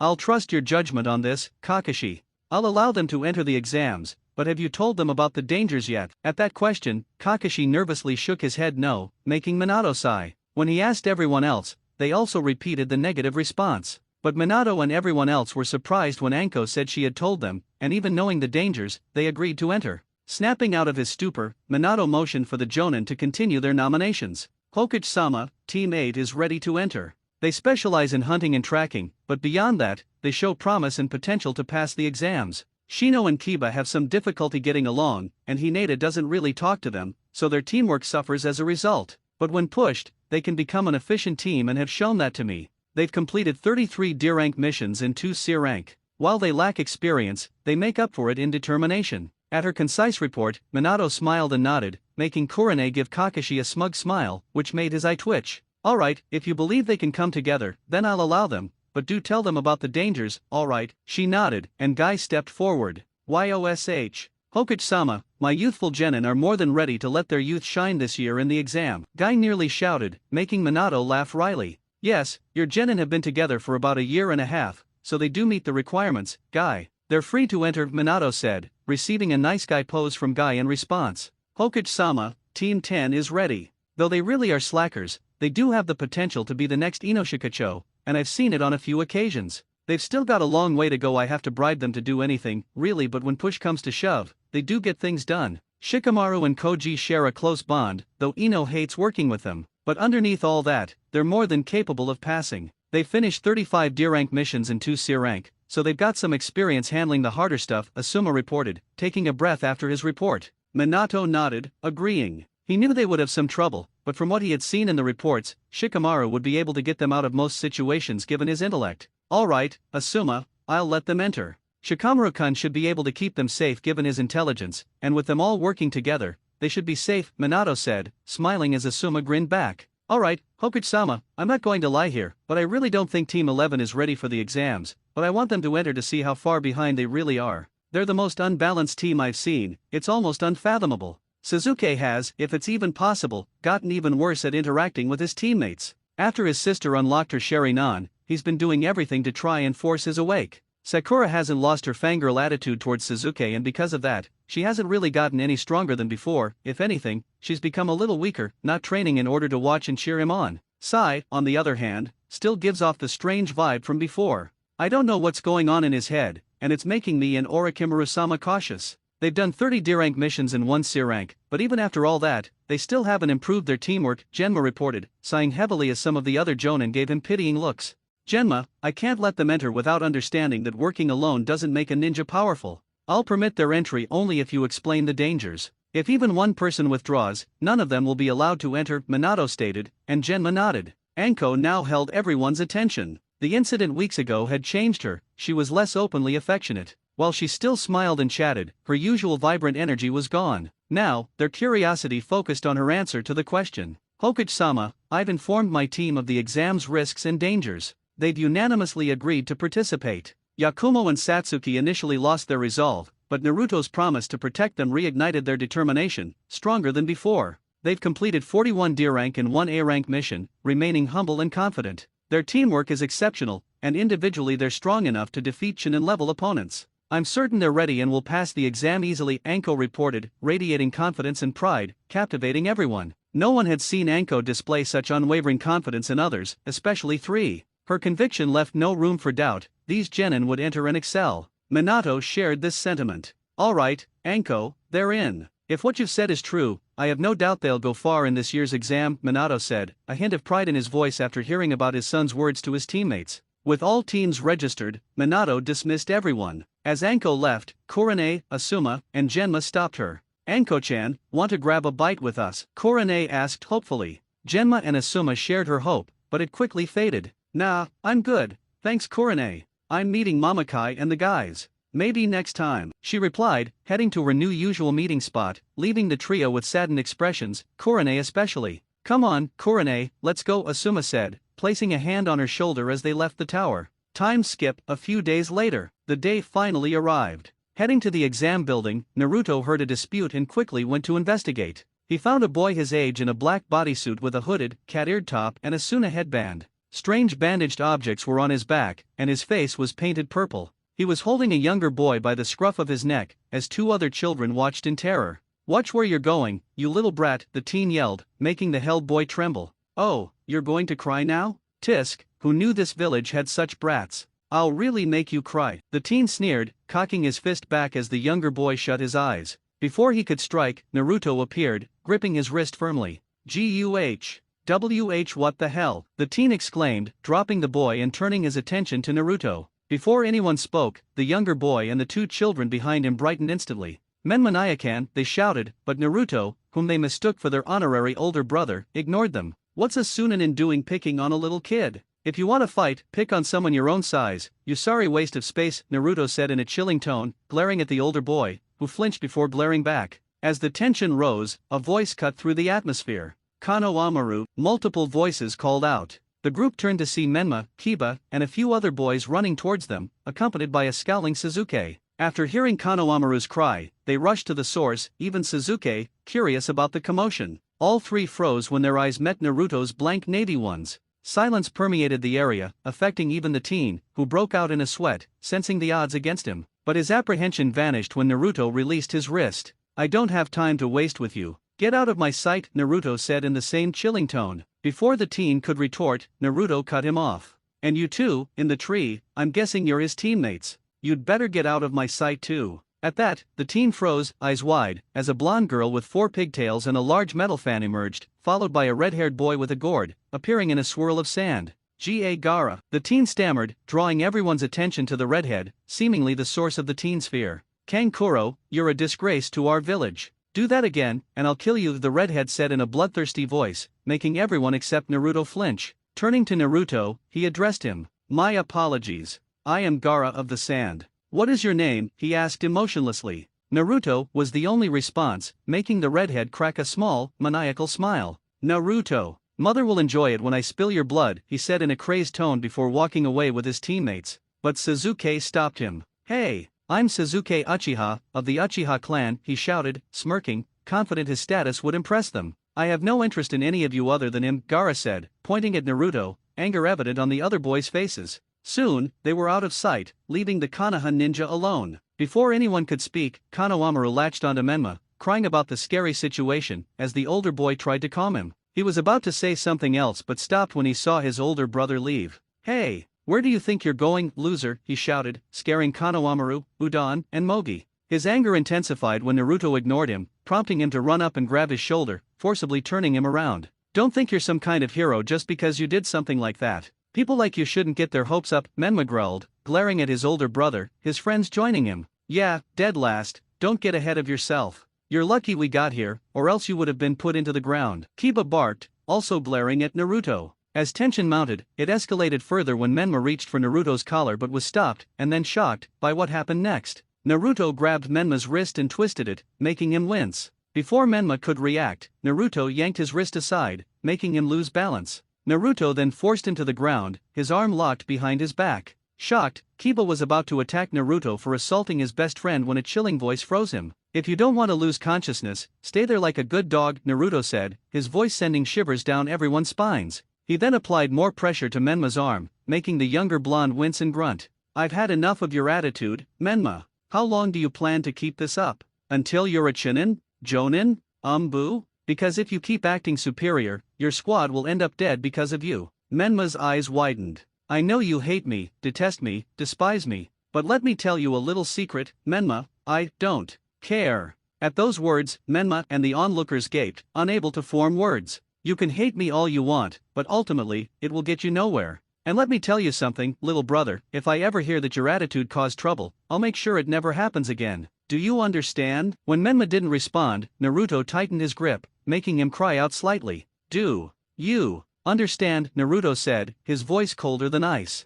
Menma nodded submissively. Releasing his arm, Naruto stood and faced Kiba and the others, who flinched and shrunk in fear from his cold eyes. Let me tell you all something, especially you and your mutt, Menma, your current attitudes will get someone killed. I don't care how strong, smart, or brave you are, you will get someone killed if you keep acting that way. You'd better fix that problem yourselves, or I'll fix it for you. Finishing his lecture/threat, Naruto continued toward the exam center, leaving behind a terrified group of shinobi. Scene change, Chunin exam building. Standing before the building where their Chunin promotion hopes rested, Team 12 stood tall, back straight, eyes filled with determination. They exchanged glances, nodding in silent agreement, and entered the building together, a shared thought in their minds. Let's do this. Upon entering, Team 12 immediately encountered a blockade of genin. Approaching, they saw 2 Chunin blocking a door, preventing entry. Hey, what are you doing? Please let us in. A girl in a pink, sleeveless Kipeo-style blouse with hair in 2 buns pleaded. One of the Chunin lightly backhanded her. Ten. A boy with a bowl-cut hairstyle, bushy eyebrows, and a green bodysuit with orange leg warmers and arm bandages exclaimed, helping his teammate.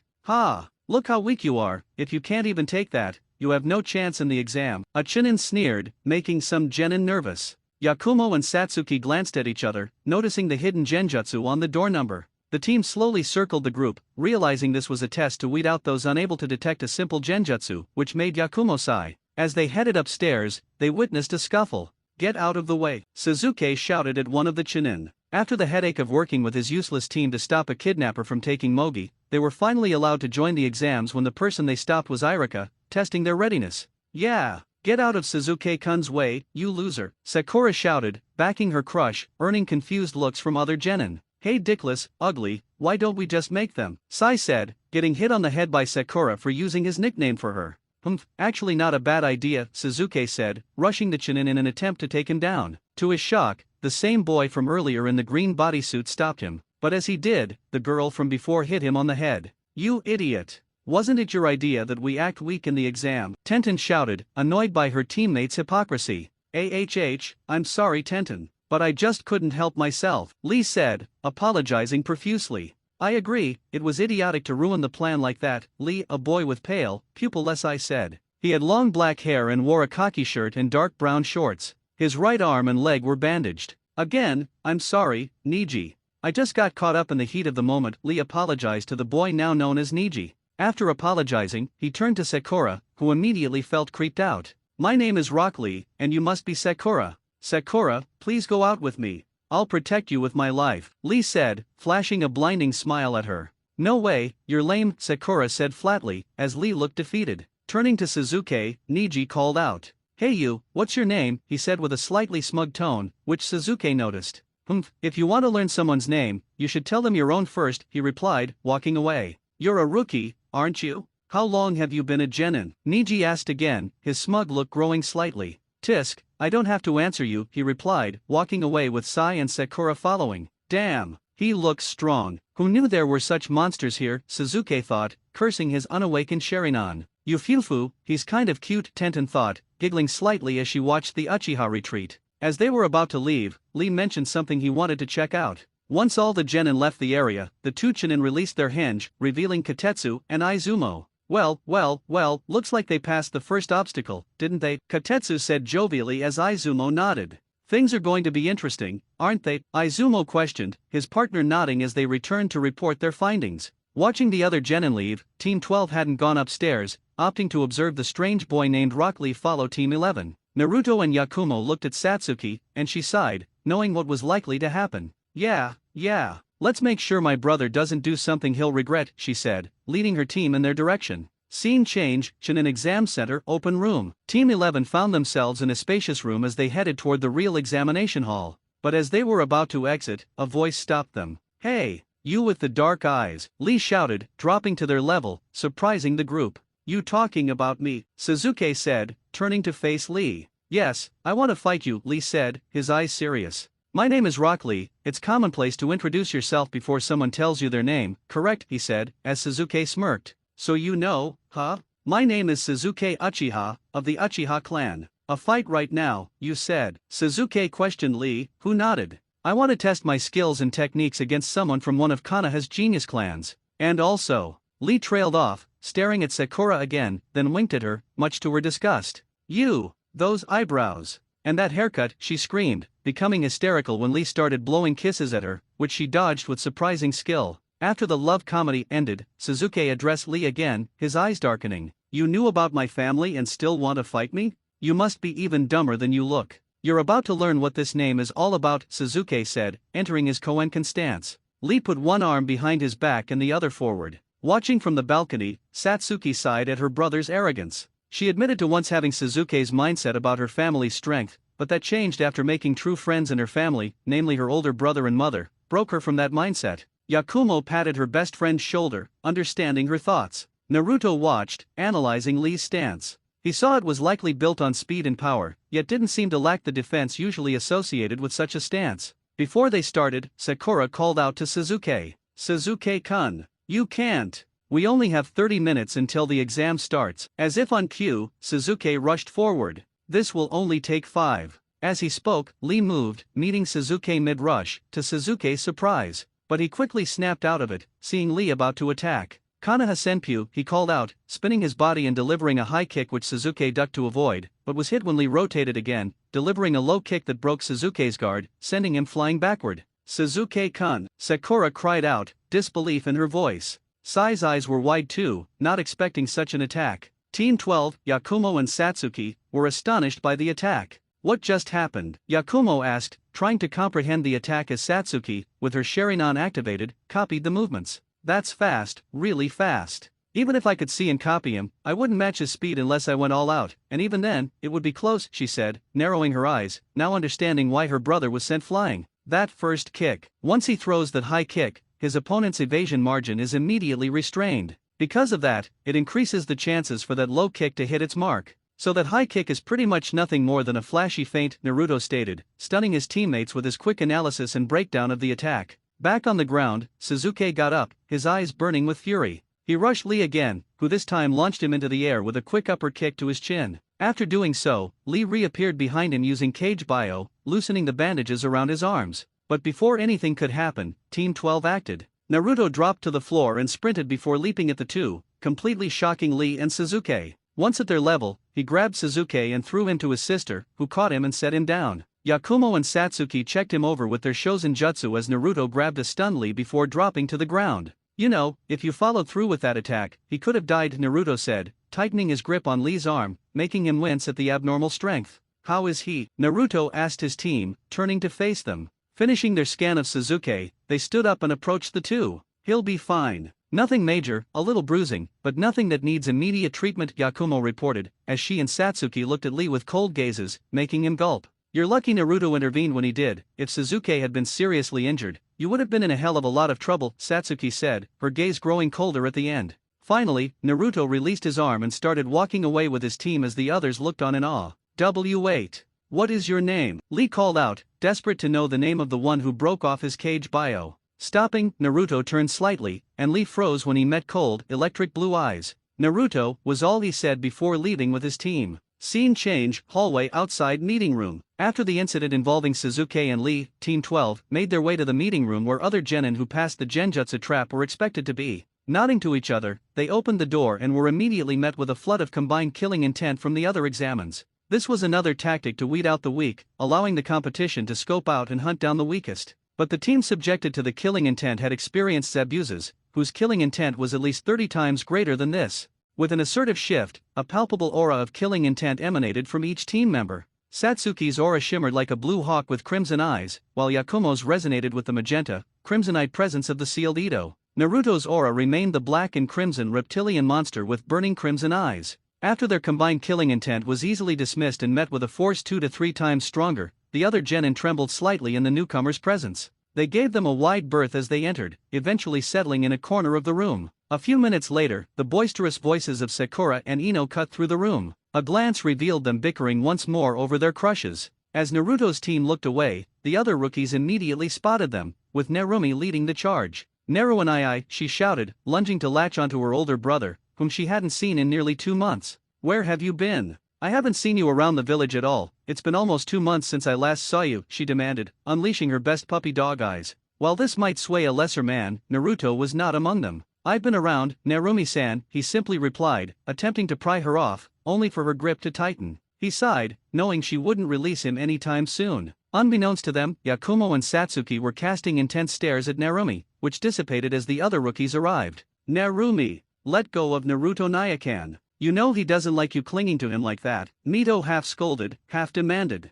Narumi had once again beaten her to the punch. Mito desperately missed her brother after 2 months, and seeing Narumi clinging to him fueled her jealousy. As they began to squabble, a boy their age leapt from the crowd, unleashing a volley of kunao. Naruto shoved his sisters out of the way as he dodged. Afterward, a strange mummified boy appeared before him, his hand already forming half a ram seal as he swiped with a perforated gauntlet. He dodged, initially feeling nothing, but soon dropped to one knee, his eyes widening slightly as his vision blurred and ears rang. Instantly, his team and sisters were by his side, checking on him. Naruto glared at his attackers with slightly unfocused eyes, which slowly began to turn electric blue. Before anything else could happen, a loud voice boomed through the room as the door slammed open. Ibiki and a group of Chunin proctors entered, dispersing around the room. Thanks for waiting. I'm Ibiki Marino, the exam proctor for the Chunin selection exam's first test. Otonin, stop doing as you please. Do you want to fail before the exams even begin? At this, the mummified boy from before apologized for his team's actions. I'm sorry, Mr. Proctor, this is our first exam, so we're a little jumpy, you know, the boy said. He and his team smugly smiled at the down blonde before turning away, missing Naruto's eyes narrowing, his pupils shifting from round to draconian. I'll say this now so you morons had better not forget, there will be no tolerance for unsanctioned conflict. And even if they're sanctioned, killing your opponent will not be tolerated. Any of you pigs that break those rules will be eliminated immediately, he said in a chilling tone, causing most genin to sweat. For this first exam, you will be seated randomly by drawing lots. Now, come up here and start drawing, Ibiki ordered, as the genin lined up and began pulling their numbers. After about 10 minutes, everyone was seated. Naruto found himself next to the sound Kunoichi from the attacking team. He gave her a soul-chilling glare that made her eyes widen and her breathing seize, fear invading every cell of her body. As quickly as it came, the glare vanished when he faced the front. Shakily, she did the same, praying Dosu and Zuko could handle the demon they'd angered sitting beside her. Soon, the tests were handed out, and the room fell silent as Ibiki addressed them once more. As you can see, this is the first portion of the exams, and it's a written one. No questions will be answered during the test. Furthermore, there are a few rules to follow. Number 1, it's a point-based system. You start with 10 points, and there are 10 questions. Get a question wrong, lose a point, simple, right? Number 2, this is a team-based test. You and your teammates will pass based on your combined total score. You compete to see which team stays closest to a total score of 30 points. Number 3, anyone caught doing anything that even resembles cheating will have 2 points deducted for every offense. Those who lose all 10 points will be forced to leave. The Chunin stationed around the room will be observing for cheaters, so be proud ninja and do your own work. And the final rule is, if you lose all 10 points, you and your team will be eliminated from the exam. At that last rule, an uproar erupted, which Ibiki quickly quelled. Once everything was explained, Ibiki announced the beginning of the test. Now, the exam will last 1 hour. You may begin. With that, silence and the sound of pencils on paper filled the room. As soon as the exam started, Naruto flipped over his paper and quickly scanned the test, his eyes stopping on the final question. Question 10, this question will be revealed 45 minutes after the test begins. Listen closely to the examiner before answering. What? Pushing his confusion aside, he scanned the test again, realizing most questions required a tremendous amount of theoretical and practical knowledge. A quick glance around showed some already cheating. The bun-haired girl attached a mirror to an overhead light with wires connected to her pencil. Shino gathered information with his insects. Kiba used Akamaru. The Hyuga used their Byakugan. Shikamaru and Sakura relied on their knowledge. Ino swapped bodies between Shikamaru, Koji, and herself to copy answers. Mito and Narumi answered with their own knowledge, while Menma looked a little panicky. Suzuki and Sai copied Sakura. Finally, Satsuki, Yakumo, and Naruto could answer most questions, thanks to Anko drilling theoretical and practical knowledge into their heads. After half an hour, the 51 initial teams were reduced to 39. Many were caught cheating and eliminated. One team was particularly vocal about their elimination until a Chunin proctor subdued them. Another 15 minutes passed, and then Ibiki announced the start of the 10th question. Alright, now we begin the 10th question. Before we start, I'm going to go over a few added rules for this question. These are the rules of desperation, Ibiki said in an ominous tone, intensifying the already tense atmosphere.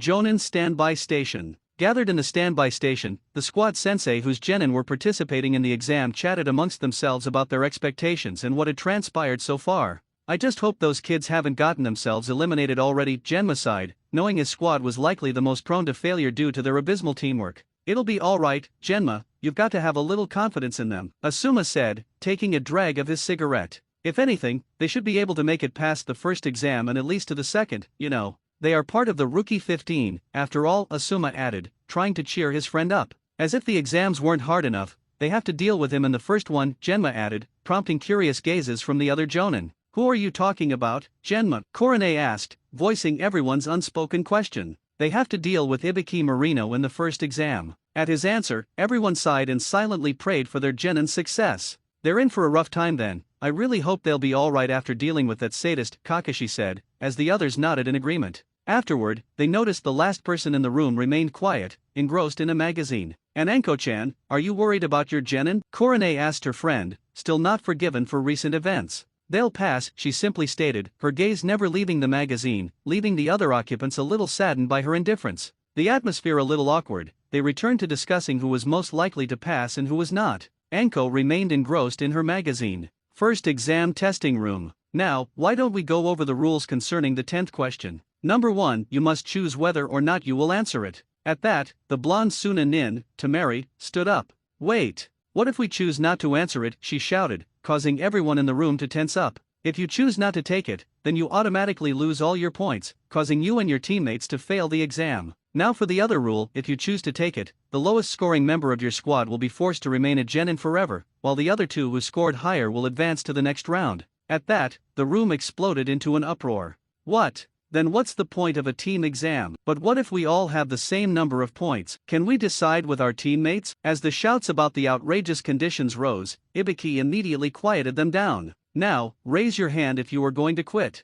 Once the number is confirmed, you will be escorted out. Once those words left his mouth, the room became deathly quiet. Team members who had built friendships immediately narrowed their eyes at their teammates. Self-preservation over personal success made them turn on each other. Friendships and trust forged during their genin careers were instantly broken, replaced by spite and tension. Seeing the reaction he desired, Ibiki hid his smirk. After 3 minutes, he was about to confirm that no one would give up the question, but slowly, a hand rose, to the complete shock of everyone present. Marino-san, I give up my right, as well as my team's right, to take the 10th question. At that, Yakumo and Satsuki could only stand agape at their team leader's decision. They had this exam in the bag, having answered pretty much all the questions without much difficulty, save for a few cryptograms. Naruto, what the hell are you doing? Satsuki shouted, her eyes widening in disbelief, unable to believe he would take them down with him. You can't be serious, Naruto. Yakumo questioned him, her eyes wide, not thinking the normally blank but confident blonde would do something like this to them. But he ignored them, his eyes staring straight into Ibiki's, and the man had to hide a smile at the kids' brass.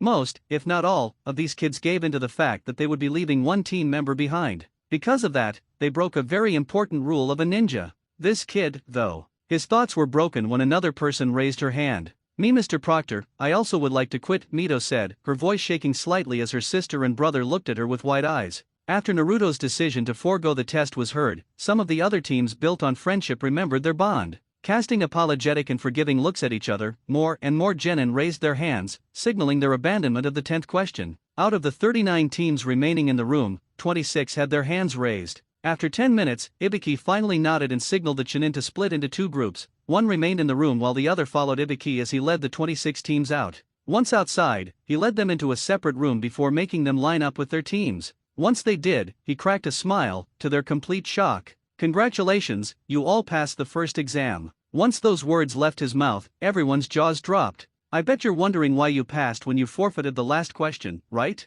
That question was a simulation of a scenario where you had to take a risk, that risk having 2 consequences. 1, you sacrifice one of your teammates for your own personal gain, or 2, you give up and retreat with everyone's lives intact. Because at times, information is more important than life, and on missions and battlefields, people risk their lives to get their hands on it. But even with that being said, you should never give up the life of any of your comrades to further your own gain. It seems like one of you noticed that rather quickly. Finishing his last sentence, he looked directly at Naruto, who met his gaze with the same blank look from before. The other genin looked at him in awe, while Yakumo and Satsuki regarded him with apologetic eyes. The ability to be courageous and survive any hardship. These are the abilities needed to become a Chunin captain. Those who can't put their destinies on the line, who cling to the notion of furthering their own gain while leaving their comrades to perish alone, those pieces of trash who can only make such cowardly choices do not deserve to become Chunin. Finishing his speech, Ibiki gave them a larger smile, proud of their decision not to abandon their teammates. Now, the 78 of you. Once again, congratulations on passing the first exam.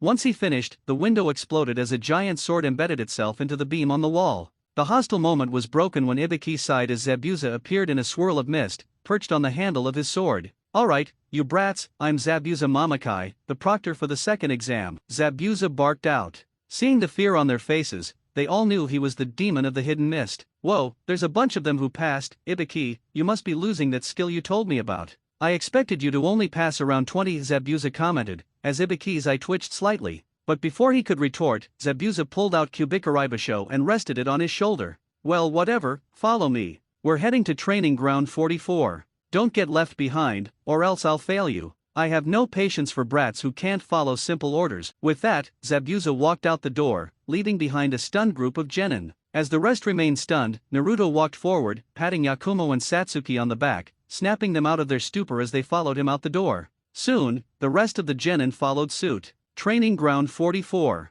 Arriving at the heavily fenced area, the genin stood before Zabuza and a group of Chunin as they began to address them. Now, welcome to training ground 44, better known as the Forest of Death. This is where the second part of the Chunin exams will take place. In this part, you will have to fight and survive for 5 days while trying to reach the tower in the center of the forest. But reaching the tower isn't all you have to do. You will each need to find and secure a pair of these scrolls, Zabuza began, pulling out 2 scrolls labeled Heaven and Earth and showing them to the genin. But before he could continue, some of the genin voiced their concerns. Wait. 5 days. What about a shower? What do we eat? What about a place to sleep? Sighing at the idiotic questions he was receiving, Zabuza continued. Didn't you hear? You have to survive in this forest. There's plenty of wild game and edible plants you can eat. There are multiple rivers and streams you can get water from and bathe in if you want. But adding to that, there are also some nasty predatory animals and poisonous flora in this forest, so try not to get eaten by a flower, alright? At that, they quieted down, and he finished his explanation. Each team will randomly receive one of these scrolls to start, 13 Heaven and 13 Earth. You will need to protect that scroll with your lives, and at the same time, fight for the other. To pass, you need to get both scrolls to the tower with your entire team intact within the time limit. Now, let me explain what constitutes a failure to make it to the tower with your team and scroll will fail your team. Having a teammate die or get killed will also result in failure. And that's the other thing, you will be in this forest for 5 days. Once inside, you aren't leaving until the time limit runs out. And the final rule, opening the scroll will also cause you to automatically fail, no matter what. At that, everyone froze. Seeing their expressions, Zabuza couldn't help but grin under his bandages. Now, fill out these forms. They're waivers and information concerning yourselves. You need to hand in 3 to get a scroll, and be sure to hide it well. You never know who might be watching. After that, head to a gate and wait until everything is set. And one last piece of advice, try not to die. Finished with his explanation, Zabuza signaled the Chunin to start distributing the forms. After getting their forms, Team 12 made their way to a small rock formation and began filling them out. While quiet, their minds raced. Finally, Yakumo and Satsuki spoke up. Hey, Naruto, I'm sorry about earlier, during the first exam. I should have known better than to question your judgment without hearing your reasoning. We're a team, after all, and we should always trust each other and stick together. Satsuki apologized, feeling guilty about calling out her teammate in front of the entire room. I'm also sorry, Naruto. You're our team's leader, and we should always have faith in you. I was just scared and nervous, but that still doesn't make what I did any better. Yakumo also apologized, knowing what she did wasn't right. It's fine, you two, you only did what you thought was right. I don't hold it against you, Naruto replied, making his teammates' hearts feel lighter, their guilt melting away. Now, for this exam, killing is allowed. I don't want the two of you doing anything risky, understand? Now serious, Naruto began addressing his team, making them serious as well. We'll need to find a team to take down and seize a scroll from, but we also need to protect our own. Plus, we need to avoid not only other teams but also the animals and plants inside.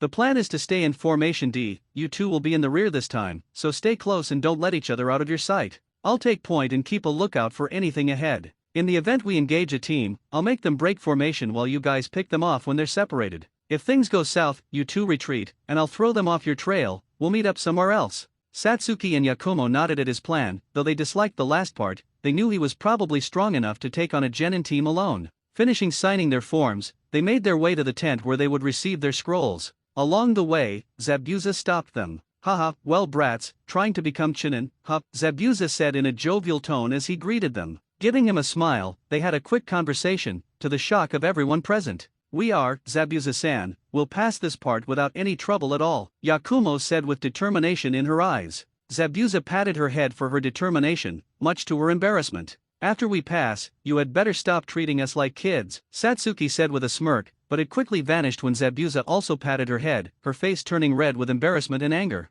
Zabuza and Naruto stared at each other for a while before they smiled, Zabuza putting his hand on his shoulder. Don't you die in there, brat, we still haven't decided who's the better swordsman, Zabuza proclaimed, making the other genin tense up. If Zabuza Mamakai had acknowledged him as a swordsman, they were sure he was powerful as well. Bidding farewell to their superior and friend, they obtained their scroll and followed their assigned proctor to their gate. A buzzer blared, and they burst into the forest. Forest of Death, Team 12's location. Upon entering, Team 12 swiftly moved through the dense foliage in formation, prioritizing distance from the gate. They soon found a small stream, deciding it was a suitable spot to pause. Alright, status report, Naruto requested as Yakumo began her assessment. So far, we're about 50 meters from our starting position. My Kyudo Kaiboku didn't detect anything, and I haven't sensed any genjutsu on us. I'm confident we're safe for now, Yakumo reported, slightly breathless from maintaining her jutsu since the exam start. I agree, Satsuki added, her crimson eyes reverting to onyx. My Sharingan didn't pick up any movement or chakra in the area. Thanks, you too. Let's take a break and regain our energy. Yakumo, take it easy, you've expended the most chakra, so recover as much as you can. Satsuki, keep watch while I find us something to eat. Remember what we discussed when I return, alright, Naruto instructed. His teammates nodded affirmatively as he ventured deeper into the forest. Once Naruto left, Yakumo sighed, sitting on a rock. Satsuki collected water and built a small fire to boil it. A comfortable silence settled between them as they relaxed, though their senses remained sharp. Yakumo, what do you think of the exams so far? Satsuki asked, adding more fuel to the fire. So far? I think we're doing great. We haven't encountered any enemy ninja or animals. Overall, I feel pretty confident about our situation, Yakumo replied with a smile, which her best friend reciprocated. 10 minutes later, rustling in the nearby brush caught their attention. Yakumo and Satsuki quickly rose, drawing kunao and assuming defensive stances. Their tension eased when they recognized their teammate's familiar blank expression. Sorry, ladies, I didn't find anything, Naruto said, only to be instantly sent flying by a punch from Satsuki. What the hell? Naruto exclaimed, his eyes wide in disbelief. They widened further as Yakumo unleashed a volley of shuriken and kunao, forcing him to dodge. Once he was at a safe distance, both girls glared at him. You must think we're idiots, huh? Satsuki stated, activating her Sharingan and pulling out another kunao. Naruto doesn't call us ladies, and he wouldn't shout from a weak punch like that, Yakumo added, a handful of shuriken ready as she glared at the imposter. Tisk, looks like it failed. Whatever. I'm taking that scroll, the imposter declared. A puff of smoke appeared, and a boy in a white bodysuit with a respirator sprinted out. Yakumo quickly threw her shuriken while Satsuki rapidly performed hand seals. Seeing the danger, the boy dodged, rolling aside to evade the hail of shuriken. His eyes widened when he heard Satsuki's voice. Suten, Suishouchiki, Satsuki yelled, firing a large water ball that crashed into him, sending him careening into a tree trunk.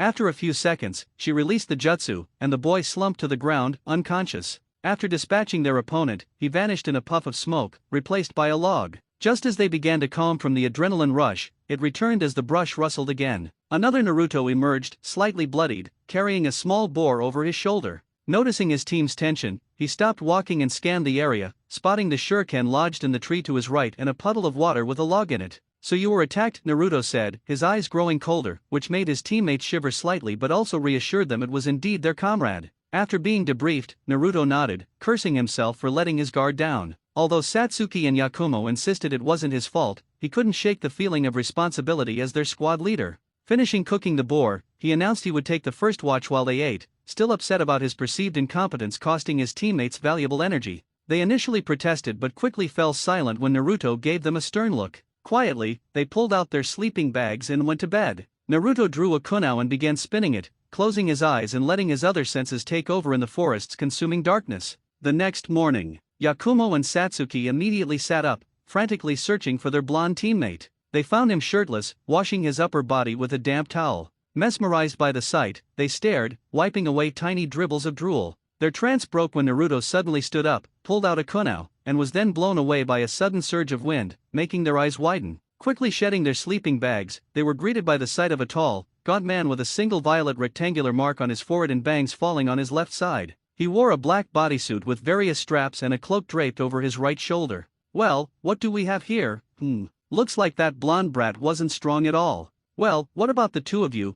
He asked condescendingly, causing the two girls to narrow their eyes. Oh, scary. It's like facing a pair of agitated kittens, he sneered, finally exhausting the girls' patience. You'll pay for what you did to Naruto, Satsuki shouted furiously, her Sharingan flaring to life as she drew a Wakaizashi with the Uchiha insignia on its suba and a red and white clan-colored wrapped handle. You're going to regret attacking us, Yakumo stated coldly, pulling out a tanto with her clan symbol running along its blade and a pink and magenta wrapped handle. Oh, looks like these kittens have some claws, huh? Well, let's see how sharp they are, he said arrogantly, dropping into a stance before drawing a kunao. Silence fell over the newly formed battleground before Yakumo and Satsuki charged forward, their blades aimed at the man before them. They were shocked when he blocked both of their strikes with his single kunao. How disappointing, they're duller than I expected, the man remarked with feigned disappointment. Snapping out of their shock, the two continued their assault, attacking in surprising sync, much to his surprise. Jumping back, he was met by Yakumo, who lunged with a low stab aimed at his leg.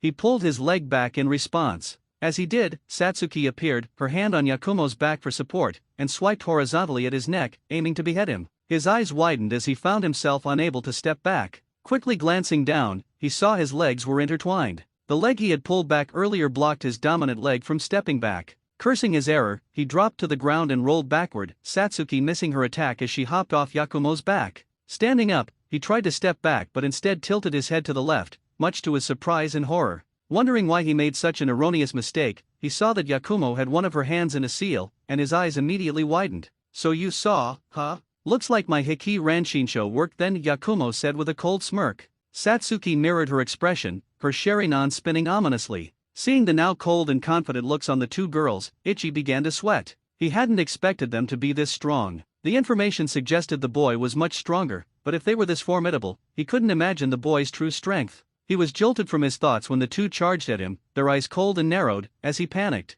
"You're finished," they shouted in unison, stabbing him in the chest with their blades as he let out a silent scream. Forest of Death, Naruto's location. After being blown away, Naruto lost consciousness for a few minutes. Upon waking, he scanned his surroundings and immediately jumped back as a volley of kunai impaled the spot he had just occupied. Looking at the source of the attack, he spotted a curvaceous woman with two purple rectangular markings on her left cheek, a red-violet bodysuit that revealed much of her chest and figure, and long brown hair curled into a spiral. Upon spotting her, she giggled before dropping down to meet him. "Oh, well, aren't you a cutie?" she said seductively, with a small smile. "Who are you?" "You're definitely not a genin," Naruto asked in a chilling tone, his eyes turning colder than ice. "Oh, scary. Though you'd be much more terrifying and less tempting if you had a shirt on, boy," she replied, her eyes scanning his body. Before she finished, Naruto was in front of her, his fist cocked back. Her eyes widened in shock before she let out a soundless scream as he buried his fist into her abdomen, sending her crashing into the tree behind, dust exploding from the impact. "Tisk, weak," Naruto scoffed, spitting the word like poison. As the dust cleared, a shattered log lay in her place. "How very scary. What would you do if that had actually hit me?" she said in a hurt tone with a pout before it morphed into a terrifying sneer. "I'll make you wish you were dead when I'm done with you, boy," she shouted, charging at him with incredible speed, engaging him in a taijutsu battle. Lashing out, her palm connected with his chest, making him reel back, wincing in pain. Following up with a devastating elbow to his jaw, Naruto tried to step back but was met with a kick to his abdomen, sending him back a few feet. "Looks like you're not as strong as you think you are," she said in a sing-song tone as she advanced. But just as she reached him, the ground beneath her exploded. Naruto landed a vicious uppercut to her chin, sending her into the air before he spun around and kicked the side of her body, sending her flying sideways. The Naruto on the ground was replaced with a log. Landing on his feet, he spat a globule of blood before resuming his stance. His opponent was already walking toward him, dusting off her clothes, which were now ripped in a few places from hitting and skipping on the ground. "Look what you did. You ruined my favorite outfit. Or maybe, were you trying to rip it? Hee, you're such a perverted boy, but I guess that does mean you're healthy," she said teasingly before vanishing. Naruto's eyes widened before he was sent flying through the forest from a kick to the chest. Finally, he crashed into a river and surfaced, catching his breath from the brutal attack. Getting out of the water and kneeling, he tried to analyze his opponent's attacks. They were too strong to be merely physical strength, and her speed and durability were inhuman. Before he could continue that train of thought, she appeared in a blur and taunted him. "What's the matter, cutie? Can't you keep up with little old me?" she said in a cutesy tone, which was starting to infuriate Naruto. Seeing his rising agitation, she decided to rouse his anger even more. "If you're having this much trouble with me, I can only imagine how those two girls are holding out against Ichi." At that, Naruto's eyes widened, and she gained a cruel smile. But before she could continue, she avoided a slash that would have bisected her. Jumping back, her eyes widened when she saw what he was wielding. It wasn't the great sword the reports mentioned, it was a large, pitch-black scythe. It had a black blade and shaft, with the joint connecting the two inscribed with the kanji for void in crimson. Spinning it a few times, he held it in a reverse grip behind his body as Enai stared in awe, fear beginning to seep into her heart from seeing such a weapon. But she had to move as he appeared right next to her, already mid-swing. Rolling to the side, she suffered a cut on her side from the attack. Rolling back up, she jumped back to avoid another horizontal swipe as he continued his assault. After the short game of cat and mouse, Enai had suffered multiple cuts, the deepest being a diagonal slash on her chest, between her breasts. Naruto didn't appear damaged, but he was suffering internally from her earlier attacks. About to charge in for another flurry of slashes, Naruto stopped when he felt a large explosion nearby as Enai smirked. "Looks like those girls are finished, boy. Too bad you weren't there to save them," she sneered, her last reserves of energy draining. But she fell silent and fear gripped her heart when he turned to face her. After hearing her taunting, rage boiled in Naruto's veins. Glaring at her, his navy blue eyes were replaced with burning crimson, his round pupils now reptilian. Getting into a stance with his scythe behind him, he called out the name of his technique. "Ikuripuza Saizu Tsuki Ketita Mashii," Naruto whispered before vanishing and reappearing in front of Enai. She could only watch in horror and shock as he swung diagonally vertically, severing her right arm, then spinning his scythe, removing her left leg. He then spun around, cutting her in half at the waist, stopping and spinning his scythe once more, beheading her. As she died, one last thought ran through Enai's head as a smile found its way to her severed head. "Hirako-sama. He is the one," she thought before Naruto ended her. Finishing his assault, Naruto followed through with the last swing and slashed vertically once more, splitting her head and severed body in two as they fell to the ground. Casting one last burning gaze at his dismembered opponent, Naruto's eyes returned to their normal navy before he sealed away his scythe and rushed to his teammate's aid, never seeing the remains of his opponent dissolve into a pool of strange black substance. Forest of Death, Yakumo and Satsuki vs. Ichi. Yakumo and Satsuki were confused and scared. After they stabbed the man in front of them, he exploded, sending them flying. Once they recovered, they saw he didn't even have a scratch on him. Narrowing their eyes, they quickly performed a series of hand seals before calling out their jutsu. Suten Teppadama, Satsuki shouted, firing a volley of high-speed water bullets. Suten Mizurappa, Yakumo called out, firing a fast jet of water. Once their jutsu hit their mark, a large explosion of water and earth covered the area where their opponent once stood. Smirking to themselves, they quickly panicked and lost it when they saw he was unharmed. "Whew, that was pretty scary, you know. I could have actually died, you know," he said mockingly, making the two girls lose the confidence they had built. What are you?" Satsuki asked, disbelieving anyone could withstand such an attack and be okay. But all she got was a terrifying smile as he vanished, appearing right next to them. "Wadash" was all Yakumo managed to say before she was sent flying by a kick, crashing into the river. "Yakumo," Satsuki shouted, unable to believe what had just happened. But she was quickly sent flying when he backhanded her to the same area he had sent Yakumo. After hitting the water, the two girls writhed in pain from the force of the blows, finally resurfacing after a minute to regain their composure. Standing on the water, they found their opponent standing with them on the river, a sneer on his face. "You two should give up. Your blonde boyfriend is probably 6 feet under by now, especially since Ni is fighting him. I wouldn't be surprised if she kissed him before she killed him, actually. Not a bad way to go, wouldn't you?" As he never finished his sentence as Yakumo appeared in front of him and buried her fist into his abdomen, making his eyes widen as the air was forced from his lungs. He didn't have a chance to recover as Satsuki appeared behind Yakumo, the two exchanging places as Satsuki delivered a bone-shattering upper kick, sending him into the air. Jumping back, the two blurred through a series of seals for their most powerful jutsu. As he began to fall back down, they finished and ended the battle. "Suten Deibakufa no Jutsu," they shouted in unison. The river water formed a circle around the two as two spiraling waterfalls collided with their falling opponent, shredding the ground, uprooting trees, and battering his body against the ground as he was subjected to an unrelenting assault of blunt force trauma. Finally, the water receded, and Satsuki and Yakumo dropped to their knees, panting, having used an extreme amount of chakra for their jutsu. Seeing the damage their jutsu caused, there was no doubt they had finished off their opponent. As that thought rang through their minds, they felt sick to their stomachs, but it vanished when they saw a head of blonde hair emerge from the forest. "Yakumo! Satsuki," he shouted, sprinting toward them. Their hearts were immediately relieved to see he was okay, but then they noticed dark blue, bordering black, bruises covering his body, indicating severe internal trauma. As he reached them, he bent down to help them up, offering his shoulders, which they gratefully accepted.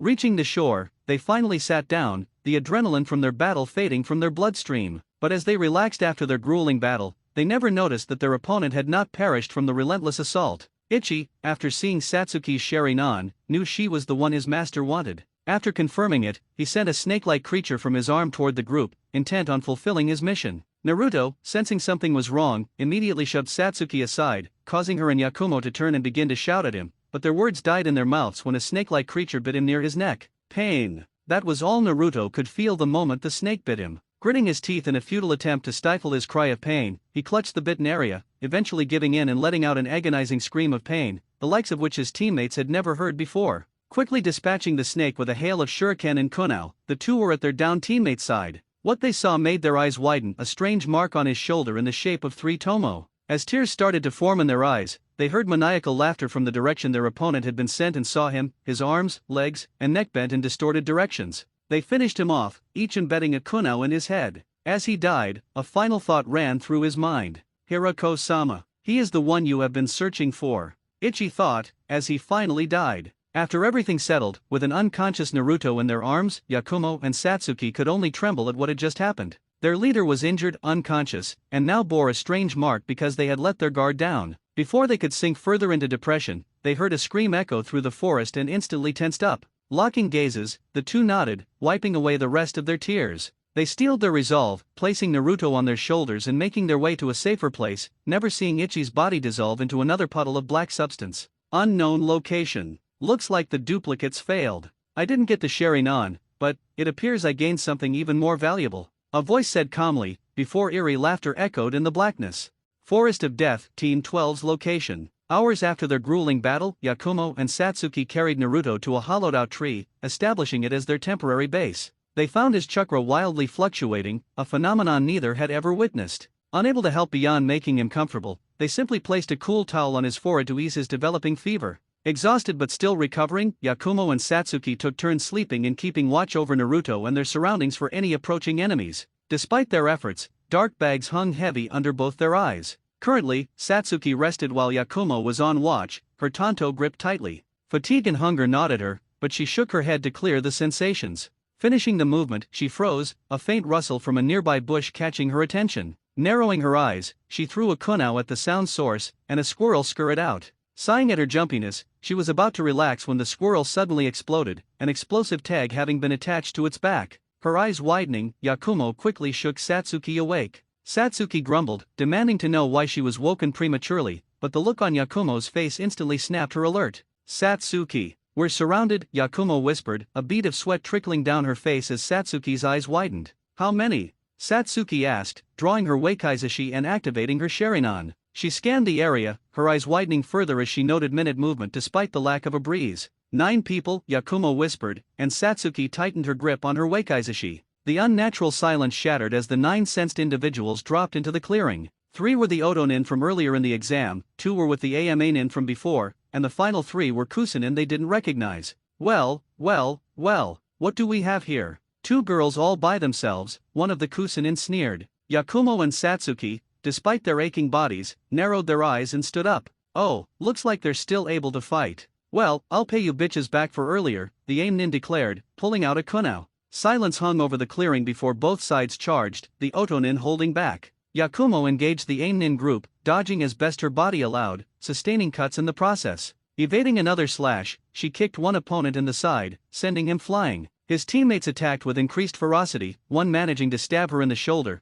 causing her to stifle a cry of pain. Sidestepping and blocking a slash from another Amanin, she spun and smashed her elbow into the side of his head, dropping him to the ground. The same Amanin from the exam start was the last one standing, his teammates either unconscious or struggling, clutching their sides in agony. Losing focus as he glanced at his teammate, Yakumo lunged, stabbing him in the shoulder with her tanto. He cried out, but his scream was cut short as she ripped out the blade, spun it, and smashed the pommel against his temple, rendering him unconscious. Against Satsuki, the Kusanin landed some lucky blows, but she retaliated with twice the force. The tallest of them quickly fell after she smashed her elbow into his chest, then grabbed him by the hair, spinning him so his teammate accidentally stabbed him in the side before she kicked him away towards the same person who had stabbed him. She then faced the shortest of the 3, who engaged her in taijutsu, kicking her in the side. Satsuki countered with a punch to the side of his head, sending him reeling back. Relentless, she took a swift step forward before leaping and smashing her knee into his face, sending him to the ground. She finished him by stomping on the side of his head.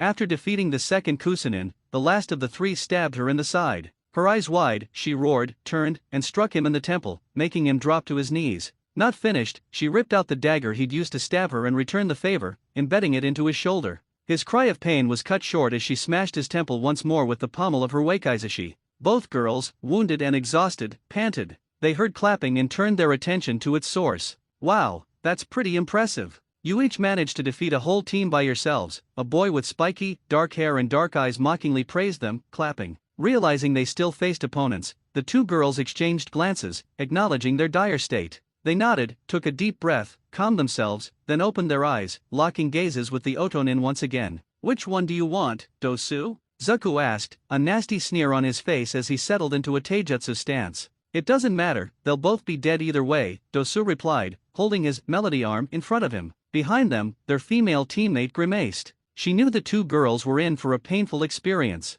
Dosu and Zuko went on the offensive, moving with a speed that shocked Yakumo and Satsuki, though in reality, the girls were too exhausted and injured to accurately perceive their true speed. Zuko met Yakumo first, making her cry out in pain as he punched her in the cheek, then moved closer and punched her in the side, causing her to stumble back. Regaining her footing, she lashed out with a quick punch that Zuko barely dodged, grazing his cheek to his surprise. Taking advantage of his shock, she stepped forward and spun with her elbow, but it was blocked, to her horror. Relentless, he kicked her in the side, sending her to the ground. He continued, kicking her again in the side, making her cry out in more pain. Nearby, Dosu used his melody arm to disorient Satsuki before delivering a backhand that sent her to the ground. Rolling back to her feet, she spun and managed to land a kick on Dosu, but he blocked it, widening her eyes. Grabbing her leg, he kicked her other leg out from under her. Once she hit the ground, Dosu was on her, kicking her in the same place she was stabbed earlier, making her scream in pain. Witnessing the brutal way her teammates were fighting, or rather, torturing the two girls,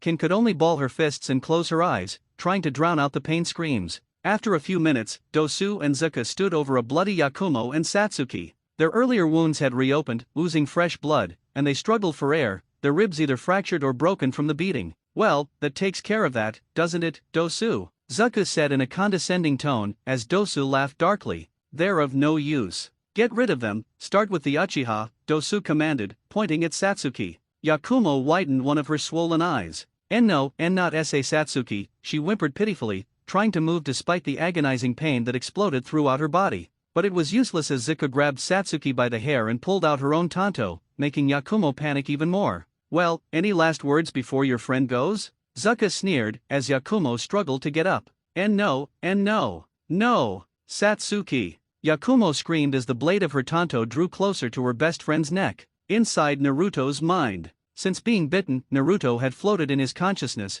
feeling numb in both mind and body. He remembered nothing, unaware of why he was there or what he was doing, he simply existed. After what felt like an eternity, a voice echoed in the blackness. He, boy, do you desire power?" the voice asked in an eerie tone. "Power. I need power," Naruto blankly responded, never noticing the curse seal begin to spread the moment he answered. "That's it, boy, accept the gift that I bestowed upon you. Use that power all you like," the voice replied, as the curse seal nearly covered his entire body. Just as Naruto was about to be consumed by the curse seal, slowly making its way to cover his eye, a light shone in the blackness. "Naruto, have you completely lost your mind?" a familiar voice called out, widening Naruto's eyes. He frantically searched for the voice's source, desperately trying to remember why. Soon, he saw a small ball of light begin to grow. Widening his eyes, he watched as the ball of light transformed into a person he felt he knew, someone important to him for some reason, though he couldn't see his face. "Looks like you don't remember me, huh, Naruto?" the man said in a slightly sad tone. "Naruto, is that me?" Naruto questioned, feeling something in his chest thump at the name. After staring at him for a while, he saw the black-haired man look around and whistle, noting their surroundings. "Looks like you're in some trouble here, huh? Being lost in all this darkness, being lost in your own heart, being lost in your own soul," he said, widening Naruto's eyes. I am lost?" he asked, to which the man smiled. He reached out and placed his hand on top of Naruto's head. "It's alright, Naruto. Just try to remember slowly, alright," he said as Naruto felt a pang shoot through his head. I don't remember you," Naruto said sadly, seeing a sad smile appear on the man's face. "It's alright, Naruto. No matter what, I'll always be here for you, Naruto. Even if I'm not here physically, I'll always be with you in your heart as long as you don't forget about me," he said. At that sentence, Naruto froze. His mind raced, and he felt a fire ignite in his soul. Soon, memories of him and a black-haired man flashed through his mind. The blackness that had invaded his mind vanished as an explosion of light blinded everything. Once the light subsided, the endless black was replaced with a clearing, a large pond in front of it. Opening his eyes, Naruto's blank navy gaze was replaced with electric blue, filled with determination. The curse seal stopped spreading across his body as the man from before placed his hand on the bitten area. "I'll help you out this time, Naruto," he said happily, as light emitted from his palm and the curse seal began to shift. The three tomo-shaped marks gained a gold ring circling them. After it was done, Naruto turned around and smiled at the man, before crashing into him with a hug. "Ryu Naya-kan," he whimpered, tears slowly giving way as he felt his older brother softly ruffle his hair. "You've grown up so much, Naruto. I wish we could talk more, but you need to help them out," he said, widening Naruto's eyes before he slowly nodded. Giving one last glance and smile to his older brother, Naruto vanished, leaving Ryuhei alone in his mind. The jovial and happy expression on his face vanished as soon as Naruto left. Ryuhei turned to a corner of his mind and began walking there. Reaching out, he grabbed a pale, bandaged child by the throat, who stared at him in terror and shock. "I don't know who you are, but I'll let you know one thing," he said, tightening his grip on their throat as they desperately clawed at the hand crushing them. "I will not stand by idly as some freak tries to take over my little brother's mind. I'll give you this one warning," Ryuhei finished, snapping the child's neck as they hung limply in his grip. Soon, black and crimson flames erupted from his hands and consumed the body, Ryuhei's electric blue eyes replaced with burning crimson. Forest of Death, Naruto vs. Otonin. Everyone in the vicinity froze as they felt a terrifying and bloodthirsty presence behind them. Craning their necks, they froze at what they saw. Naruto stood hunched over, his head bowed, his bangs obscuring his eyes. Slowly, he raised his head, revealing a sight that would haunt their nightmares. His eyes burned crimson with reptilian pupils, filled with such anger and bloodlust that Zuko dropped Yakumo's tanto and stepped back. Dosu did the same upon seeing those demonic eyes. But these weren't the only major changes. Near the mark, a strange, flame-like pattern had spread across his body, covering half his face. The aura that exploded and spiraled around him like a vortex of flames consisted of black, purple, crimson, and navy blue chakra. Letting out an animalistic growl, he took a step forward as the Otonin backed up. Before anyone could react, before they could even blink, he was standing next to Yakumo and Satsuki. Yakumo was scared, no, terrified. The few other times she'd seen her blonde teammate angry didn't even come close. There was no doubt someone was going to die. Before she could dwell further, he spoke in a bone-chilling tone. "Yakumo, did they do this?" he asked, his voice barely a whisper but audible to everyone present. "And Naruto," Yakumo answered, fear gripping every cell in her body as her blonde teammate turned his head and stared at her with his terrifying eyes. "Well?" he asked once more, in a more demanding voice, to which Yakumo could only nod in the affirmative. Receiving his answer, Naruto let a chilling, predatory smile form on his face as he stared at the other ninja, who were frozen in place. He said nothing, though his eyes screamed for blood as he began walking towards the Otonin. Don't get cocky, you fucker," Zuko shouted, swallowing his fear as he held his arms out. "Zankyuha," he screamed, unleashing a supersonic blast of air at Naruto, who made no move to dodge, letting the blast hit him as a violent explosion of ground and dust filled the air. "Heh, you're not so tough, you bastard," Zuko shouted, but the confidence he'd gained was immediately shattered when Naruto stepped out of the dust cloud, completely uninjured. Narrowing his eyes at Zuko, he vanished and reappeared next to him, widening the eyes of everyone present. Delivering a brutal punch to Zuko's side, the sickening crack and crunch of his ribs being destroyed filled the air. He screamed in unimaginable pain, lifted into the air by the force of the blow. Grabbing him by the ankle, Naruto turned and slammed him into the ground, his head hitting the ground with another echoing crunch. Naruto repeated the process of picking up and slamming Zuko into the ground until he was nothing but a broken sack of flesh and bone, some of his bones jutting out. After he finished, he threw him to the feet of Dosu and Kin. Kin screamed and fell on her rear, tears flowing from her eyes as she urinated herself. Dosu fell to his knees as Naruto made his way over to him, shaking uncontrollably with each step he took. Vanishing, Kin wasn't able to fully turn around as she felt an arm rip through her back and watched in horror as it exploded out of her chest, holding her heart in his hand. Right before everyone's eyes, he crushed her heart as she vomited a mouthful of blood, swaying before hitting the ground, her eyes wide with disbelief. Having seen both of his teammates brutally murdered, Dosu was helpless. He couldn't scream when Naruto broke his arm, or when he ripped his arm off. He could only watch in silence as he was inhumanely dismembered, before Naruto brought his foot up, intent on crushing his skull. Suddenly, the world began to go black as he stood above him with his foot descending. But as the world was nearly covered in blackness, it shattered. They were in the same positions as before, but there were notable changes in all three of them. Zuko trembled, his hands covering his head as he stared at the blonde in front of him. Kin sat, a stain covering the front of her pants as tears flowed from her terrified eyes. Dosu shook, his unfocused eyes locked on the blonde from before, who was just starting to walk out of the dust cloud. "WHWH, what the hell? Did I go back in TI time?" Dosu screamed in his mind. He had seen Zuko and Kin get brutally murdered, and he was just about to die. About to question what was reality and what wasn't, the monster in front of them vanished once again, but there was no sound of Zuko's ribs shattering. Instead, Naruto stood behind Zuko. "Zaku. Behind you," he screamed, or he tried to scream, all that came out was a gurgled noise as he couldn't muster the words. Widening his eyes, Zuko turned around, and terrified black met crazed crimson. Before anyone could do anything, Naruto buried his hand into Zuko's shoulder. Zuko wasn't even able to scream in pain fast enough as the sickening snap of bone alerted them that Naruto had destroyed his rotator cuff. "Gah!" Zuko screamed in agony, a pain unlike anything he had ever felt. Ripping his hand out, he lashed out with his left foot, connecting and snapping Zuko's right knee joint as his leg was blown out from underneath him, making him fall face first towards the ground. He fell faster when Naruto struck the back of his head, making him hit the ground with a hollow crack echoing. To everyone's horror, he stomped on Zuko's other rotator cuff, another crunch echoing from it being crushed.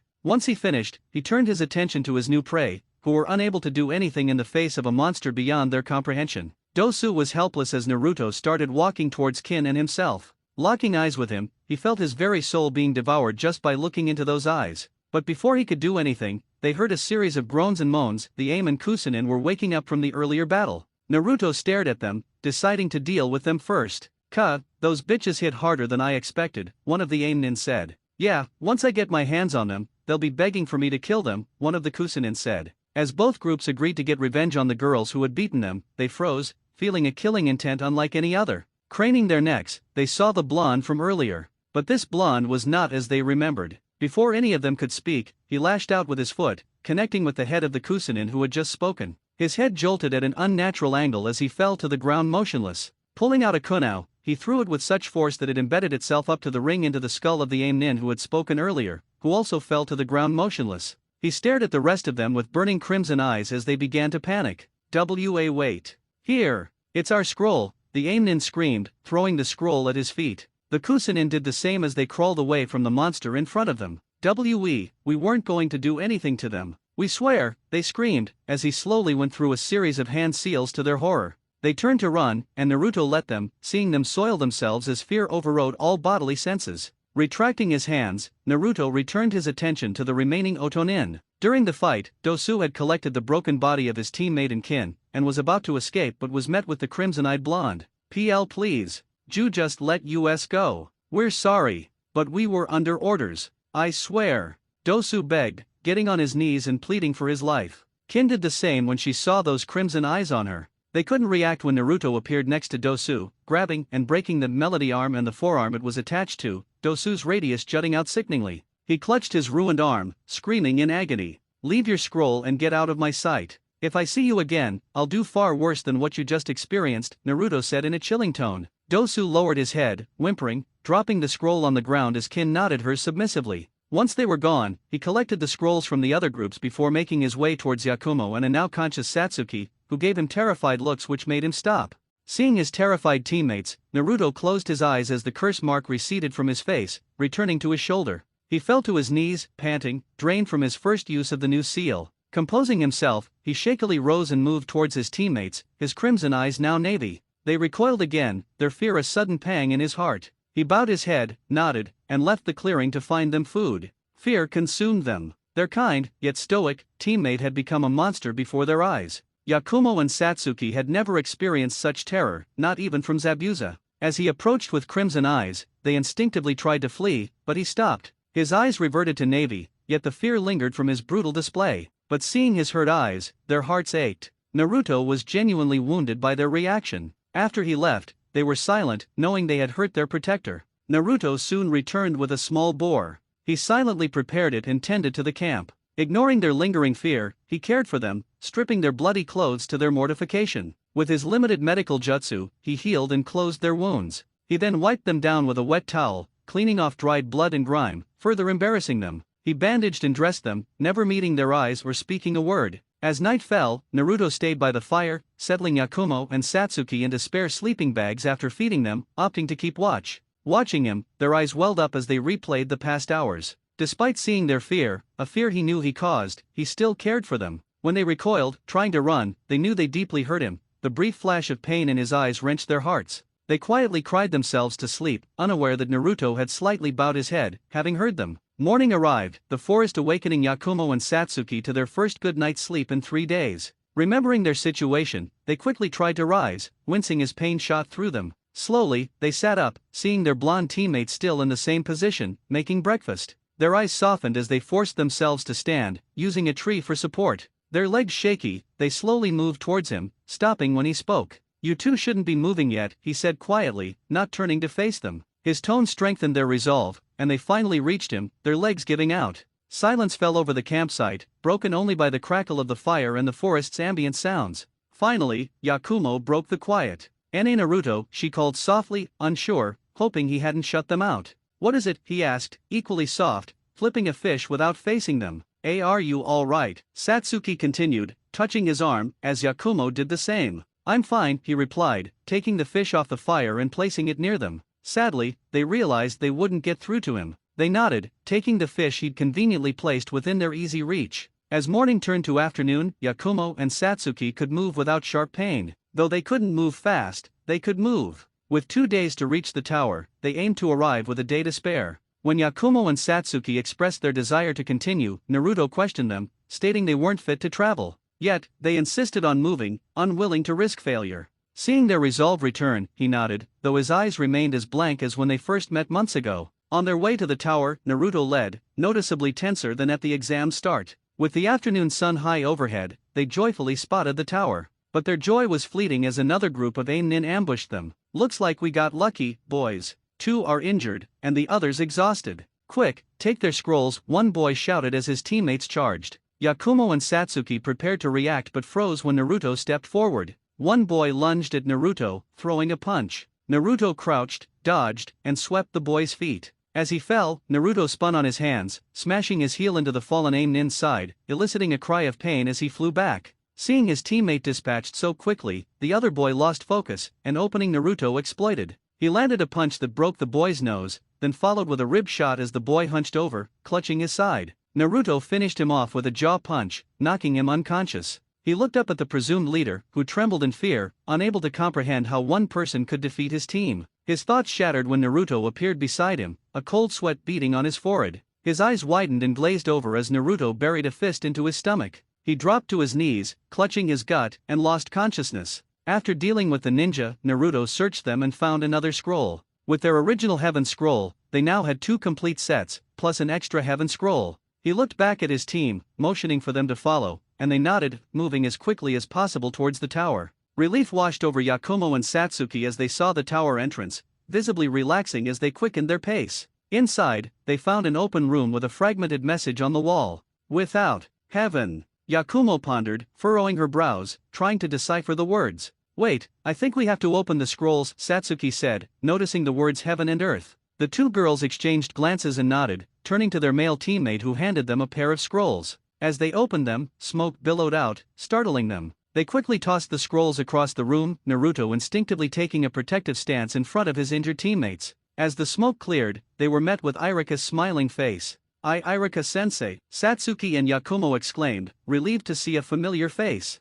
Whoa, looks like you guys had some trouble out there, huh, he said worriedly, noting his former student's condition. Sensei, why are you here? Yakumo asked, surprised to see her old teacher at the exams. Well, at the end of the second exam, the Chunin meet with the examens. And I just happened to be the one to greet you 3, he explained, and they nodded. Checking his watch, he smiled, pleased with their good time. The second exam. All 3 of you pass. Congratulations. At this, Yakumo and Satsuki's eyes welled up. They furiously wiped away tears before beaming. Naruto visibly relaxed, letting out an exhausted sigh as he dropped to one knee. Naruto, they cried, rushing to him. They noticed the dark bags under his eyes as he forced himself to stand despite their protests and Irika's. I'm fine. Irika-sensei, could you take Yakumo and Satsuki to the infirmary? They need a better medical examination than what I provided. Irika was about to escort the girls, but they snapped at Naruto. You're coming with us, you idiot, Satsuki shouted, grabbing his arm, refusing to let him play the cool guy.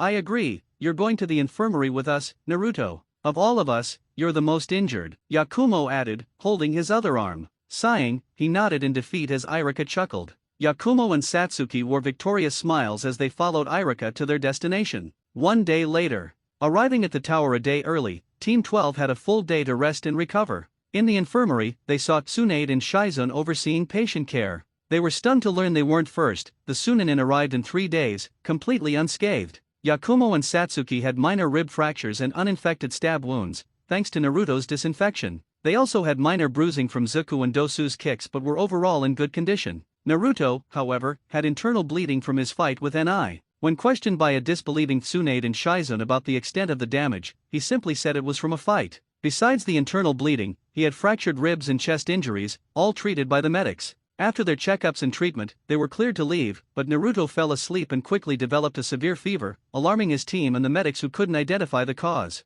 Currently, he lay in bed while his teammates tended to him, taking turns wetting and folding a towel for his head. The staff smiled knowingly, teasing them about caring for their boyfriend, which they vehemently denied. After a while, they were asked to leave as Shizun and Tsunade performed another scan. Unable to stay, they strolled around the building and spotted familiar faces. Yakumo? Satsuki, a voice called out. Turning, they saw Narumi's blonde hair. Ah, it is you guys, she shouted happily, relieved to see others had passed. Yeah, so you guys made it through the exams too? Satsuki asked. Narumi nodded, quickly calling her siblings over. Ah, yeah-chan, Mito shouted, hugging her friend, who hugged back. Are you guys okay? Yakumo asked, receiving a nod from Menma. Ha, what do you expect? We're the Hokage kids, Menma boasted, as the girls rolled their eyes. After introductions, they chatted about what happened in the forest. Yakumo and Satsuki, at Naruto's request, omitted details about him, a promise they vowed to keep. but then Narumi noticed something important.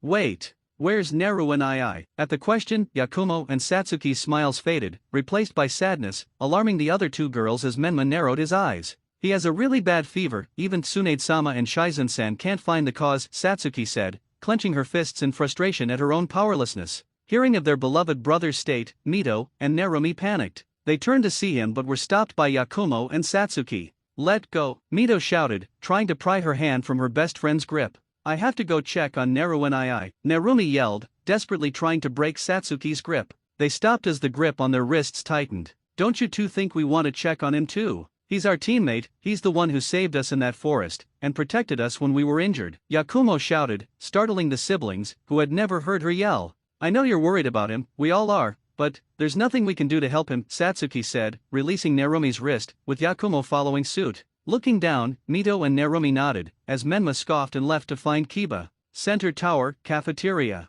After the earlier incident, the girls headed to the cafeteria, the tense, depressing atmosphere gone. Along the way, they met Hinata, whom Narumi instantly hugged, receiving a reciprocal embrace, happy to see her best friend had made it through. Securing a table, they discussed the exams and recent events. So, who else made it so far? Satsuki asked, curious since all of the Rookie 15 passed Ibiki's test. Well, we know 26 teams passed, right? The Sunanin, the Otonin, Team 7, Team 8, Team 10, Team 11, Team 12, and the team with that weird green spandex guy are the most notable, Narumi began, popping a piece of tempura into her mouth as her sister swallowed and continued. From what I've seen so far, Team 12, Team 7, Team 8, and the Sunanin have made it here. That means out of the 13 possible teams to pass, there are still 9 left, Mito said, popping a piece of chicken into her mouth, as Satsuki added more. There aren't going to be 9 who are going to make it, you guys, she said, making the other girls, except Yakumo, stare in confusion. What do you mean, Satsuki-san? If 4 teams already made it,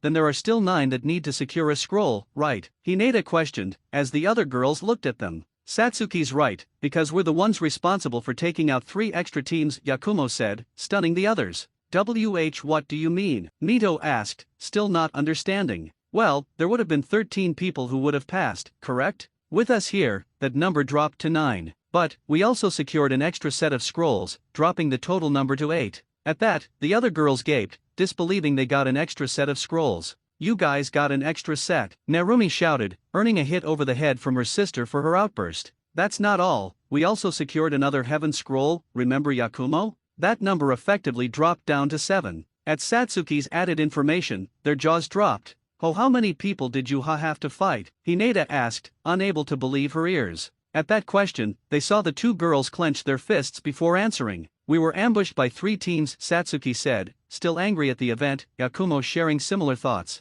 Whoa. How did you guys manage to make it? Narumi asked, eyes wide at the ambush, Hinata and Mito mirroring her expression. We each managed to take down a team, but then the Otonin took advantage of our exhaustion and pretty much beat us into the ground, Satsuki explained, making the other girls' expressions turn angry. Just as they were about to kill Satsuki. Satsuki clenched her teeth at that, and the others gasped, unable to believe one of their friends nearly died. Naruto, who was unconscious, woke up and destroyed them, Satsuki finished, and the table fell silent. And Naru and I? What do you mean destroyed? Narumi asked almost fearfully, as Mito and Hinata gulped at the ominous tone. Let's just say, it wasn't pretty, Yakumo quickly said, with a tone of finality, and the others understood, dropping the subject. An awkward silence ensued, but Hinata quickly dispelled it.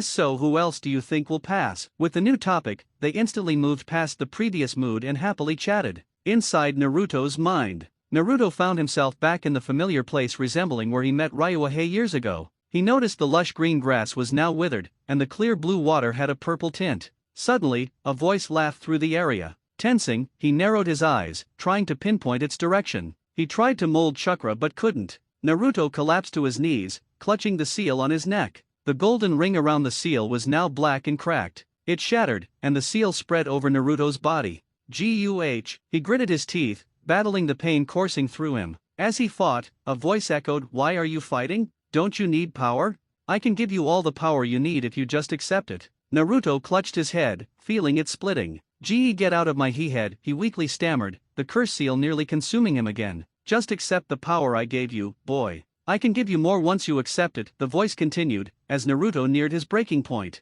Just as the seal threatened to corrupt him, a comforting, familiar voice spoke. I thought I already warned you. Weakly lifting his head, Naruto's eyes widened at the sight of his older brother. Ryuunayakan, he managed to say. Ryuuhei was at his side. Holding him, Ryuuhei placed his hand back on the seal, and like last time, a golden ring surrounded it. The pain slowly receded, as did the cursed seal. Once both vanished completely, Ryuuhei helped his little brother up before being hugged tightly. "How are you here? I thought," Naruto asked, his voice trailing off as Ryuuhei ruffled his hair. "I am," he answered, feeling Naruto tighten his grip. After what felt like an eternity, Naruto released him, and they sat by the lake. Silence enveloped them until Ryuuhei broke it. "I bet you're wondering why I'm here, sitting with you like we used to," Ryuuhei asked, and Naruto nodded bashfully. Seeing his brother's reaction, he ruffled his hair again. "Well, I was going to tell you, but I guess it took me out before I could." Knowing what he meant, Naruto clenched his fists. "When you opened that scroll for the first time, the moment you mixed your blood and chakra with the seal, it placed a seal I created on you once you made contact with it. What that seal did is what you're seeing right now. I sealed a bit of my chakra and a piece of my soul in it." At his explanation, Naruto's eyes went wide. Does that mean you'll be with me like before?" Naruto asked desperately, and Ryuuhei gave him a solemn smile. "I'm sorry, Naruto, but my time is going to be up faster than I expected." Hearing this, Naruto could only look down. "What do you mean, faster than you expected?" "I've got to take care of the damnable seal on you," Ryuuhei stated, his words cutting through the air just as Naruto snapped his head up to meet his gaze. Before Naruto could utter a sound, Ryuuhei silenced him with another gentle ruffle of his hair. Ryuuhei rose, his hand once again resting over the seal. He closed his eyes, performing an unknown hand seal, as Naruto felt a tingling sensation that swiftly intensified into searing pain. Naruto clenched his eyes shut, gritting his teeth while Ryuuhei continued to channel chakra, altering the seal. "Fuinryu Uji Ryuujin Gekurin Tentubatsu." Ryuuhei roared the jutsu's name, and an unbearable scream ripped from Naruto's throat as agonizing pain coursed through his body.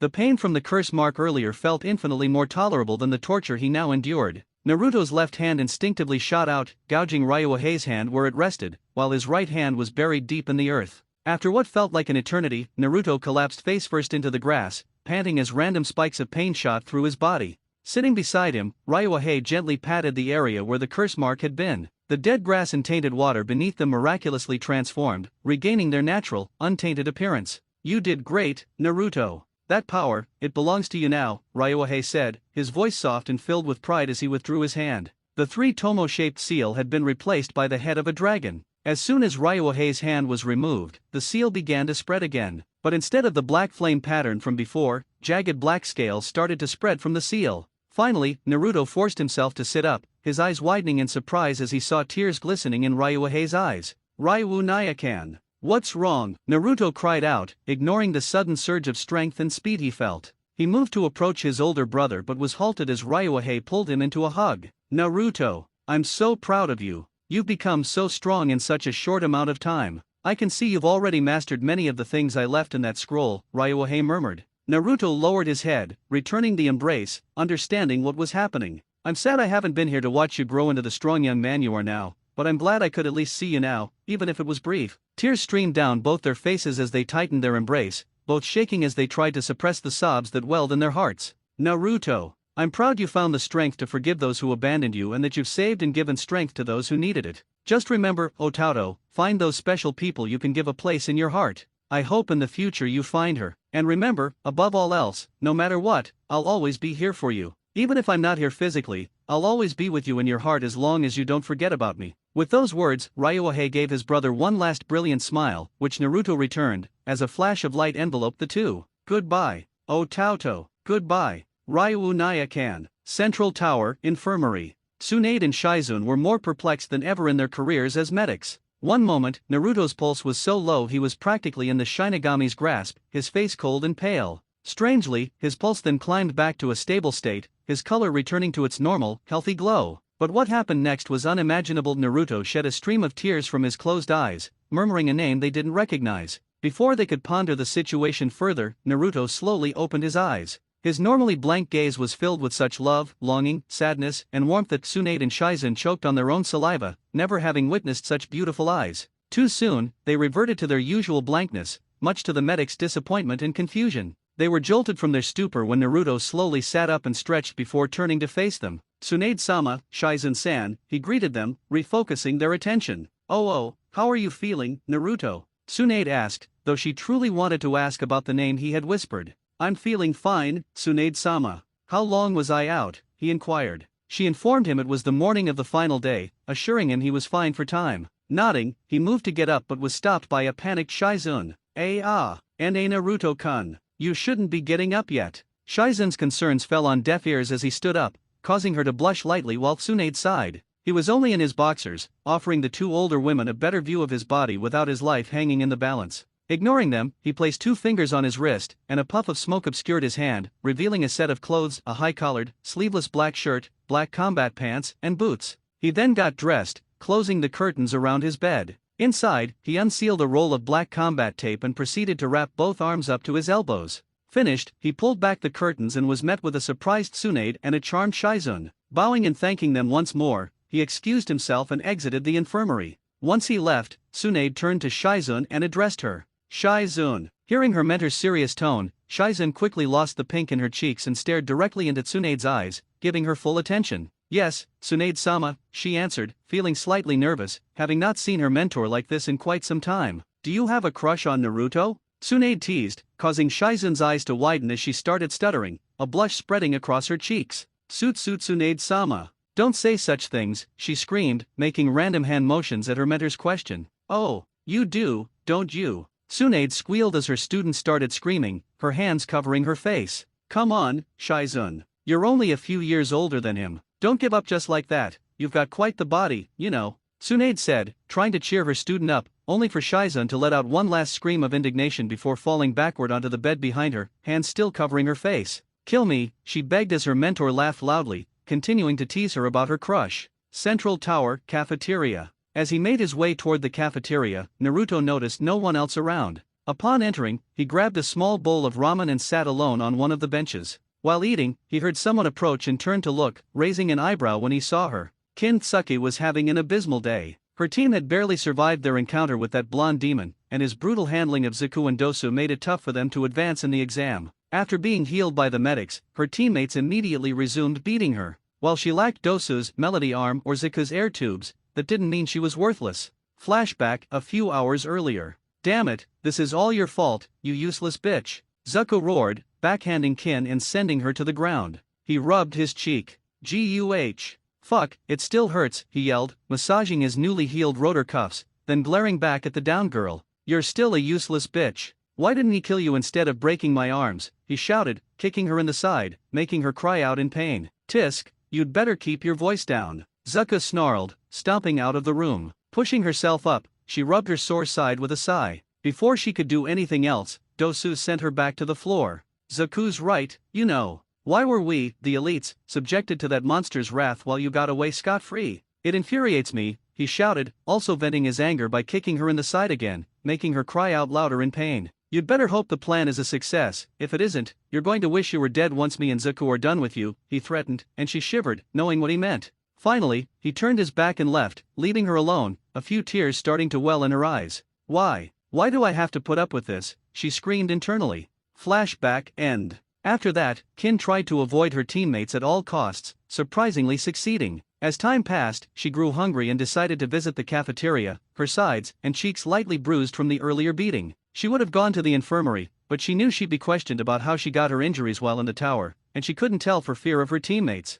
Upon entering the cafeteria, she saw only one person at a table. Exhausted and hungry, she grabbed a lunch set and sat down next to them, not paying attention to who it was until it was too late. Quickly giving thanks for the meal, she opened her eyes, ready to dig in, when she froze. Slowly craning her neck, her black eyes met navy ones. Silence. Her hands trembled slightly as she remembered what he had done to her teammates. She wanted to run, to get as far away from this monster as possible, but she couldn't move a muscle, fear had frozen her. She was jolted from her fear-induced state when she heard him speak. "Where'd you get that bruise?" he asked, stunning her. What? He's asking me about my bruise?" Dumbfounded by the question, she could only stare at him in a perplexed manner. "There's no way you'd get a bruise like that in here unless someone else in here caused it," he said, making her freeze, his eyes narrowing slightly at her reaction. "Why do you care? After what you did to my teammates, there's no way I'd tell someone like you," she said, trying to appear indifferent, though the trembling of her hand betrayed her nervousness. "So your teammates did it, huh?"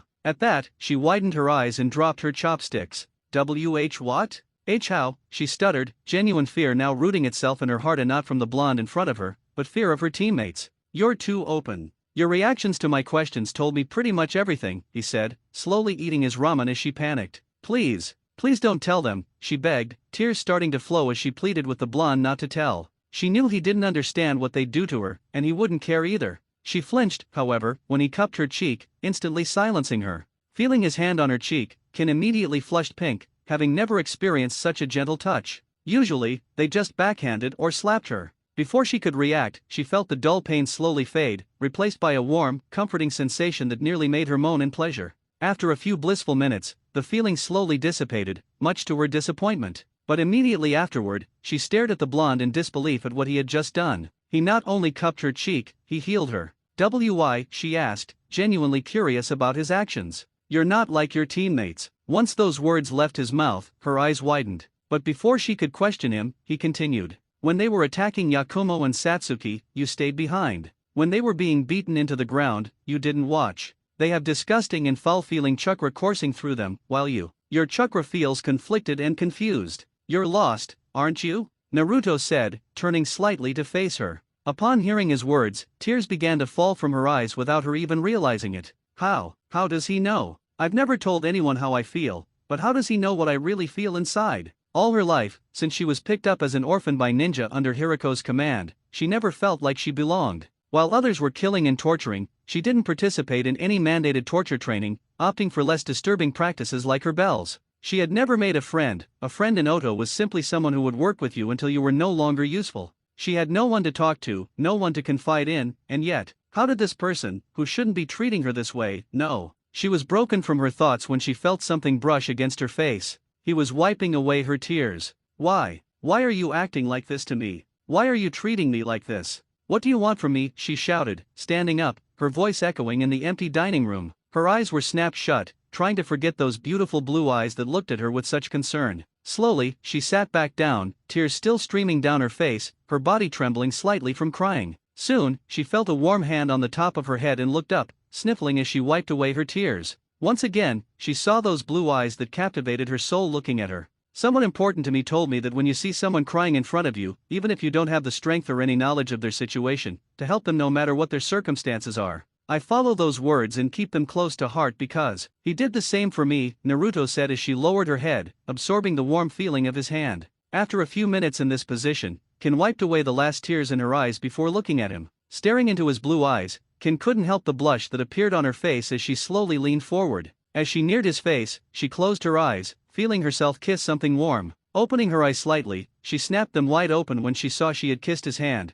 and he had a blank look on his face. What are you doing? He asked in a flat tone. Kin turned and focused her attention on the floor, a burning blush developing on her cheeks from her unconscious action. Trying to kiss someone whose name you don't even know, it's a little odd, Naruto continued, making her turn even redder, steam practically coming out of her ears. But before she could explode from embarrassment, Naruto spoke once more. Well, whatever. I'm Naruto, he said, introducing himself as she looked up, a bashful look on her face. Keikin Suke, she said in an embarrassed tone. After introductions, they began discussing trivial things. Kin slowly lost her bashful expression, starting to smile and giggle more. Naruto maintained his blank expression, but a small smirk appeared on his face when Kin recounted some embarrassing things she'd witnessed in Oto. As they talked, they didn't notice morning slowly turn into afternoon. After several hours of conversation, Kin bid him a tearful farewell, making him raise an eyebrow at her as if she were never going to see him again. However, she gained a little more confidence when he reassured her that if she needed anything while still in Konoha, he would try his best to help her. After he said that, she greatly surprised him. Leaning in close and tiptoeing slightly, Kin cupped his face and gave Naruto a long kiss on the cheek. His eyes widened slightly, and a hint of pink colored his face. Slowly, she pulled away, a crimson blush and serene smile on her now pink face. What? Why'd you do that? He stammered slightly, his hand on the spot she kissed, his usual cool and calm demeanor cracking from her action. Because I like you, she said, her eyes closed, a stunning smile on her now pink face. Before Naruto could react, she quickly made her way out of the dining room, leaving a stunned Naruto behind, who futilely tried to analyze what had just happened. Unbeknownst to them, someone had witnessed the entire exchange. An enraged look appeared on his face before he disappeared into the hallway. After witnessing Kin kiss the blonde Konoha shinobi, their J.A. Nin sensei angrily left the scene. Had she forgotten their mission? They were supposed to infiltrate and weaken defenses from the inside, but what did he find her doing instead? Locking lips with the enemy. Cursing to himself, he knew she would likely be a liability now.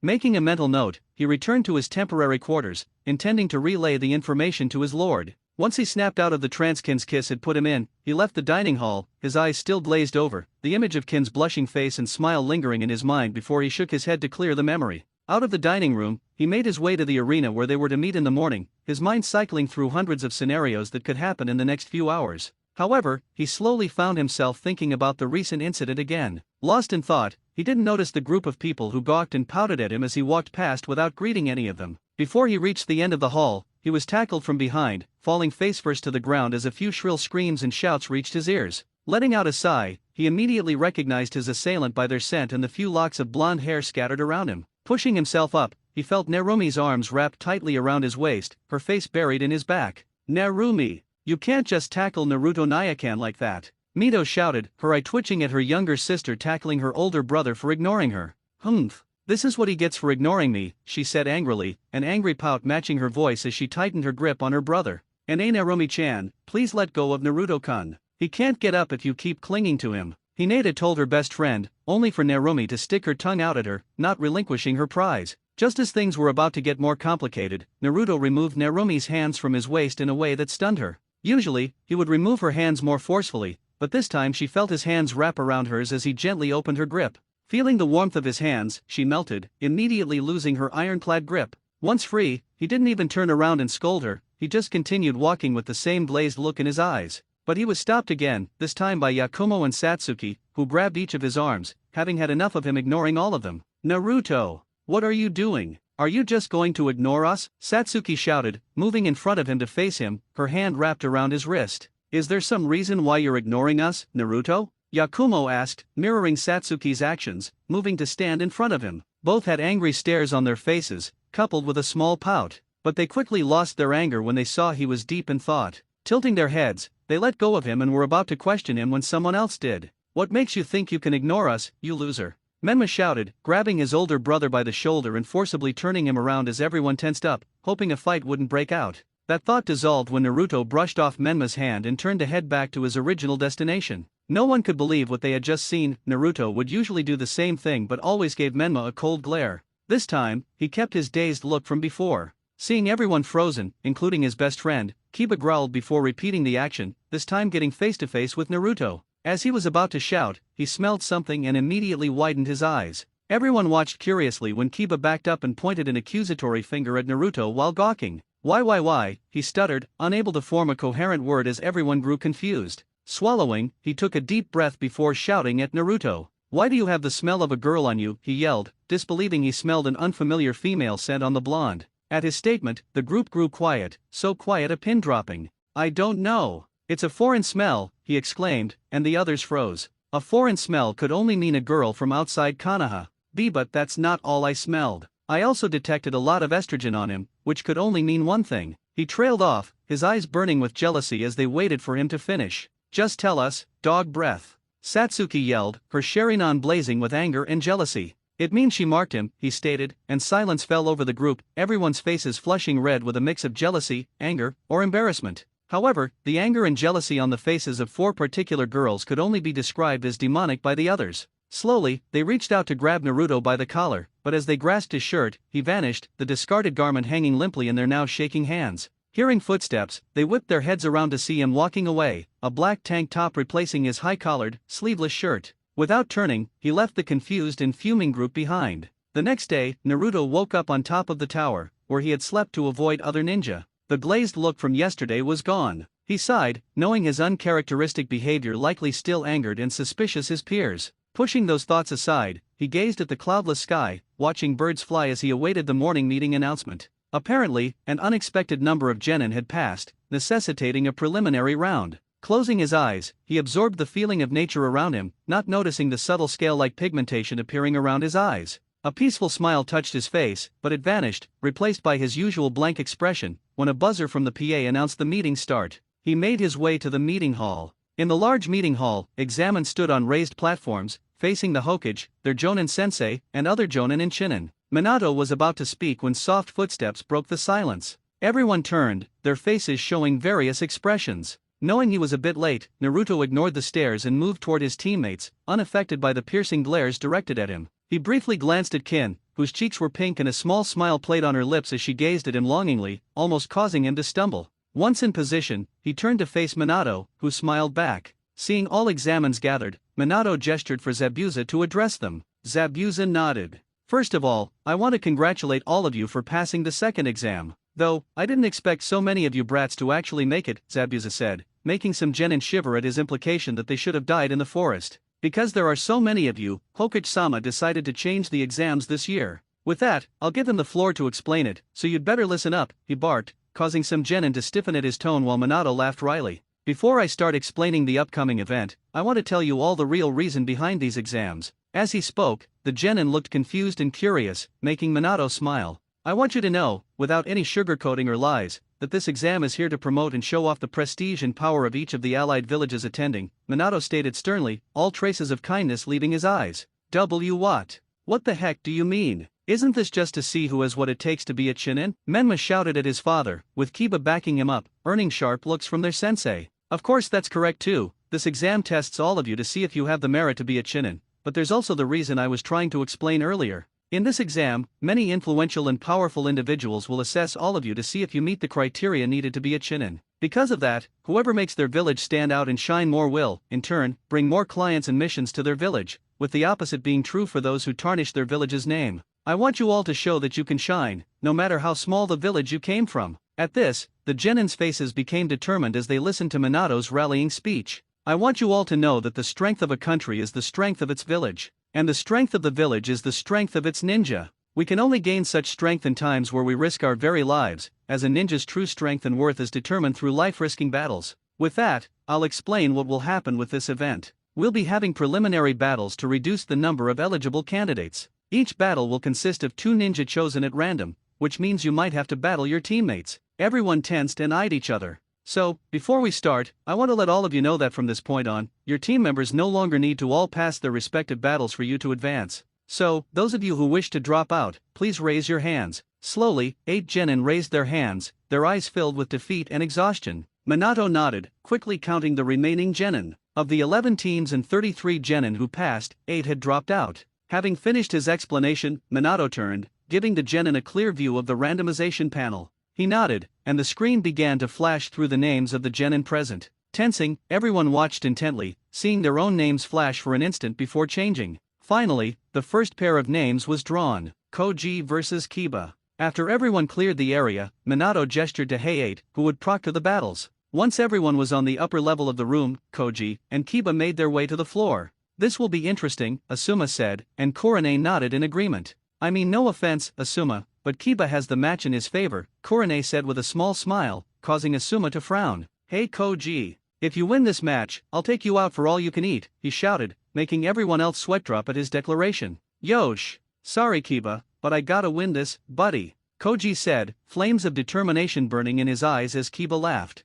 Whoa, hold your horses, Koji. I hate to burst your bubble, but I'll be taking this one, Kiba said excitedly, and Akamara barked in agreement. Alright then, let the first match begin, Heiei declared, jumping back as the two mimicked the action. Let's get wild, Koji, Kiba shouted, pulling out and throwing a hail of shuriken at the other boy, who countered with his own volley of steel. You can bet on it, Kiba, Koji shouted as he and Kiba ran toward each other, Akamara jumping out of his partner's jacket. Meeting in the center of the arena, the echo of metal sounded out as the shuriken met, the two who threw them now engaged in a battle of taijutsu. Once they met in the center of the ring, both lashed out with their fists, producing a hollow echo from the impact. Quickly drawing his fist back, Koji took a step forward and slammed his shoulder into Kiba, putting his body weight into the attack and sending Kiba flying a few feet back from the powerful blow. Rolling back to his feet, Kiba tensed in a crouched position before exploding forward with impressive speed, much faster than Koji could react. Fast! The word flew through Koji's mind, realizing he was considerably outmatched in speed by his friend.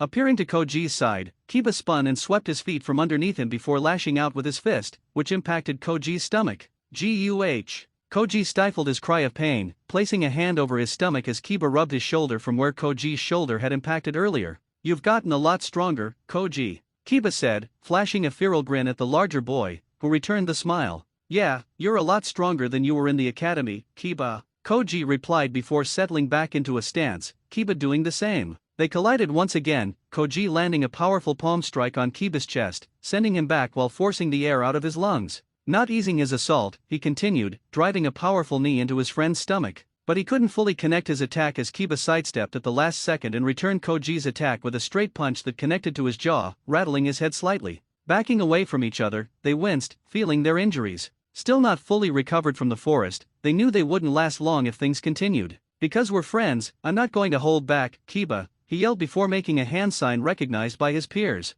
Baika no Jutsu, he shouted, expanding his body into a larger, rounder shape resembling a large ball. Oh shit! Akamaru! Kiba shouted. Knowing what his friend was about to do, he called Akamaru onto his back as he crouched down, calling out a jutsu also known by his peers. Shikyaku no Jutsu, Jujin Bunshin. A cloud of smoke covered Akamaru, and in his place, another Kiba stood crouched on top of the original. Tensing, they grinned at each other before attacking. Nakuten Sensha. Gatshuga. As Koji tucked in his limbs and used his chakra to propel himself forward in a powerful roll. With Koji advancing, Kiba and Akamaru spun with such speed that they resembled a drill as they wrapped around each other before meeting Koji's attack head-on. The two attacks colliding resulted in a small explosion of dust and rubble, as their sensei looked on with concern. As the smoke began to clear, both Koji and Kiba were still standing, though Akamaru lay limply at the side. Ha, ha, looks like that's game, huh, Koji? Kiba asked, panting as he gave his friend another smile. Yeah, looks that way, Kiba, Koji said, returning the smile. Soon, the two began to sway before hitting the ground, as Hayate signaled the medics. For the first match, it's a draw, he said loudly, coughing slightly as everyone looked on with stunned expressions at the battle's result. After Koji and Kiba's battle, Hayate turned in motion for the next randomization to begin. Sakura vs Ino. Practically everyone sighed. Somehow, they weren't surprised by the matchup. Making their way to the floor, Sakura and Ino both had smug looks on their faces as they faced each other. Looking at both girls, Hayate nodded before commencing the start of the second match. You're going down, forward. You're mincemeat, Ino pig. They shouted as they rushed each other, making their sensei sigh at their recklessness. Sticking to basic academy-taught taijutsu, the match wasn't very interesting as they easily blocked and countered each other, being so familiar with their opponent's style and habits. Seeing the match going nowhere, Ino broke off and threw a volley of shuriken at Sakura, who responded by using a smoke bomb to conceal herself, the shuriken flying out of the cloud having missed their intended target. As the cloud began to disperse, 3 Sakuras ran out, to Ino's shock. Quickly snapping out of her stupor, she narrowed her eyes, unable to determine which were clones and which was the original. Cursing under her breath, she threw a volley of kunao that the Sakura on the right instantly avoided. Smirking, Ino rushed forward as Sakura righted herself and repeated the action, engaging once again in a taijutsu bout. Slowly, they began to run out of energy, their movements becoming much more sluggish, signaling that the end was approaching as they broke off from each other. Taking a deep breath, Ino held her hands out in front of her as Sakura gasped, knowing what she was about to do. But before she could dodge, Ino had already locked onto her. Shintenshin no Jutsu. Ino shouted as Sakura and her body slumped to the ground, showing that her jutsu was indeed a success. Slowly, Sakura stood up, a smirk on her face. Turning to Hayate, she began to raise her hand to concede, but halfway, she froze and clutched her head. What? What's happening? Ino shouted, looking around Sakura's mind, and froze when she saw a giant version of Sakura with burning eyes staring at her. Ino pig. You're not making me give up that easily, she shouted, her fist colliding with Ino, forcing her out of her mind. My head. Ino moaned, massaging her temples from the rough ejection. Not so tough, are you, Ino pig? Sakura sneered, and Ino gained a number of tick marks on her head. Finally, they decided to end the duel, each rushing in with their fists cocked back. Slowly, they neared each other, let their punches go, colliding with the other's cheek. Once they connected, they were sent flying back from the momentum gained from the running start, where they lay motionless. Looking at both of them, Hayate nodded before raising his hand. The second match ends in a draw, he said, coughing slightly as Asuma and Genma picked up their genin and brought them to the balcony, where their peers peeked at them, wondering if they were all right. They'll be fine, they're probably just a little rattled right now, Asuma said as Genma nodded, extinguishing their worries. As the battle ended and they were picked up, the screen flashed once again, this time landing on 2 very different people. Shikamaru vs Sai. At that, Shikamaru groaned while Sai looked like he was contemplating something. Suddenly, as they were about to walk towards the ground floor, Sai raised his hand. Proctor, I'd like to forfeit. Everyone's jaws dropped at the proclamation. Why are you dropping out, Sai? Genma said, an accusatory glint in his eyes that didn't seem to faze Sai as he gave his usual fake smile. No reason in particular, I'm just not confident I can take out Lazy, he answered, making Genma look at him for a while before nodding slowly. Getting the confirmation from Genma, Hayate announced the winner. The third match, winner by forfeit, is Shikamaru. Everyone's sweat dropped at the victory, as Shikamaru just sighed. After that was all settled, the screen flashed once again. Kankuro vs Yasu. At that, Kankuro and the last remaining Kusanin made their way down to the floor. Seeing both were ready to start, Hayate signaled the start of the battle, Yasu going on the offensive with a hail of shuriken that Kankuro deftly dodged. You really should give up before I hurt you, Yasu said, pulling out a handful of senbon as Kankuro sneered at him. Like you're in a position to do that. Yasu shouted, seeing the overconfidence that seemed to ooze from the other teen. Throwing his senbon, he was stunned when Kankuro made no effort to dodge, opting to get hit by the attack. But after being stunned, he became fearful as Kankuro's face began to chip and flake off, revealing a frightening visage. Jumping back, he was met with the now revealed puppet as it quickly appeared next to him. What? Yasu shouted, as the puppet grabbed him and proceeded to crush him slowly. You should give up now. If you do, I won't crush you, a voice called out, soon revealed to be Kankuro, who appeared out of the bandaged sack on the floor. Go to hell, Yasu wheezed out, glaring at the other teen. Sighing, Kankuro tightened the grip Crow had on him, knocking him out by cutting off his air. Crow released the boy, letting him drop to the floor as it made its way back to Kankuro. Quickly checking if he was alive, Hayate nodded as he motioned for the medics to tend to the boy. Winner of the match, Kankuro, Hayate said as he made his way back to the stands, getting nervous looks from the other genin at his minimal show of skill. After the short battle, the matches continued. While most were even, a few were notable. The battle between Tenten and Temari was a one-sided bout. Tenten began by throwing a few weapons at Temari, maintaining optimal distance for offense and defense. However, Temari easily blew the weapons away with her fan. Everyone, especially her teammates, was surprised that not one weapon reached Temari. Since nothing had even come close to hitting Temari, Tenten used a final technique she claimed to be saving for the finals. Her Sashoryu was powerful but ultimately ineffective against Temari's fan. As Tenten ran out of weapons, she used strings to control them and fling them once again at Temari, attempting to surprise her. However, Temari quickly used her fan to blast Tenten, along with her weapons, and she hit the floor. Temari then used her fan to trap Tenten in a cyclone and propel her into the air. As the cyclone dispersed and Tenten fell to the ground, Temari had Tenten land on her closed fan, knocking her unconscious and calling the match boring. Even after being declared the winner, she threw Tenten off the fan, intending for her to land on the many weapons on the ground and suffer further injury. However, Lee jumped in and saved Tenten before she hit the ground. After that, Lee attacked Temari after she spoke about how weak she was, and the latter responded by blocking and calling them weak. Just as he was about to attack once more, Guy stepped in and stopped Lee. Afterward, he told the last remaining member of the Suna team, Gaara, that if he were to fight Lee, he would be in for a tough time, stating that Lee was strong. Once they made their way back to the stands, Hinata and Niji were the next to battle.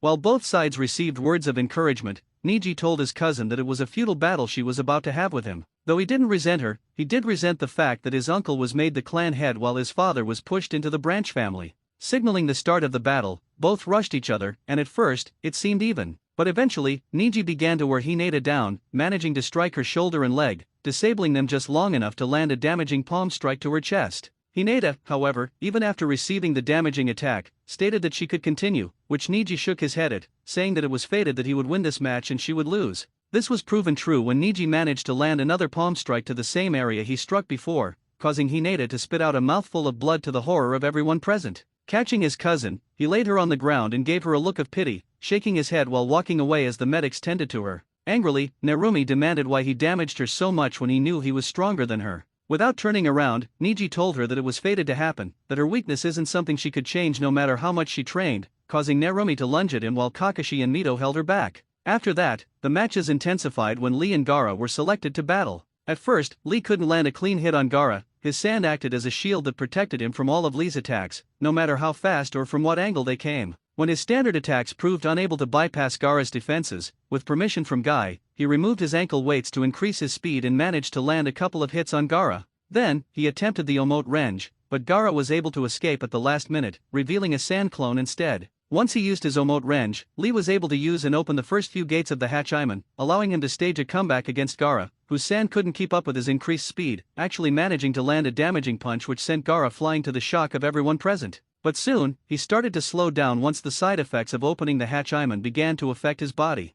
With his options dwindling, Guy permitted Lee to unleash the Yura Renge. Gaara narrowly survived, cushioning the blow by transforming his gourd into sand, but the technique severely injured Lee. Gaara then trapped Lee's arm and leg with his Savaka Q, proceeding to crush them with Savaka's Soso. Though Guy intervened to prevent a fatal blow, Lee astonishingly rose to continue fighting despite being unconscious. Seeing this, Hayate immediately called the match, recognizing Lee's incapacitation regardless of his determination. Once the competitors left the arena, Minato directed a few Jonin to repair the damaged floor. Collaborating with Hiben Tatake, they quickly restored the arena. Observing Minato's power at such a young age, the other genin shivered, realizing they would have been easily defeated by Lee. They also exhaled in relief as the strongest contenders finished their battles. The screen then displayed Kin and Narumi's names. As they descended to the arena, Narumi glared at the Otonin, recalling her team's attack on her older brother during the exam's first day. Kin, however, aware of her connection to Naruto, aimed to prove herself to him. At the match's start, Narumi intended a swift victory. She quickly formed the cross-shaped hand seal common to her and her siblings, creating several cage bunshin that immediately charged Kin. Stunned by the physical clones, Kin panicked but quickly regained her composure, throwing a handful of senbon. These hit the clones' necks, causing them to dispel. Narumi, undeterred, rushed Kin, sweeping her legs from beneath her with a low dodge. Kin swiftly spun, throwing more senbon at Narumi, who sidestepped but gasped in pain upon impact. She glanced down, seeing the senbon she thought she dodged lodged in her side. Pulling it out, she stepped back as Kin threw another handful, a ringing sound echoing as they hit the ground. Narumi winced, shaking her head to clear the ringing in her ears. Seeing her Hurricane Mimo succeed, Kin moved to advance, but the Narumi in front of her vanished in smoke. The real Narumi delivered a devastating punch, sending Kin into the wall with a hollow thud. Hayate checked on the downed Kin and signaled for medics. Seeing her opponent incapacitated, Narumi flashed a victory sign to her wryly amused father and sibling. Returning to the stands, Narumi immediately clung to her older brother, much to his exasperation and the ire of some onlookers, badgering him about whether he saw her fight. He sighed, not attempting to dislodge her, more concerned about the upcoming matches, as he was one of the next contestants. The screen then flashed with the next competitors' names. Just as Suzuki prepared to descend, Shino raised his hand, announcing his forfeiture, to everyone's surprise. "Shino, why are you forfeiting?" Korone asked, curious about her typically stoic and logical student's reasoning. "Suzuki-sen specializes in Katan Jutsu, while I only have my Kikaichu. This alone puts me at a disadvantage, as he can burn my Kikaichu away. Additionally, he is more skilled than I am in Taijutsu. Most importantly, I wish to avoid unnecessary casualties among my Kikaichu," Shino explained, prompting most present to nod in agreement. Korone nodded to Hayate, confirming Shino's forfeiture. Hayate then declared Suzuki the winner, who smirked widely. His smirk faded into a frown, however, when he noticed a certain crimson-haired girl was not paying him any attention, instead focusing entirely on her older brother. When the next pair of names appeared, 3 individuals darkened considerably, emitting a surprisingly potent amount of killing intent.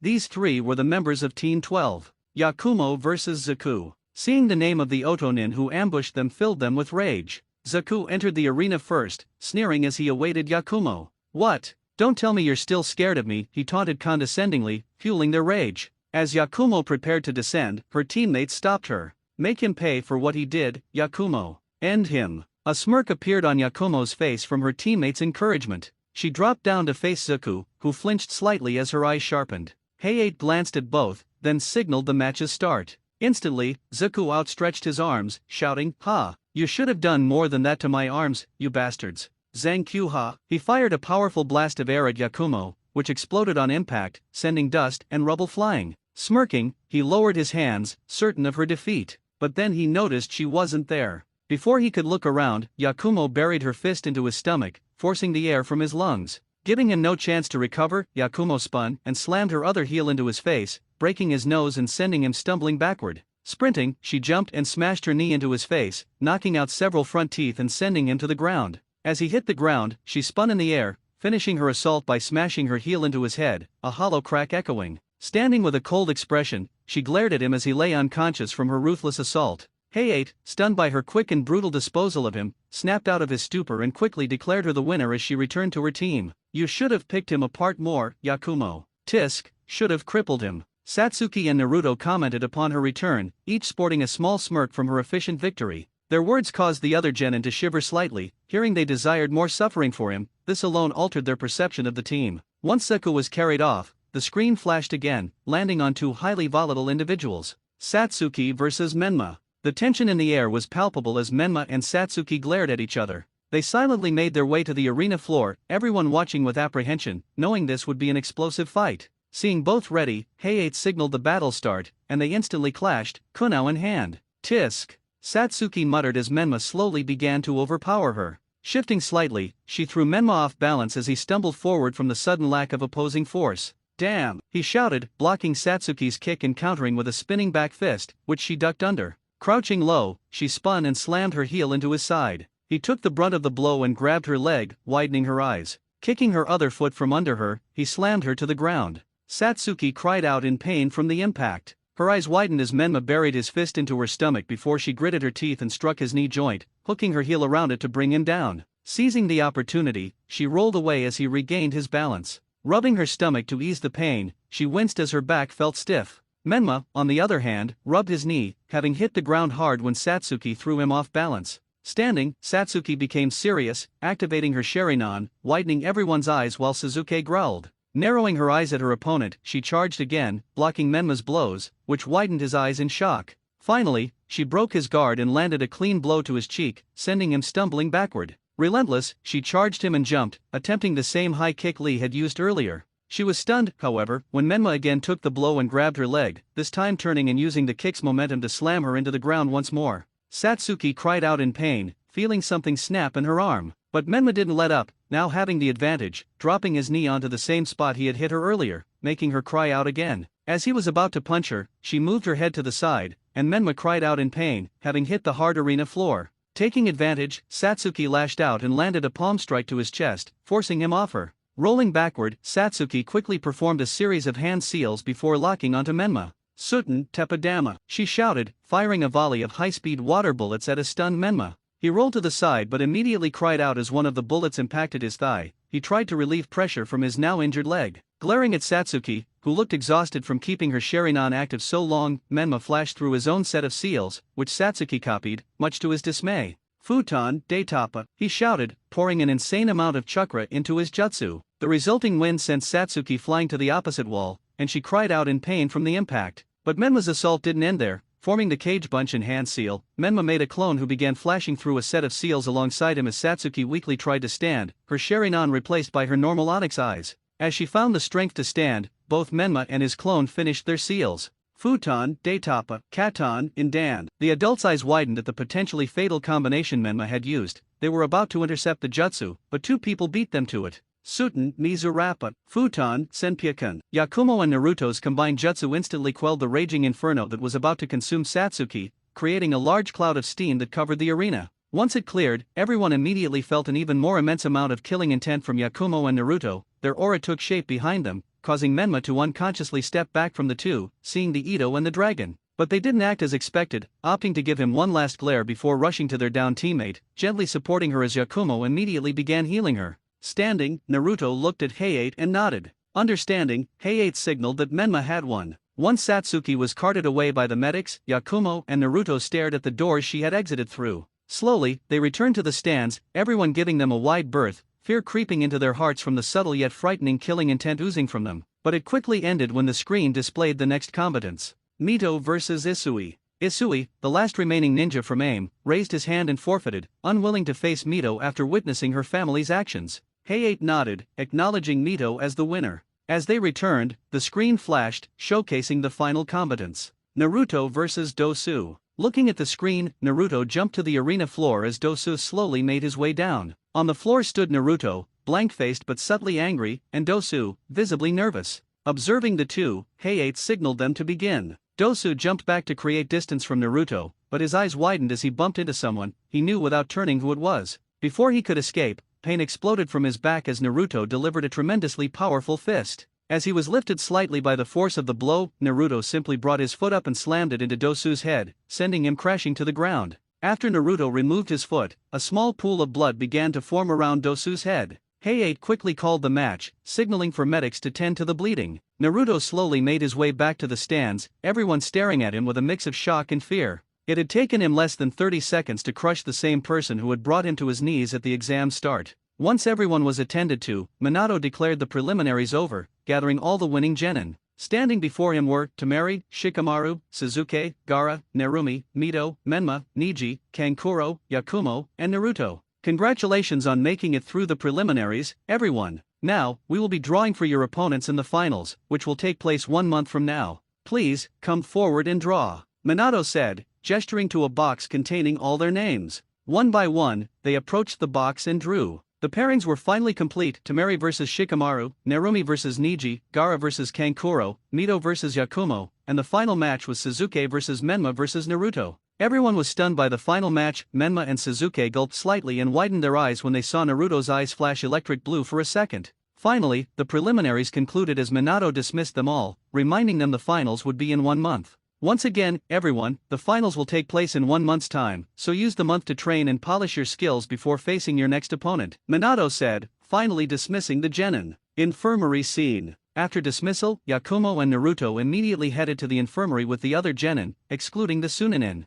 Upon arrival, they found everyone awake except Zaku, Dosu, and Yasu, who startled at the large group. Satsuki, Yakumo shouted, rushing to her best friend and fretting over her as everyone laughed at the scene. I'm fine, Yakumo, just a little banged up. She winced slightly from moving her fractured arm. As everyone caught up with teammates and friends, Naruto noticed Kin's sneaking glances at him. When their eyes met, she quickly averted her gaze. Shaking his head slightly, Naruto approached her, and everyone quieted, watching him. Assuming he would harm her, they prepared to intervene but froze when he stopped by her bed and leaned closer before speaking. You all right, Kin? He asked, tilting his head slightly. She blushed and looked at her sheets. I am fine, Naruto-kun. Just a little sore is all, she said bashfully, timidly raising her head to stare at him with adoration. Everyone's jaws dropped. Minato, along with the Jonin sensei, Zabuza, Anko, Tsunade, Shizun, and Haku, working as a medical staff member, entered the room, curious about the commotion. Before they could ask, Kin slowly rose slightly and kissed Naruto again, planting a kiss on his other cheek as he froze, his eyes wide open.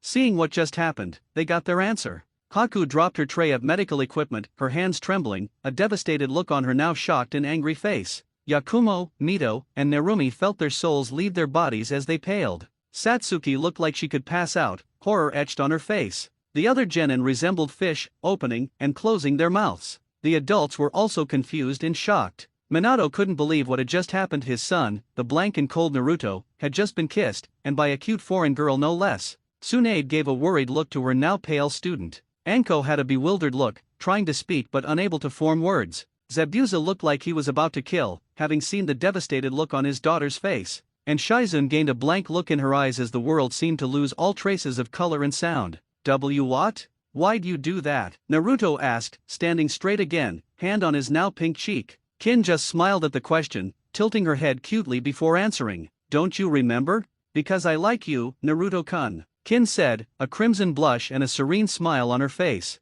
Before anyone else could speak or act, Kiba shouted, pointing at Kin. It was you. You're the one who marked him, he screamed, jealousy burning in his eyes as everyone quieted at the new information. Looking at the now quiet group, Kin looked back at Naruto and tilted her head cutely before speaking. Naruto's training ground scene. Eyes closed, in a lotus position, Naruto sat on the surface of the lake in his special training ground. His mind replayed the events of the past few hours. He sighed, recalling the rather frightening aftermath of Kin's second kiss. Flashback a few hours earlier. Silence. After Kin's second kiss and Kiba's shout about her marking him, there was complete silence. However, it was soon broken when Narumi and Mito unleashed a surprising amount of killing intent, so much so that everyone flinched. But as if it couldn't get worse for Naruto, Kin, the target of said killing intent, latched onto him and buried her face in his stomach, causing everyone's jaws to drop even further. Let go of him already, Mito shouted, having had enough of the Oto Kunoichi hugging her brother. Running over, she grabbed Naruto's arm and began yanking him away from Kin, who widened her eyes before narrowing them, tightening her grip on the blonde.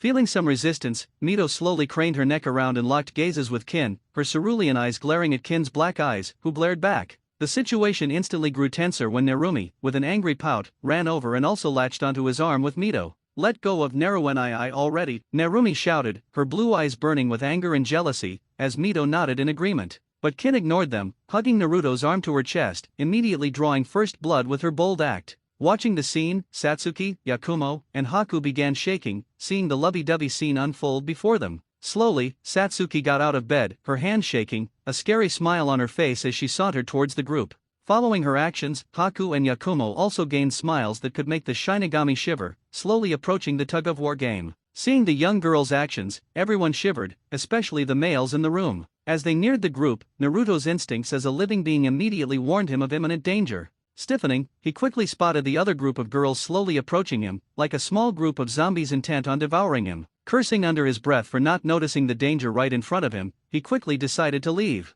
Reaching out, Haku grabbed his collar, and he froze, feeling the chill of her Hayatan jutsu begin to fill the air. The other girls also froze, waiting to see what Haku would do. Slowly, she lifted her head, and Naruto felt a bead of sweat run down his face from the chilling smile on her face. "Naruto-kun, if you don't mind telling me, who is this girl, and what is she to you?" she said in a tone that could freeze fire. After hearing the question, the others turned to face Naruto, also wanting to know their connection. Looking around, Naruto sighed and closed his eyes before explaining the situation. "You all know already, but this is Kintsugi. She's a friend of mine," he said deadpan. After saying that, he opened his eyes and took a step back, receiving not only scary looks from Haku, Satsuki, Yakumo, and his sisters, but also a pitiful and bashful look from Kin. Naruto trained to be ready for anything. Ryuhei and the elders taught him caution and how to analyze any situation, no matter how dire or overwhelming. But no amount of training could have prepared him for the words that came out of Kin's mouth. "And Naruto-kun, you were my first, though. You'll take responsibility, right?" Kin said in an extremely bashful tone, her face flushed crimson. While she was talking about him being her first friend, everyone else looked like their minds had been blown. The girls surrounding the two Mito, Narumi, Yakumo, Satsuki, and Haku looked like their souls had been crushed, the words responsibility and first echoing through their heads as they started shaking uncontrollably. While the girls were having a spiritual breakdown, the others didn't fare much better.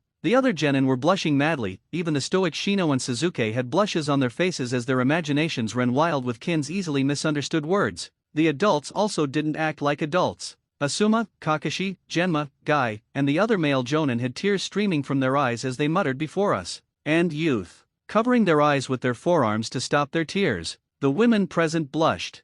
Zabuza gripped Kubikari Basho, his hand trembling and eye twitching, as he struggled to control himself, seeing his daughter so broken. Anko stared, disbelief etched on her face after Kin's words. Minato paled, understanding the ominous implications. He was consumed by thoughts of managing the international situation, realizing he couldn't keep them apart now that they had sealed the deal. But before chaos erupted, Naruto, exasperated by their foolishness, finally spoke up to clarify the misunderstanding. "Enough, all of you," he commanded, his voice rising, eyes instantly shifting from blank to sharp and cold. His drastic change snapped everyone from their stupor, directing their attention to him. "I'll say this once, so listen closely. As I stated, Kin and I are just friends. Nothing more, nothing less." By first, she meant her first friend, not what you're all imagining. Naruto's eyes sparked, making the others flinch. With the misunderstanding cleared, their deep blushes faded, leaving only a faint pink from the embarrassing situation. Seeing their delusions gone, Naruto sighed and walked out before anyone could question him.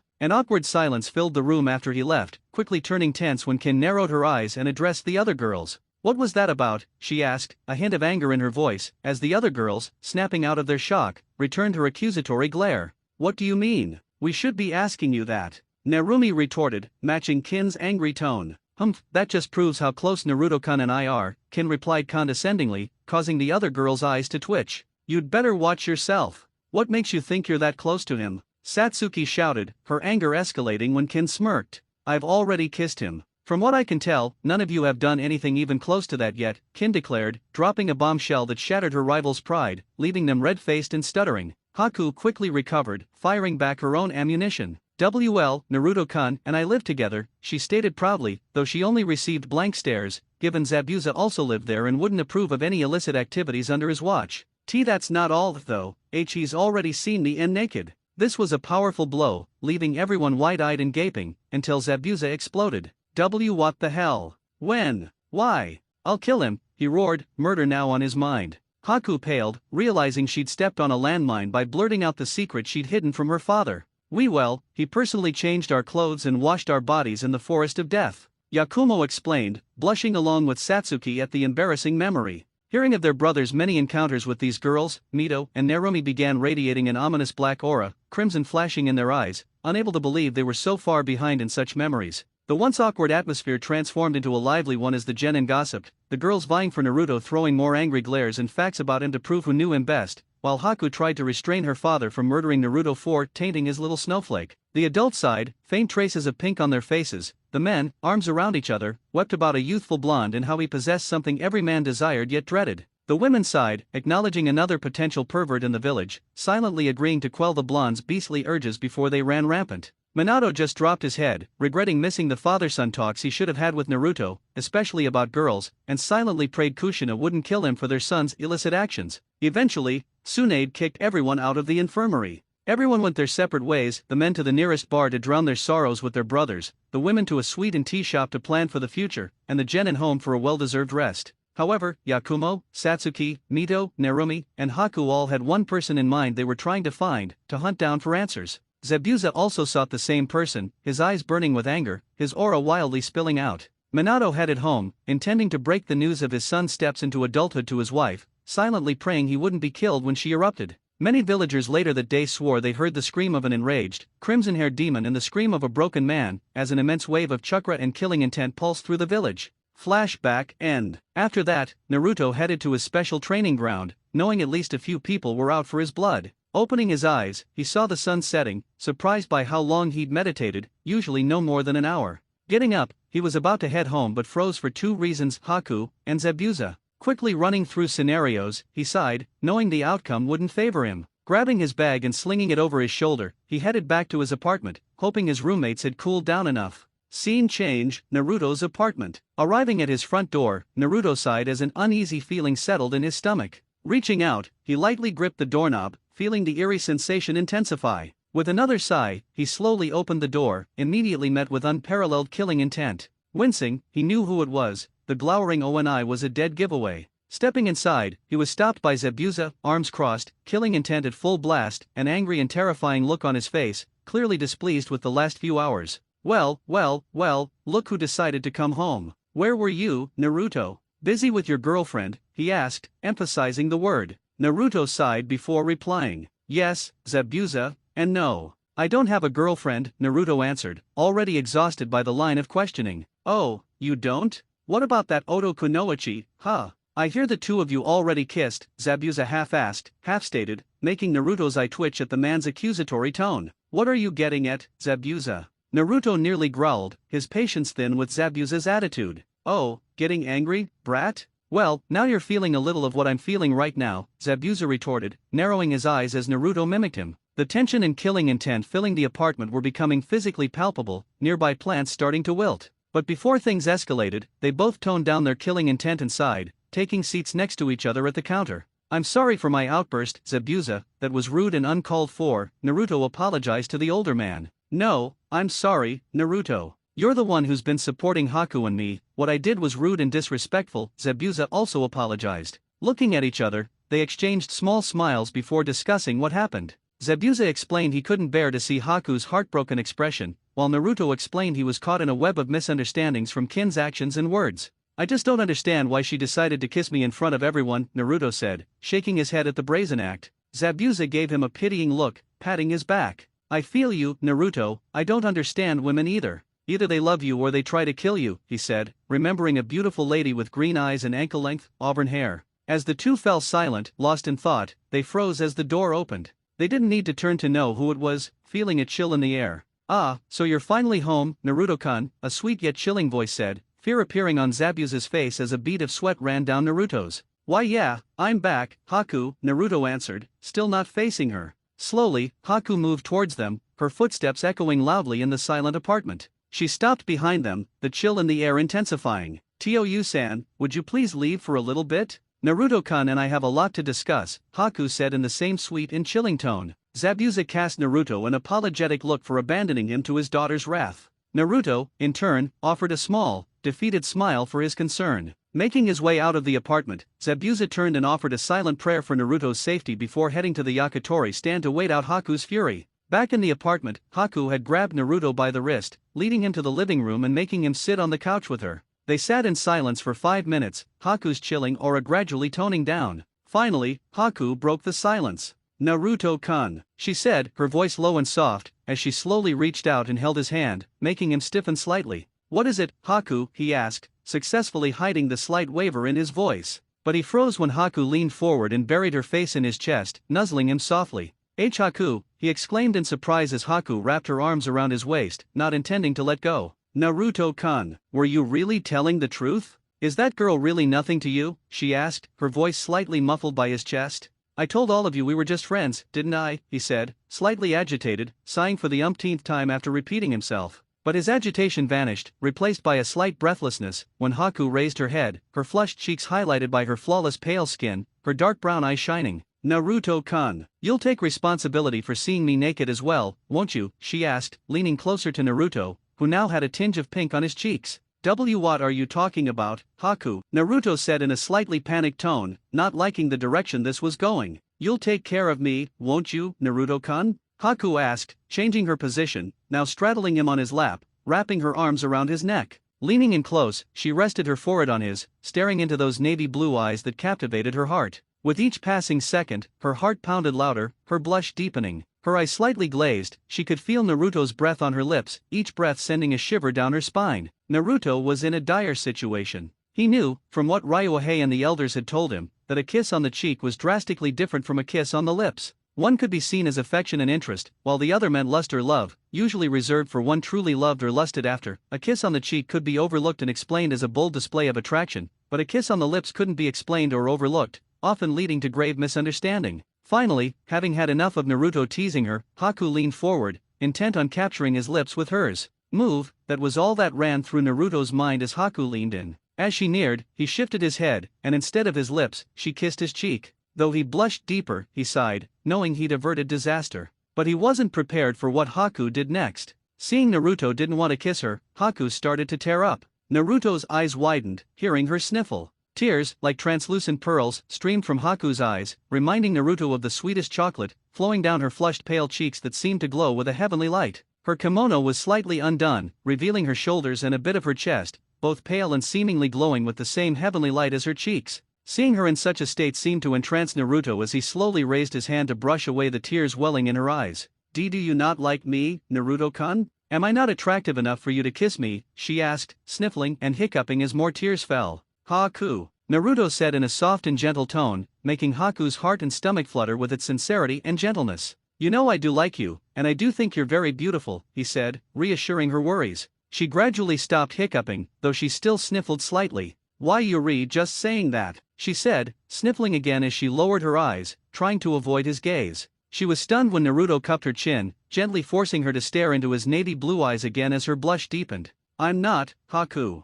I don't know why, but whenever I see you, I seem to forget that the moon exists at all, he told her with a small smile, making her eyes widen before they closed slightly. She placed her own hand on top of his to feel his warmth even more as a smile that made the stars pale appeared on her face. As they sat there, savoring each other's company, someone entered the apartment, immediately breaking the intimate scene by dropping the takeout he'd brought back. Ha, Keku, NNNAR, T2, Zabuza softly stuttered, his eyes wide with disbelief. Zabuza had returned after 20 minutes, assuming that was plenty of time for his daughter to unleash her fury on the poor blonde. Feeling guilty for abandoning his friend, he brought back some spicy yakitori as a peace offering. Who wouldn't want spicy yakitori? When he opened the door and walked in, he saw a scene that would scar him for life, more so than a teenager walking in on their parents doing the deed. He saw his daughter, his little snowflake, her kimono undone, showing her shoulders and part of her chest, straddling Naruto, her hand on his. Naruto wasn't resisting. In fact, to Zabuza, it looked like he was enjoying having his daughter straddle him. Adding to the scene were their expressions. Naruto had a faint pink blush, while Haku was scarlet.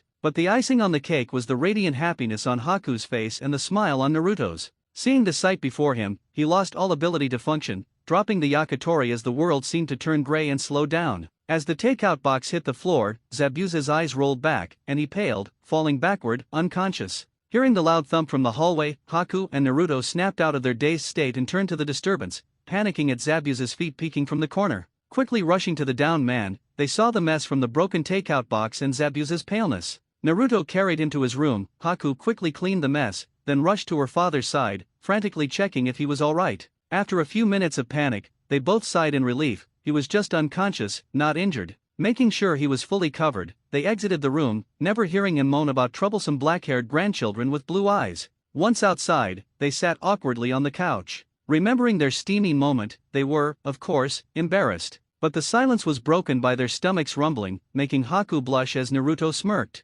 Seeing his smirk, Haku blushed even more, turning away from him as he just smiled. I'll make dinner tonight, Haku, he said as he walked to the kitchen, never seeing the serene smile and longing in Haku's eyes directed at him. After a few minutes, Zabuza stumbled out, frantically looking at them, but sighed, convinced it had just been a bad dream, never noticing the blush on Haku's cheeks or Naruto's slight flinch when he asked if she was straddling Naruto. Zabuza went back to bed after dinner, the dream of Haku straddling Naruto having taken a toll on his psyche. After he left, Naruto cleaned up and finished the dishes for the night, then headed to bed himself. Finishing his shower, he was stunned when Haku entered the bath, a towel covering her body. Without a word, Naruto avoided eye contact, moving to get past her, only for Haku to cup his cheek and give him a long kiss on the cheek, widening his eyes. Finally removing her lips, she gave him another stunning smile before speaking. "I won't lose to anyone, Naruto-kun," she said, blushing, gently pushing him out of the shower as she leaned against the door after closing it. "I won't lose you to anyone, not even that Otonin. You and me were meant for each other, I won't let anyone else have you," Haku thought, a determined look on her face before she entered the shower. Naruto stood in the hallway with a bewildered expression before shaking his head and sighing, making his way to his room to sleep off the day's stress. Time skip, the next morning. Waking to the sound of birds chirping, Naruto slowly got out of bed and checked the clock, 5 a.m. Grabbing a towel, he quickly showered to avoid meeting Haku like last night. Once he finished washing and changing, Naruto left a note on the fridge for Zabuza and Haku before heading out. Since it was early, Naruto decided on a light jog, making his way to the outer gates. As he approached, he saw Kotetsu and Izumo already sleeping on each other, suppressing a smirk at the sight. Stretching for a few minutes, he began his jog, his mind drifting to his plan to leave the village for a month to train. Lost in thought, he was abruptly pulled out of it by a hand on his shoulder. Lashing out with a punch, he stopped when it was blocked. "Haha, Yosh. It's great to see other youthful young people out early in the morning training," Guy said, a bright smile on his face, even after Naruto attacked him. "Oh, my apologies, Guy-sensei. I didn't mean to attack you," Naruto apologized, bowing his head. Guy pulled him back up, placing his hands on his shoulders before asking a question. "Naruto-kun, I apologize if I'm asking for too much, but would you mind having a spar with me?" Guy asked, surprising Naruto, who nodded, wanting to see where he stood against one of the world's pinnacle taijutsu figures. Scene change, Training Ground 9. Arriving at his team's training ground, Guy would be lying if he said he wasn't excited. After seeing Naruto's brief skills, he knew Naruto was quite skilled in taijutsu, a statement Lee also backed up. Standing a few feet apart, Naruto and Guy bowed to each other. Naruto took the initiative, blurring and lashing out with a straight punch. Guy easily blocked the attack and countered with his own punch, which Naruto also blocked. Quickly, Naruto reacted, spinning on his foot and sending his heel flying towards Guy's side. Blocking the strike, Guy launched a lightning-fast punch that sent Naruto reeling back, before he flipped backward and then exploded forward at twice the speed. Guy's eyes widened at Naruto's explosive speed, a smile involuntarily appearing as he witnessed such talent. He surged forward, meeting Naruto in a furious exchange of blows. Each block from Naruto was met with 2 strikes from Guy, and vice versa. Naruto reeled back from a powerful jab, and Guy capitalized, smashing the back of his fist into Naruto, sending him flying. "Oh no," Guy exclaimed, realizing he'd used excessive force. The more they fought, the faster and stronger Naruto became, seemingly adapting to Guy's style, which in turn pushed Guy to fight harder. However, that last blow might cost Naruto the finals. But his worries vanished as Naruto shakily stood, spitting out a glob of blood. "Ha, ha, you're amazing, Guy-sensei," Naruto gasped, awestruck by Guy's speed and power. No matter how much he increased his own speed or power, Guy matched then surpassed him. Guy gaped as Naruto stood after an attack that would injure even Lee using the first few gates. Naruto took a deep breath, his exhaustion vanishing. Another smile graced Guy's face, and he seized the initiative. Naruto's eyes widened before he blocked a bone-jarring kick, grunting as his arm went slightly numb. Their spar continued for hours until Naruto finally conceded, bruised and aching. Guy profusely apologized for his lack of concern. Naruto waved him off, calling it an enjoyable time and offering a rare smile, prompting the older man to crush him in a hug while shouting about youth. After the intense spar, Guy bid Naruto a tearful farewell, asking for another session. Naruto happily accepted, knowing it would only help him fight stronger opponents. As Guy left, Naruto sighed, rubbing his aching muscles, still in awe of Guy's taijutsu prowess. Looking skyward, he estimated it was near noon, meaning they'd sparred for 5 to 6 hours. Stretching and cracking his aching body, he headed back to the village to prepare for his training trip. Uzumaki Namikaze Estate. At the Uzumaki Namikaze Estate training grounds, the family gathered to discuss training assignments. Mito, Menma, Narumi, Minato, Kushina, Kakashi, Jiraiya, Tsunade, and Shizune. "Kids, choose who you want to train with," Minato explained. "But remember, no switching or complaining once you pick your sensei for the week." His children reacted excitedly. "Kaa-chan, please train with me this month," Mito said, claiming the first pick as the oldest. Sure thing, Mito-chan. We'll train until you win the whole competition, Kushina replied, and Mito nodded vigorously. Tsunade-bachan, could you please teach me this month? Narumi asked, using her puppy dog eyes. Tsunade smiled and hugged her goddaughter, making the eyes unnecessary. Of course, Umi-chan. Once I'm done with you, I'm going all in on you in the betting pool, Tsunade declared, her eyes burning with determination. Narumi simply laughed at her godmother's actions, while everyone else wryly chuckled, knowing Tsunade's luck. Hey, Jiraiya-jiji, you'll make me stronger than Tio-san, right? Menma asked his godfather. Heh, what do you take me for, Menma? I am Jiraiya the Gama-senin, the sensei of the Yondaime Hokage, Jiraiya proudly proclaimed. Menma looked on in awe, while Kushina, Shizun, and Tsunade sighed at his boasting. Great! Now that everyone has a sensei for the month, you all need to find somewhere to train. I want your individual training to be a mystery from each other, so don't train close together, Minato said, and his children nodded. Smiling, he hugged them, telling them they'd go far if they stuck to their training. The other adults agreed, making the children blush. But the light, happy atmosphere broke when Narumi quickly noted something. Wait, what about Naruto nii? She asked, realizing her brother had no one to train him. Anko was training Yakumo, and Satsuki had her family. Everyone froze. Who would train Naruto? Their first thought was Anko, quickly dismissed by Narumi's revelation. Then Zabuza came to mind, making Kushina instantly worried, still wary of the former Kirin in training her oldest. But Minato's eyes lit up a golden opportunity to bond with his son. Don't you all worry, I'll be the one training Naruto, Minato declared with finality, his eyes burning with determination. Seeing him so fired up, they could only nod and hope Naruto accepted his training. Later that day, night approached, the sun setting on Konoha. In his apartment, Naruto finished packing his equipment and supplies. Donning his heavy-duty backpack filled with sealed items, he left his room. He smiled faintly seeing Zabuza and Haku watching TV. They truly acted like father and daughter. His attempt at a stealthy exit failed when Zabuza, without turning, asked what he was doing. Sighing, Naruto told them he was leaving. Before he could explain, Zabuza and Haku tackled him, pinning him with incredulous eyes. He quickly clarified he wasn't moving out,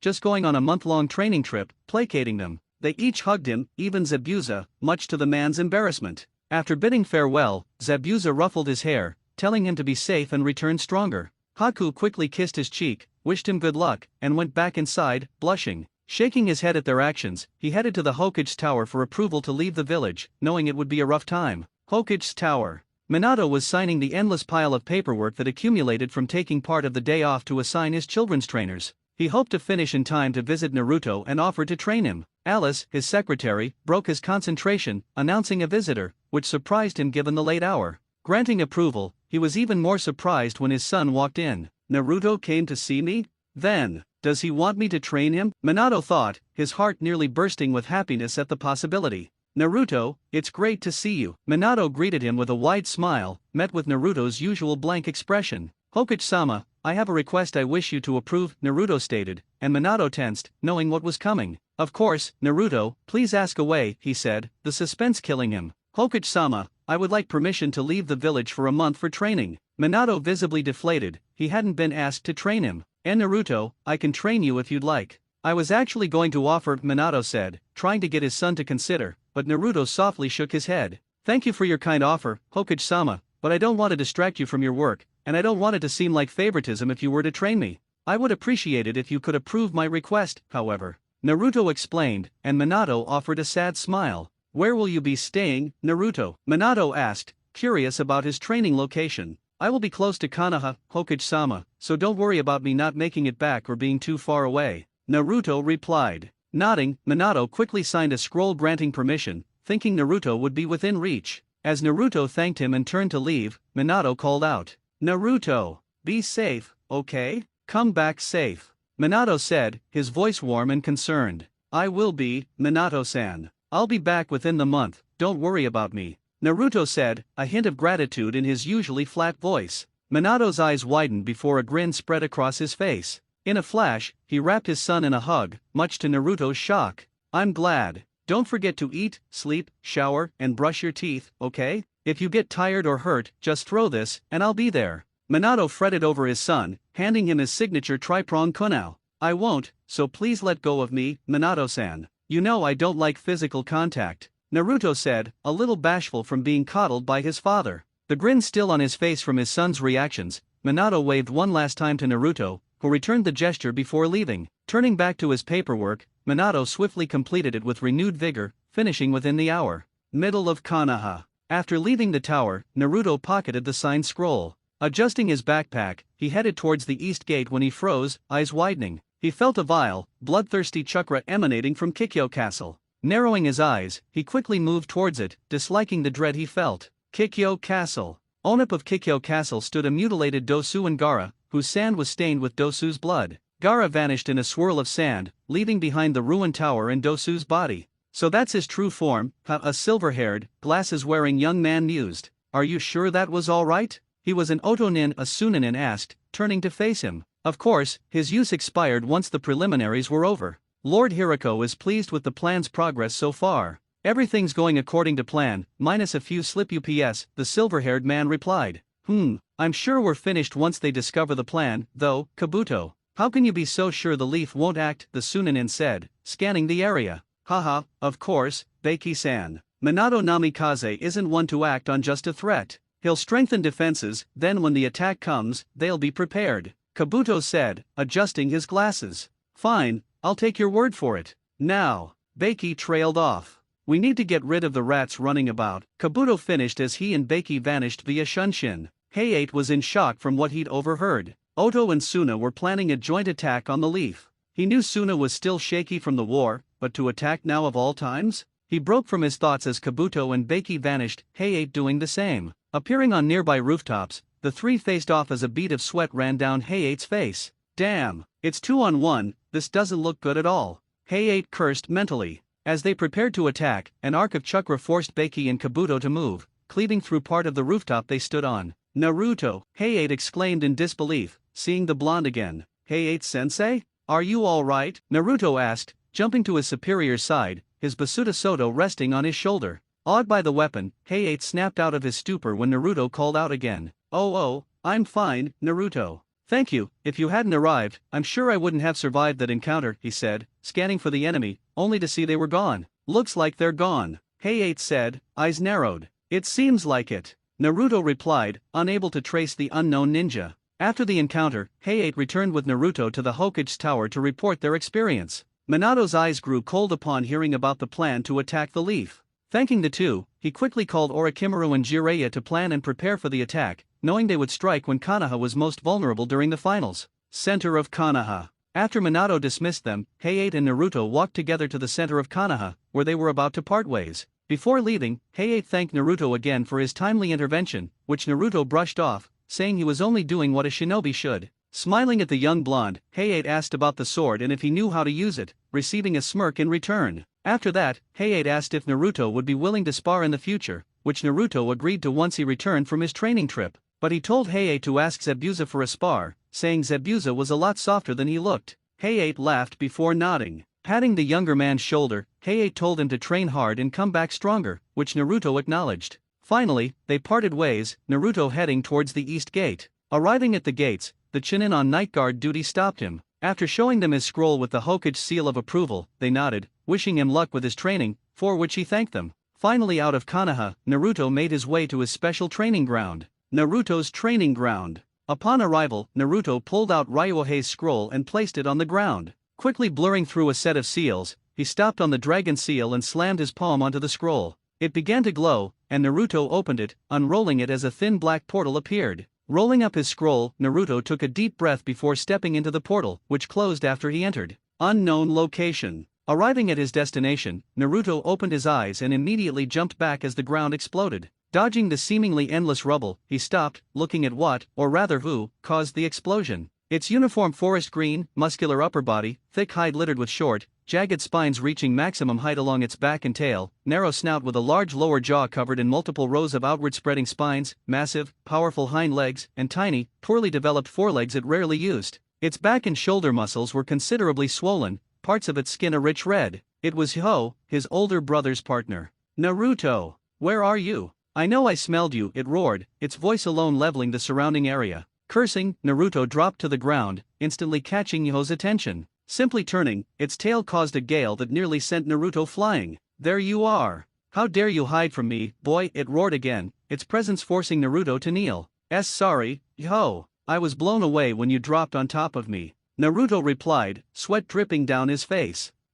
Haha, still the jester, I see. Come, stand up and let us begin your training, Yo said, his anger replaced with a jovial tone. Sighing, Naruto nodded and jumped onto Yo as they made their way towards the upper levels of Thousand Blade Mountain. So, Naruto, how have you been? I smell the scent of a female on you. Have you been mating? Yo asked casually, making Naruto choke on his spit from the nonchalant phrasing. J-ho, I'm far too young to be doing something like that, Naruto protested, blushing from both anger and embarrassment. But his anger only earned a bellow of laughter from Yo. Bwaha, you humans are far too fickle. Mating early ensures you can raise your young, even for a little while. I know those females wish to mate with you, Yo said, as Naruto muttered under his breath about perverted old dragons. Finally, they reached the second level of the mountain. Getting off Yo, Naruto stretched his muscles before making his way into the mountain beside Yo. Thousand Blade Mountain, Level 1. Inside Thousand Blade Mountain, the craggy, desolate land immediately transformed into a beautiful landscape filled with green and blue. Quickly glancing around, Naruto turned to Yo. Yo, who am I training with for the month? Naruto asked, clearly confused not seeing anyone around. Gwahaha, you're looking at him, Naruto. You're going to be training with me for the month, Yo said, laughing again, making Naruto sigh, knowing the next few weeks would be hell. I just had to get the almighty World Eater, didn't I? He asked no one in particular, though someone answered him. You fu. Don't fret, Naruto-kun, you are in capable hands. Devilto's title as the embodiment of hungry and as the Great Devourer are merely nicknames. His true title is, as you said, he is the World Eater. In terms of sheer power, none come close to him, a sultry voice said, though no visible entity was in sight. If you speak to my partner's brother, you had better show yourself, Chameleos. Yo growled, black and crimson lightning sparking from his head. Be at ease, Devilto, I mean the boy no harm, Chameleos said as she appeared. Her body covered by purple and white hide, her head large, flat, and with a spiked crest with a horn at its tip. Her eyes were chameleon-like, large and orb-like, capable of free, separate movement. Her wings were purple with a grayish-white membrane. Her tail was large and leaf-shaped, with a chameleon-like curled spiral at the end. It was Chameleos, the Empress of Stealth, known for her unique ability to completely erase all traces of her presence, making her untrackable. Playfully, she wrapped her tongue around Naruto, bringing him closer, nearly purring in delight at the heat he radiated. Chamele, could you please let me go? Naruto asked, uncomfortable and embarrassed about being used as a living heating pack by the Empress of Stealth. You fu, you are far too cute, Naruto-kun. I wish I could keep you all for myself. She replied, letting him go, seeing Ho now had a black and crimson haze nearly covering his face. Chamele, you really need to tone down your teasing, Naruto said, seeing Ho nearly lose control. After the incident, they made their way to the center forest. Naruto removed his backpack and placed it in a secure area before heading to the forest training ground as Ho and Chamele waited for him. Took you long enough, Naruto. Yo said, obviously irked he took so long, though it was only 5 minutes. Yeah, I'm ready for my training, but what will I be learning anyway, Ho? He asked, and Ho cracked a savage smile. You will be furthering your strength and taijutsu. Power is just that, power. All you need is the strength to dominate and devour your enemies. He roared the last part, causing a shockwave to uproot and blow nearby trees away. However, Chamele broke him out of his state. Devilto, you know that the boy needs more than just brute strength. That may work for you, but the enemies he will face will not just compete in a contest of taijutsu, they will also use ninjutsu and genjutsu, Chamele said, and Yo grunted, admitting the truth. Fine, we will also be training in Ryuuten as well. If you want, you can consult some of the other dragons for extra training, Yo said, and Naruto nodded, determination shining in his eyes. Yo gave him his signature savage grin, and Chamele gave him her signature teasing smile. Now, enough talk. Let us begin. Yo roared, spinning and slamming his tail into Naruto, who barely had time to bring his arms up to defend himself. Crying out in agony, Naruto was sent flying into the grove of trees. Yo and Chamele instantly went towards him and found him lying on his back, his eyes wide and filled with pain as he coughed up blood, both his arms having some bone jutting out from the brutal attack. It looks like I got too into it, Yo said sheepishly as Chamele instantly tended to Naruto's broken form. Thousand Blade Mountain, Chamber of the Elders. Gathered in a seemingly endless cave, the Elder Dragons focused their attention on a screen showing Naruto's image. So he is the one, a deep voice bellowed, belonging to a steel-gray dragon. Tisk, he doesn't seem like much. Are you sure that he is the child? A proud voice said, belonging to a dragon with orange fur and dark copper scales. Do you not trust the elder? A cold feminine voice said, originating from a beautiful golden-clad dragon. Tisk should just end him. He's weaker than that other human, an arrogant voice said, belonging to a blood-red, hulking dragon. Give him time to grow, the child shows potential to become very powerful, a regal feminine voice said, belonging to a brilliant white and blue dragon. As they conversed and looked at the screen of Naruto being tended to by Camille and Yoho, it shifted to show a girl with a sleepy face, her eyes closed and a smile on her face, with mid-length light blue hair. She wore a simple outfit consisting of a white t-shirt, black pants, and black boots. Slowly, she turned to the dragon she was training with and opened her eyes, revealing brilliant emerald green eyes with draconian pupils. After his shattered arms were repaired by Camille, Naruto couldn't train for the rest of the day as they needed to heal completely. He sat there, an angry expression on his face, while Yoho looked sheepish, knowing he'd gone too far with the surprise attack. Naruto, I've apologized countless times in the past few hours. How much longer until you forgive me? I know what I did was foolish, Yoho asked. Naruto just scoffed and turned away. Sighing, Yoho left, understanding that humans needed time to cool off, as Raiwahei put it, though he still wondered why any creature would want to be cold. Watching Yoho leave, Naruto growled, narrowing his eyes in the direction the dragon had gone. Slowly, crimson began to bleed into his navy blue eyes the more he dwelled on the surprise attack. But as the crimson threatened to overwhelm the blue, Naruto shook his head, and his eyes returned to their normal navy. His eyes wide, he clutched his head as a part of his mind demanded he attack and eliminate Yoho, though he didn't know why. Ugh, what's wrong with me? Naruto thought, his mind feeling as though it were tearing apart. Why did you let him get away with that disgraceful attack? Why not return the favor and end him? Why not consume him and gain more power? A voice echoed, sounding exactly like his own but with a hungry, bloodthirsty tone. Who are you? Naruto mentally asked, the pain becoming unbearable. I am you, and you are me. We are one, yet also two, the voice replied, intensifying the pain as it spoke. Enough with the riddles. Who are you? Naruto demanded, never noticing his left eye slowly turning crimson with a draconian pupil, or the draconian seal beginning to spread. Ha ha ha, you dare demand something of me? How brave. It's still too soon for you to know, human, but I'll leave you this warning, we will become whole once again. When we do, only one of us will control this body. The moment you weaken, I will consume you, the voice declared, followed by chilling laughter that faded into nothingness. Once the voice was gone, the seal and the crimson in his eyes vanished. Panting, hands on his head, Naruto's eyes were wide, a cold sweat breaking out on his face. Fear, he felt fear from the voice's warning. Shaking his head to dispel the words still echoing, Naruto didn't notice Yoho and Camille arriving, worry etched on their faces. Huh? Why yeah, I'm fine. Just a major migraine is all, Naruto said. Though they didn't look convinced, they accepted his answer, as he knew his own body best. After a few hours and a checkup to ensure he was fit, Naruto was able to resume training with Yoho despite his earlier injuries. Initially, he was hesitant, given Yoho's tendency to get carried away, as demonstrated earlier. However, with a little coaxing, Naruto agreed. Time skip, 3 hours later. Faster. You need to be much faster than your prey if you wish to hunt them. Yoho roared as Naruto desperately tried to evade his devastating attacks. Dodging a tail swipe that felled several trees, Naruto panicked as a black and crimson haze enveloped Yoho's face. Power. You need much more power if you wish to devour everything that opposes you. Yoho roared again, leveling the surrounding area and destroying all nearby plant life. After his roar, he reared his head back and unleashed a cloud of Ryuatan-natured chakra, a dragon's breath. His eyes widening at the fatal black and crimson cloud, Naruto could only watch it approach, ending all life in its path. Before it reached him, it dissipated, and Naruto fell onto his rear, his eyes wide with fear. That, Naruto, is how you hunt, Yoho said, the haze vanishing as he leaned forward to check on Naruto. Are you alright? Can you continue? If not, you should rest. You're definitely not at the level I'd hoped, Yoho said as Naruto shakily got back to his feet. Taking a deep breath to calm his frayed nerves, Naruto composed himself before settling back into a stance. I'm fine, Yoho, please continue, Naruto said, though a bead of sweat trickled down his forehead. Seeing his determination, Yoho cracked a savage grin and nodded. While he couldn't train Naruto in human taijutsu, ninjutsu, or genjutsu, he could enhance his speed, strength, reaction time, and other physical attributes. For Ryuatan Jutsu, Yoho had Naruto observe and feel how he shaped and molded chakra within his body. Ryuatan Jutsu was typically unique to each user, with different methods of molding and shaping chakra, resulting in varied jutsu in nature, use, and power.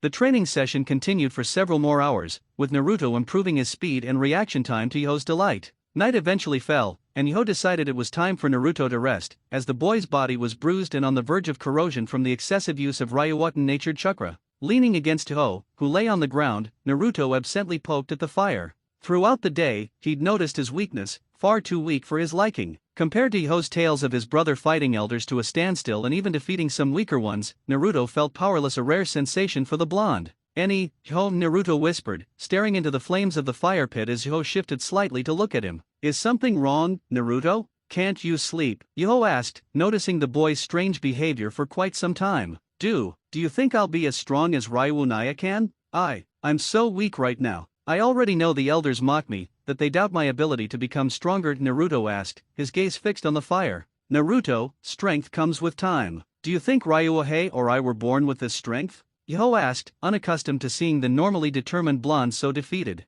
I know you both worked hard to get as strong as you are, but I don't feel myself getting strong fast enough, Naruto said, clenching his hands into tight fists. Tell me, Naruto, why do you wish to become strong so quickly? Yo asked, genuinely concerned about the changes in the blonde. I don't know, Yo. I just want to get stronger faster, Naruto admitted, dropping his head in shame at his pathetic reason. Seeing the blonde in such a state worried Yo. He had never witnessed such confusion and conflict in a human. Ryuuhei had broken down once, but it wasn't the same as what Naruto was experiencing now. Rest. Your answer will come. No matter how much you train, you will only grow as strong as time allows. If you train for a day, you will get stronger by a day. If you train for a week, you will get stronger by a week. But no matter how much you train, you will never get stronger than time allows, Ho said. Naruto nodded, leaned into the dragon, and slowly drifted to sleep. Time skip. 1 week later. After a week of what could only be described as hellish training, Naruto found he had become much stronger. His strength, speed, reaction time, and intelligence had all skyrocketed after training not only with Ho but also with several other dragons. Initially, they were reluctant, claiming he didn't possess the same potential as the other human. Believing they were referring to Ryuuhei, Naruto challenged them for the right to train under them. He was utterly defeated, repeatedly.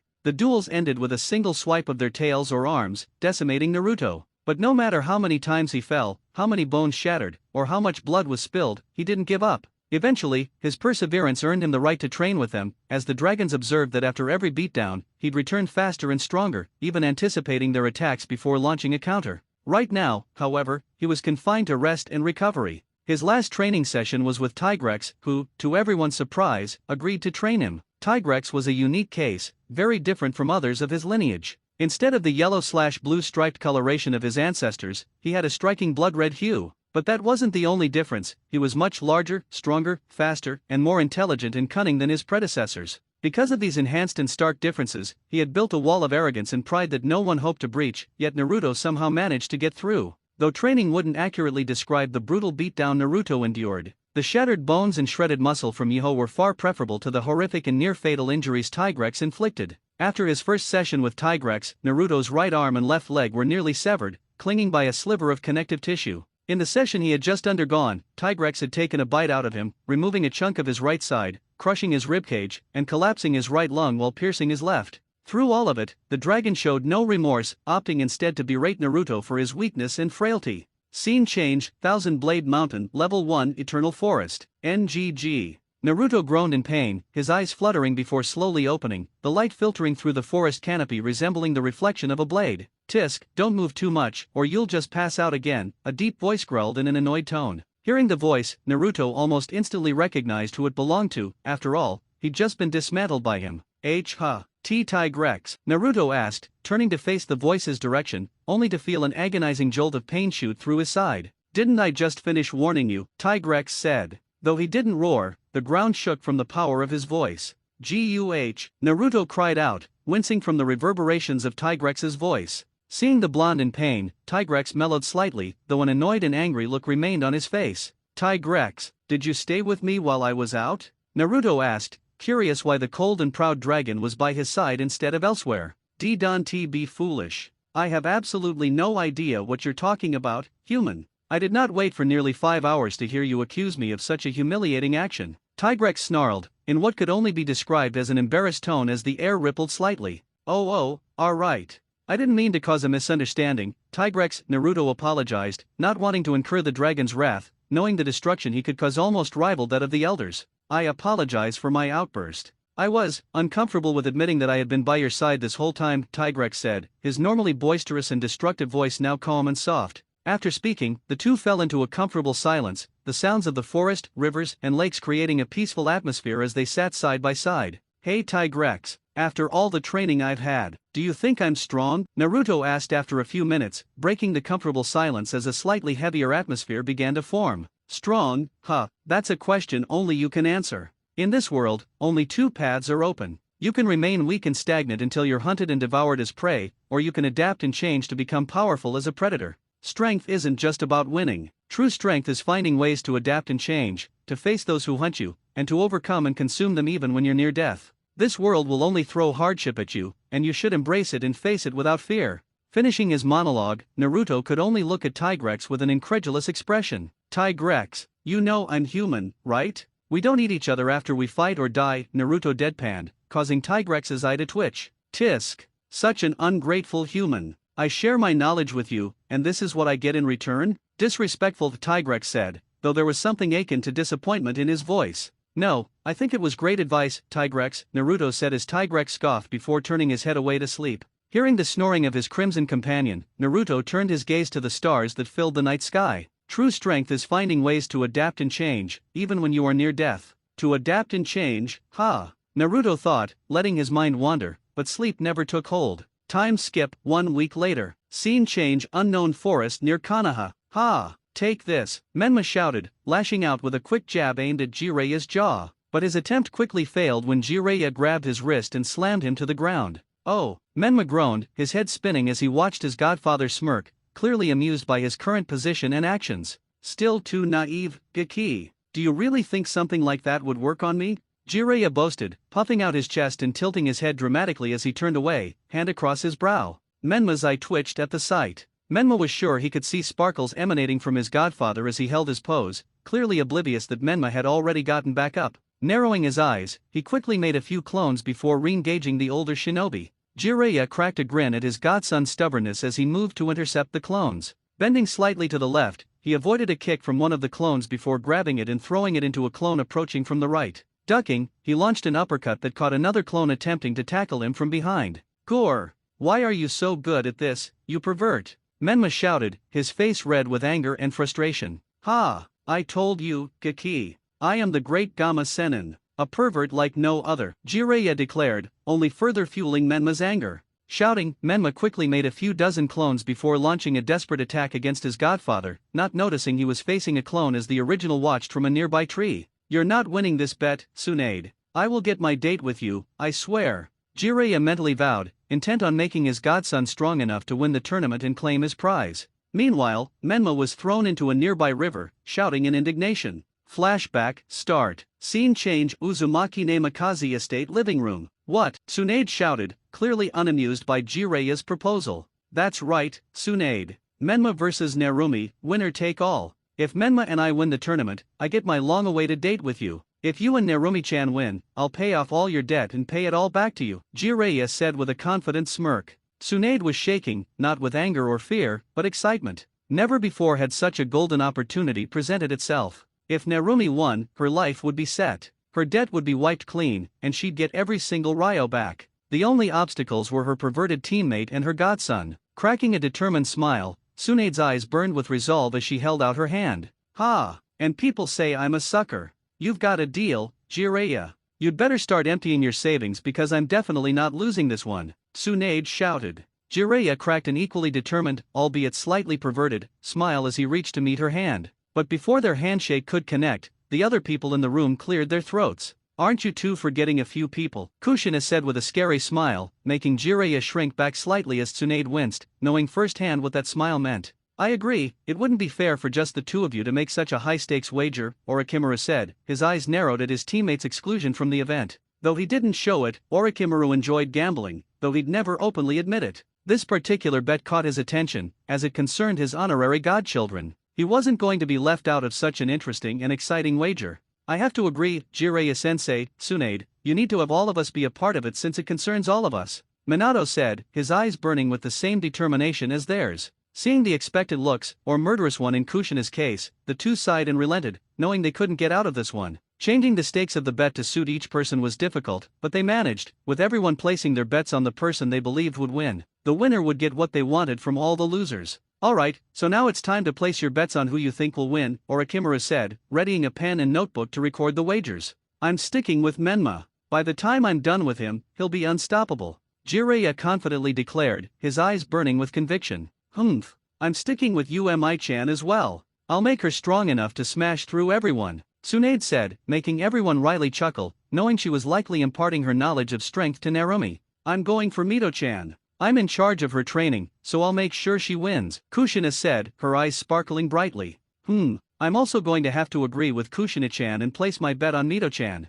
She's the oldest and will probably be the most balanced out of the three, Orochimaru said, hand on his chin. I'm going to place my bet on Naruto, Minato said with conviction, causing everyone's eyes to widen as they turned to the blonde. What? Naru-chan, Kushina said, clearly having had a momentary lapse in memory, forgetting her oldest, as she bit her bottom lip at her horrible mistake. That's an interesting gamble, Minato-chan, Orochimaru said, clearly deep in thought about the enigmatic blonde. But we don't really know where he stands in terms of skill, Minato? Sure, he was strong and fast, but what if it was a fluke? Are you still taking that risk? Jiraiya asked in a worried tone. Jiraiya knew that out of all their godchildren, Naruto was the one who had almost zero interaction with him, Tsunade, or Orochimaru. Tsunade only saw him during his regular check UPS or when he had a serious injury. Orochimaru and Jiraiya only saw him when he used to live with his family, and even then, their interactions had always been cordial and formal. I know that, Jiraiya-sensei, but it's not going to change my mind. I'm going to put my faith in him, Minato said, his confidence beaming more brightly than they had seen in the past.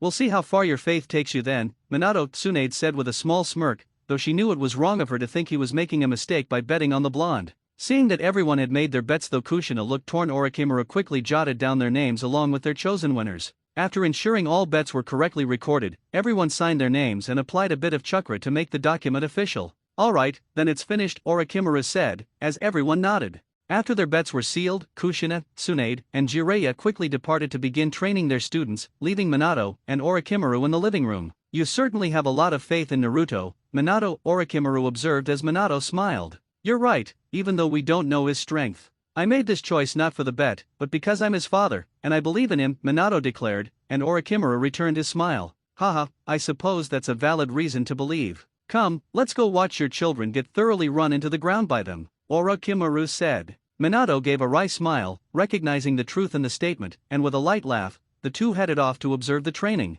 Flashback end. Faster, Menma. Let your fists fly with the speed of your heart, Jiraiya exclaimed, while Menma simply sweat-dropped at his godfather's seemingly nonsensical ramblings. Scene change, unknown clearing near Konoha. Umi-chan. You'll never get anywhere with those weak punches, Tsunade roared, determination burning brightly in her eyes. Narumi swiftly launched a flurry of blows, but Tsunade effortlessly blocked them with a single finger. Narumi's eyes widened before she was sent flying by a mere finger flick. Ow, that hurt, Granny, Narumi cried, rubbing her now red forehead. She had to quickly roll out of the way as Tsunade rushed forward to engage her, her deadly flicks making Narumi pale as she dodged their path. Stop dodging and fight like a man, Tsunade shouted, clearly desperate not to lose this bet, as too much was at stake. Granny! I'm a girl, remember, Narumi yelled, sidestepping and launching a reverse roundhouse kick at her godmother. Her kick was stopped, and she was promptly thrown into the nearby freezing lake. Kyaa. It's so cold.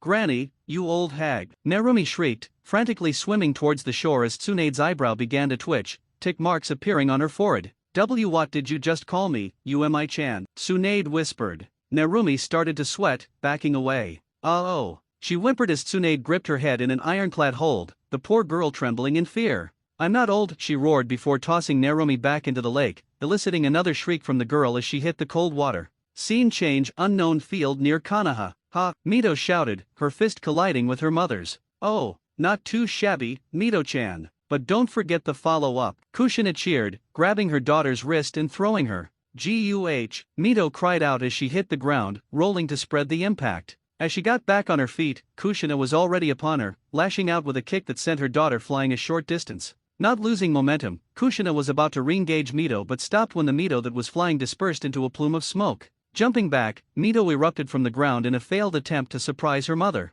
You're getting better, Mito-chan. Just you wait, by the time I'm done with you, you'll win the finals without any trouble, Kushina said cheerfully, a smile gracing Mito's face. They resumed their training, and Mito was once again sent flying by her mother's monstrous strength. Catching Mito mid-air, Kushina slammed her onto the ground, causing Mito to gasp in pain. Kicking up, she created some distance from her mother before quickly closing in and delivering a volley of punches that her mother casually brushed aside. Catching one of her fists, Kushina lashed out with another kick that forced her daughter to her knees before Kushina helped her up and told her to take a little break. Sitting side by side, they chatted happily about things only a mother and daughter could talk about, a mystery to those unaware. Scene change, unknown location. In a dimly lit room, a small, pale child hunched over, mixing various vials and compounds before angrily tossing them aside. Turning around, his white hair and pink eyes were now visible to the person who disturbed him. "Do you know you're interrupting me?" the child said, sending a visible chill down the spines of those present. "My apologies, Lord Hirako. But we wanted to know what the plans have become for the invasion," and Otonin stammered in a terrified voice, the others behind him quaking in fear as well.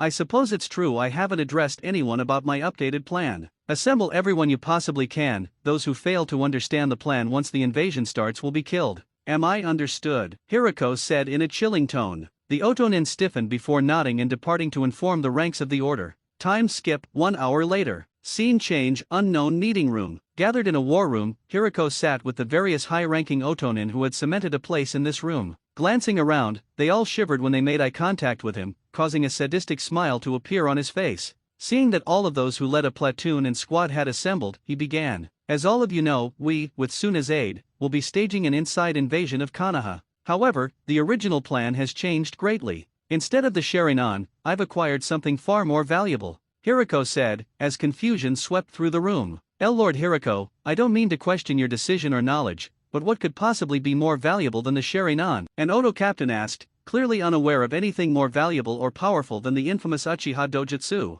Ha ha, I suppose young ones like yourselves wouldn't know what I've acquired. They were thought to have been erased from history long ago. What I acquired wasn't a new Kekii Genkai but a new vessel, Hirako said, making his subordinates' eyes widen. The vessel? A new body, my lord? Another Oto captain asked, having never heard that his lord could change bodies. Yes, the boy I marked as something I thought was lost many years ago during the last few great shinobi world wars, and one simply can't let what I've been searching for go like that, he replied, not directly answering his subordinates' questions. Seeing the confusion that captured the room, Hirako could only laugh chillingly as he told them the reason for his choice. Let me ask you all, do you believe in dragons? Hirako asked. As soon as he did, confusion and doubt instantly filled the eyes of everyone present. Dragons? Like the ones of legend, my lord? Aren't they just that? A legend and nothing more. Why yes, my lord, my parents told me stories of them when I was a child. They are just legends and superstition, are they not? Hearing the doubt in the voices of his subordinates, Hirako threw his head back and laughed like a madman, causing everyone in the room to look fearfully at their leader.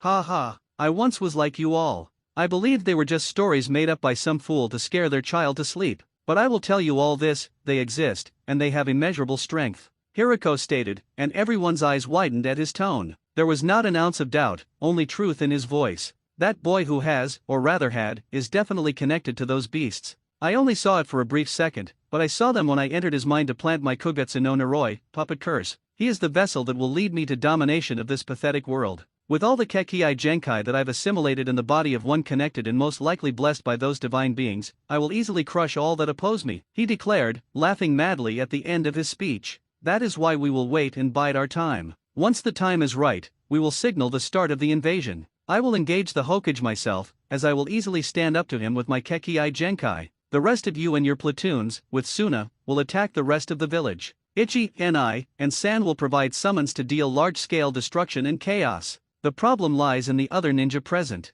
The Sunin and the older ninja will undoubtedly pose a threat to this plan, which is why I will send the Sound 4 and Kabuto to deal with them. With their level 2 curse seals, they should be able to at least hold them for a few minutes while Kabuto aids them and engages Tsunade. After all this is done, and the morale and peace of the village are damaged, I'll drive the final nail in the coffin. I'll activate my Kugetsu no Naroi, puppet curse, once we retreat and have the boy try to assassinate the Hokage, that should get him either banished or marked for execution. If it's the former, we'll just take him once he's been exiled. If it's the latter, we'll enter and take him from the facility where he'll be held. After that, I'll take his body as a new vessel, and we'll begin movement on my plan, Hirako explained. After hearing the explanation of the plan, the captains in the room could only gape at their leader. It was an ingenious plan, either way, they would gain something no matter the outcome. Seeing the looks of understanding and admiration among his subordinates, Hirako smirked as they started cheering for him. This time, the leaf will not get in his way, and what better way to destroy it than with one of its own shinobi. Time skip, 1 week later. Another week had flown by rather quickly in Naruto's eyes.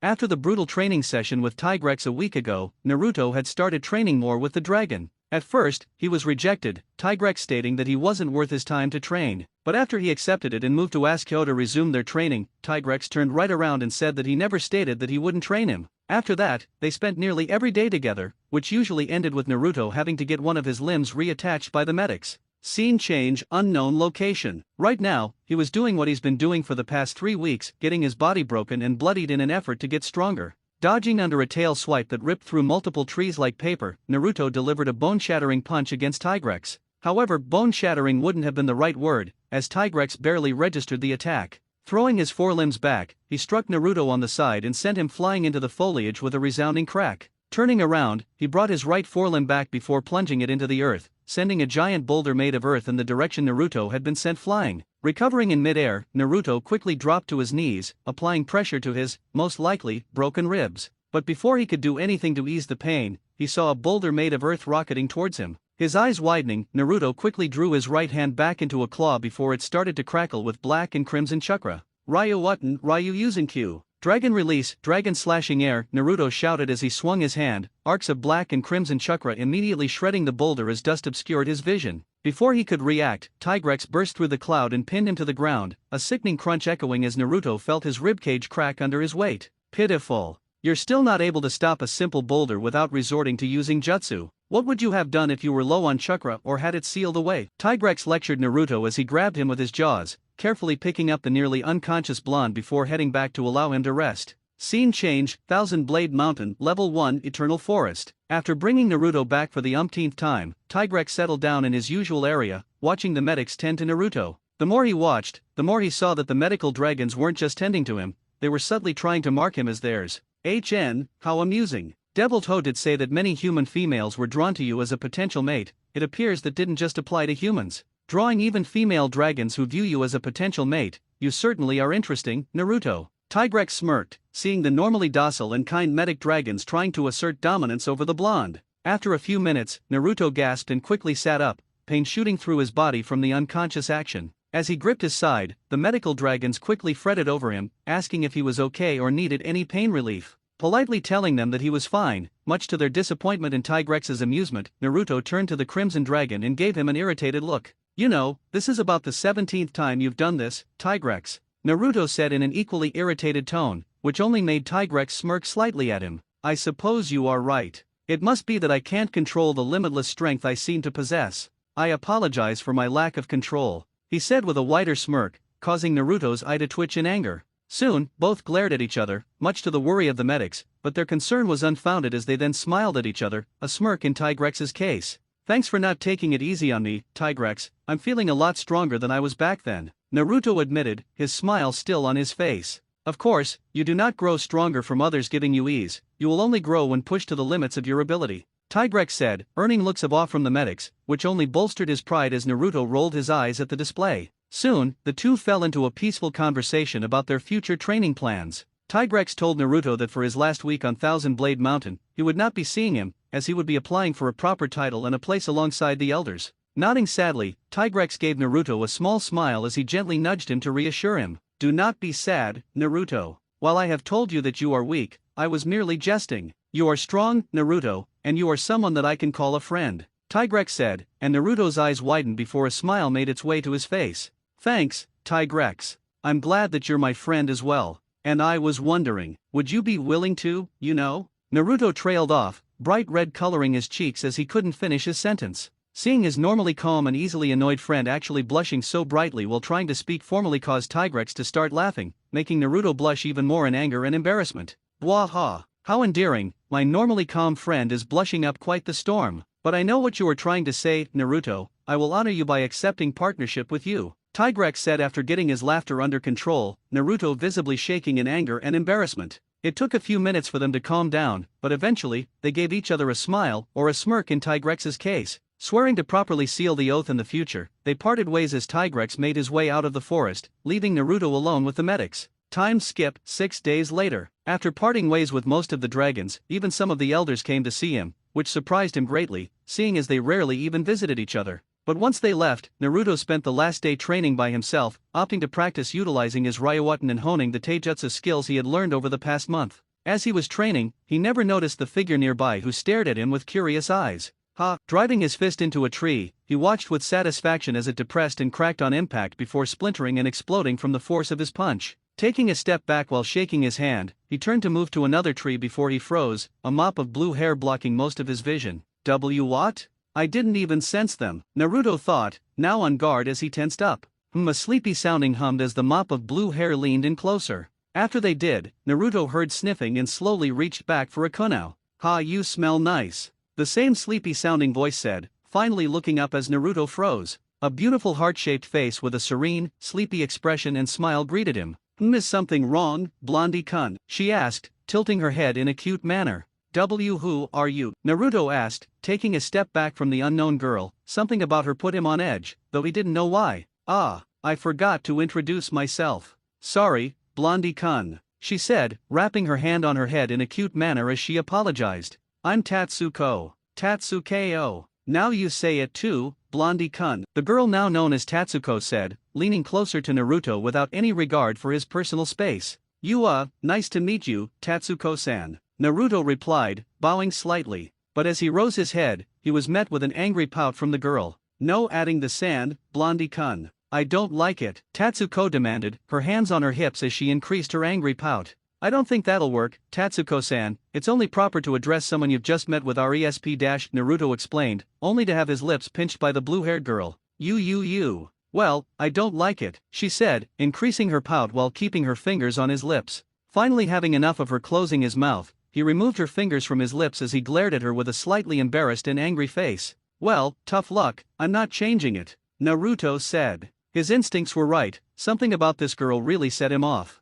How about we decide through a fight then? Tatsuko suggested as Naruto raised an eyebrow. A fight? What would be the stakes? Naruto asked. If I win, you have to call me something other than San. If you win, I'll do whatever you want, Tatsuko said with enthusiasm, making Naruto sweat drop. Sure, if you don't like San that much, I'll take you on, Naruto said, as Tatsuko smiled happily at him. Taking positions a few feet away from each other, they tensed before rushing at each other, their fists meeting in a deafening roar as they fought for dominance.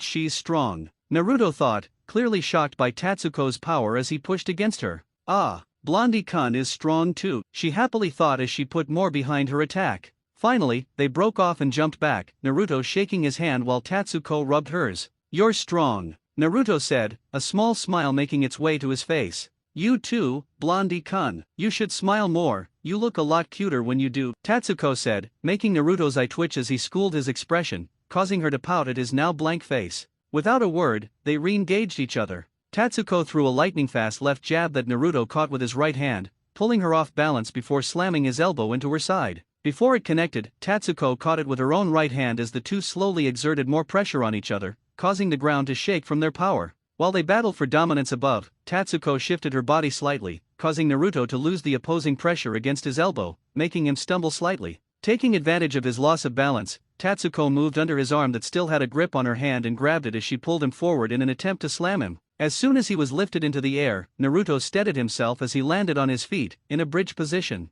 In their current position, Tatsuko could feel Naruto breathing on her stomach, which caused butterflies to flutter inside her. At the same time, Naruto was at eye level with her groin, his eye twitching at the humiliating position he was now in. Kicking off the ground, Naruto spun backward in an attempt to kick her as Tatsuko immediately let go and jumped back. Once again, they were at a stalemate as they stared at each other, panting slightly. Naruto's eyes sparked, turning electric blue. Tatsuko watched, shocked, her sleepy emerald green eyes meeting his. Both pairs, bearing draconian pupils, analyzed each other for weakness. They vanished, colliding fists in a tremor. Drawing back, they unleashed brutal attacks, each collision causing a small quake. Spinning, their kicks connected, a sharp wind cutting their cheeks, drawing thin lines of blood. Tatsuko quickly grabbed Naruto's leg, twisting and slamming him to the ground. He grunted in pain. Kicking free, he spun on his hands, sweeping her feet. He twisted, slamming his heel down, but Tatsuko caught herself mid-air, blocking his attack with her fist. The impact sent them flying apart.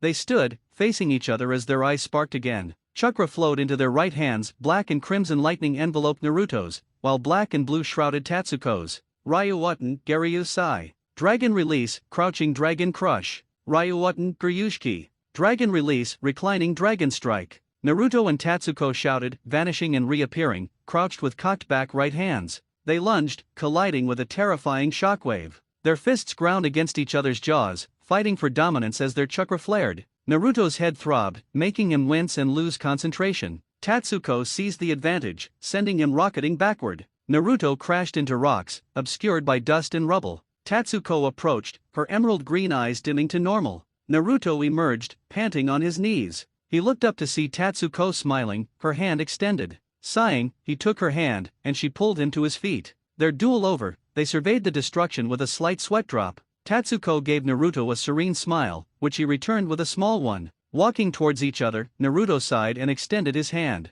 Tatsuko tilted her head in confusion. "It's my loss, Tatsuko-san. We were pretty even, but that last attack showed you were stronger," Naruto admitted. Tatsuko's smile softened. "Yeah, so I'll stop calling you with the san suffix," Naruto said. Tatsuko nodded happily. "Then you can call me Tatsuko-chan, Blondie-kun," Tatsuko chirped, making Naruto's eye twitch. "Sure thing, Tatsuko-chan," Naruto growled, clearly disliking the suffix. "Ne, Blondie-kun. I forgot to ask, what's your name?" Tatsuko asked, making Naruto freeze and facepalm, realizing he'd forgotten introductions. "My name's Naruto, Tatsuko-san," Naruto replied. Tatsuko pouted, then tackled him. "Mew, I told you it's Tatsukeo-chan, Naruto-kun," Tatsuko whined, leering closer. Fine.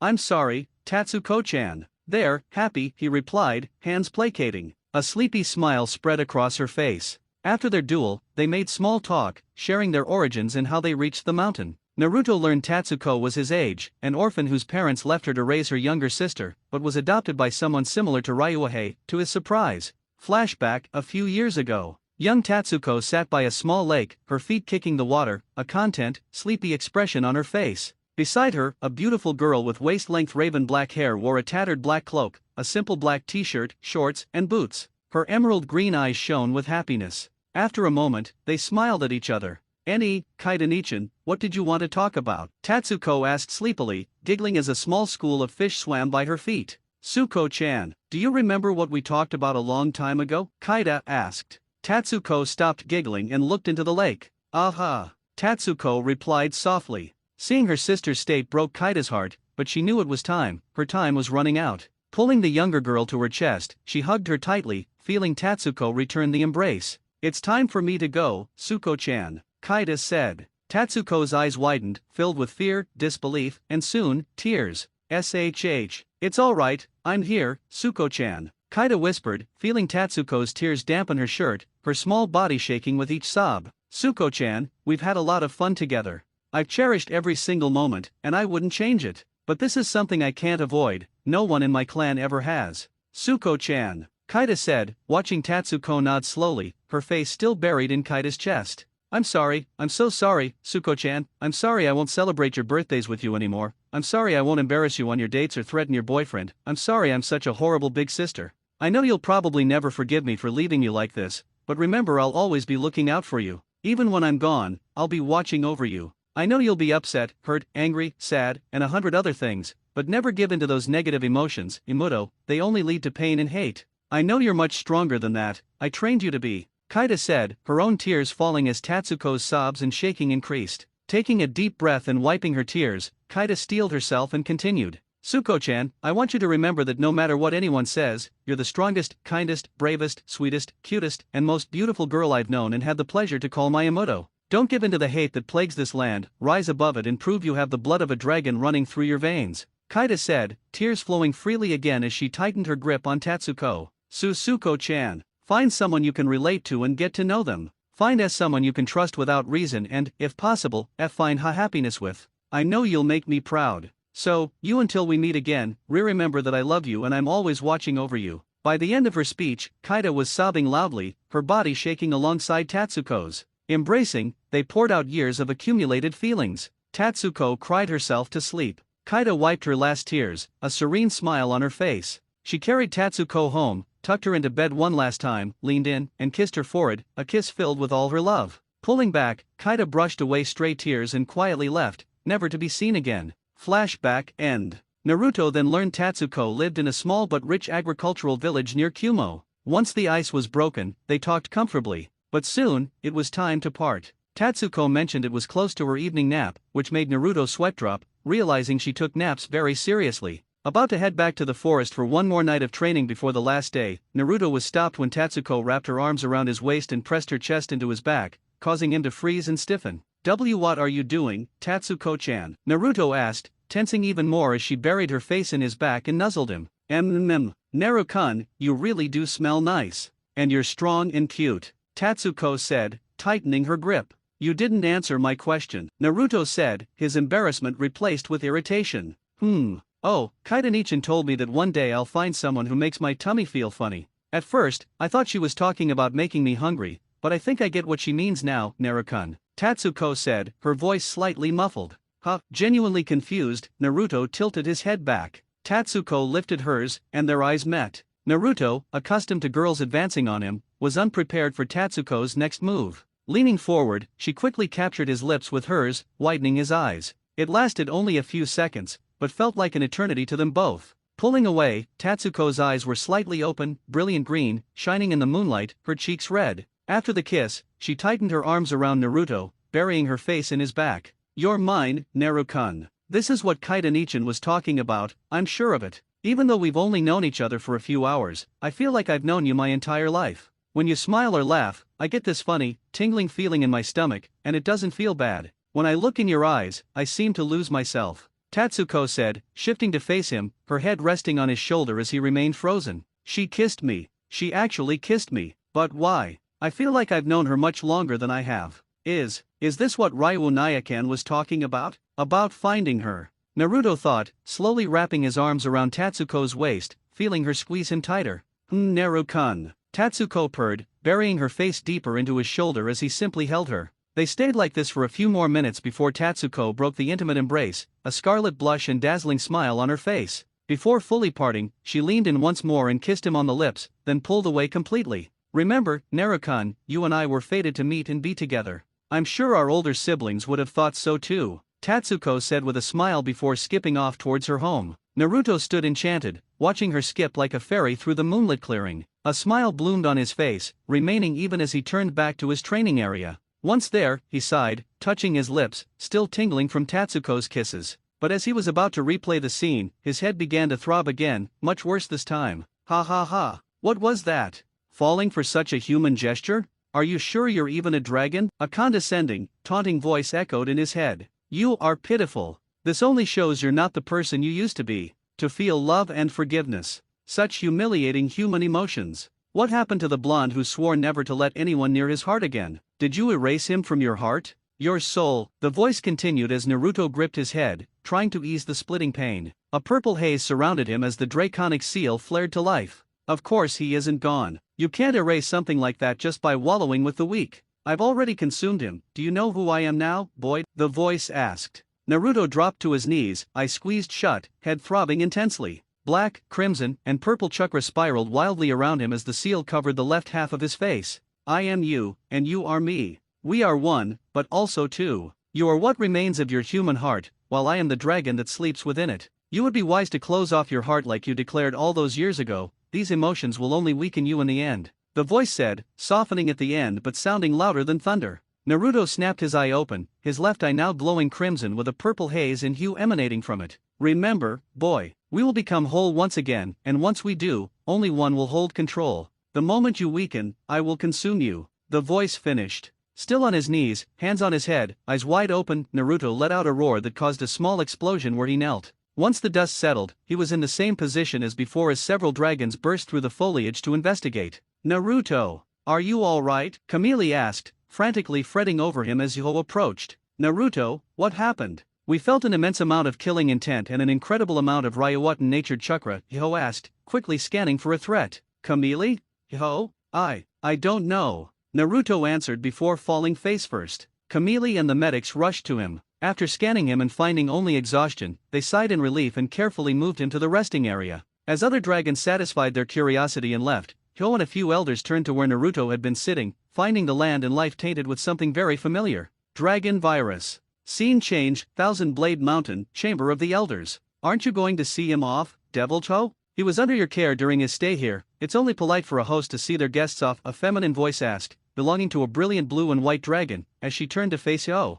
There's no need, he's not a child who needs coddling. He proved so during his stay, breaking through that child Tigrex's pride and arrogance. That alone proves he has the heart and strength of a dragon, Ziruriasu, Hyo replied, prompting an elegant, beautiful laugh from Ziruriasu. Ziruriasu is a bipedal flying wyvern, primarily ash-white, with strange crystal/spike formations exhibiting an inner blue glow, evenly distributed across her shelled body, except for her lower neck, underbelly, and wing membranes. Her phalanx tips are developed and sharpened to a cutting edge, similar to a moody pitch-black wyvern. Though I'm surprised you even mentioned Naruto. Have you actually taken interest in a human? Hyo asked teasingly. Ziruriasu turned away, a tinge of pink on her face, her wing covering part of it. I don't know what you're insinuating, Devilto. I have absolutely zero interest in humans, as I've said countless times. Ziruriasu replied, though a tinge of pink could be seen on her face as Hyo merely cracked a savage smile at the scene. Before the two could speak further, the chamber rapidly heated as a literal sea of flames flooded it. Ziruriasu quickly took flight, while Hyo merely grunted, wincing as the flames seared his hide and intensified. Before they became unbearable, they extinguished, and a hulking crimson dragon chuckled as they vanished. So it seems you can take the heat as humans say, Devilto. The dragon said, taking a place next to Hyo as Ziruriasu landed on the opposite side, both glaring at the newcomer. Crimson Fatalis is a Fatalis with reddish-crimson shells and scales, developed after generations of volcanic exposure. One of his 4 horns is extremely overgrown. He is incredibly aggressive and violent, even for his species, his rage almost everlasting until a partner quelled his hatred years ago, replacing it with pride and arrogance. For what purpose did you attack us, Crimson? You know it's forbidden for elders to engage each other without White's permission and blessings, Ziruriasu said, narrowing her eyes at the dragon beside her. Don't be alarmed, Ziruriasu, neither of you are harmed, correct? That was merely a greeting. If I truly wished to harm you, neither of you would still be standing, Crimson said, flashing a savage smile back at her while Hyo remained silent. Before Ziruriasu, Crimson, or Hyo could retort, an immense pressure washed over them. Any other dragon would have been forced to their knees, anything else crushed or rendered unconscious, but these were elders, carved positions near the top of the hierarchy. Soon, the chamber filled with other elders, each glancing with intrigue or dismissal. When the chamber was finally full and silence fell, a white figure descended from the open ceiling. It landed in the center of the room, atop the raised earth. White Fatalis, known simply as White, the most powerful being in Thousand Blade Mountain. Seeing the one they all respected, feared, and wished to surpass had arrived, they quieted, waiting for him to speak. Slowly scanning the room, White nodded, seeing everyone had arrived as requested. Relaxing his body, which in turn caused the other dragons to relax, White began to speak, his voice alone causing the entire mountain to shake softly. I wish to thank you all for attending this meeting on such short notice. I apologize for the inconvenience, but I sense something that troubles me, White softly said, a hint of worry in his gentle voice. Hearing White's voice laced with worry, the dragons in the room felt apprehensive. If something worried their ruler, who could erase a mountain with a single glance, it warranted their attention. As you all know, a human recently departed back to their home. There's something different about that human than the ones of the past. I sense traces of the dragon virus, but also something much darker lurking within him. I wish to advise caution when interacting with him. That is why I called this meeting. Please spread this to the other dragons within your domain, White said, receiving nods of affirmation from the dragons, though Hyo wore a troubled expression. Once White dismissed the meeting, Hyo returned to his domain, his heart heavy with the news that something even darker and more twisted lurked within the second human who had shown him kindness and friendship. Reaching the center of his domain, he sighed tiredly before collapsing, sleep taking over as he reminisced about fond memories of both Ryuhei and Naruto. Scene change, Naruto's location. Naruto suddenly sneezed, wondering who was talking about him. Cursing under his breath, his eye twitched as he constantly checked a small pocket watch while sprinting towards where his scroll was. Due to meeting Tatsuko the day before, he had completely messed up and forgotten the starting time of the finals, and now he was running late. Releasing an irritated sigh, Naruto could only blame himself for forgetting such an important date. Knowing he still had a long journey ahead, Naruto could only hope his match was pushed back as he raced across the craggy landscape. Checking the watch again, he narrowed his eyes. He would likely go into the competition wearing his current clothes, which could only mean embarrassment and questions. Sighing, he slipped the watch back into his pocket as he jumped over a small trench. Scene change, Hiriko's temporary base of operations. In a large open room, Hiriko stood before numerous Otonin, preparing to give his final invasion orders. Slowly scanning the assembled ninja, he observed their subtle shifts as his gaze fell upon them. Hiding a smirk behind his bandages, he finally closed his eyes, and the small amount of noise vanished. The time is finally here. The Chunin exam finals begin today, signaling the start of my plan and our invasion. After the failed attempt to kill the Konoha shinobi who overheard our plan, my informants tell me Konoha has increased sentries and sensors within the village walls, actively searching for and detaining those they don't know who possess above JA. Nin level chakra reserves. This will be a thorn in our side, but that's why I've gathered you all here to explain the change in my plans," Hirako began. As he finished, a small murmur rippled through the present ninja at their leader's rather late declaration of changing the attack plans they had memorized over the course of the month. Increased security prompted my change of plans. Suna proved unstable when the Yondaime Kazekage broke our agreement, so I removed him before he became a liability. This was a blessing. With Raza gone, I can impersonate the Kazekage and secure a dominant position near the Hokage, with my strongest ninja as guards. Once the final match ends, or soon as Jinchuriki loses control, I'll attack the Hokage when his guard is down. Then, our forces will attack as planned, causing maximum confusion and chaos. Hirako finished, his ninja nodding in affirmation. Hirako, seeing his troops ready, quickly performed an advanced henge to assume the Kazekige's appearance. He headed to the stadium as his ninja organized themselves for the upcoming war. Scene change. Examination Stadium. The Examination Stadium, a central village fixture, was packed for the Chunin exam finals. Familiar faces filled the arena, genin who didn't pass, parents and relatives of contenders. The cage's box held Minato and the Kazekage with their guards, while daimyos and other VIPs sat below. In the arena's center, Heiate and the genin awaiting the tournament stood.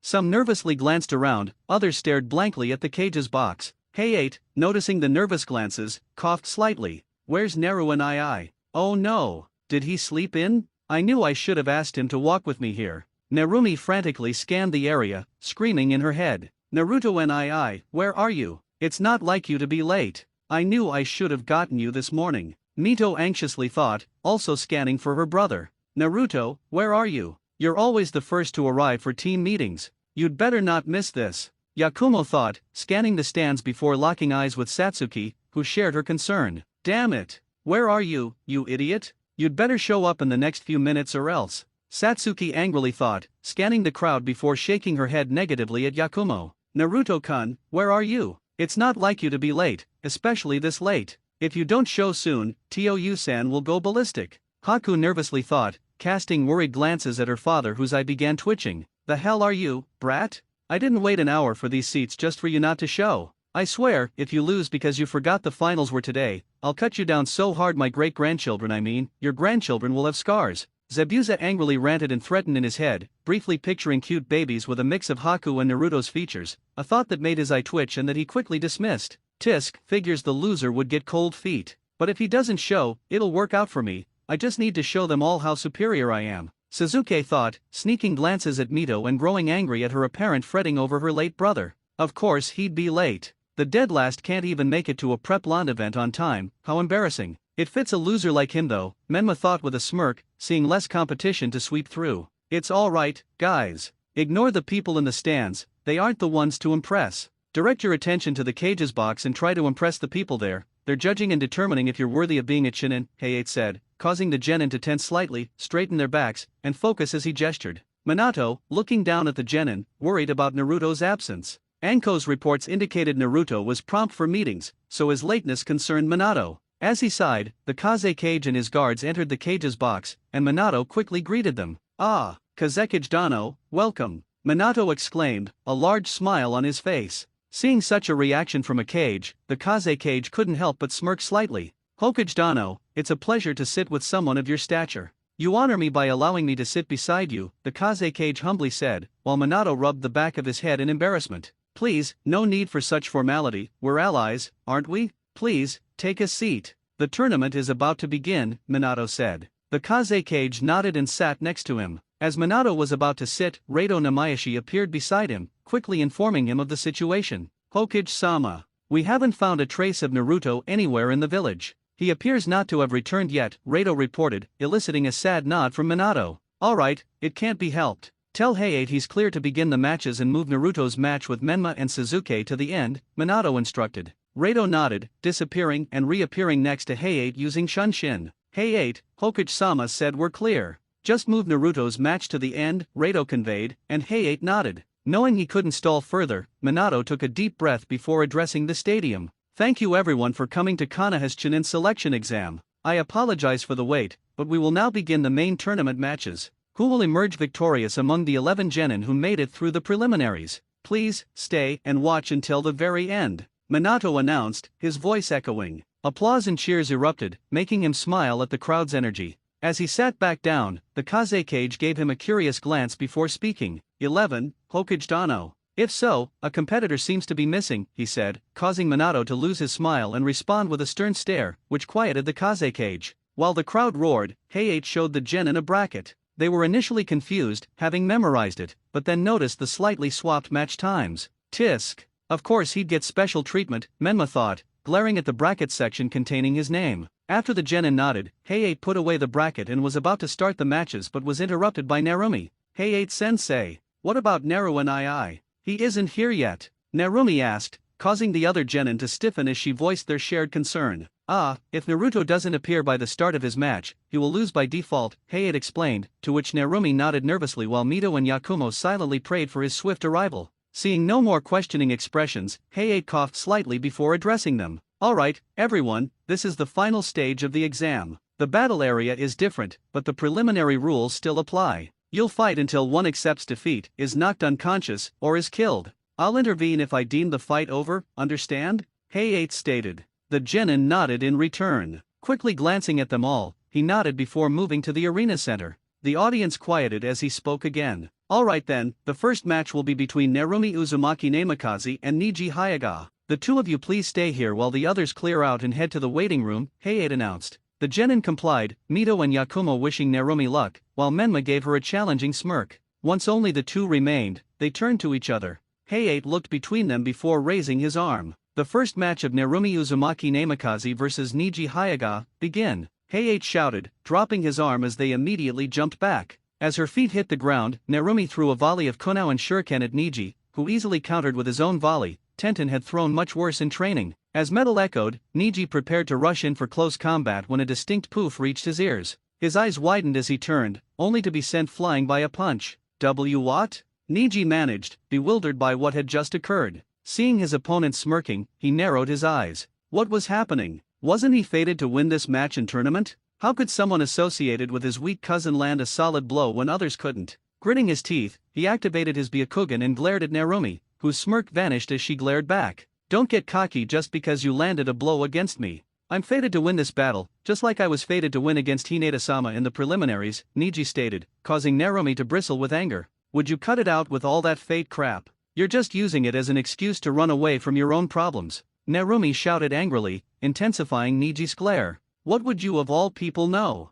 People are judged by their true nature. It is the way of the world. That is why we have the elite, and that is why we have outcasts. We can change our physical appearance and improve our skills with training and studying, but ultimately, we are judged by what we cannot change. What can't be changed must be endured. We are who we are, and we must live with it, Niji declared, rushing towards a stunned Narumi. Snapping out of her daze, Narumi caught one of Niji's outstretched hands. But as she prepared to punch, Niji, with a quick thrust of his fingers, landed a blow. Striking her shoulder, he caused a strange numbness that widened her eyes. He then ripped his hand free, striking her thigh, then her abdomen, quickening the pace of his strikes. Scene change, examination stadium, stands. What? Toyu-sama, that's. A brown-haired girl with the same pupil-less eyes, around 10, began, her eyes widening at the sight of the technique. Yes, Hanabi, there's no doubt he's using anything but that. A man with the same eyes, Hayashi, said, furrowing his brow as he watched the boy strike Narumi. His Ishi.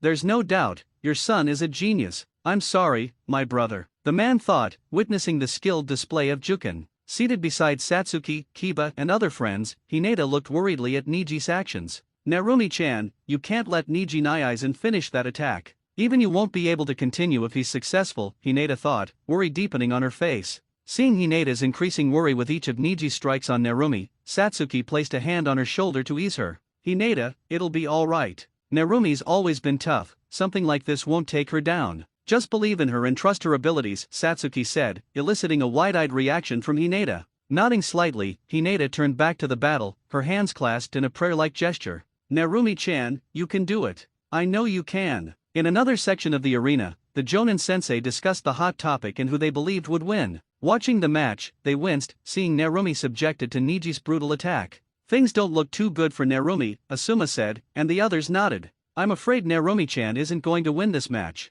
Niji-kun is one of the most talented genin I've had the pleasure to train, Guy said, a small smile on his face, proud of his student's excellence before his fellow Jonin. While the other Jonin chatted, Kakashi remained silent, his eyes fixed on his little sister figure and her fight. Narumi, I know you can do it. Prove to everyone that you are strong. Suddenly, a flash of crimson caught a few Jonin's eyes, and they smiled, recognizing the distinct hair. Kushina Uzumaki arrived in the cage's box, beaming at the Kaze cage and Minato before skipping over and plopping into the chair beside him. "Things look a little tough for you, Mi-chan, don't you think, Mina-kun?" Kushina said, her eyes fixed on her daughter under attack. "Yeah, but this is Narumi we're talking about. She'll pull through no matter what," Minato said with utmost conviction, and his wife gave him a wide smile. "I certainly believe your daughter has quite the skill set, considering she just graduated from the academy a few months ago," the Kaze cage said, eliciting smiles from the two. Scene change, examination stadium arena, GUH. Narumi cried out, pain seeping into every part of her body from Niji's strikes.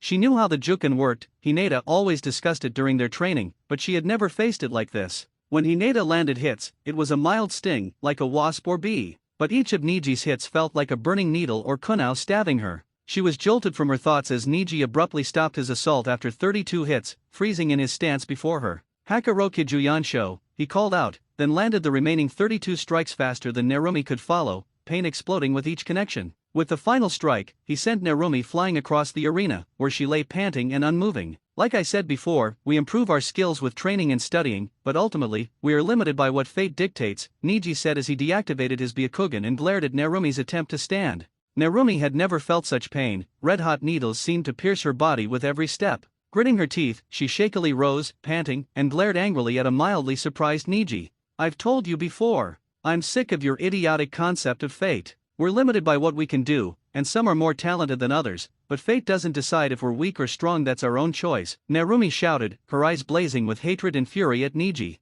"Don't you get it? Look at me, for example. I'm a prodigy, a genius, even by Hyuga clan standards. But no matter how skilled I become, I'll always serve the main house as a branch house member," Niji roared, his eyes burning with rage as his Byakugan unconsciously activated. "Then change it. You're the only one with power over yourself. You're just using fate as an excuse to run from your problems instead of facing them head-on, just like a coward," Narumi yelled back, and Niji's eyes darkened. Without a word, Niji lunged at Narumi again, striking her tenketsu before slamming his palm into her chest. Her eyes widened, and she spat out a mouthful of blood, dropping to her knees. Niji looked down at her, his eyes full of contempt. "Know your place. Fate has declared me the winner and you the loser," Niji said coldly, glaring down at Narumi. But his glare vanished as Narumi's pained expression faded into a smirk. Suddenly, she vanished in a puff of smoke. Niji spotted several chakra signatures around him, cursing as he identified them, Narumi and her clones. "TCH, Cage Bunshin," he muttered before shifting to a defensive stance.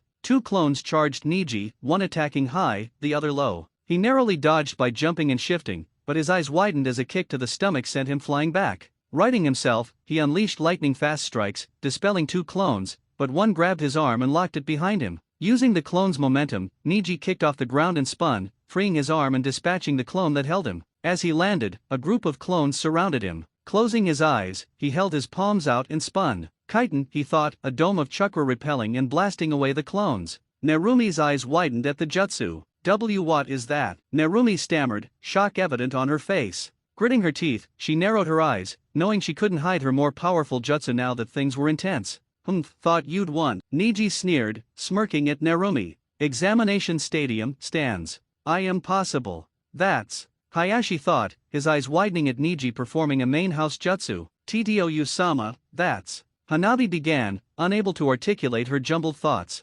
"Yes, Hanabi. The chitin is a main house technique, passed only through Hyuga clan heirs," Hayashi confirmed as Hanabi numbly nodded. "Yet to think he could master it on his own. Truly, he is a genius," Hayashi mused, clenching his hand into a small fist. While Hayashi and Hanabi were mildly shocked, Tenten smirked, seeing her teammate deploy his absolute defense. "Haha, the poor girl doesn't know what she's gotten herself into." With his Byakugan, Niji's field of view is nearly 360 degrees, allowing him to see virtually any perceivable attack angle. With that, he can extend a large amount of chakra throughout his tenketsu while spinning, essentially stopping any attack from connecting. That, paired with his mastery over Juken using his chitin, surpasses even Gaara's defense as a real absolute defense, Tenten thought, her smirk widening, certain her teammate would win the tournament easily. Examination stadium arena. Back on the field, Narumi snapped out of her stupor and sent another wave of clones to attack Niji, searching for a gap in his defense, anything to strike back. But like before, every time a pair of clones got close,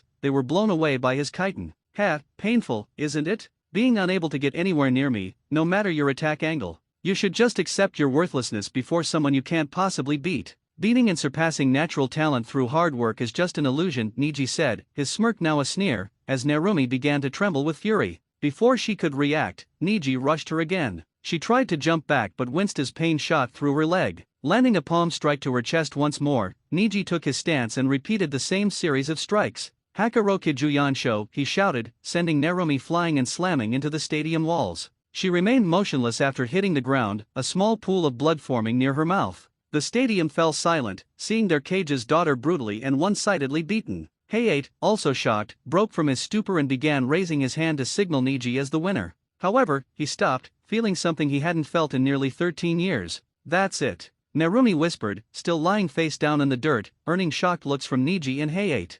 That's impossible. You've been hit with 128 strikes, all connecting to your tenketsu. How can you still be conscious? Niji shouted, his eyes wide in disbelief. Slowly, Narumi shakily stood, her face overshadowed by her bangs. Oh? You're speaking as if you had a way to actually land a blow on me, Niji taunted, receiving only silence in return. Releasing a sigh, he was about to take his stance again but his eyes widened at something that made him sweat. Slowly, orange chakra began to spiral around her like a breeze, then a twister, shredding the ground. But what truly made Niji sweat wasn't her access to chakra, which she shouldn't have, but her slitted, fox-like pupils when she lifted her head. I'm going to crush that concept you have of fate into dust, and you along with it, Narumi whispered, drawing her fist back. Niji gulped, seeing the chakra built within it. Before he could react, she brought it down, and the result made everyone in their seats literally tremble. Examination Stadium stands. As the tremor reverberated through the stadium, the crowd immediately recognized Narumi's technique, linking her to the only other person capable of it.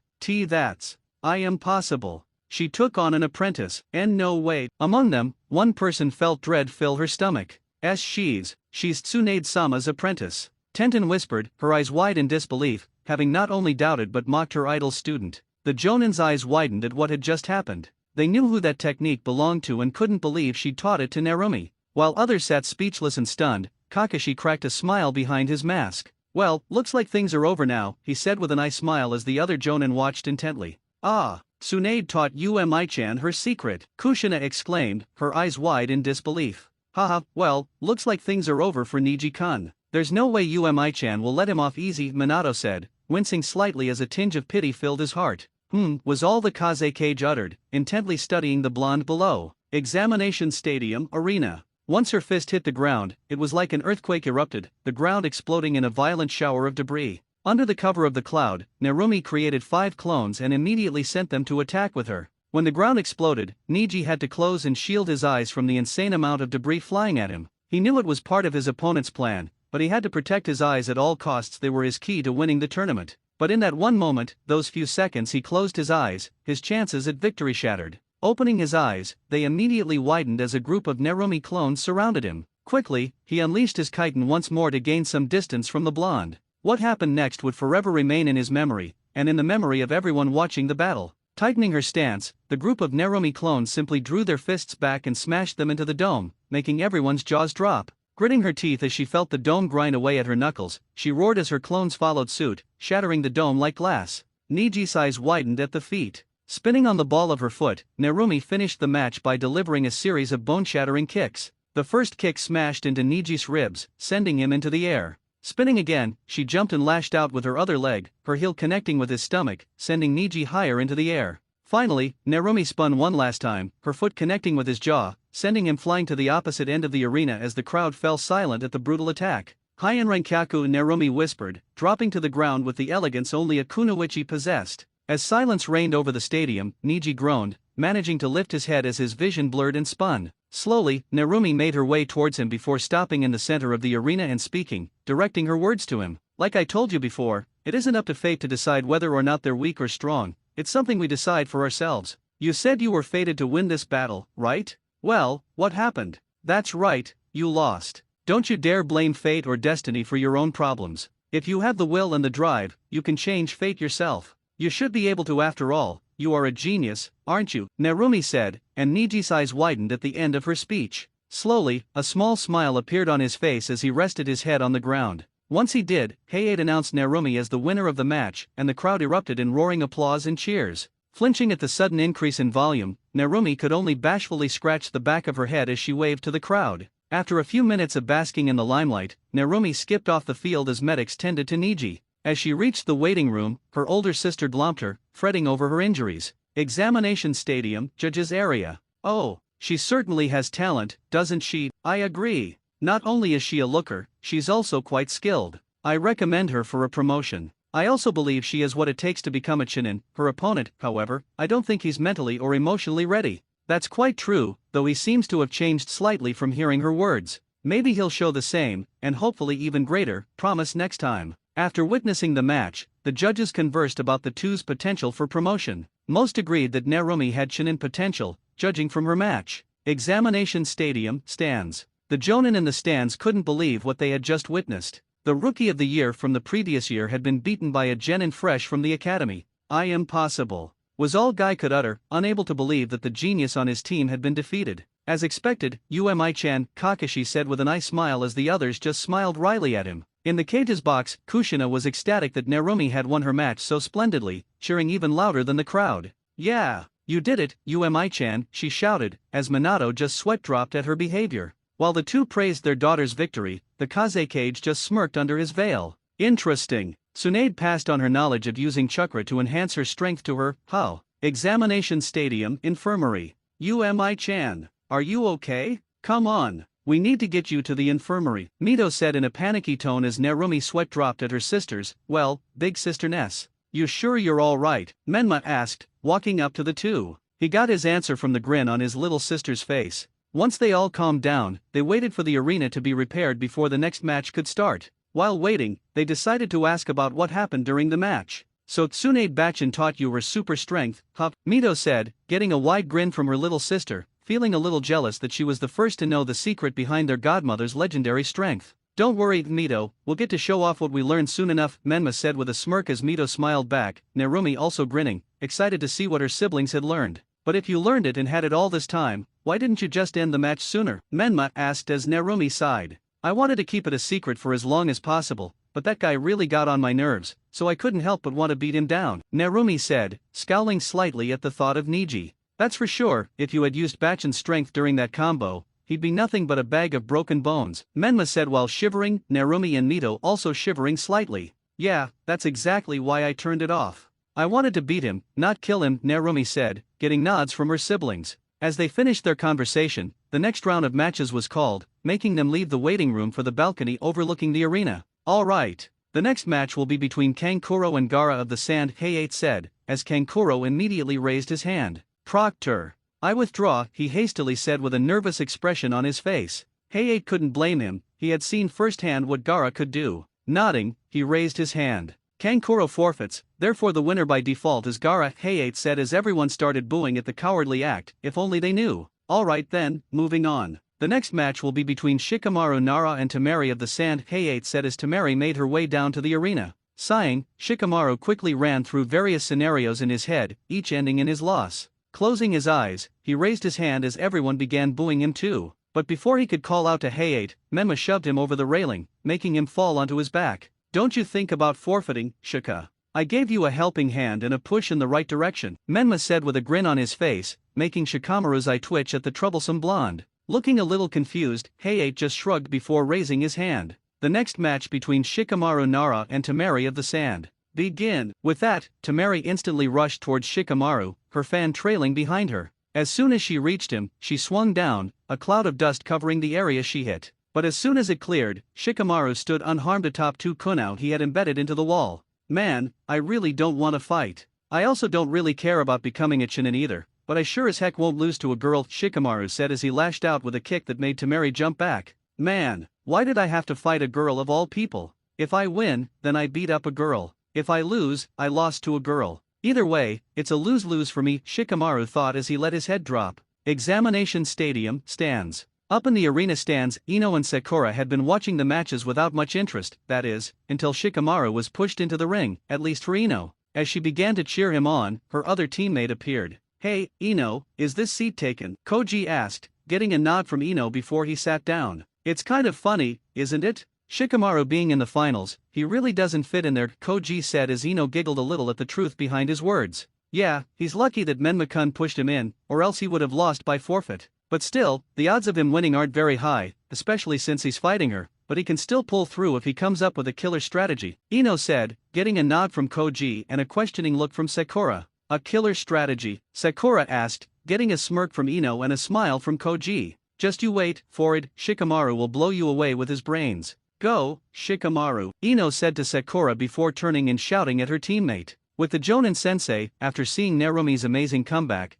they were excited to see what Shikamaru had in store for them. They knew from Asuma, as well as Shikaku, that he was a slacker, but maybe he'd surprise them. Don't you all worry, he may be unmotivated and lazy, but that guy is something else. Just watch, and you'll be amazed. Trust me, Asuma said as the others nodded and focused on the match at hand. Examination Stadium Arena. Hearing his teammate, Shikamaru couldn't stop his eye from twitching after hearing her rather loud and obnoxious cheers directed at him. Smirking a little, seeing his inner conflict, Temari drew her fan once more and swung, a wave of wind crashing into the spot where Shikamaru stood. Though, she quickly lost her smirk and gained an irritated look, seeing as he was gone once the dust settled. TCH. He's good at running, I'll give him that, she muttered under her breath. While Temari scanned the area for any sign of him, Shikamaru just sighed while he sat in one of the trees that dotted the arena. Looking into the sky, he just gazed with envy at the immense and unlimited freedom the clouds seemed to possess. Just as he was about to get comfy, he had to change location once he heard her. Ninpo Kamaitaki no Jutsu, she shouted, swinging her fan, a wide blast of cutting wind racing to the tree line. As it hit, it began shredding and uprooting the trees, resulting in another dust cloud.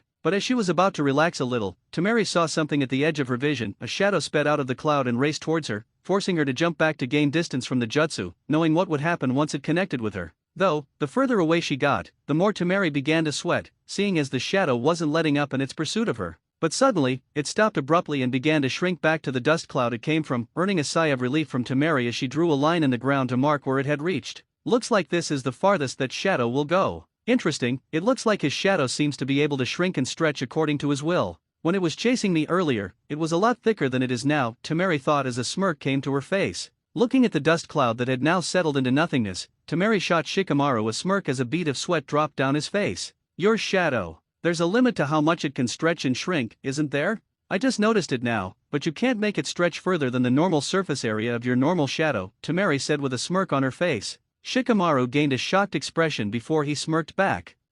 That's right. Though I'm kinda shocked you managed to figure it out so fast, Shikamaru said as Temari remained silent, opting to calculate the total distance his shadow could travel. He hurled a volley of kunao, which she effortlessly deflected with her fan. He braced himself, shielding his face from the cutting wind with his arms, his eyes scanning the scattered kunao. A subtle smirk touched his lips as the sun dipped lower. He's using the stadium's shadow to extend his own, Temari calculated, her brother in the balcony receiving a knowing look. Even with the added length, 15 meters and 32 centimeters, Kankuro thought, Temari's already measured his shadow with her fan.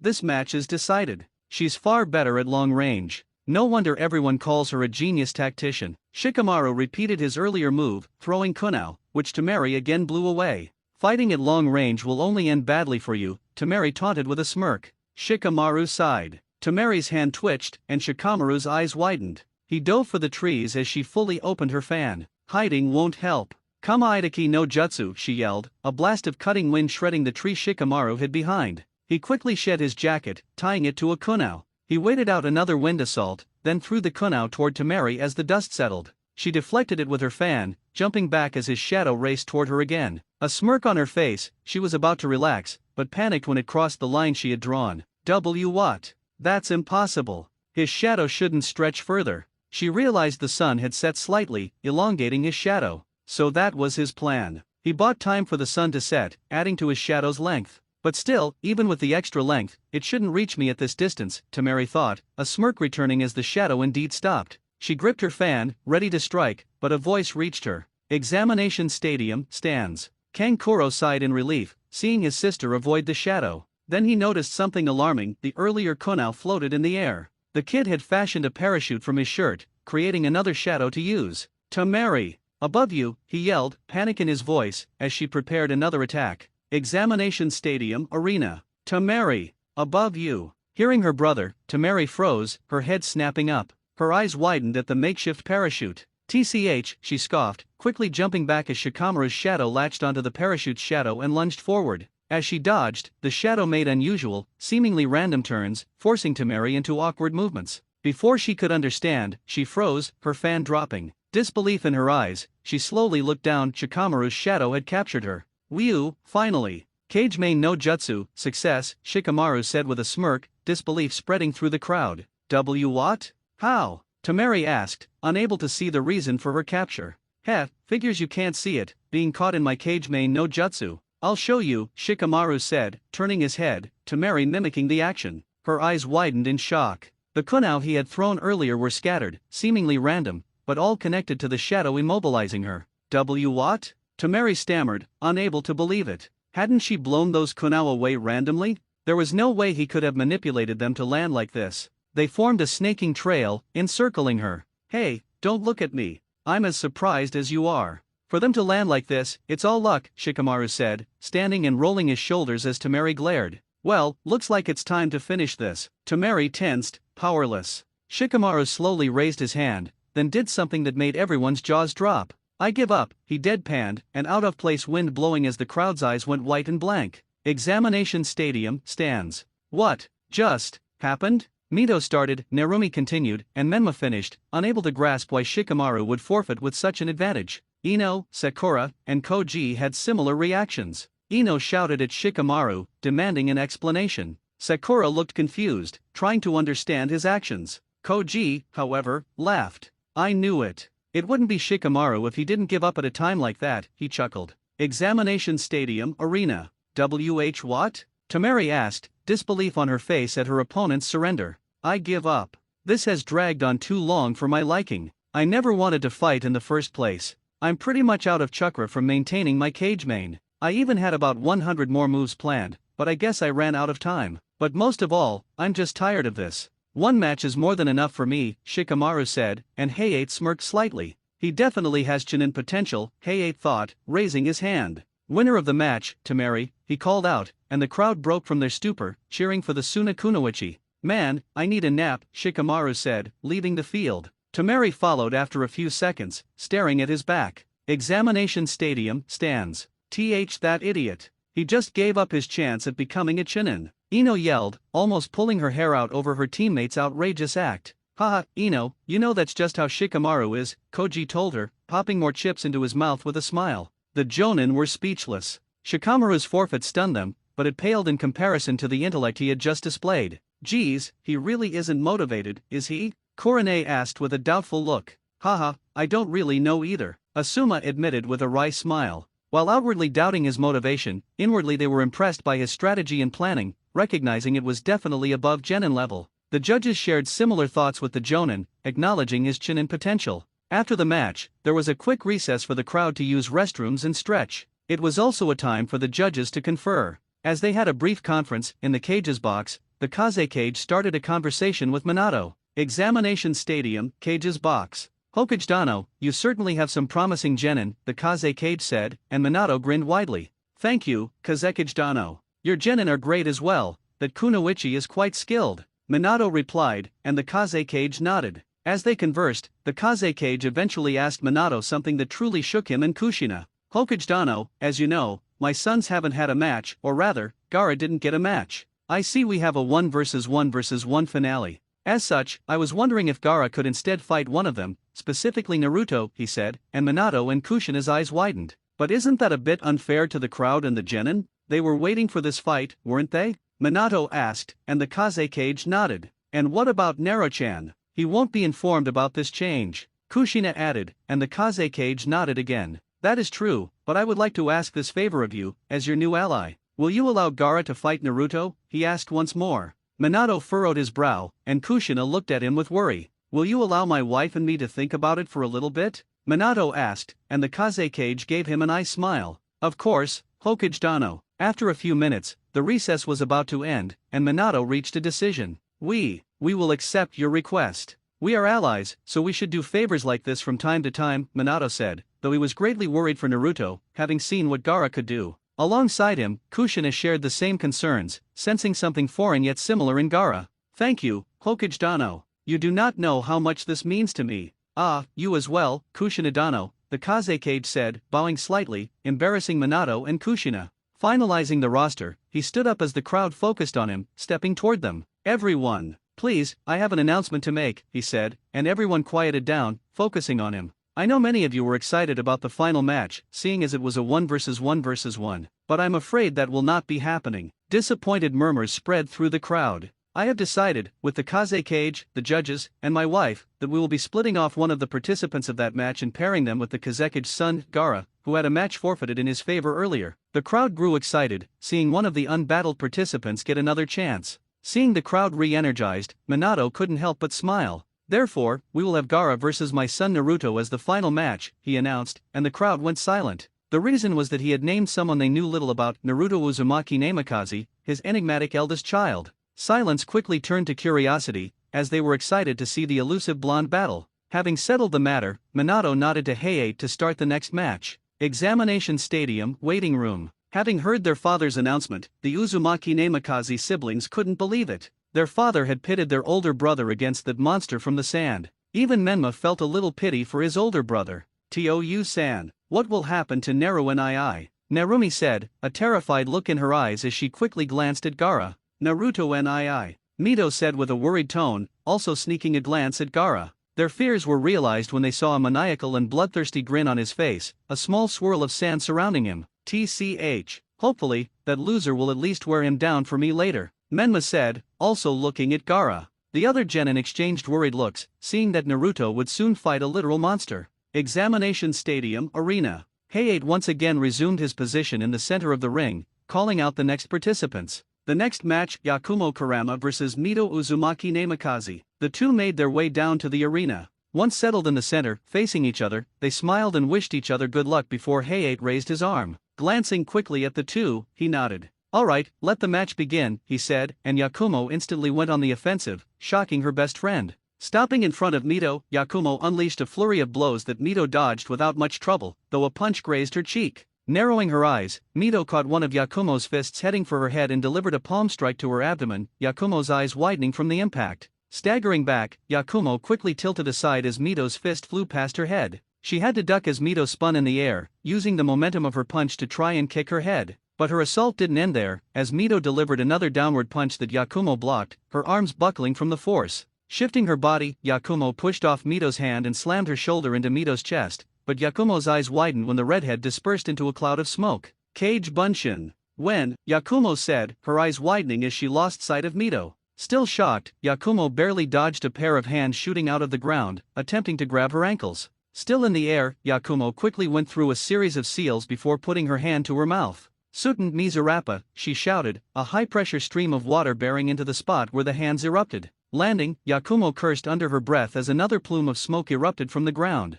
Flashing through another set of seals, Yakumo was interrupted when Mito suddenly appeared behind her and grabbed her arm, twisting it behind her back. Wincing, Yakumo smirked as she brought her hand up, forming half a seal. Maimujun, she whispered as Mito winced, feeling the world start to revolve around her. She tightened her grip on Yakumo only to feel air, though she was clearly holding onto her. Widening her eyes, she quickly put her hands together and sent a pulse of chakra that disrupted the genjutsu. Her senses screamed at her to duck, and she did as Yakumo appeared above her with a kick aimed at her head. Quickly rolling onto her hands, Mito kicked upward, catching Yakumo in the stomach. Yakumo winced but slowly smirked as her hands were in a seal. Widening her eyes, Mito tried to get away, but Yakumo beat her, flipping off her foot and dropping her knees onto her stomach. Toko Sangeki. Yakumo shouted as Mito froze, her eyes widening as her world began to shift and eventually turned into an endless sea of black. Toko Sangeki, Mito's illusion. Darkness. That was all Mito could see. Cursing under her breath, she knew Yakumo was most dangerous with genjutsu, and now she was trapped in one. But before she could do anything, she heard a voice that froze her. Mito, it said, and she slowly turned, her cerulean eyes staring into her brother's navy blue ones. Naruto NII, she whispered, taking a step forward but managing to stop herself, knowing it was an illusion. And no, this isn't real. This is just one of Yakumo-chan's genjutsu, she shouted, closing her eyes as she put her hands together to release a pulse of chakra. But before she could, she felt a warm pair of hands grab hers. Snapping her eyes open, she again gazed into her brothers. But she flinched and shivered in fear when they bore no warmth or recognition, only hate and resentment. What? Did you expect me to wrap you in a warm hug and pretend the last few years of you ignoring and abandoning me didn't exist? Naruto said in a bone-chilling tone, making Mito's eyes widen. And Naruto NII. It's not like that. I didn't want to, but, I don't know. I'm sorry. I'm so sorry, please forgive me, Aniki, she shouted, tears starting to fall, only to feel a sting on her cheek as her head snapped to the side. He had slapped her, and it hurt more than anything she had ever experienced. Don't you dare call me that.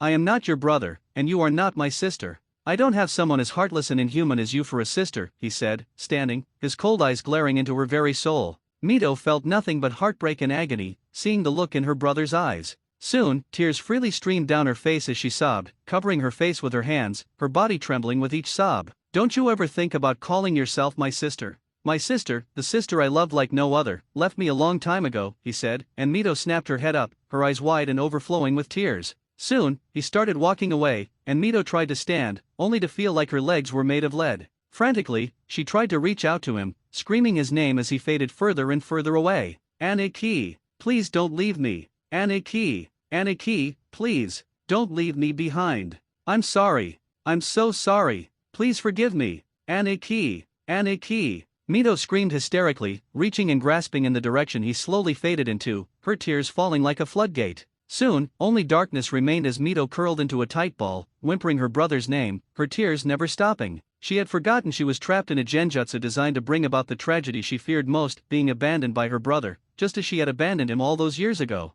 Aniki, please don't leave me. Don't leave Mito behind. Aniki. Mito whimpered softly, her voice growing younger, higher, and more desperate with each passing second. Soon, Mito was reduced from a strong, confident 13-year-old girl to a broken, afraid 5-year-old. Hugging her knees to her chest, a strange cold seeped into her body. Mito continued to replay the scene of her brother's harsh words, his slap, his soul-piercing glare, before he faded away. The more the scene replayed, the more the darkness seemed to consume the surrounding area. Soon, Mito herself began to be consumed by the darkness, the cold seeping into her very soul as she closed her eyes, a final, lone tear escaping. Aniki. She whimpered one final time, before the cold and darkness took over. But suddenly, a strange warmth radiated and banished the cold inside of her. Mito-chan, why are you crying? A familiar voice said, full of concern and warmth. Hearing that voice, Mito snapped her head up and stared into the same navy blue eyes from before. But in place of the hate and resentment, there was only love and concern. Aniki, she whispered, tears starting to build again. But before they fell, a warm, gentle hand brushed them away.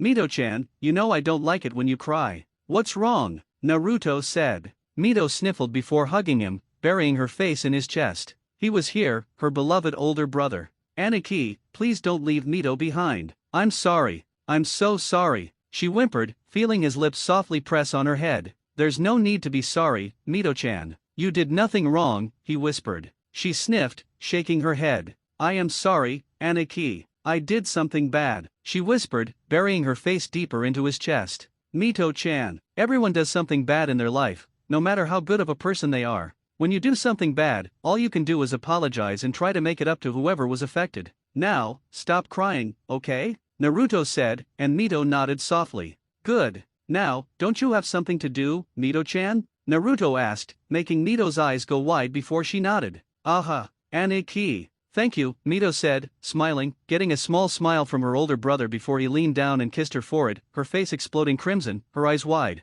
Soon, the darkness consuming the space around her began to shatter as rays of light pierced through the cracks. Finally, the darkness shattered completely as Mito closed her eyes, warmth filling her entire being. As the world faded, a pair of crimson, slitted eyes faintly appeared as a feminine voice softly echoed. Such a naive girl. If not for me, you would have fallen into complete darkness. Examination Stadium Arena. Yakumo's genjutsu took effect, Mito's eyes widened and went blank. Slowly, she sank to her knees, tears falling, stunning the crowd who never imagined seeing the Hokage's oldest daughter in such a state. Even Yakumo gave her best friend a guilty look, knowing her jutsu was harsh. But as Yakumo was about to cancel her genjutsu and knock Mito out, she felt a familiar chakra pulse like Narumi's, and an orange spiral of chakra seeped from Mito. Widening her eyes, Yakumo was sent flying back as a huge chakra pulse surged from Mito. Before reaching the ground, Mito grabbed Yakumo by the throat. What she saw filled her with unknown dread. Instead of her normal cerulean blue eyes, they were crimson like her hair, with vulpine pupils. That was a horrible genjutsu, Yakumo-chan, Mito whispered, making Yakumo shiver as her eyes widened at her best friend's bone-chilling glare. Broken from her thoughts, Yakumo was flung to the opposite wall, her head hitting with an audible thud as she lost consciousness. Silence reigned as Mito suddenly dropped to her knees, panting, her eyes returning to normal. Slowly, she rose, still shaky. The crowd erupted in cheers for the brilliant comeback. Heiate smirked, raising his hand. The winner of the match, Mito Uzumaki Namikaze, he declared. The crowd cheered even louder as Mito shyly smiled and waved, unused to such cheers. Examination Stadium, stands. Well, looks like another of Kakashi's genin made it through, Aoba said, receiving nods. TCH, please don't tell me it'll be a Team Kakashi sweep. Asuma groaned, eliciting laughter from the other jonin. I just hope their friendship is still intact. The genjutsu looked really nasty if it made Mito cry, Kakashi said, worry evident. The others shared his look. Don't worry, I'm sure she'll understand that Yakumo-chan did what she had to do to try and win, Kurane reassured him, earning a nice smile. Thanks, Kurane, I hope so too, he said, returning his gaze to the arena. In the cage's box, Kushina cheered loudly for her daughter's victory. Minato tried to calm her, reminding her of the Kaze cage next to him. His concerns were unnecessary as the Kaze cage chuckled, saying such energy was refreshing. Examination Stadium, Judges Area. The judges were more than surprised by the girls' aptitude. They certainly are both beautiful and skilled, definitely Chunin material. Yes, definitely the daughters of Hokage-sama are Chunin material. I do hope his sons show such promise. Examination Stadium, Infirmary. As soon as Mito entered the infirmary, Narumi was on her, checking for injuries and nearly crying after seeing her tears. Mito-ne, are you okay? Why were you crying? You looked so hurt. I was so worried. Narumi cried. Mito smiled at her little sister's concern. I'm fine, Umi-chan, just tired. Yakumo-chan isn't to blame, we were having a match, and she did what anyone else would have done, myself included, Mito said, getting a nod from her sister. You alright? Menma said, sneaking a glance. Mito smiled at her brother. Yeah, I'm fine. I'm going to check up on Yakumo-chan, so I'll catch you later. Good luck on your next match, Menma, she said as Menma nodded. In the next room, Mito reached Yakumo's bed and gently nudged her best friend, who groaned before her eyes fluttered open. Hey, Yakumo-chan, Mito said, her voice soft and a little hurt. I'm sorry I put you in that genjutsu, Mito-chan. I know it must have been something horrible you saw, she apologized, gently reaching out and holding Mito's hand. It's fine, it's just what I saw. It'll probably never leave me, Mito said, clasping Yakumo's hand back. Hey, after this is all over, why don't we go shopping and hang out? We haven't been able to do that for quite some time, Yakumo said as Mito smiled, nodding. I'd like that, Yakumo-chan, Mito chirped happily as they smiled at each other. Examination Stadium, Arena. Down on the arena floor, Hayate stood with Menma and Suzuki, both glaring at the other. Sensing the tension, Hayate nodded, raising his arm. The next match, Menma Uzumaki Namikaze vs Suzuki Uchiha, he announced. The crowd cheered, both fan clubs screaming loudly, including Ino and Sakura who were head-to-head, competing as Koji started to sweat. Hope you're ready to lose, Uchiha, Menma sneered, Suzuki just smirked. You'll be eating your words soon enough, Namikaze, Suzuki sneered back, lightning sparking between their eyes. It's too bad my older brother isn't here for me to beat down along with you. Oh well, you'll be enough, I guess, Menma said. Suzuki narrowed his eyes. Aren't you a little too hard on your older brother? Sure, he may be weak, but he's still your brother. Show him some respect, Suzuki said, his voice unusually somber. TCH, what the hell are you talking about, Uchiha? You, of all people, are lecturing me about family? Don't you hate your siblings? You sure act like it, especially when you got jealous of Satsuki for unlocking her Sharingan, Menma shot back. Suzuki's eyes darkened. When have I ever said that I hate them? Sure, I glare at them and get angry at them, but I love them with all my heart. And of course I get jealous of them. It's only natural for siblings to feel some kind of jealousy from each other, but that doesn't mean I hate them. It only means that I need to work harder to surpass them. Suzuki nearly snarled, angry at the blonde for accusing him of hating his siblings, the same siblings he grew up with, lived with, loved, and would give his life for. Examination Stadium, stands. Up in the stands, hearing the heated words caused their respective fan clubs to do the same, throwing glares and insults. Hey, Forward, sure Suzuki is going to beat Menma-kun? Ha! I doubt it. Ino sneered as Sakura's eye twitched in anger. Don't get me started with you, pig. Suzuki-kun will crush Menma this time. It won't be like the academy where they always tied. Sakura shouted as sparks flew between the two, causing Koji to shrink in fear. The Jonin were beyond excited, waiting for this match the most, even more than Mito and Narumi's.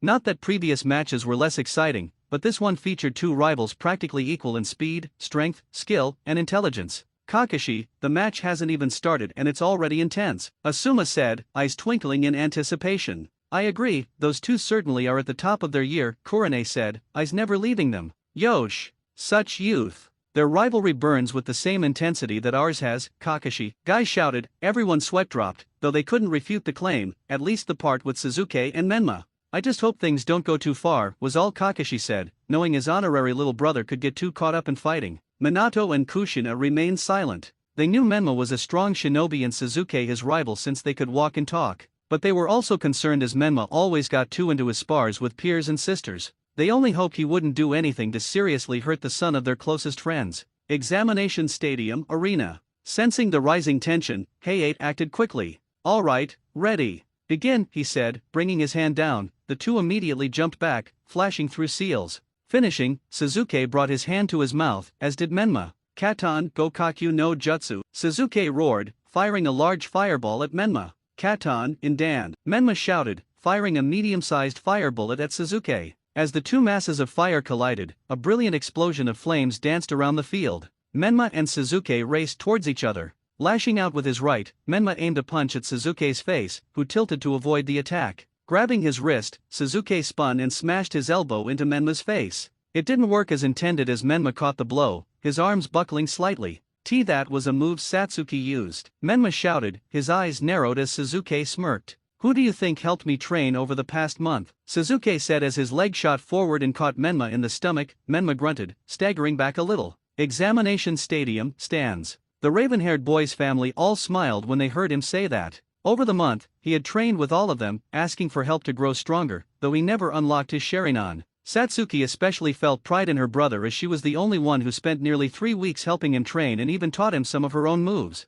"Suzuki-chan, you can do it," Mikoto thought, her eyes sparkling and hands clenched in anticipation. "I believe in you, Suzuki, you can win this," Itaka silently cheered in his mind, a smile on his face. "I know that as my son, you have the highest chance of beating Minato's son out of everyone in this tournament," Fugaka thought, a small smile appearing. "Come on, Suzuki. Don't forget what I told you. Always try and think 3 steps ahead of your opponent. Menma shouldn't even be that hard to figure out," Satsuki mentally coached, hoping their twin telepathy still worked. Examination Stadium Arena. Quickly spinning on the ball of his foot, Suzuki jumped and aimed a kick at Menma's head. The blonde quickly brought his arm up to block, his body swaying from the force. Narrowing his eyes further, Menma took a step forward and slammed his shoulder into Suzuki, sending him flying a few feet back. But Suzuki straightened himself mid-air, landing on his feet as he flashed through seals, Menma following suit. "Katan Hosenka no Jutsu," he shouted, firing a volley of flames at Menma, who responded with his own jutsu. "Futon Daitapa," Menma shouted. A surge of wind raced towards the flames, extinguishing them, but Menma widened his eyes as he saw what was inside.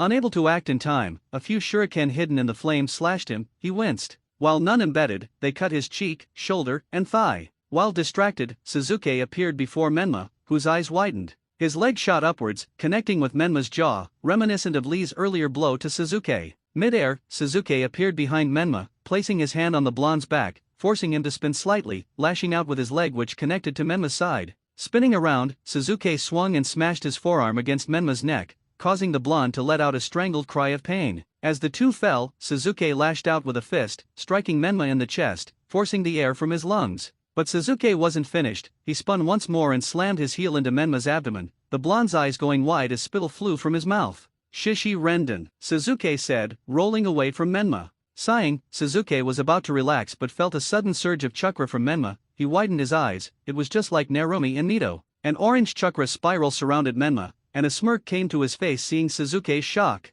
Bringing his hands into a familiar cross-shaped seal, Menma created clones and sent them to take out the raven-haired boy. Hitting the ground, Suzuki cursed as he rolled back into a stance, enduring the onslaught of clones. He focused on defense rather than offense, a concept still foreign to him. Waiting until a clone threw a hit, Suzuki countered with his own, though the sheer number of clones overwhelmed him multiple times, as Menma replaced each destroyed clone with 2 more. Jumping, Suzuki twisted his body, legs out, catching the jaws of multiple clones, sending them staggering back before destruction. But before he could land, Menma and his clones closed in. The first clone buried its fist into Suzuki's stomach, his eyes widening as air was forced from his lungs. Before he could catch his breath, another clone planted its hand on the ground and connected its foot with his jaw. He felt his jaw bones creak from the blow as he was sent airborne. But Menma wasn't finished once Suzuki was off the ground. Grabbing hold of each other, 2 clones hurled their partners after Suzuki. They landed 2 more brutal punches to his jaw, sending him flying even higher before he started to freefall. Once close to Menma's head level, 2 more clones rushed him, spinning before connecting their heels with his stomach, sending him flying back.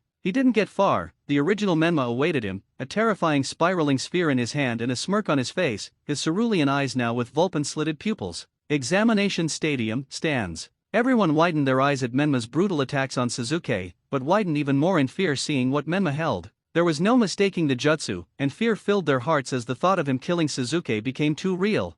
That's Aoba shouted, standing up, a few other jonin mimicking him. Kakashi, please tell me you didn't teach him something that dangerous, Asuma shouted, eyes wide in fear and disbelief. No, after all he's been through, there's no telling if Suzuki will survive that. Genma shouted, about to jump down to save his student, only to be restrained by Kakashi. Don't interfere. If things go wrong, I'll take responsibility for his actions, Kakashi said, head bowed. Genma could only gape. Examination stadium, judges area. With the judges, upon seeing that technique, there was no mistaking Menma had to be made a Chunin. They would be insulting the boy if they didn't promote him, seeing such talent. Boy his age using such a jutsu, we would be foolish not to promote him. I agree. I vote to promote all three of Hokage-sama's children. In the cage's box, Minato's eyes were wide in disbelief. He couldn't have, the only way was Jiraiya-sensei. Minato thought bitterly, dread filling his heart, seeing his son potentially kill the son of a close friend. No,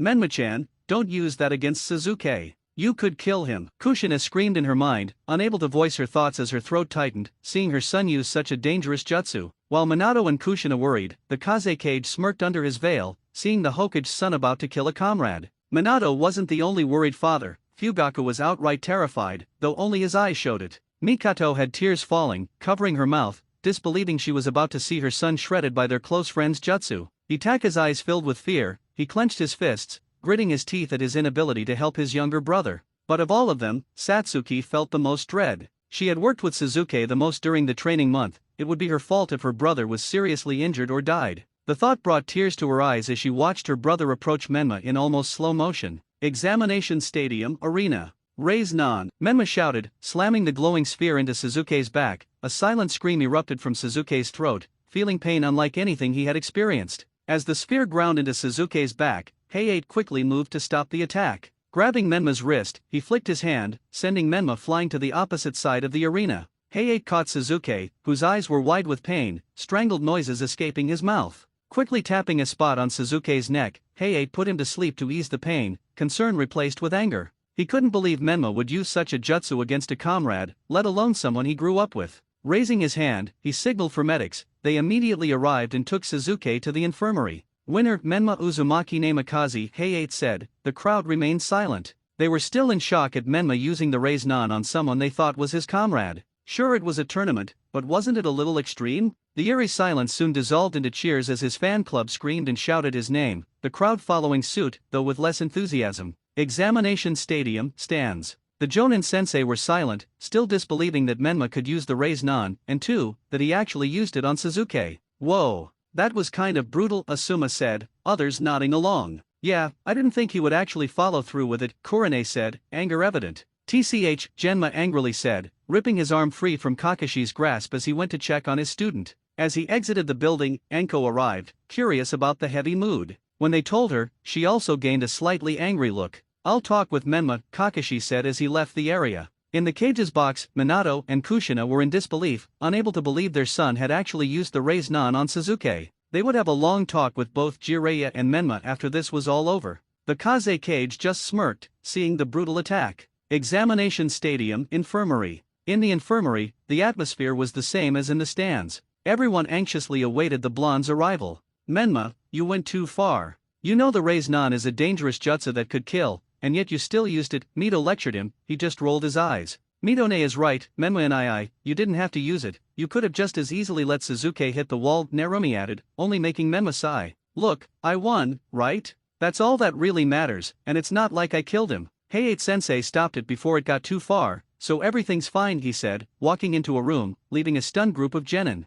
Examination stadium stands. Finally, the last match of the first round was here. Excitement filled the stadium as everyone eagerly awaited the finale. But for a few people, excitement was replaced with worry and anxiety. Naruto, where the hell are you, brat? Your match got pushed back to the end, and you're still not here, Zabuza angrily thought, though extremely worried for his favorite blonde. Naruto-kun, where are you? Please, don't miss your match. Haku prayed, hands clasped. Where are you, Naruto? You're really beginning to worry me, Satsuki thought, a worried expression on her face, earning surprised, suspicious, and knowing looks from her family. Surprise from Fugaku, suspicion from Itaki, and knowing from Mikado. Where are you, Gaki? It's really not like you to be this late. If you don't show up and I lose my bet with the guys, I'll make the next training session I have with you hell, Anko thought as sweat dripped, grinding her teeth. The other Jonin gave her a wide berth. Naruto-kun, was all Kin thought. She had avoided her team and come to the stadium, needing to warn him of the invasion plan before it was too late.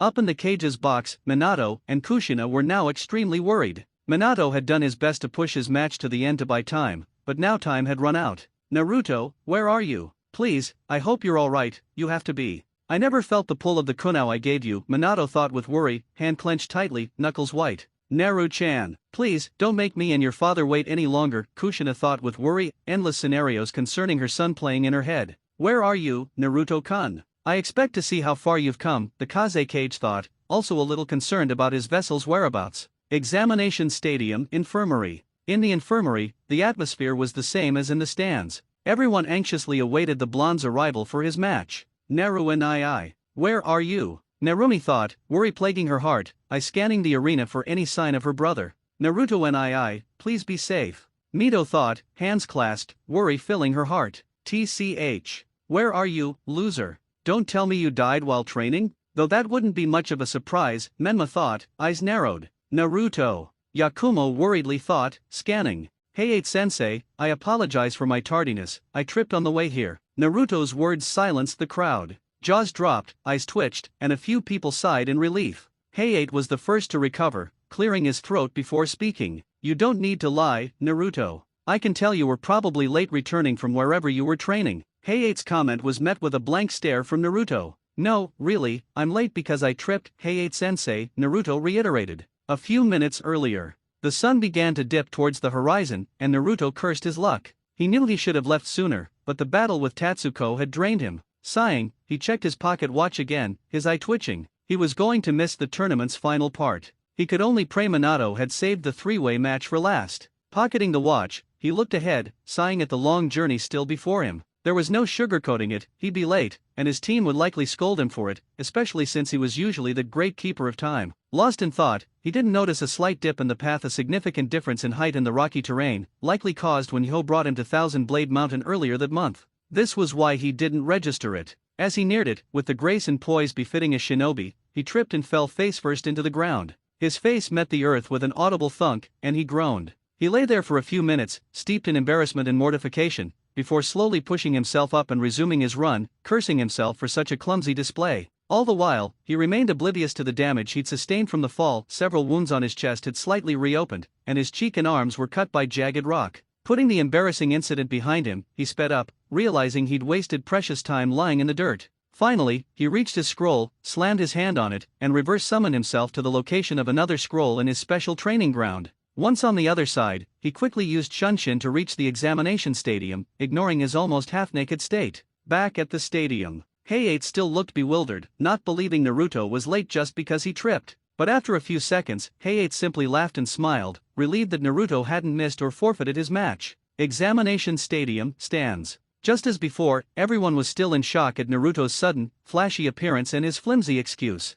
I'm going to murder him, Zabuza muttered, his eye twitching at the blonde's idiotic entrance. Was he trying to show off? Zabuza had to admit, he looked pretty cool, but wasn't he supposed to be a shinobi? Or was he really not as coordinated and punctual as Zabuza remembered? Naruto-kun, I'm glad you're finally here, Haku whispered, sighing in relief. However, she was deeply worried by his physical state. Ignoring his blatant display of his body, which annoyed her, he was still bleeding, and his cuts could get infected. As the father-daughter duo felt both relief and irritation at the sight of the blonde, their thoughts mirrored those of many others, all with various opinions and questions. That moron. He nearly gave me a heart attack. Once this is over, he's going to get it. He always tells us ninjas are punctual. Don't worry me like that, you idiot, Satsuki said, whispering the last part just loud enough for her family to hear. Satsuki's actually worried? And about a boy? Since when did she start taking an interest in boys? Fugaku wondered, raising an eyebrow at his daughter's words, a primal, innate fatherly instinct beginning to stir within him.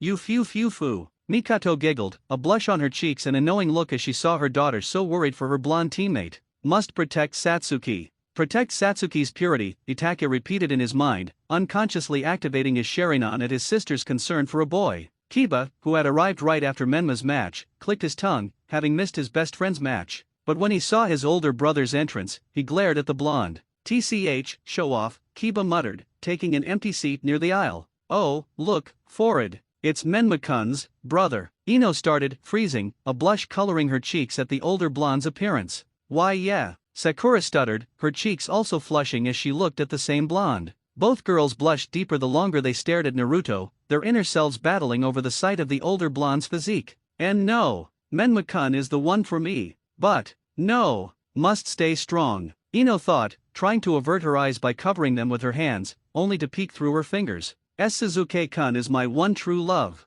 I can't be swayed by some hunky blonde. Wait, I mean a flunky blonde," Sakura thought, snapping her eyes shut only to peek out a second later. Nearby, a young pale-eyed girl stared at the blonde with a bashful expression, her cheeks tinged rosy pink. Wow. He's clearly different from Menma-san and the other boys, Hanabi thought, timidly staring at the blonde, her blush never fading. Beside her, Hayashi showed an intrigued and slightly amused expression as he noticed his youngest daughter's actions. "Oh, it seems Hanabi has been charmed by Minato's oldest. How amusing, though this may be another way to tie our clans together and strengthen our friendship," Hayashi thought, a small smirk forming on his face. Among the Jonin, Anko breathed a sigh of relief upon seeing her favorite blonde-headed genin. However, she was also worried and curious about his appearance. "Geez, don't scare me like that, Naruto. For a second there, I really thought something bad happened to you," Anko thought, closing her eyes and smiling at her student. "So he did make it interesting," Kurane thought, a small smirk on her face. She was curious how the enigmatic blonde would fare against Gaara.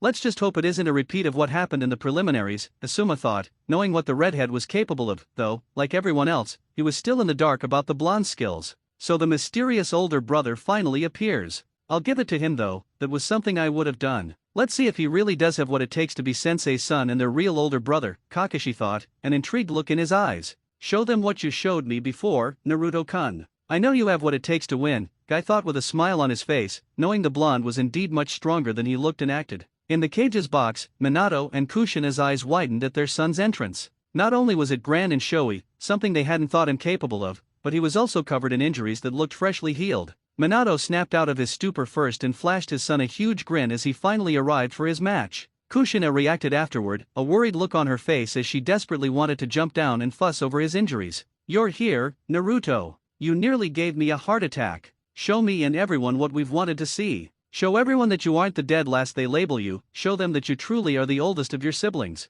Minato shouted in his mind, his body shaking with excitement at the prospect of witnessing his son's strength firsthand and without distraction. "Naru-chan, why are you battling when you're hurt? You should have waited for your injuries to heal before battling," Kushina thought with worry, hoping Hayate would call the match so he could get treated before they started. Beside them, beneath his calm facade, the Kazekige's eyes nearly widened when he saw the blonde. It wasn't his appearance, though he'd admit it was rather daring for a public match, it was his seal. His seal no longer existed, or at least it was greatly altered, though he could still feel it. A smirk appeared under his veil as he looked forward to what his vessel would show him. "Ha ha, how interesting. Please show me what my future vessel is capable of," he thought, stifling the laughter that threatened to escape his mouth. As the three stared at him, three more joined them on different parts of the stadium rooftop. It was Jiraiya, Tsunade, and Orochimaru, all had finally arrived in time to catch the final match. As they entered the stadium, they overheard the results of the earlier matches and were pleased to hear that their bets had advanced. What they weren't prepared for was Naruto's flashy entrance.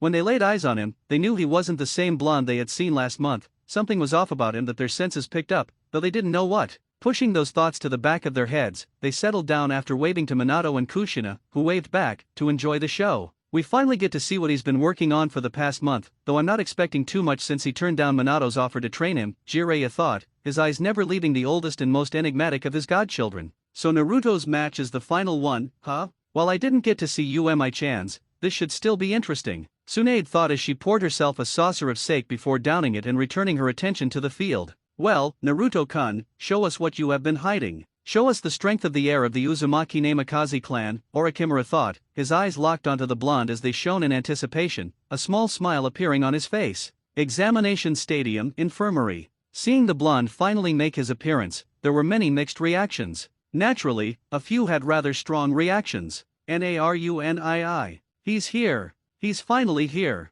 Narumi squealed happily, tears almost falling from her eyes after seeing her brother after a month of knowing nothing about him. But soon, her excitement and happiness turned to worry when she caught sight of her older brother's appearance, frowning as he was more bandaged than she had ever seen him. Naruto nii. You're alright, Mito whispered, brushing away a stray tear, happy and worried as she gazed lovingly at her older brother. After this match, she was going to sit him down and demand to know where he'd been for the past month. So he actually showed up, Menma said with a small frown, clearly not happy to see his brother. However, it turned into a smirk when he remembered who he was about to face. Naruto, you idiot, you made Satsuki and I so worried, Yakumo whispered, brushing away a few tears that made their way out of her eyes. Man, what a guy. Showing up late and flashy? That's something I'd figure Menma would do, but not him, Shikamaru said, a small smile on his face as he stared at the blonde.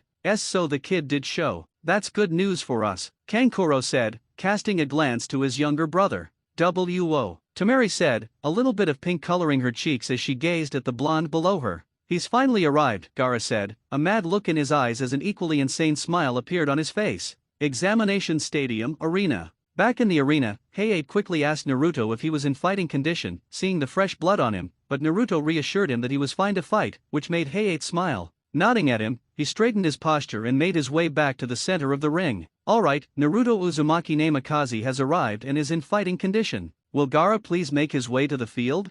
Heiei announced as a swirl of sand appeared opposite Naruto. Soon, Gaara appeared, his insane smile never leaving his face as they made their way towards each other. Seeing Gaara practically shaking with anticipation, Heiei raised his hand and started the match. The final match of the first round, Naruto Uzumaki Namikaze vs Gaara of the Sand. Begin! Finally! Show me what it truly means to be alive! Gaara shouted as his sand shot out towards Naruto with surprising speed. Seeing the sand approach, Naruto tilted his head slightly as he casually jumped back, his blank expression never changing. As he landed, the sand changed course and chased after Naruto once more. This time, Naruto narrowed his eyes as the sand seemed to be actively pursuing him like a predator chasing prey. Drawing his hand back, wind started to spin wildly around his fist as he shifted most of his weight onto his back foot. Futon Senpyukan. Naruto shouted, throwing his fist out as a whirlwind surged from it, colliding with and scattering the sand as he closed in on Gaara. Don't worry, mother. I've given you bad blood earlier, but this time it will make you happy, he said, as more sand rushed out of his gourd and moved to intercept Naruto.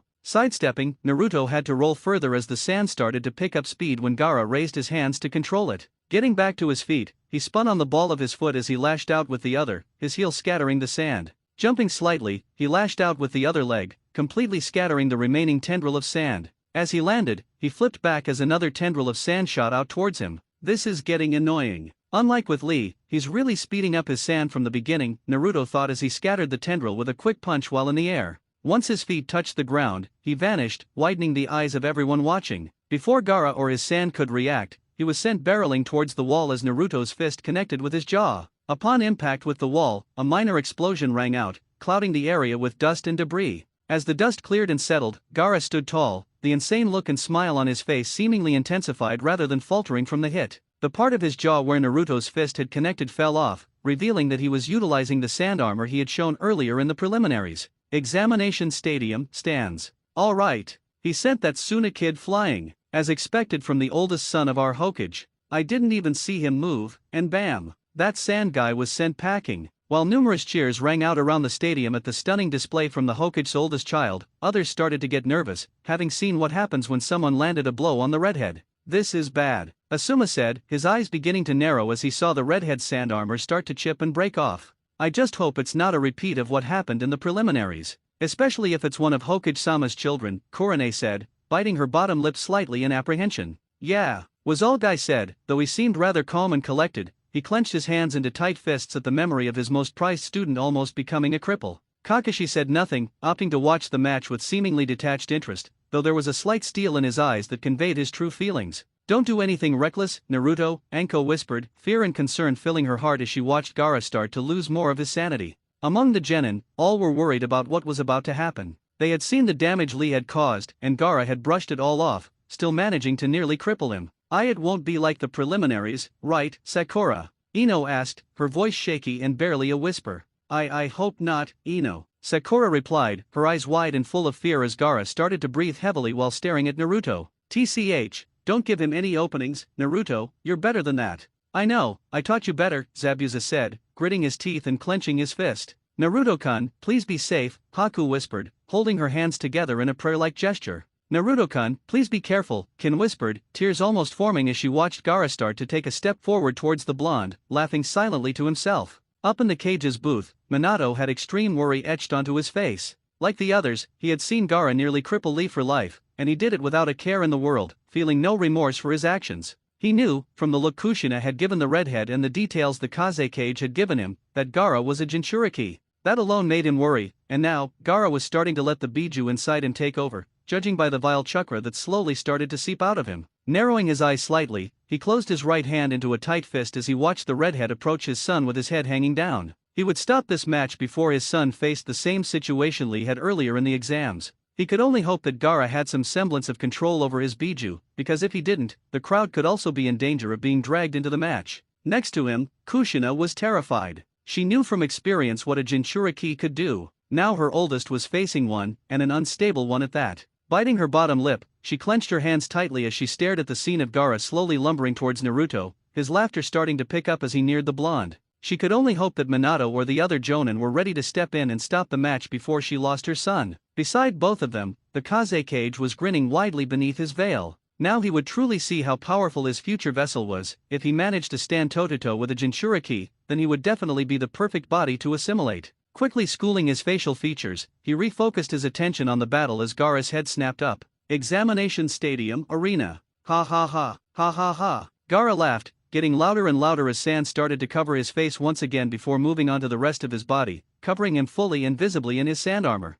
As soon as his laughter stopped, Naruto moved. Lowering his body slightly, Naruto sped forward as he buried his fist into Gaara's stomach. As the blow connected and sunk into the redhead's body, all pressure against Naruto's fist vanished as the Gaara he had just attacked started to break down into sand. As soon as the first grain started to fall, the sand clone in front of him exploded as a curtain of sand tried to envelop Naruto. Quickly backpedaling, Naruto managed to escape the sand as it crashed into the ground, Gaara standing behind it with the same expression still on his face as he raised his hand towards Naruto. As he did, another tendril of sand lunged at the blonde, who evaded its attempts to grab him. Dodging to the left, Naruto swung the back of his right hand as the tendril neared him, sending sand scattering once more. Following up his back fist, Naruto surged forward as he slammed his foot into Gaara's abdomen, sending him flying back. Not letting up, Naruto rushed him down as he smashed his fist into the redhead's abdomen, sending him flying faster than before. But before Naruto could continue his assault, he crouched as a wide tendril of sand swatted the air where his head had just been a second ago.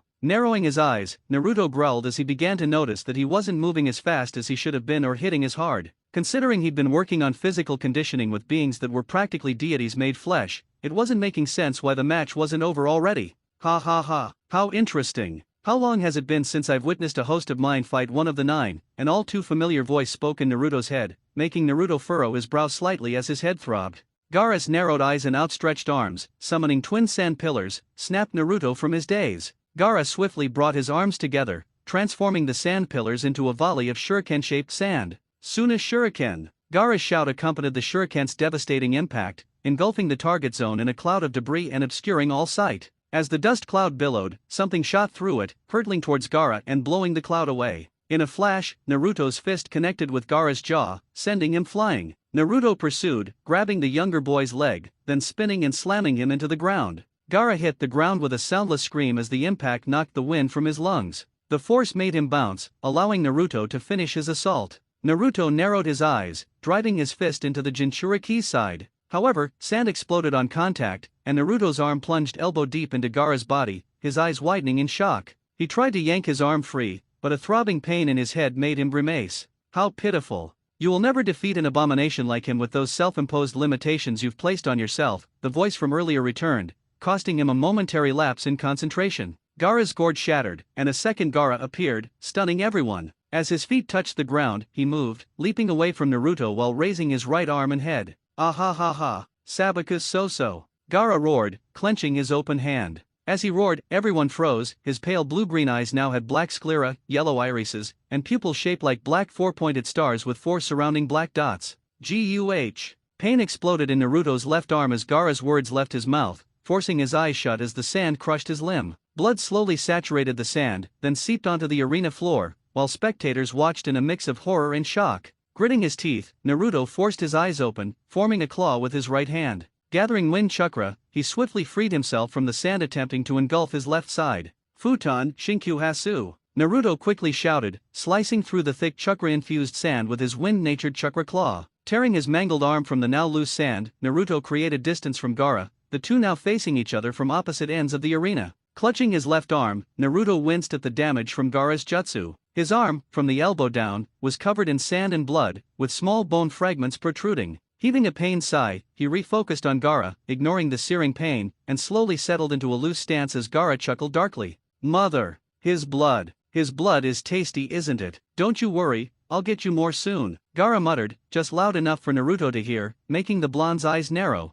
Examination Stadium stands. In the cage's box, silence hung heavy as the group stared at Naruto clutching his mangled left arm, unable to speak. Kushina broke the silence, standing abruptly, her eyes wide with fear. Naru-chan. Minato, stop the match this instant. Naru-chan can't continue with his arm like that. Call the match and get him to the infirmary. Kushina shrieked hysterically at her husband, her eyes filled with an endless sea of fear. Minato snapped out of his stupor and nodded, about to stand when the Kaze cage quickly broke his own trance and spoke. Wait. Hokage Dano, don't stop the match, he said, earning confused and angry looks from Kushina. What do you mean, don't stop the match? My son isn't in any condition to continue. You're going to get him killed if you're thinking of letting him keep fighting. Kushina nearly roared, making the Kaze cage shrink slightly before regaining composure. Please hear me out, Kushina Dano. I believe that Naruto Dano is quite the skilled shinobi. An injury like that will most likely occur in the field sooner or later in his career as a ninja. This battle will simulate such an event.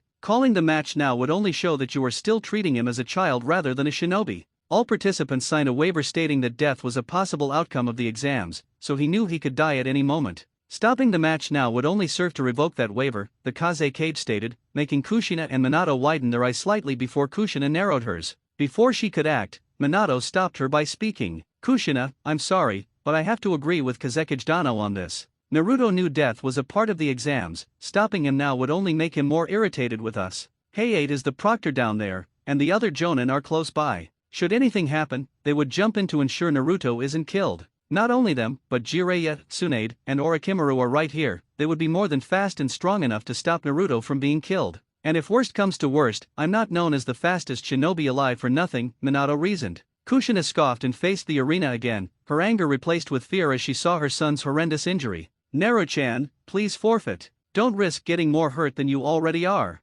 Kushina thought, clenching her hands into fists. Naruto, don't do anything reckless. Know your limits and don't be afraid to call the match if things get too dangerous, Minato thought, his eyes fixed on his son's injury as he fretted. Now things get interesting. Ha ha. The Kaze cage thought, his eyes shining with profound interest as he watched the two. On the stadium rooftops, Jiraiya, Tsunade, and Orochimaru stared at Gaara with steely eyes. They knew what he contained, which worried them, especially since his seal wasn't as stable as other Jinchurikis. Quickly glancing at each other, they nodded, reaching a silent agreement to intervene should anything more dangerous happen to their enigmatic godson. In the stands, silence reigned as spectators saw Naruto's arm. Some turned green, having never seen such an injury, while others winced and clutched their own arms as a chill ran down their spines. With a certain father-daughter pair, their thoughts varied more. That damn red-headed brat. If you do permanent damage to Naruto, I'll make you regret it. No one messes with my family and gets away with it, Zabuza thought angrily, gritting his teeth and clenching his fists as he glared at Gaara, releasing a large amount of killing intent.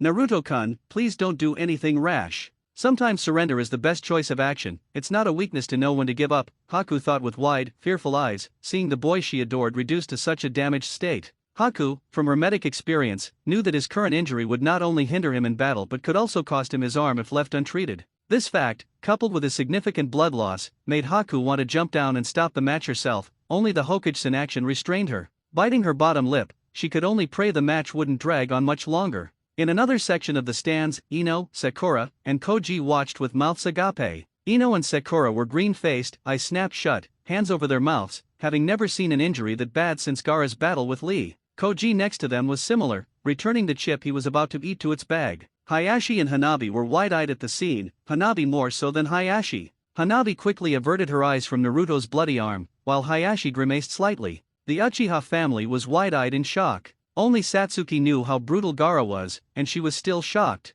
Itaka's eyes narrowed at the redhead, seeing vile chakra emanating from the boy with his Sharingan. This chakra, why does it feel so evil and bloodthirsty? It has a similar feeling to the Kyuubi, he thought, never breaking his gaze from the redhead. That boy. So he's also a Jinchuriki. It would be wise to call the match Hey 8, Minato's oldest can't hope to beat someone like that, Fugaka thought, shifting his focus between the two boys below. Minato, you need to stop this match before your son gets permanently injured for life, Mikado thought, giving a worried glance at the boy her daughter fancied. No, Naruto, not you too, Satsuki thought, fear and worry filling her eyes. She could only stare wide-eyed at her blonde teammate, clenching her fists tightly. On the opposite side of the stadium, the Jonin watched with varying expressions. Guy grimaced, knowing the damage Gaara had inflicted on his prized pupil. He could only hope Naruto escaped with lighter injuries than Lee. Naruto-kun, please do not be reckless and foolish. You're in no condition to continue this battle, doing so would only harm you much more in the future, Guy thought, silently praying Naruto would somehow hear his thoughts.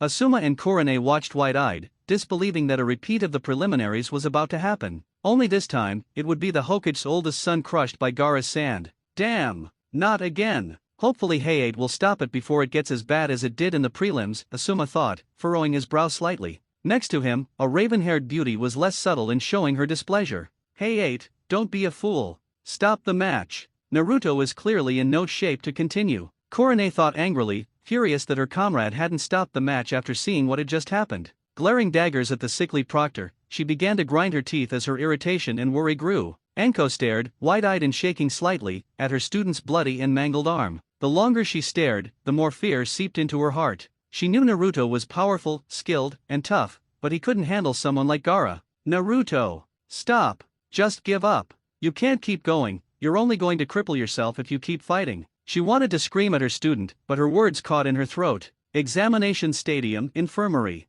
Within the infirmary, silence was as profound as in a graveyard as everyone watched the recent events unfold. A dull thud broke the silence, making everyone quickly shift their attention. Having just seen her older brother's arm crushed to a bloody pulp, Mito lost all feeling in her legs, dropping to her knees. Her eyes wide, she stared unmoving at the scene of her brother clutching his arm. Naruto nii, she whispered, remaining in place even as nurses tried to speak to her. Next to her, Narumi stood frozen, staring at her older brother, her eyes also wide and shaking with fear. Despite her efforts, no words escaped her mouth, only faint gasps. Naru nii, no, no, no, no, she shouted in her mind, her mouth refusing to voice her thoughts. On her bed, Yakumo stared wide-eyed at the scene. Never before, not even on their mission to the wave or his battle with Zabuza, had she seen her blonde teammate injured to such an extent. No words left her mouth, opting to stay in her mind. Hey 8 sensei, stop the match. Please, before Naruto gets more hurt, she thought, praying Hey 8 heard her. Looks like we're getting a repeat of what happened with Lee in the prelims, huh? Menma muttered under his breath, quiet enough only for himself to hear. Damn, not again. Shikamaru muttered, his eyes narrowed at the sight. From his knowledge of the blonde and the redhead, he had already predicted the battle's outcome, and it wasn't pretty. Temari and Kankuro chose to remain silent, knowing Gaara was losing control. They could only hope he wouldn't fully succumb to the demon within him. Examination Stadium Arena. Seeing the damage Gaara inflicted on Naruto, Hey quickly moved to stop the match, only for Naruto to shoot him a dark look that made him pause. After a few seconds of eye contact, he slowly but hesitantly nodded. He could only hope the blonde knew what he was getting into. Naruto felt the varying degrees of stares directed at him, mentally shaking his head at the shock and concern emanating from the stands. His injury wasn't light, but it was nothing he hadn't experienced before. Training with dragons had that kind of effect, including having limbs mutilated and mangled. I don't know what they're so worried about, it's not like I'm dying. If things get bad, Hey 8 sensei will step in to stop either of us from dying, Naruto thought as he quickly scanned the stands, noticing the looks of concern on certain faces. Releasing his left arm, Naruto sighed, closed his eyes, then opened them again. His normal navy blue eyes were now electric blue but lacked the usual draconian pupil. Locking eyes with Gaara, he narrowed them, seeing they were vastly different, still filled with insanity and bloodlust, only now much greater. As they stared each other down, sand slowly collected around Gaara's left side. Slowly, the seemingly random pile began to form a strange, claw-like appendage. Naruto's eyes widened, and he quickly dove right as the newly formed sand claw shot towards him with unexpected speed. Hitting the ground, Naruto rolled into a crouched position as Gaara's sand claw retracted. Noticing a slight delay between Gaara moving his real arm and the sand arm, Naruto evaded another thrust before speeding forward. Vanishing and reappearing crouched next to Gaara, Naruto drove his fist into Gaara's right side, which was still uncovered by sand. Naruto's fist connected, sending Gaara flying as his sand armor blew off. Growling, he righted himself midair before driving his sand claw into the ground to halt his acceleration. In a surprising display of skill, Gaara let his body fly a little further before tensing the sand arm. Like a rubber band, Gaara slowed, then began moving in the opposite direction, quickly gaining speed before ripping his arm from the ground, flying towards Naruto. Slightly shocked by Gaara's adaptability, Naruto ducked as he soared overhead, the sand claw intending to rip him in half. Spinning on his heel, Naruto lashed out, slamming his foot into the younger boy's abdomen, sending him straight up into the air. Standing immediately, Naruto was about to follow up his attack but stopped as his head began throbbing again, much more intensely than before. Above him, Gaara experienced a similar sensation as he righted himself, creating distance from Naruto while clutching the side of his head, just like Naruto. NGH. Mother, what's wrong? Gaara mumbled, sand slowly spiraling around him protectively, ready to intercept any attack. Be careful, there is something very dangerous about that boy. Kill him before whatever is inside of him gets out. Kill him, kill him, kill, quickly. The voice inside Gaara's head screamed and roared, causing a pain scream to leave his throat as he clutched his head before the pain quickly left. Raising his head, his eyes locked onto Naruto before he inhaled and roared, a blast of wind rocketing towards the blonde. Futon Daitapa. Gaara roared, making those closest to the arena cover their eyes and brace themselves as the wind reached them too. However, Naruto didn't react to Gaara roaring or the surge of wind that sent him colliding with the wall behind him. He impacted with an audible thud and slumped down, feeling no pain. The only thing in his head was the voice continuously taunting him as he sat motionless. Ha ha ha, is that it? How disgraceful. Someone who was trained by the strongest beings in existence being beaten by an abomination of his caliber. What would those who invested their precious time in helping you advance and grow, who nurtured and strengthened you, who they took in as the last human who they will ever let into their hearts? They would be affronted to no end, having raised such a deplorable and weak child, the voice said, making Naruto clutch his head in agony. Shut up. Who are you? Why are you saying this? What do you want from me? Naruto screamed in his mind, gritting his teeth as the pain intensified while dark laughter echoed mockingly. Across from him, Gaara's eyes also widened as his own inner demon screamed at him. No, no, no, no. Do not let him come near you. Don't let him out. Kill him. Kill him. He's dangerous. Kill him now. The demon inside Gaara roared, making Gaara scream even louder as sand began to cover him. The cork on his gourd popped, and sand erupted, mixing with the sand already covering Gaara. As seconds ticked by, more sand collected, piled, and fused to the strange sand body encasing Gaara. Soon, it stopped, and Gaara had physically changed. Where Gaara once stood, a bestial demon now stood, drool seeping from its maw. A bulky, tan-colored body with arms ending in asymmetric claws instead of distinct fingers. Its tail was thick, with protrusions along its width. Its head was wide and broad, with 2 ears atop and a thick snout. Strange blue markings ran along its entire body. Finally, it raised its head, locked onto Naruto, and bellowed. Examination Stadium, stands. In the stands, fear and confusion reigned as the dominant emotions felt by the audience. They had just witnessed something most people, even ninja, wouldn't experience, the transformation of a Jinchuriki. What is he? A terrified Ino and Sakura said in unison, holding each other, their eyes wide with fear as they stared at Gaara. Shaking in their seats, they tightened their hold when Gaara roughly exhaled. I don't know, Koji choked out, his bag of chips rattling in his hand as he stared at Gaara's new form. Sucks to be him right and now. Kiba stuttered, his instincts screaming at him to flee at the sight of Gaara's new form. But he's not supposed to transform, not against Naruto-kun. Kin whispered, tears in her eyes as Gaara acted outside of what Hirako told her. Tdou-sama, what is Naruto-kun fighting against? Is he really fighting another human? Haku shakily asked, her eyes wide as she looked at Gaara. No, he's not Haku. He's fighting something completely out of his league. Zabuza whispered in a low tone, his eyes sharper than his Kubikaraibasho. That does it. If that monster takes a step towards Naruto, I'm stepping in. If his own father won't stop the match, then I will, Zabuza promised in his mind, his hand slowly moving towards his kunao holster. The Jonin stared, wide-eyed. They knew Gaara was a Jinchuriki, but his transformation shocked them. This is seriously bad. We need to stop the match. Asuma yelled, standing up with the others. Anko-chan? Why aren't you standing up and getting ready? Korone shouted at her friend, but Anko seemed not to hear, her attention elsewhere. Mamakai, you're going to kill the redhead if he moves towards Naruto, aren't you? And you're not alone, Anko thought, eyes fixed on the man reaching for his holster, then on the partially transformed Jinchuriki as her hand mirrored his. Examination Stadium, Infirmary. Oh no, was all the two Suna ninja in the infirmary could say. They knew Gaara would transform but not to this extent. They could only hope their father knew how to handle it if he lost control of Shikaku. What the heck? Is he really a monster? Shikamaru asked, his eyes wide with fear at Gaara's new form. Is he even human? What are you fighting, Naruto-kun? Yakumo whispered, her eyes glued to Gaara and Naruto. Biting her lip, she clutched her sheets, praying for her teammate's safety. What is he? Menma exclaimed, eyes wide with fear and disbelief. He felt fear creep in but quickly shook it off, trusting his parents and godparents to stop the monster. Beside him, his silent sisters held each other tightly, their eyes wide with fear. Unlike Menma, their fear was dual, of the monster and of losing their brother. They had never felt such bloodthirsty, evil chakra, all directed at Naruto. Please Tou-san, Kaa-san, protect him, protect Naru and I. Narumi trailed off, tears welling up.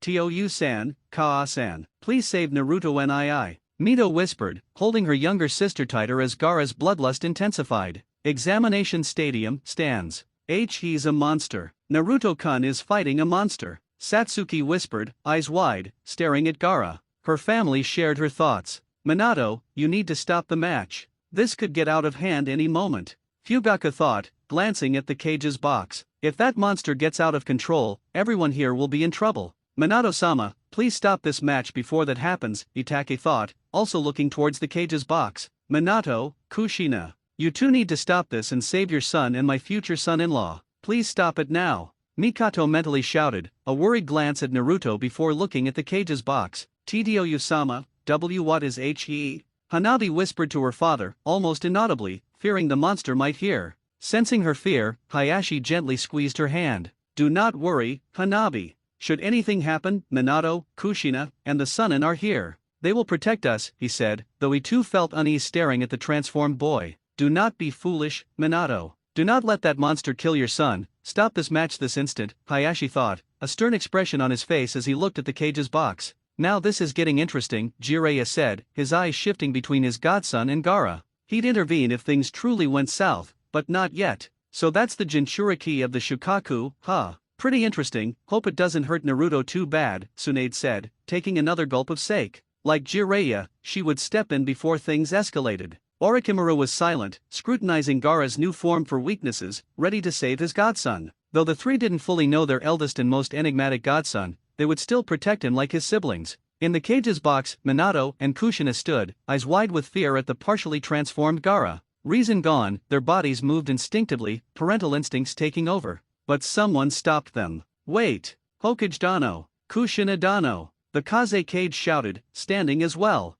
His voice caught their attention, but when they turned, their eyes burned with unbridled fury. What are you talking about? This match has gone long enough, I should have stopped it when your son partially transformed. Minato growled, narrowing his eyes at the other cage. Forget about him, Minato. We need to save Naruto-chan. Kushina shouted, stepping forward. But before they could move, Gaara did. Examination Stadium Arena. This was the final straw. Hayate knew he should have stopped the match when Naruto's arm was mangled, trusting Naruto had a hidden ace, which he apparently didn't. Before he could move, Gaara moved with surprising speed. Naruto Uzumaki Namikaze. Die and give mother your blood, he roared, his right arm and hand condensing into a claw-like spear. Kichigei Shukaka no Hoko, he roared, stopping before the downed blonde, arm poised to strike. Everyone watched in horror as he speared the older boy. An explosion rang out, obscuring them in dust. When the dust settled, the stadium fell silent, people turning green at the sight. Against the arena wall, Gaara stood, his spear-like hand buried in Naruto's chest, blood splattered on the ground.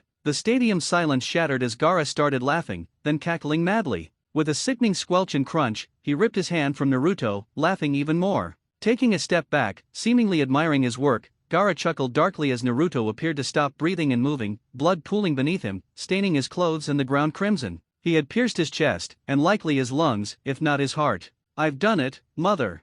I've killed him. His blood tastes good, doesn't it? Ah ha ha ha. Gaara screamed into the air, madness and bloodlust still in his eyes. Pitiful. A minor wound like having your heart and lungs pierced and you die. Such a fragile creature, you truly aren't fit to wield the power of a dragon. However, it isn't time for you to meet your end. Ha ha ha, you are quite lucky I am such a generous being boy. I'll aid you this once and release a drop of the power that White has tried so desperately to seal, a voice echoed softly in Naruto's fading mind. Examination Stadium stands. Naruto! Satsuki screamed, standing, startling those around her. She didn't care, she'd just seen the boy she liked speared like a fish, his attacker laughing madly, and she could do nothing. Lowering her head, she shed all pride, crying into her family's embrace. Seeing her state broke her family's hearts, Mikato hugged her close as Satsuki poured out her sorrow. Hyugaku and Itake gave Satsuki a sad look before fixing their eyes on the Jinchuriki, their Sharingan spinning, ready if Gaara attacked the audience. And a Naruto-kun, Haku whispered, eyes wide at the bloody hole covering nearly half his chest. Tears flowed as she saw his chest wasn't moving,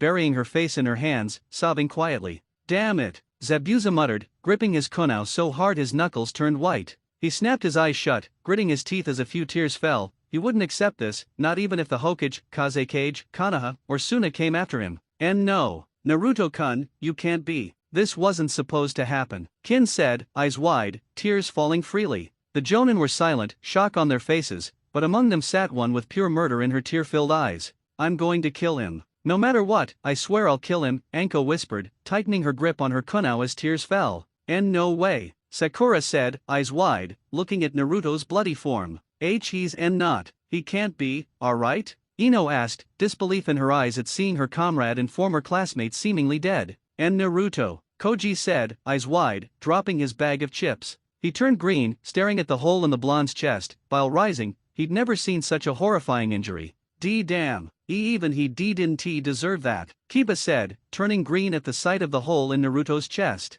Examination Stadium, Infirmary. And Naruto-kun, Yakumo said, tears falling as she saw her teammate's state. Damn, poor kid, Kankuro muttered, casting a pitying look at the blonde and red-headed girls across the room. Hopefully that'll satisfy him for the rest of the tournament, Tamari said, casting the same look as her younger brother. And Narumi said, eyes wide, tears streaming down her face. She held her older sister closer, burying her face in her shoulder, sobbing. It can't be. And Naruto Mito said, trembling, holding Narumi tightly as tears also streamed down her face. Menma remained silent, though a slight sheen in his eyes slowly turned into tears against his will. And no way, damn it, Shikamaru said, snapping his eyes shut, dropping his head. The entire infirmary was silent except for the soft sobbing of three girls. Examination Stadium, stands. Silence permeated the cage's box as Minato and Kushina looked at their son's bloody form, tears streaming. Almost mechanically, they fell to their knees, eyes fixed on Naruto.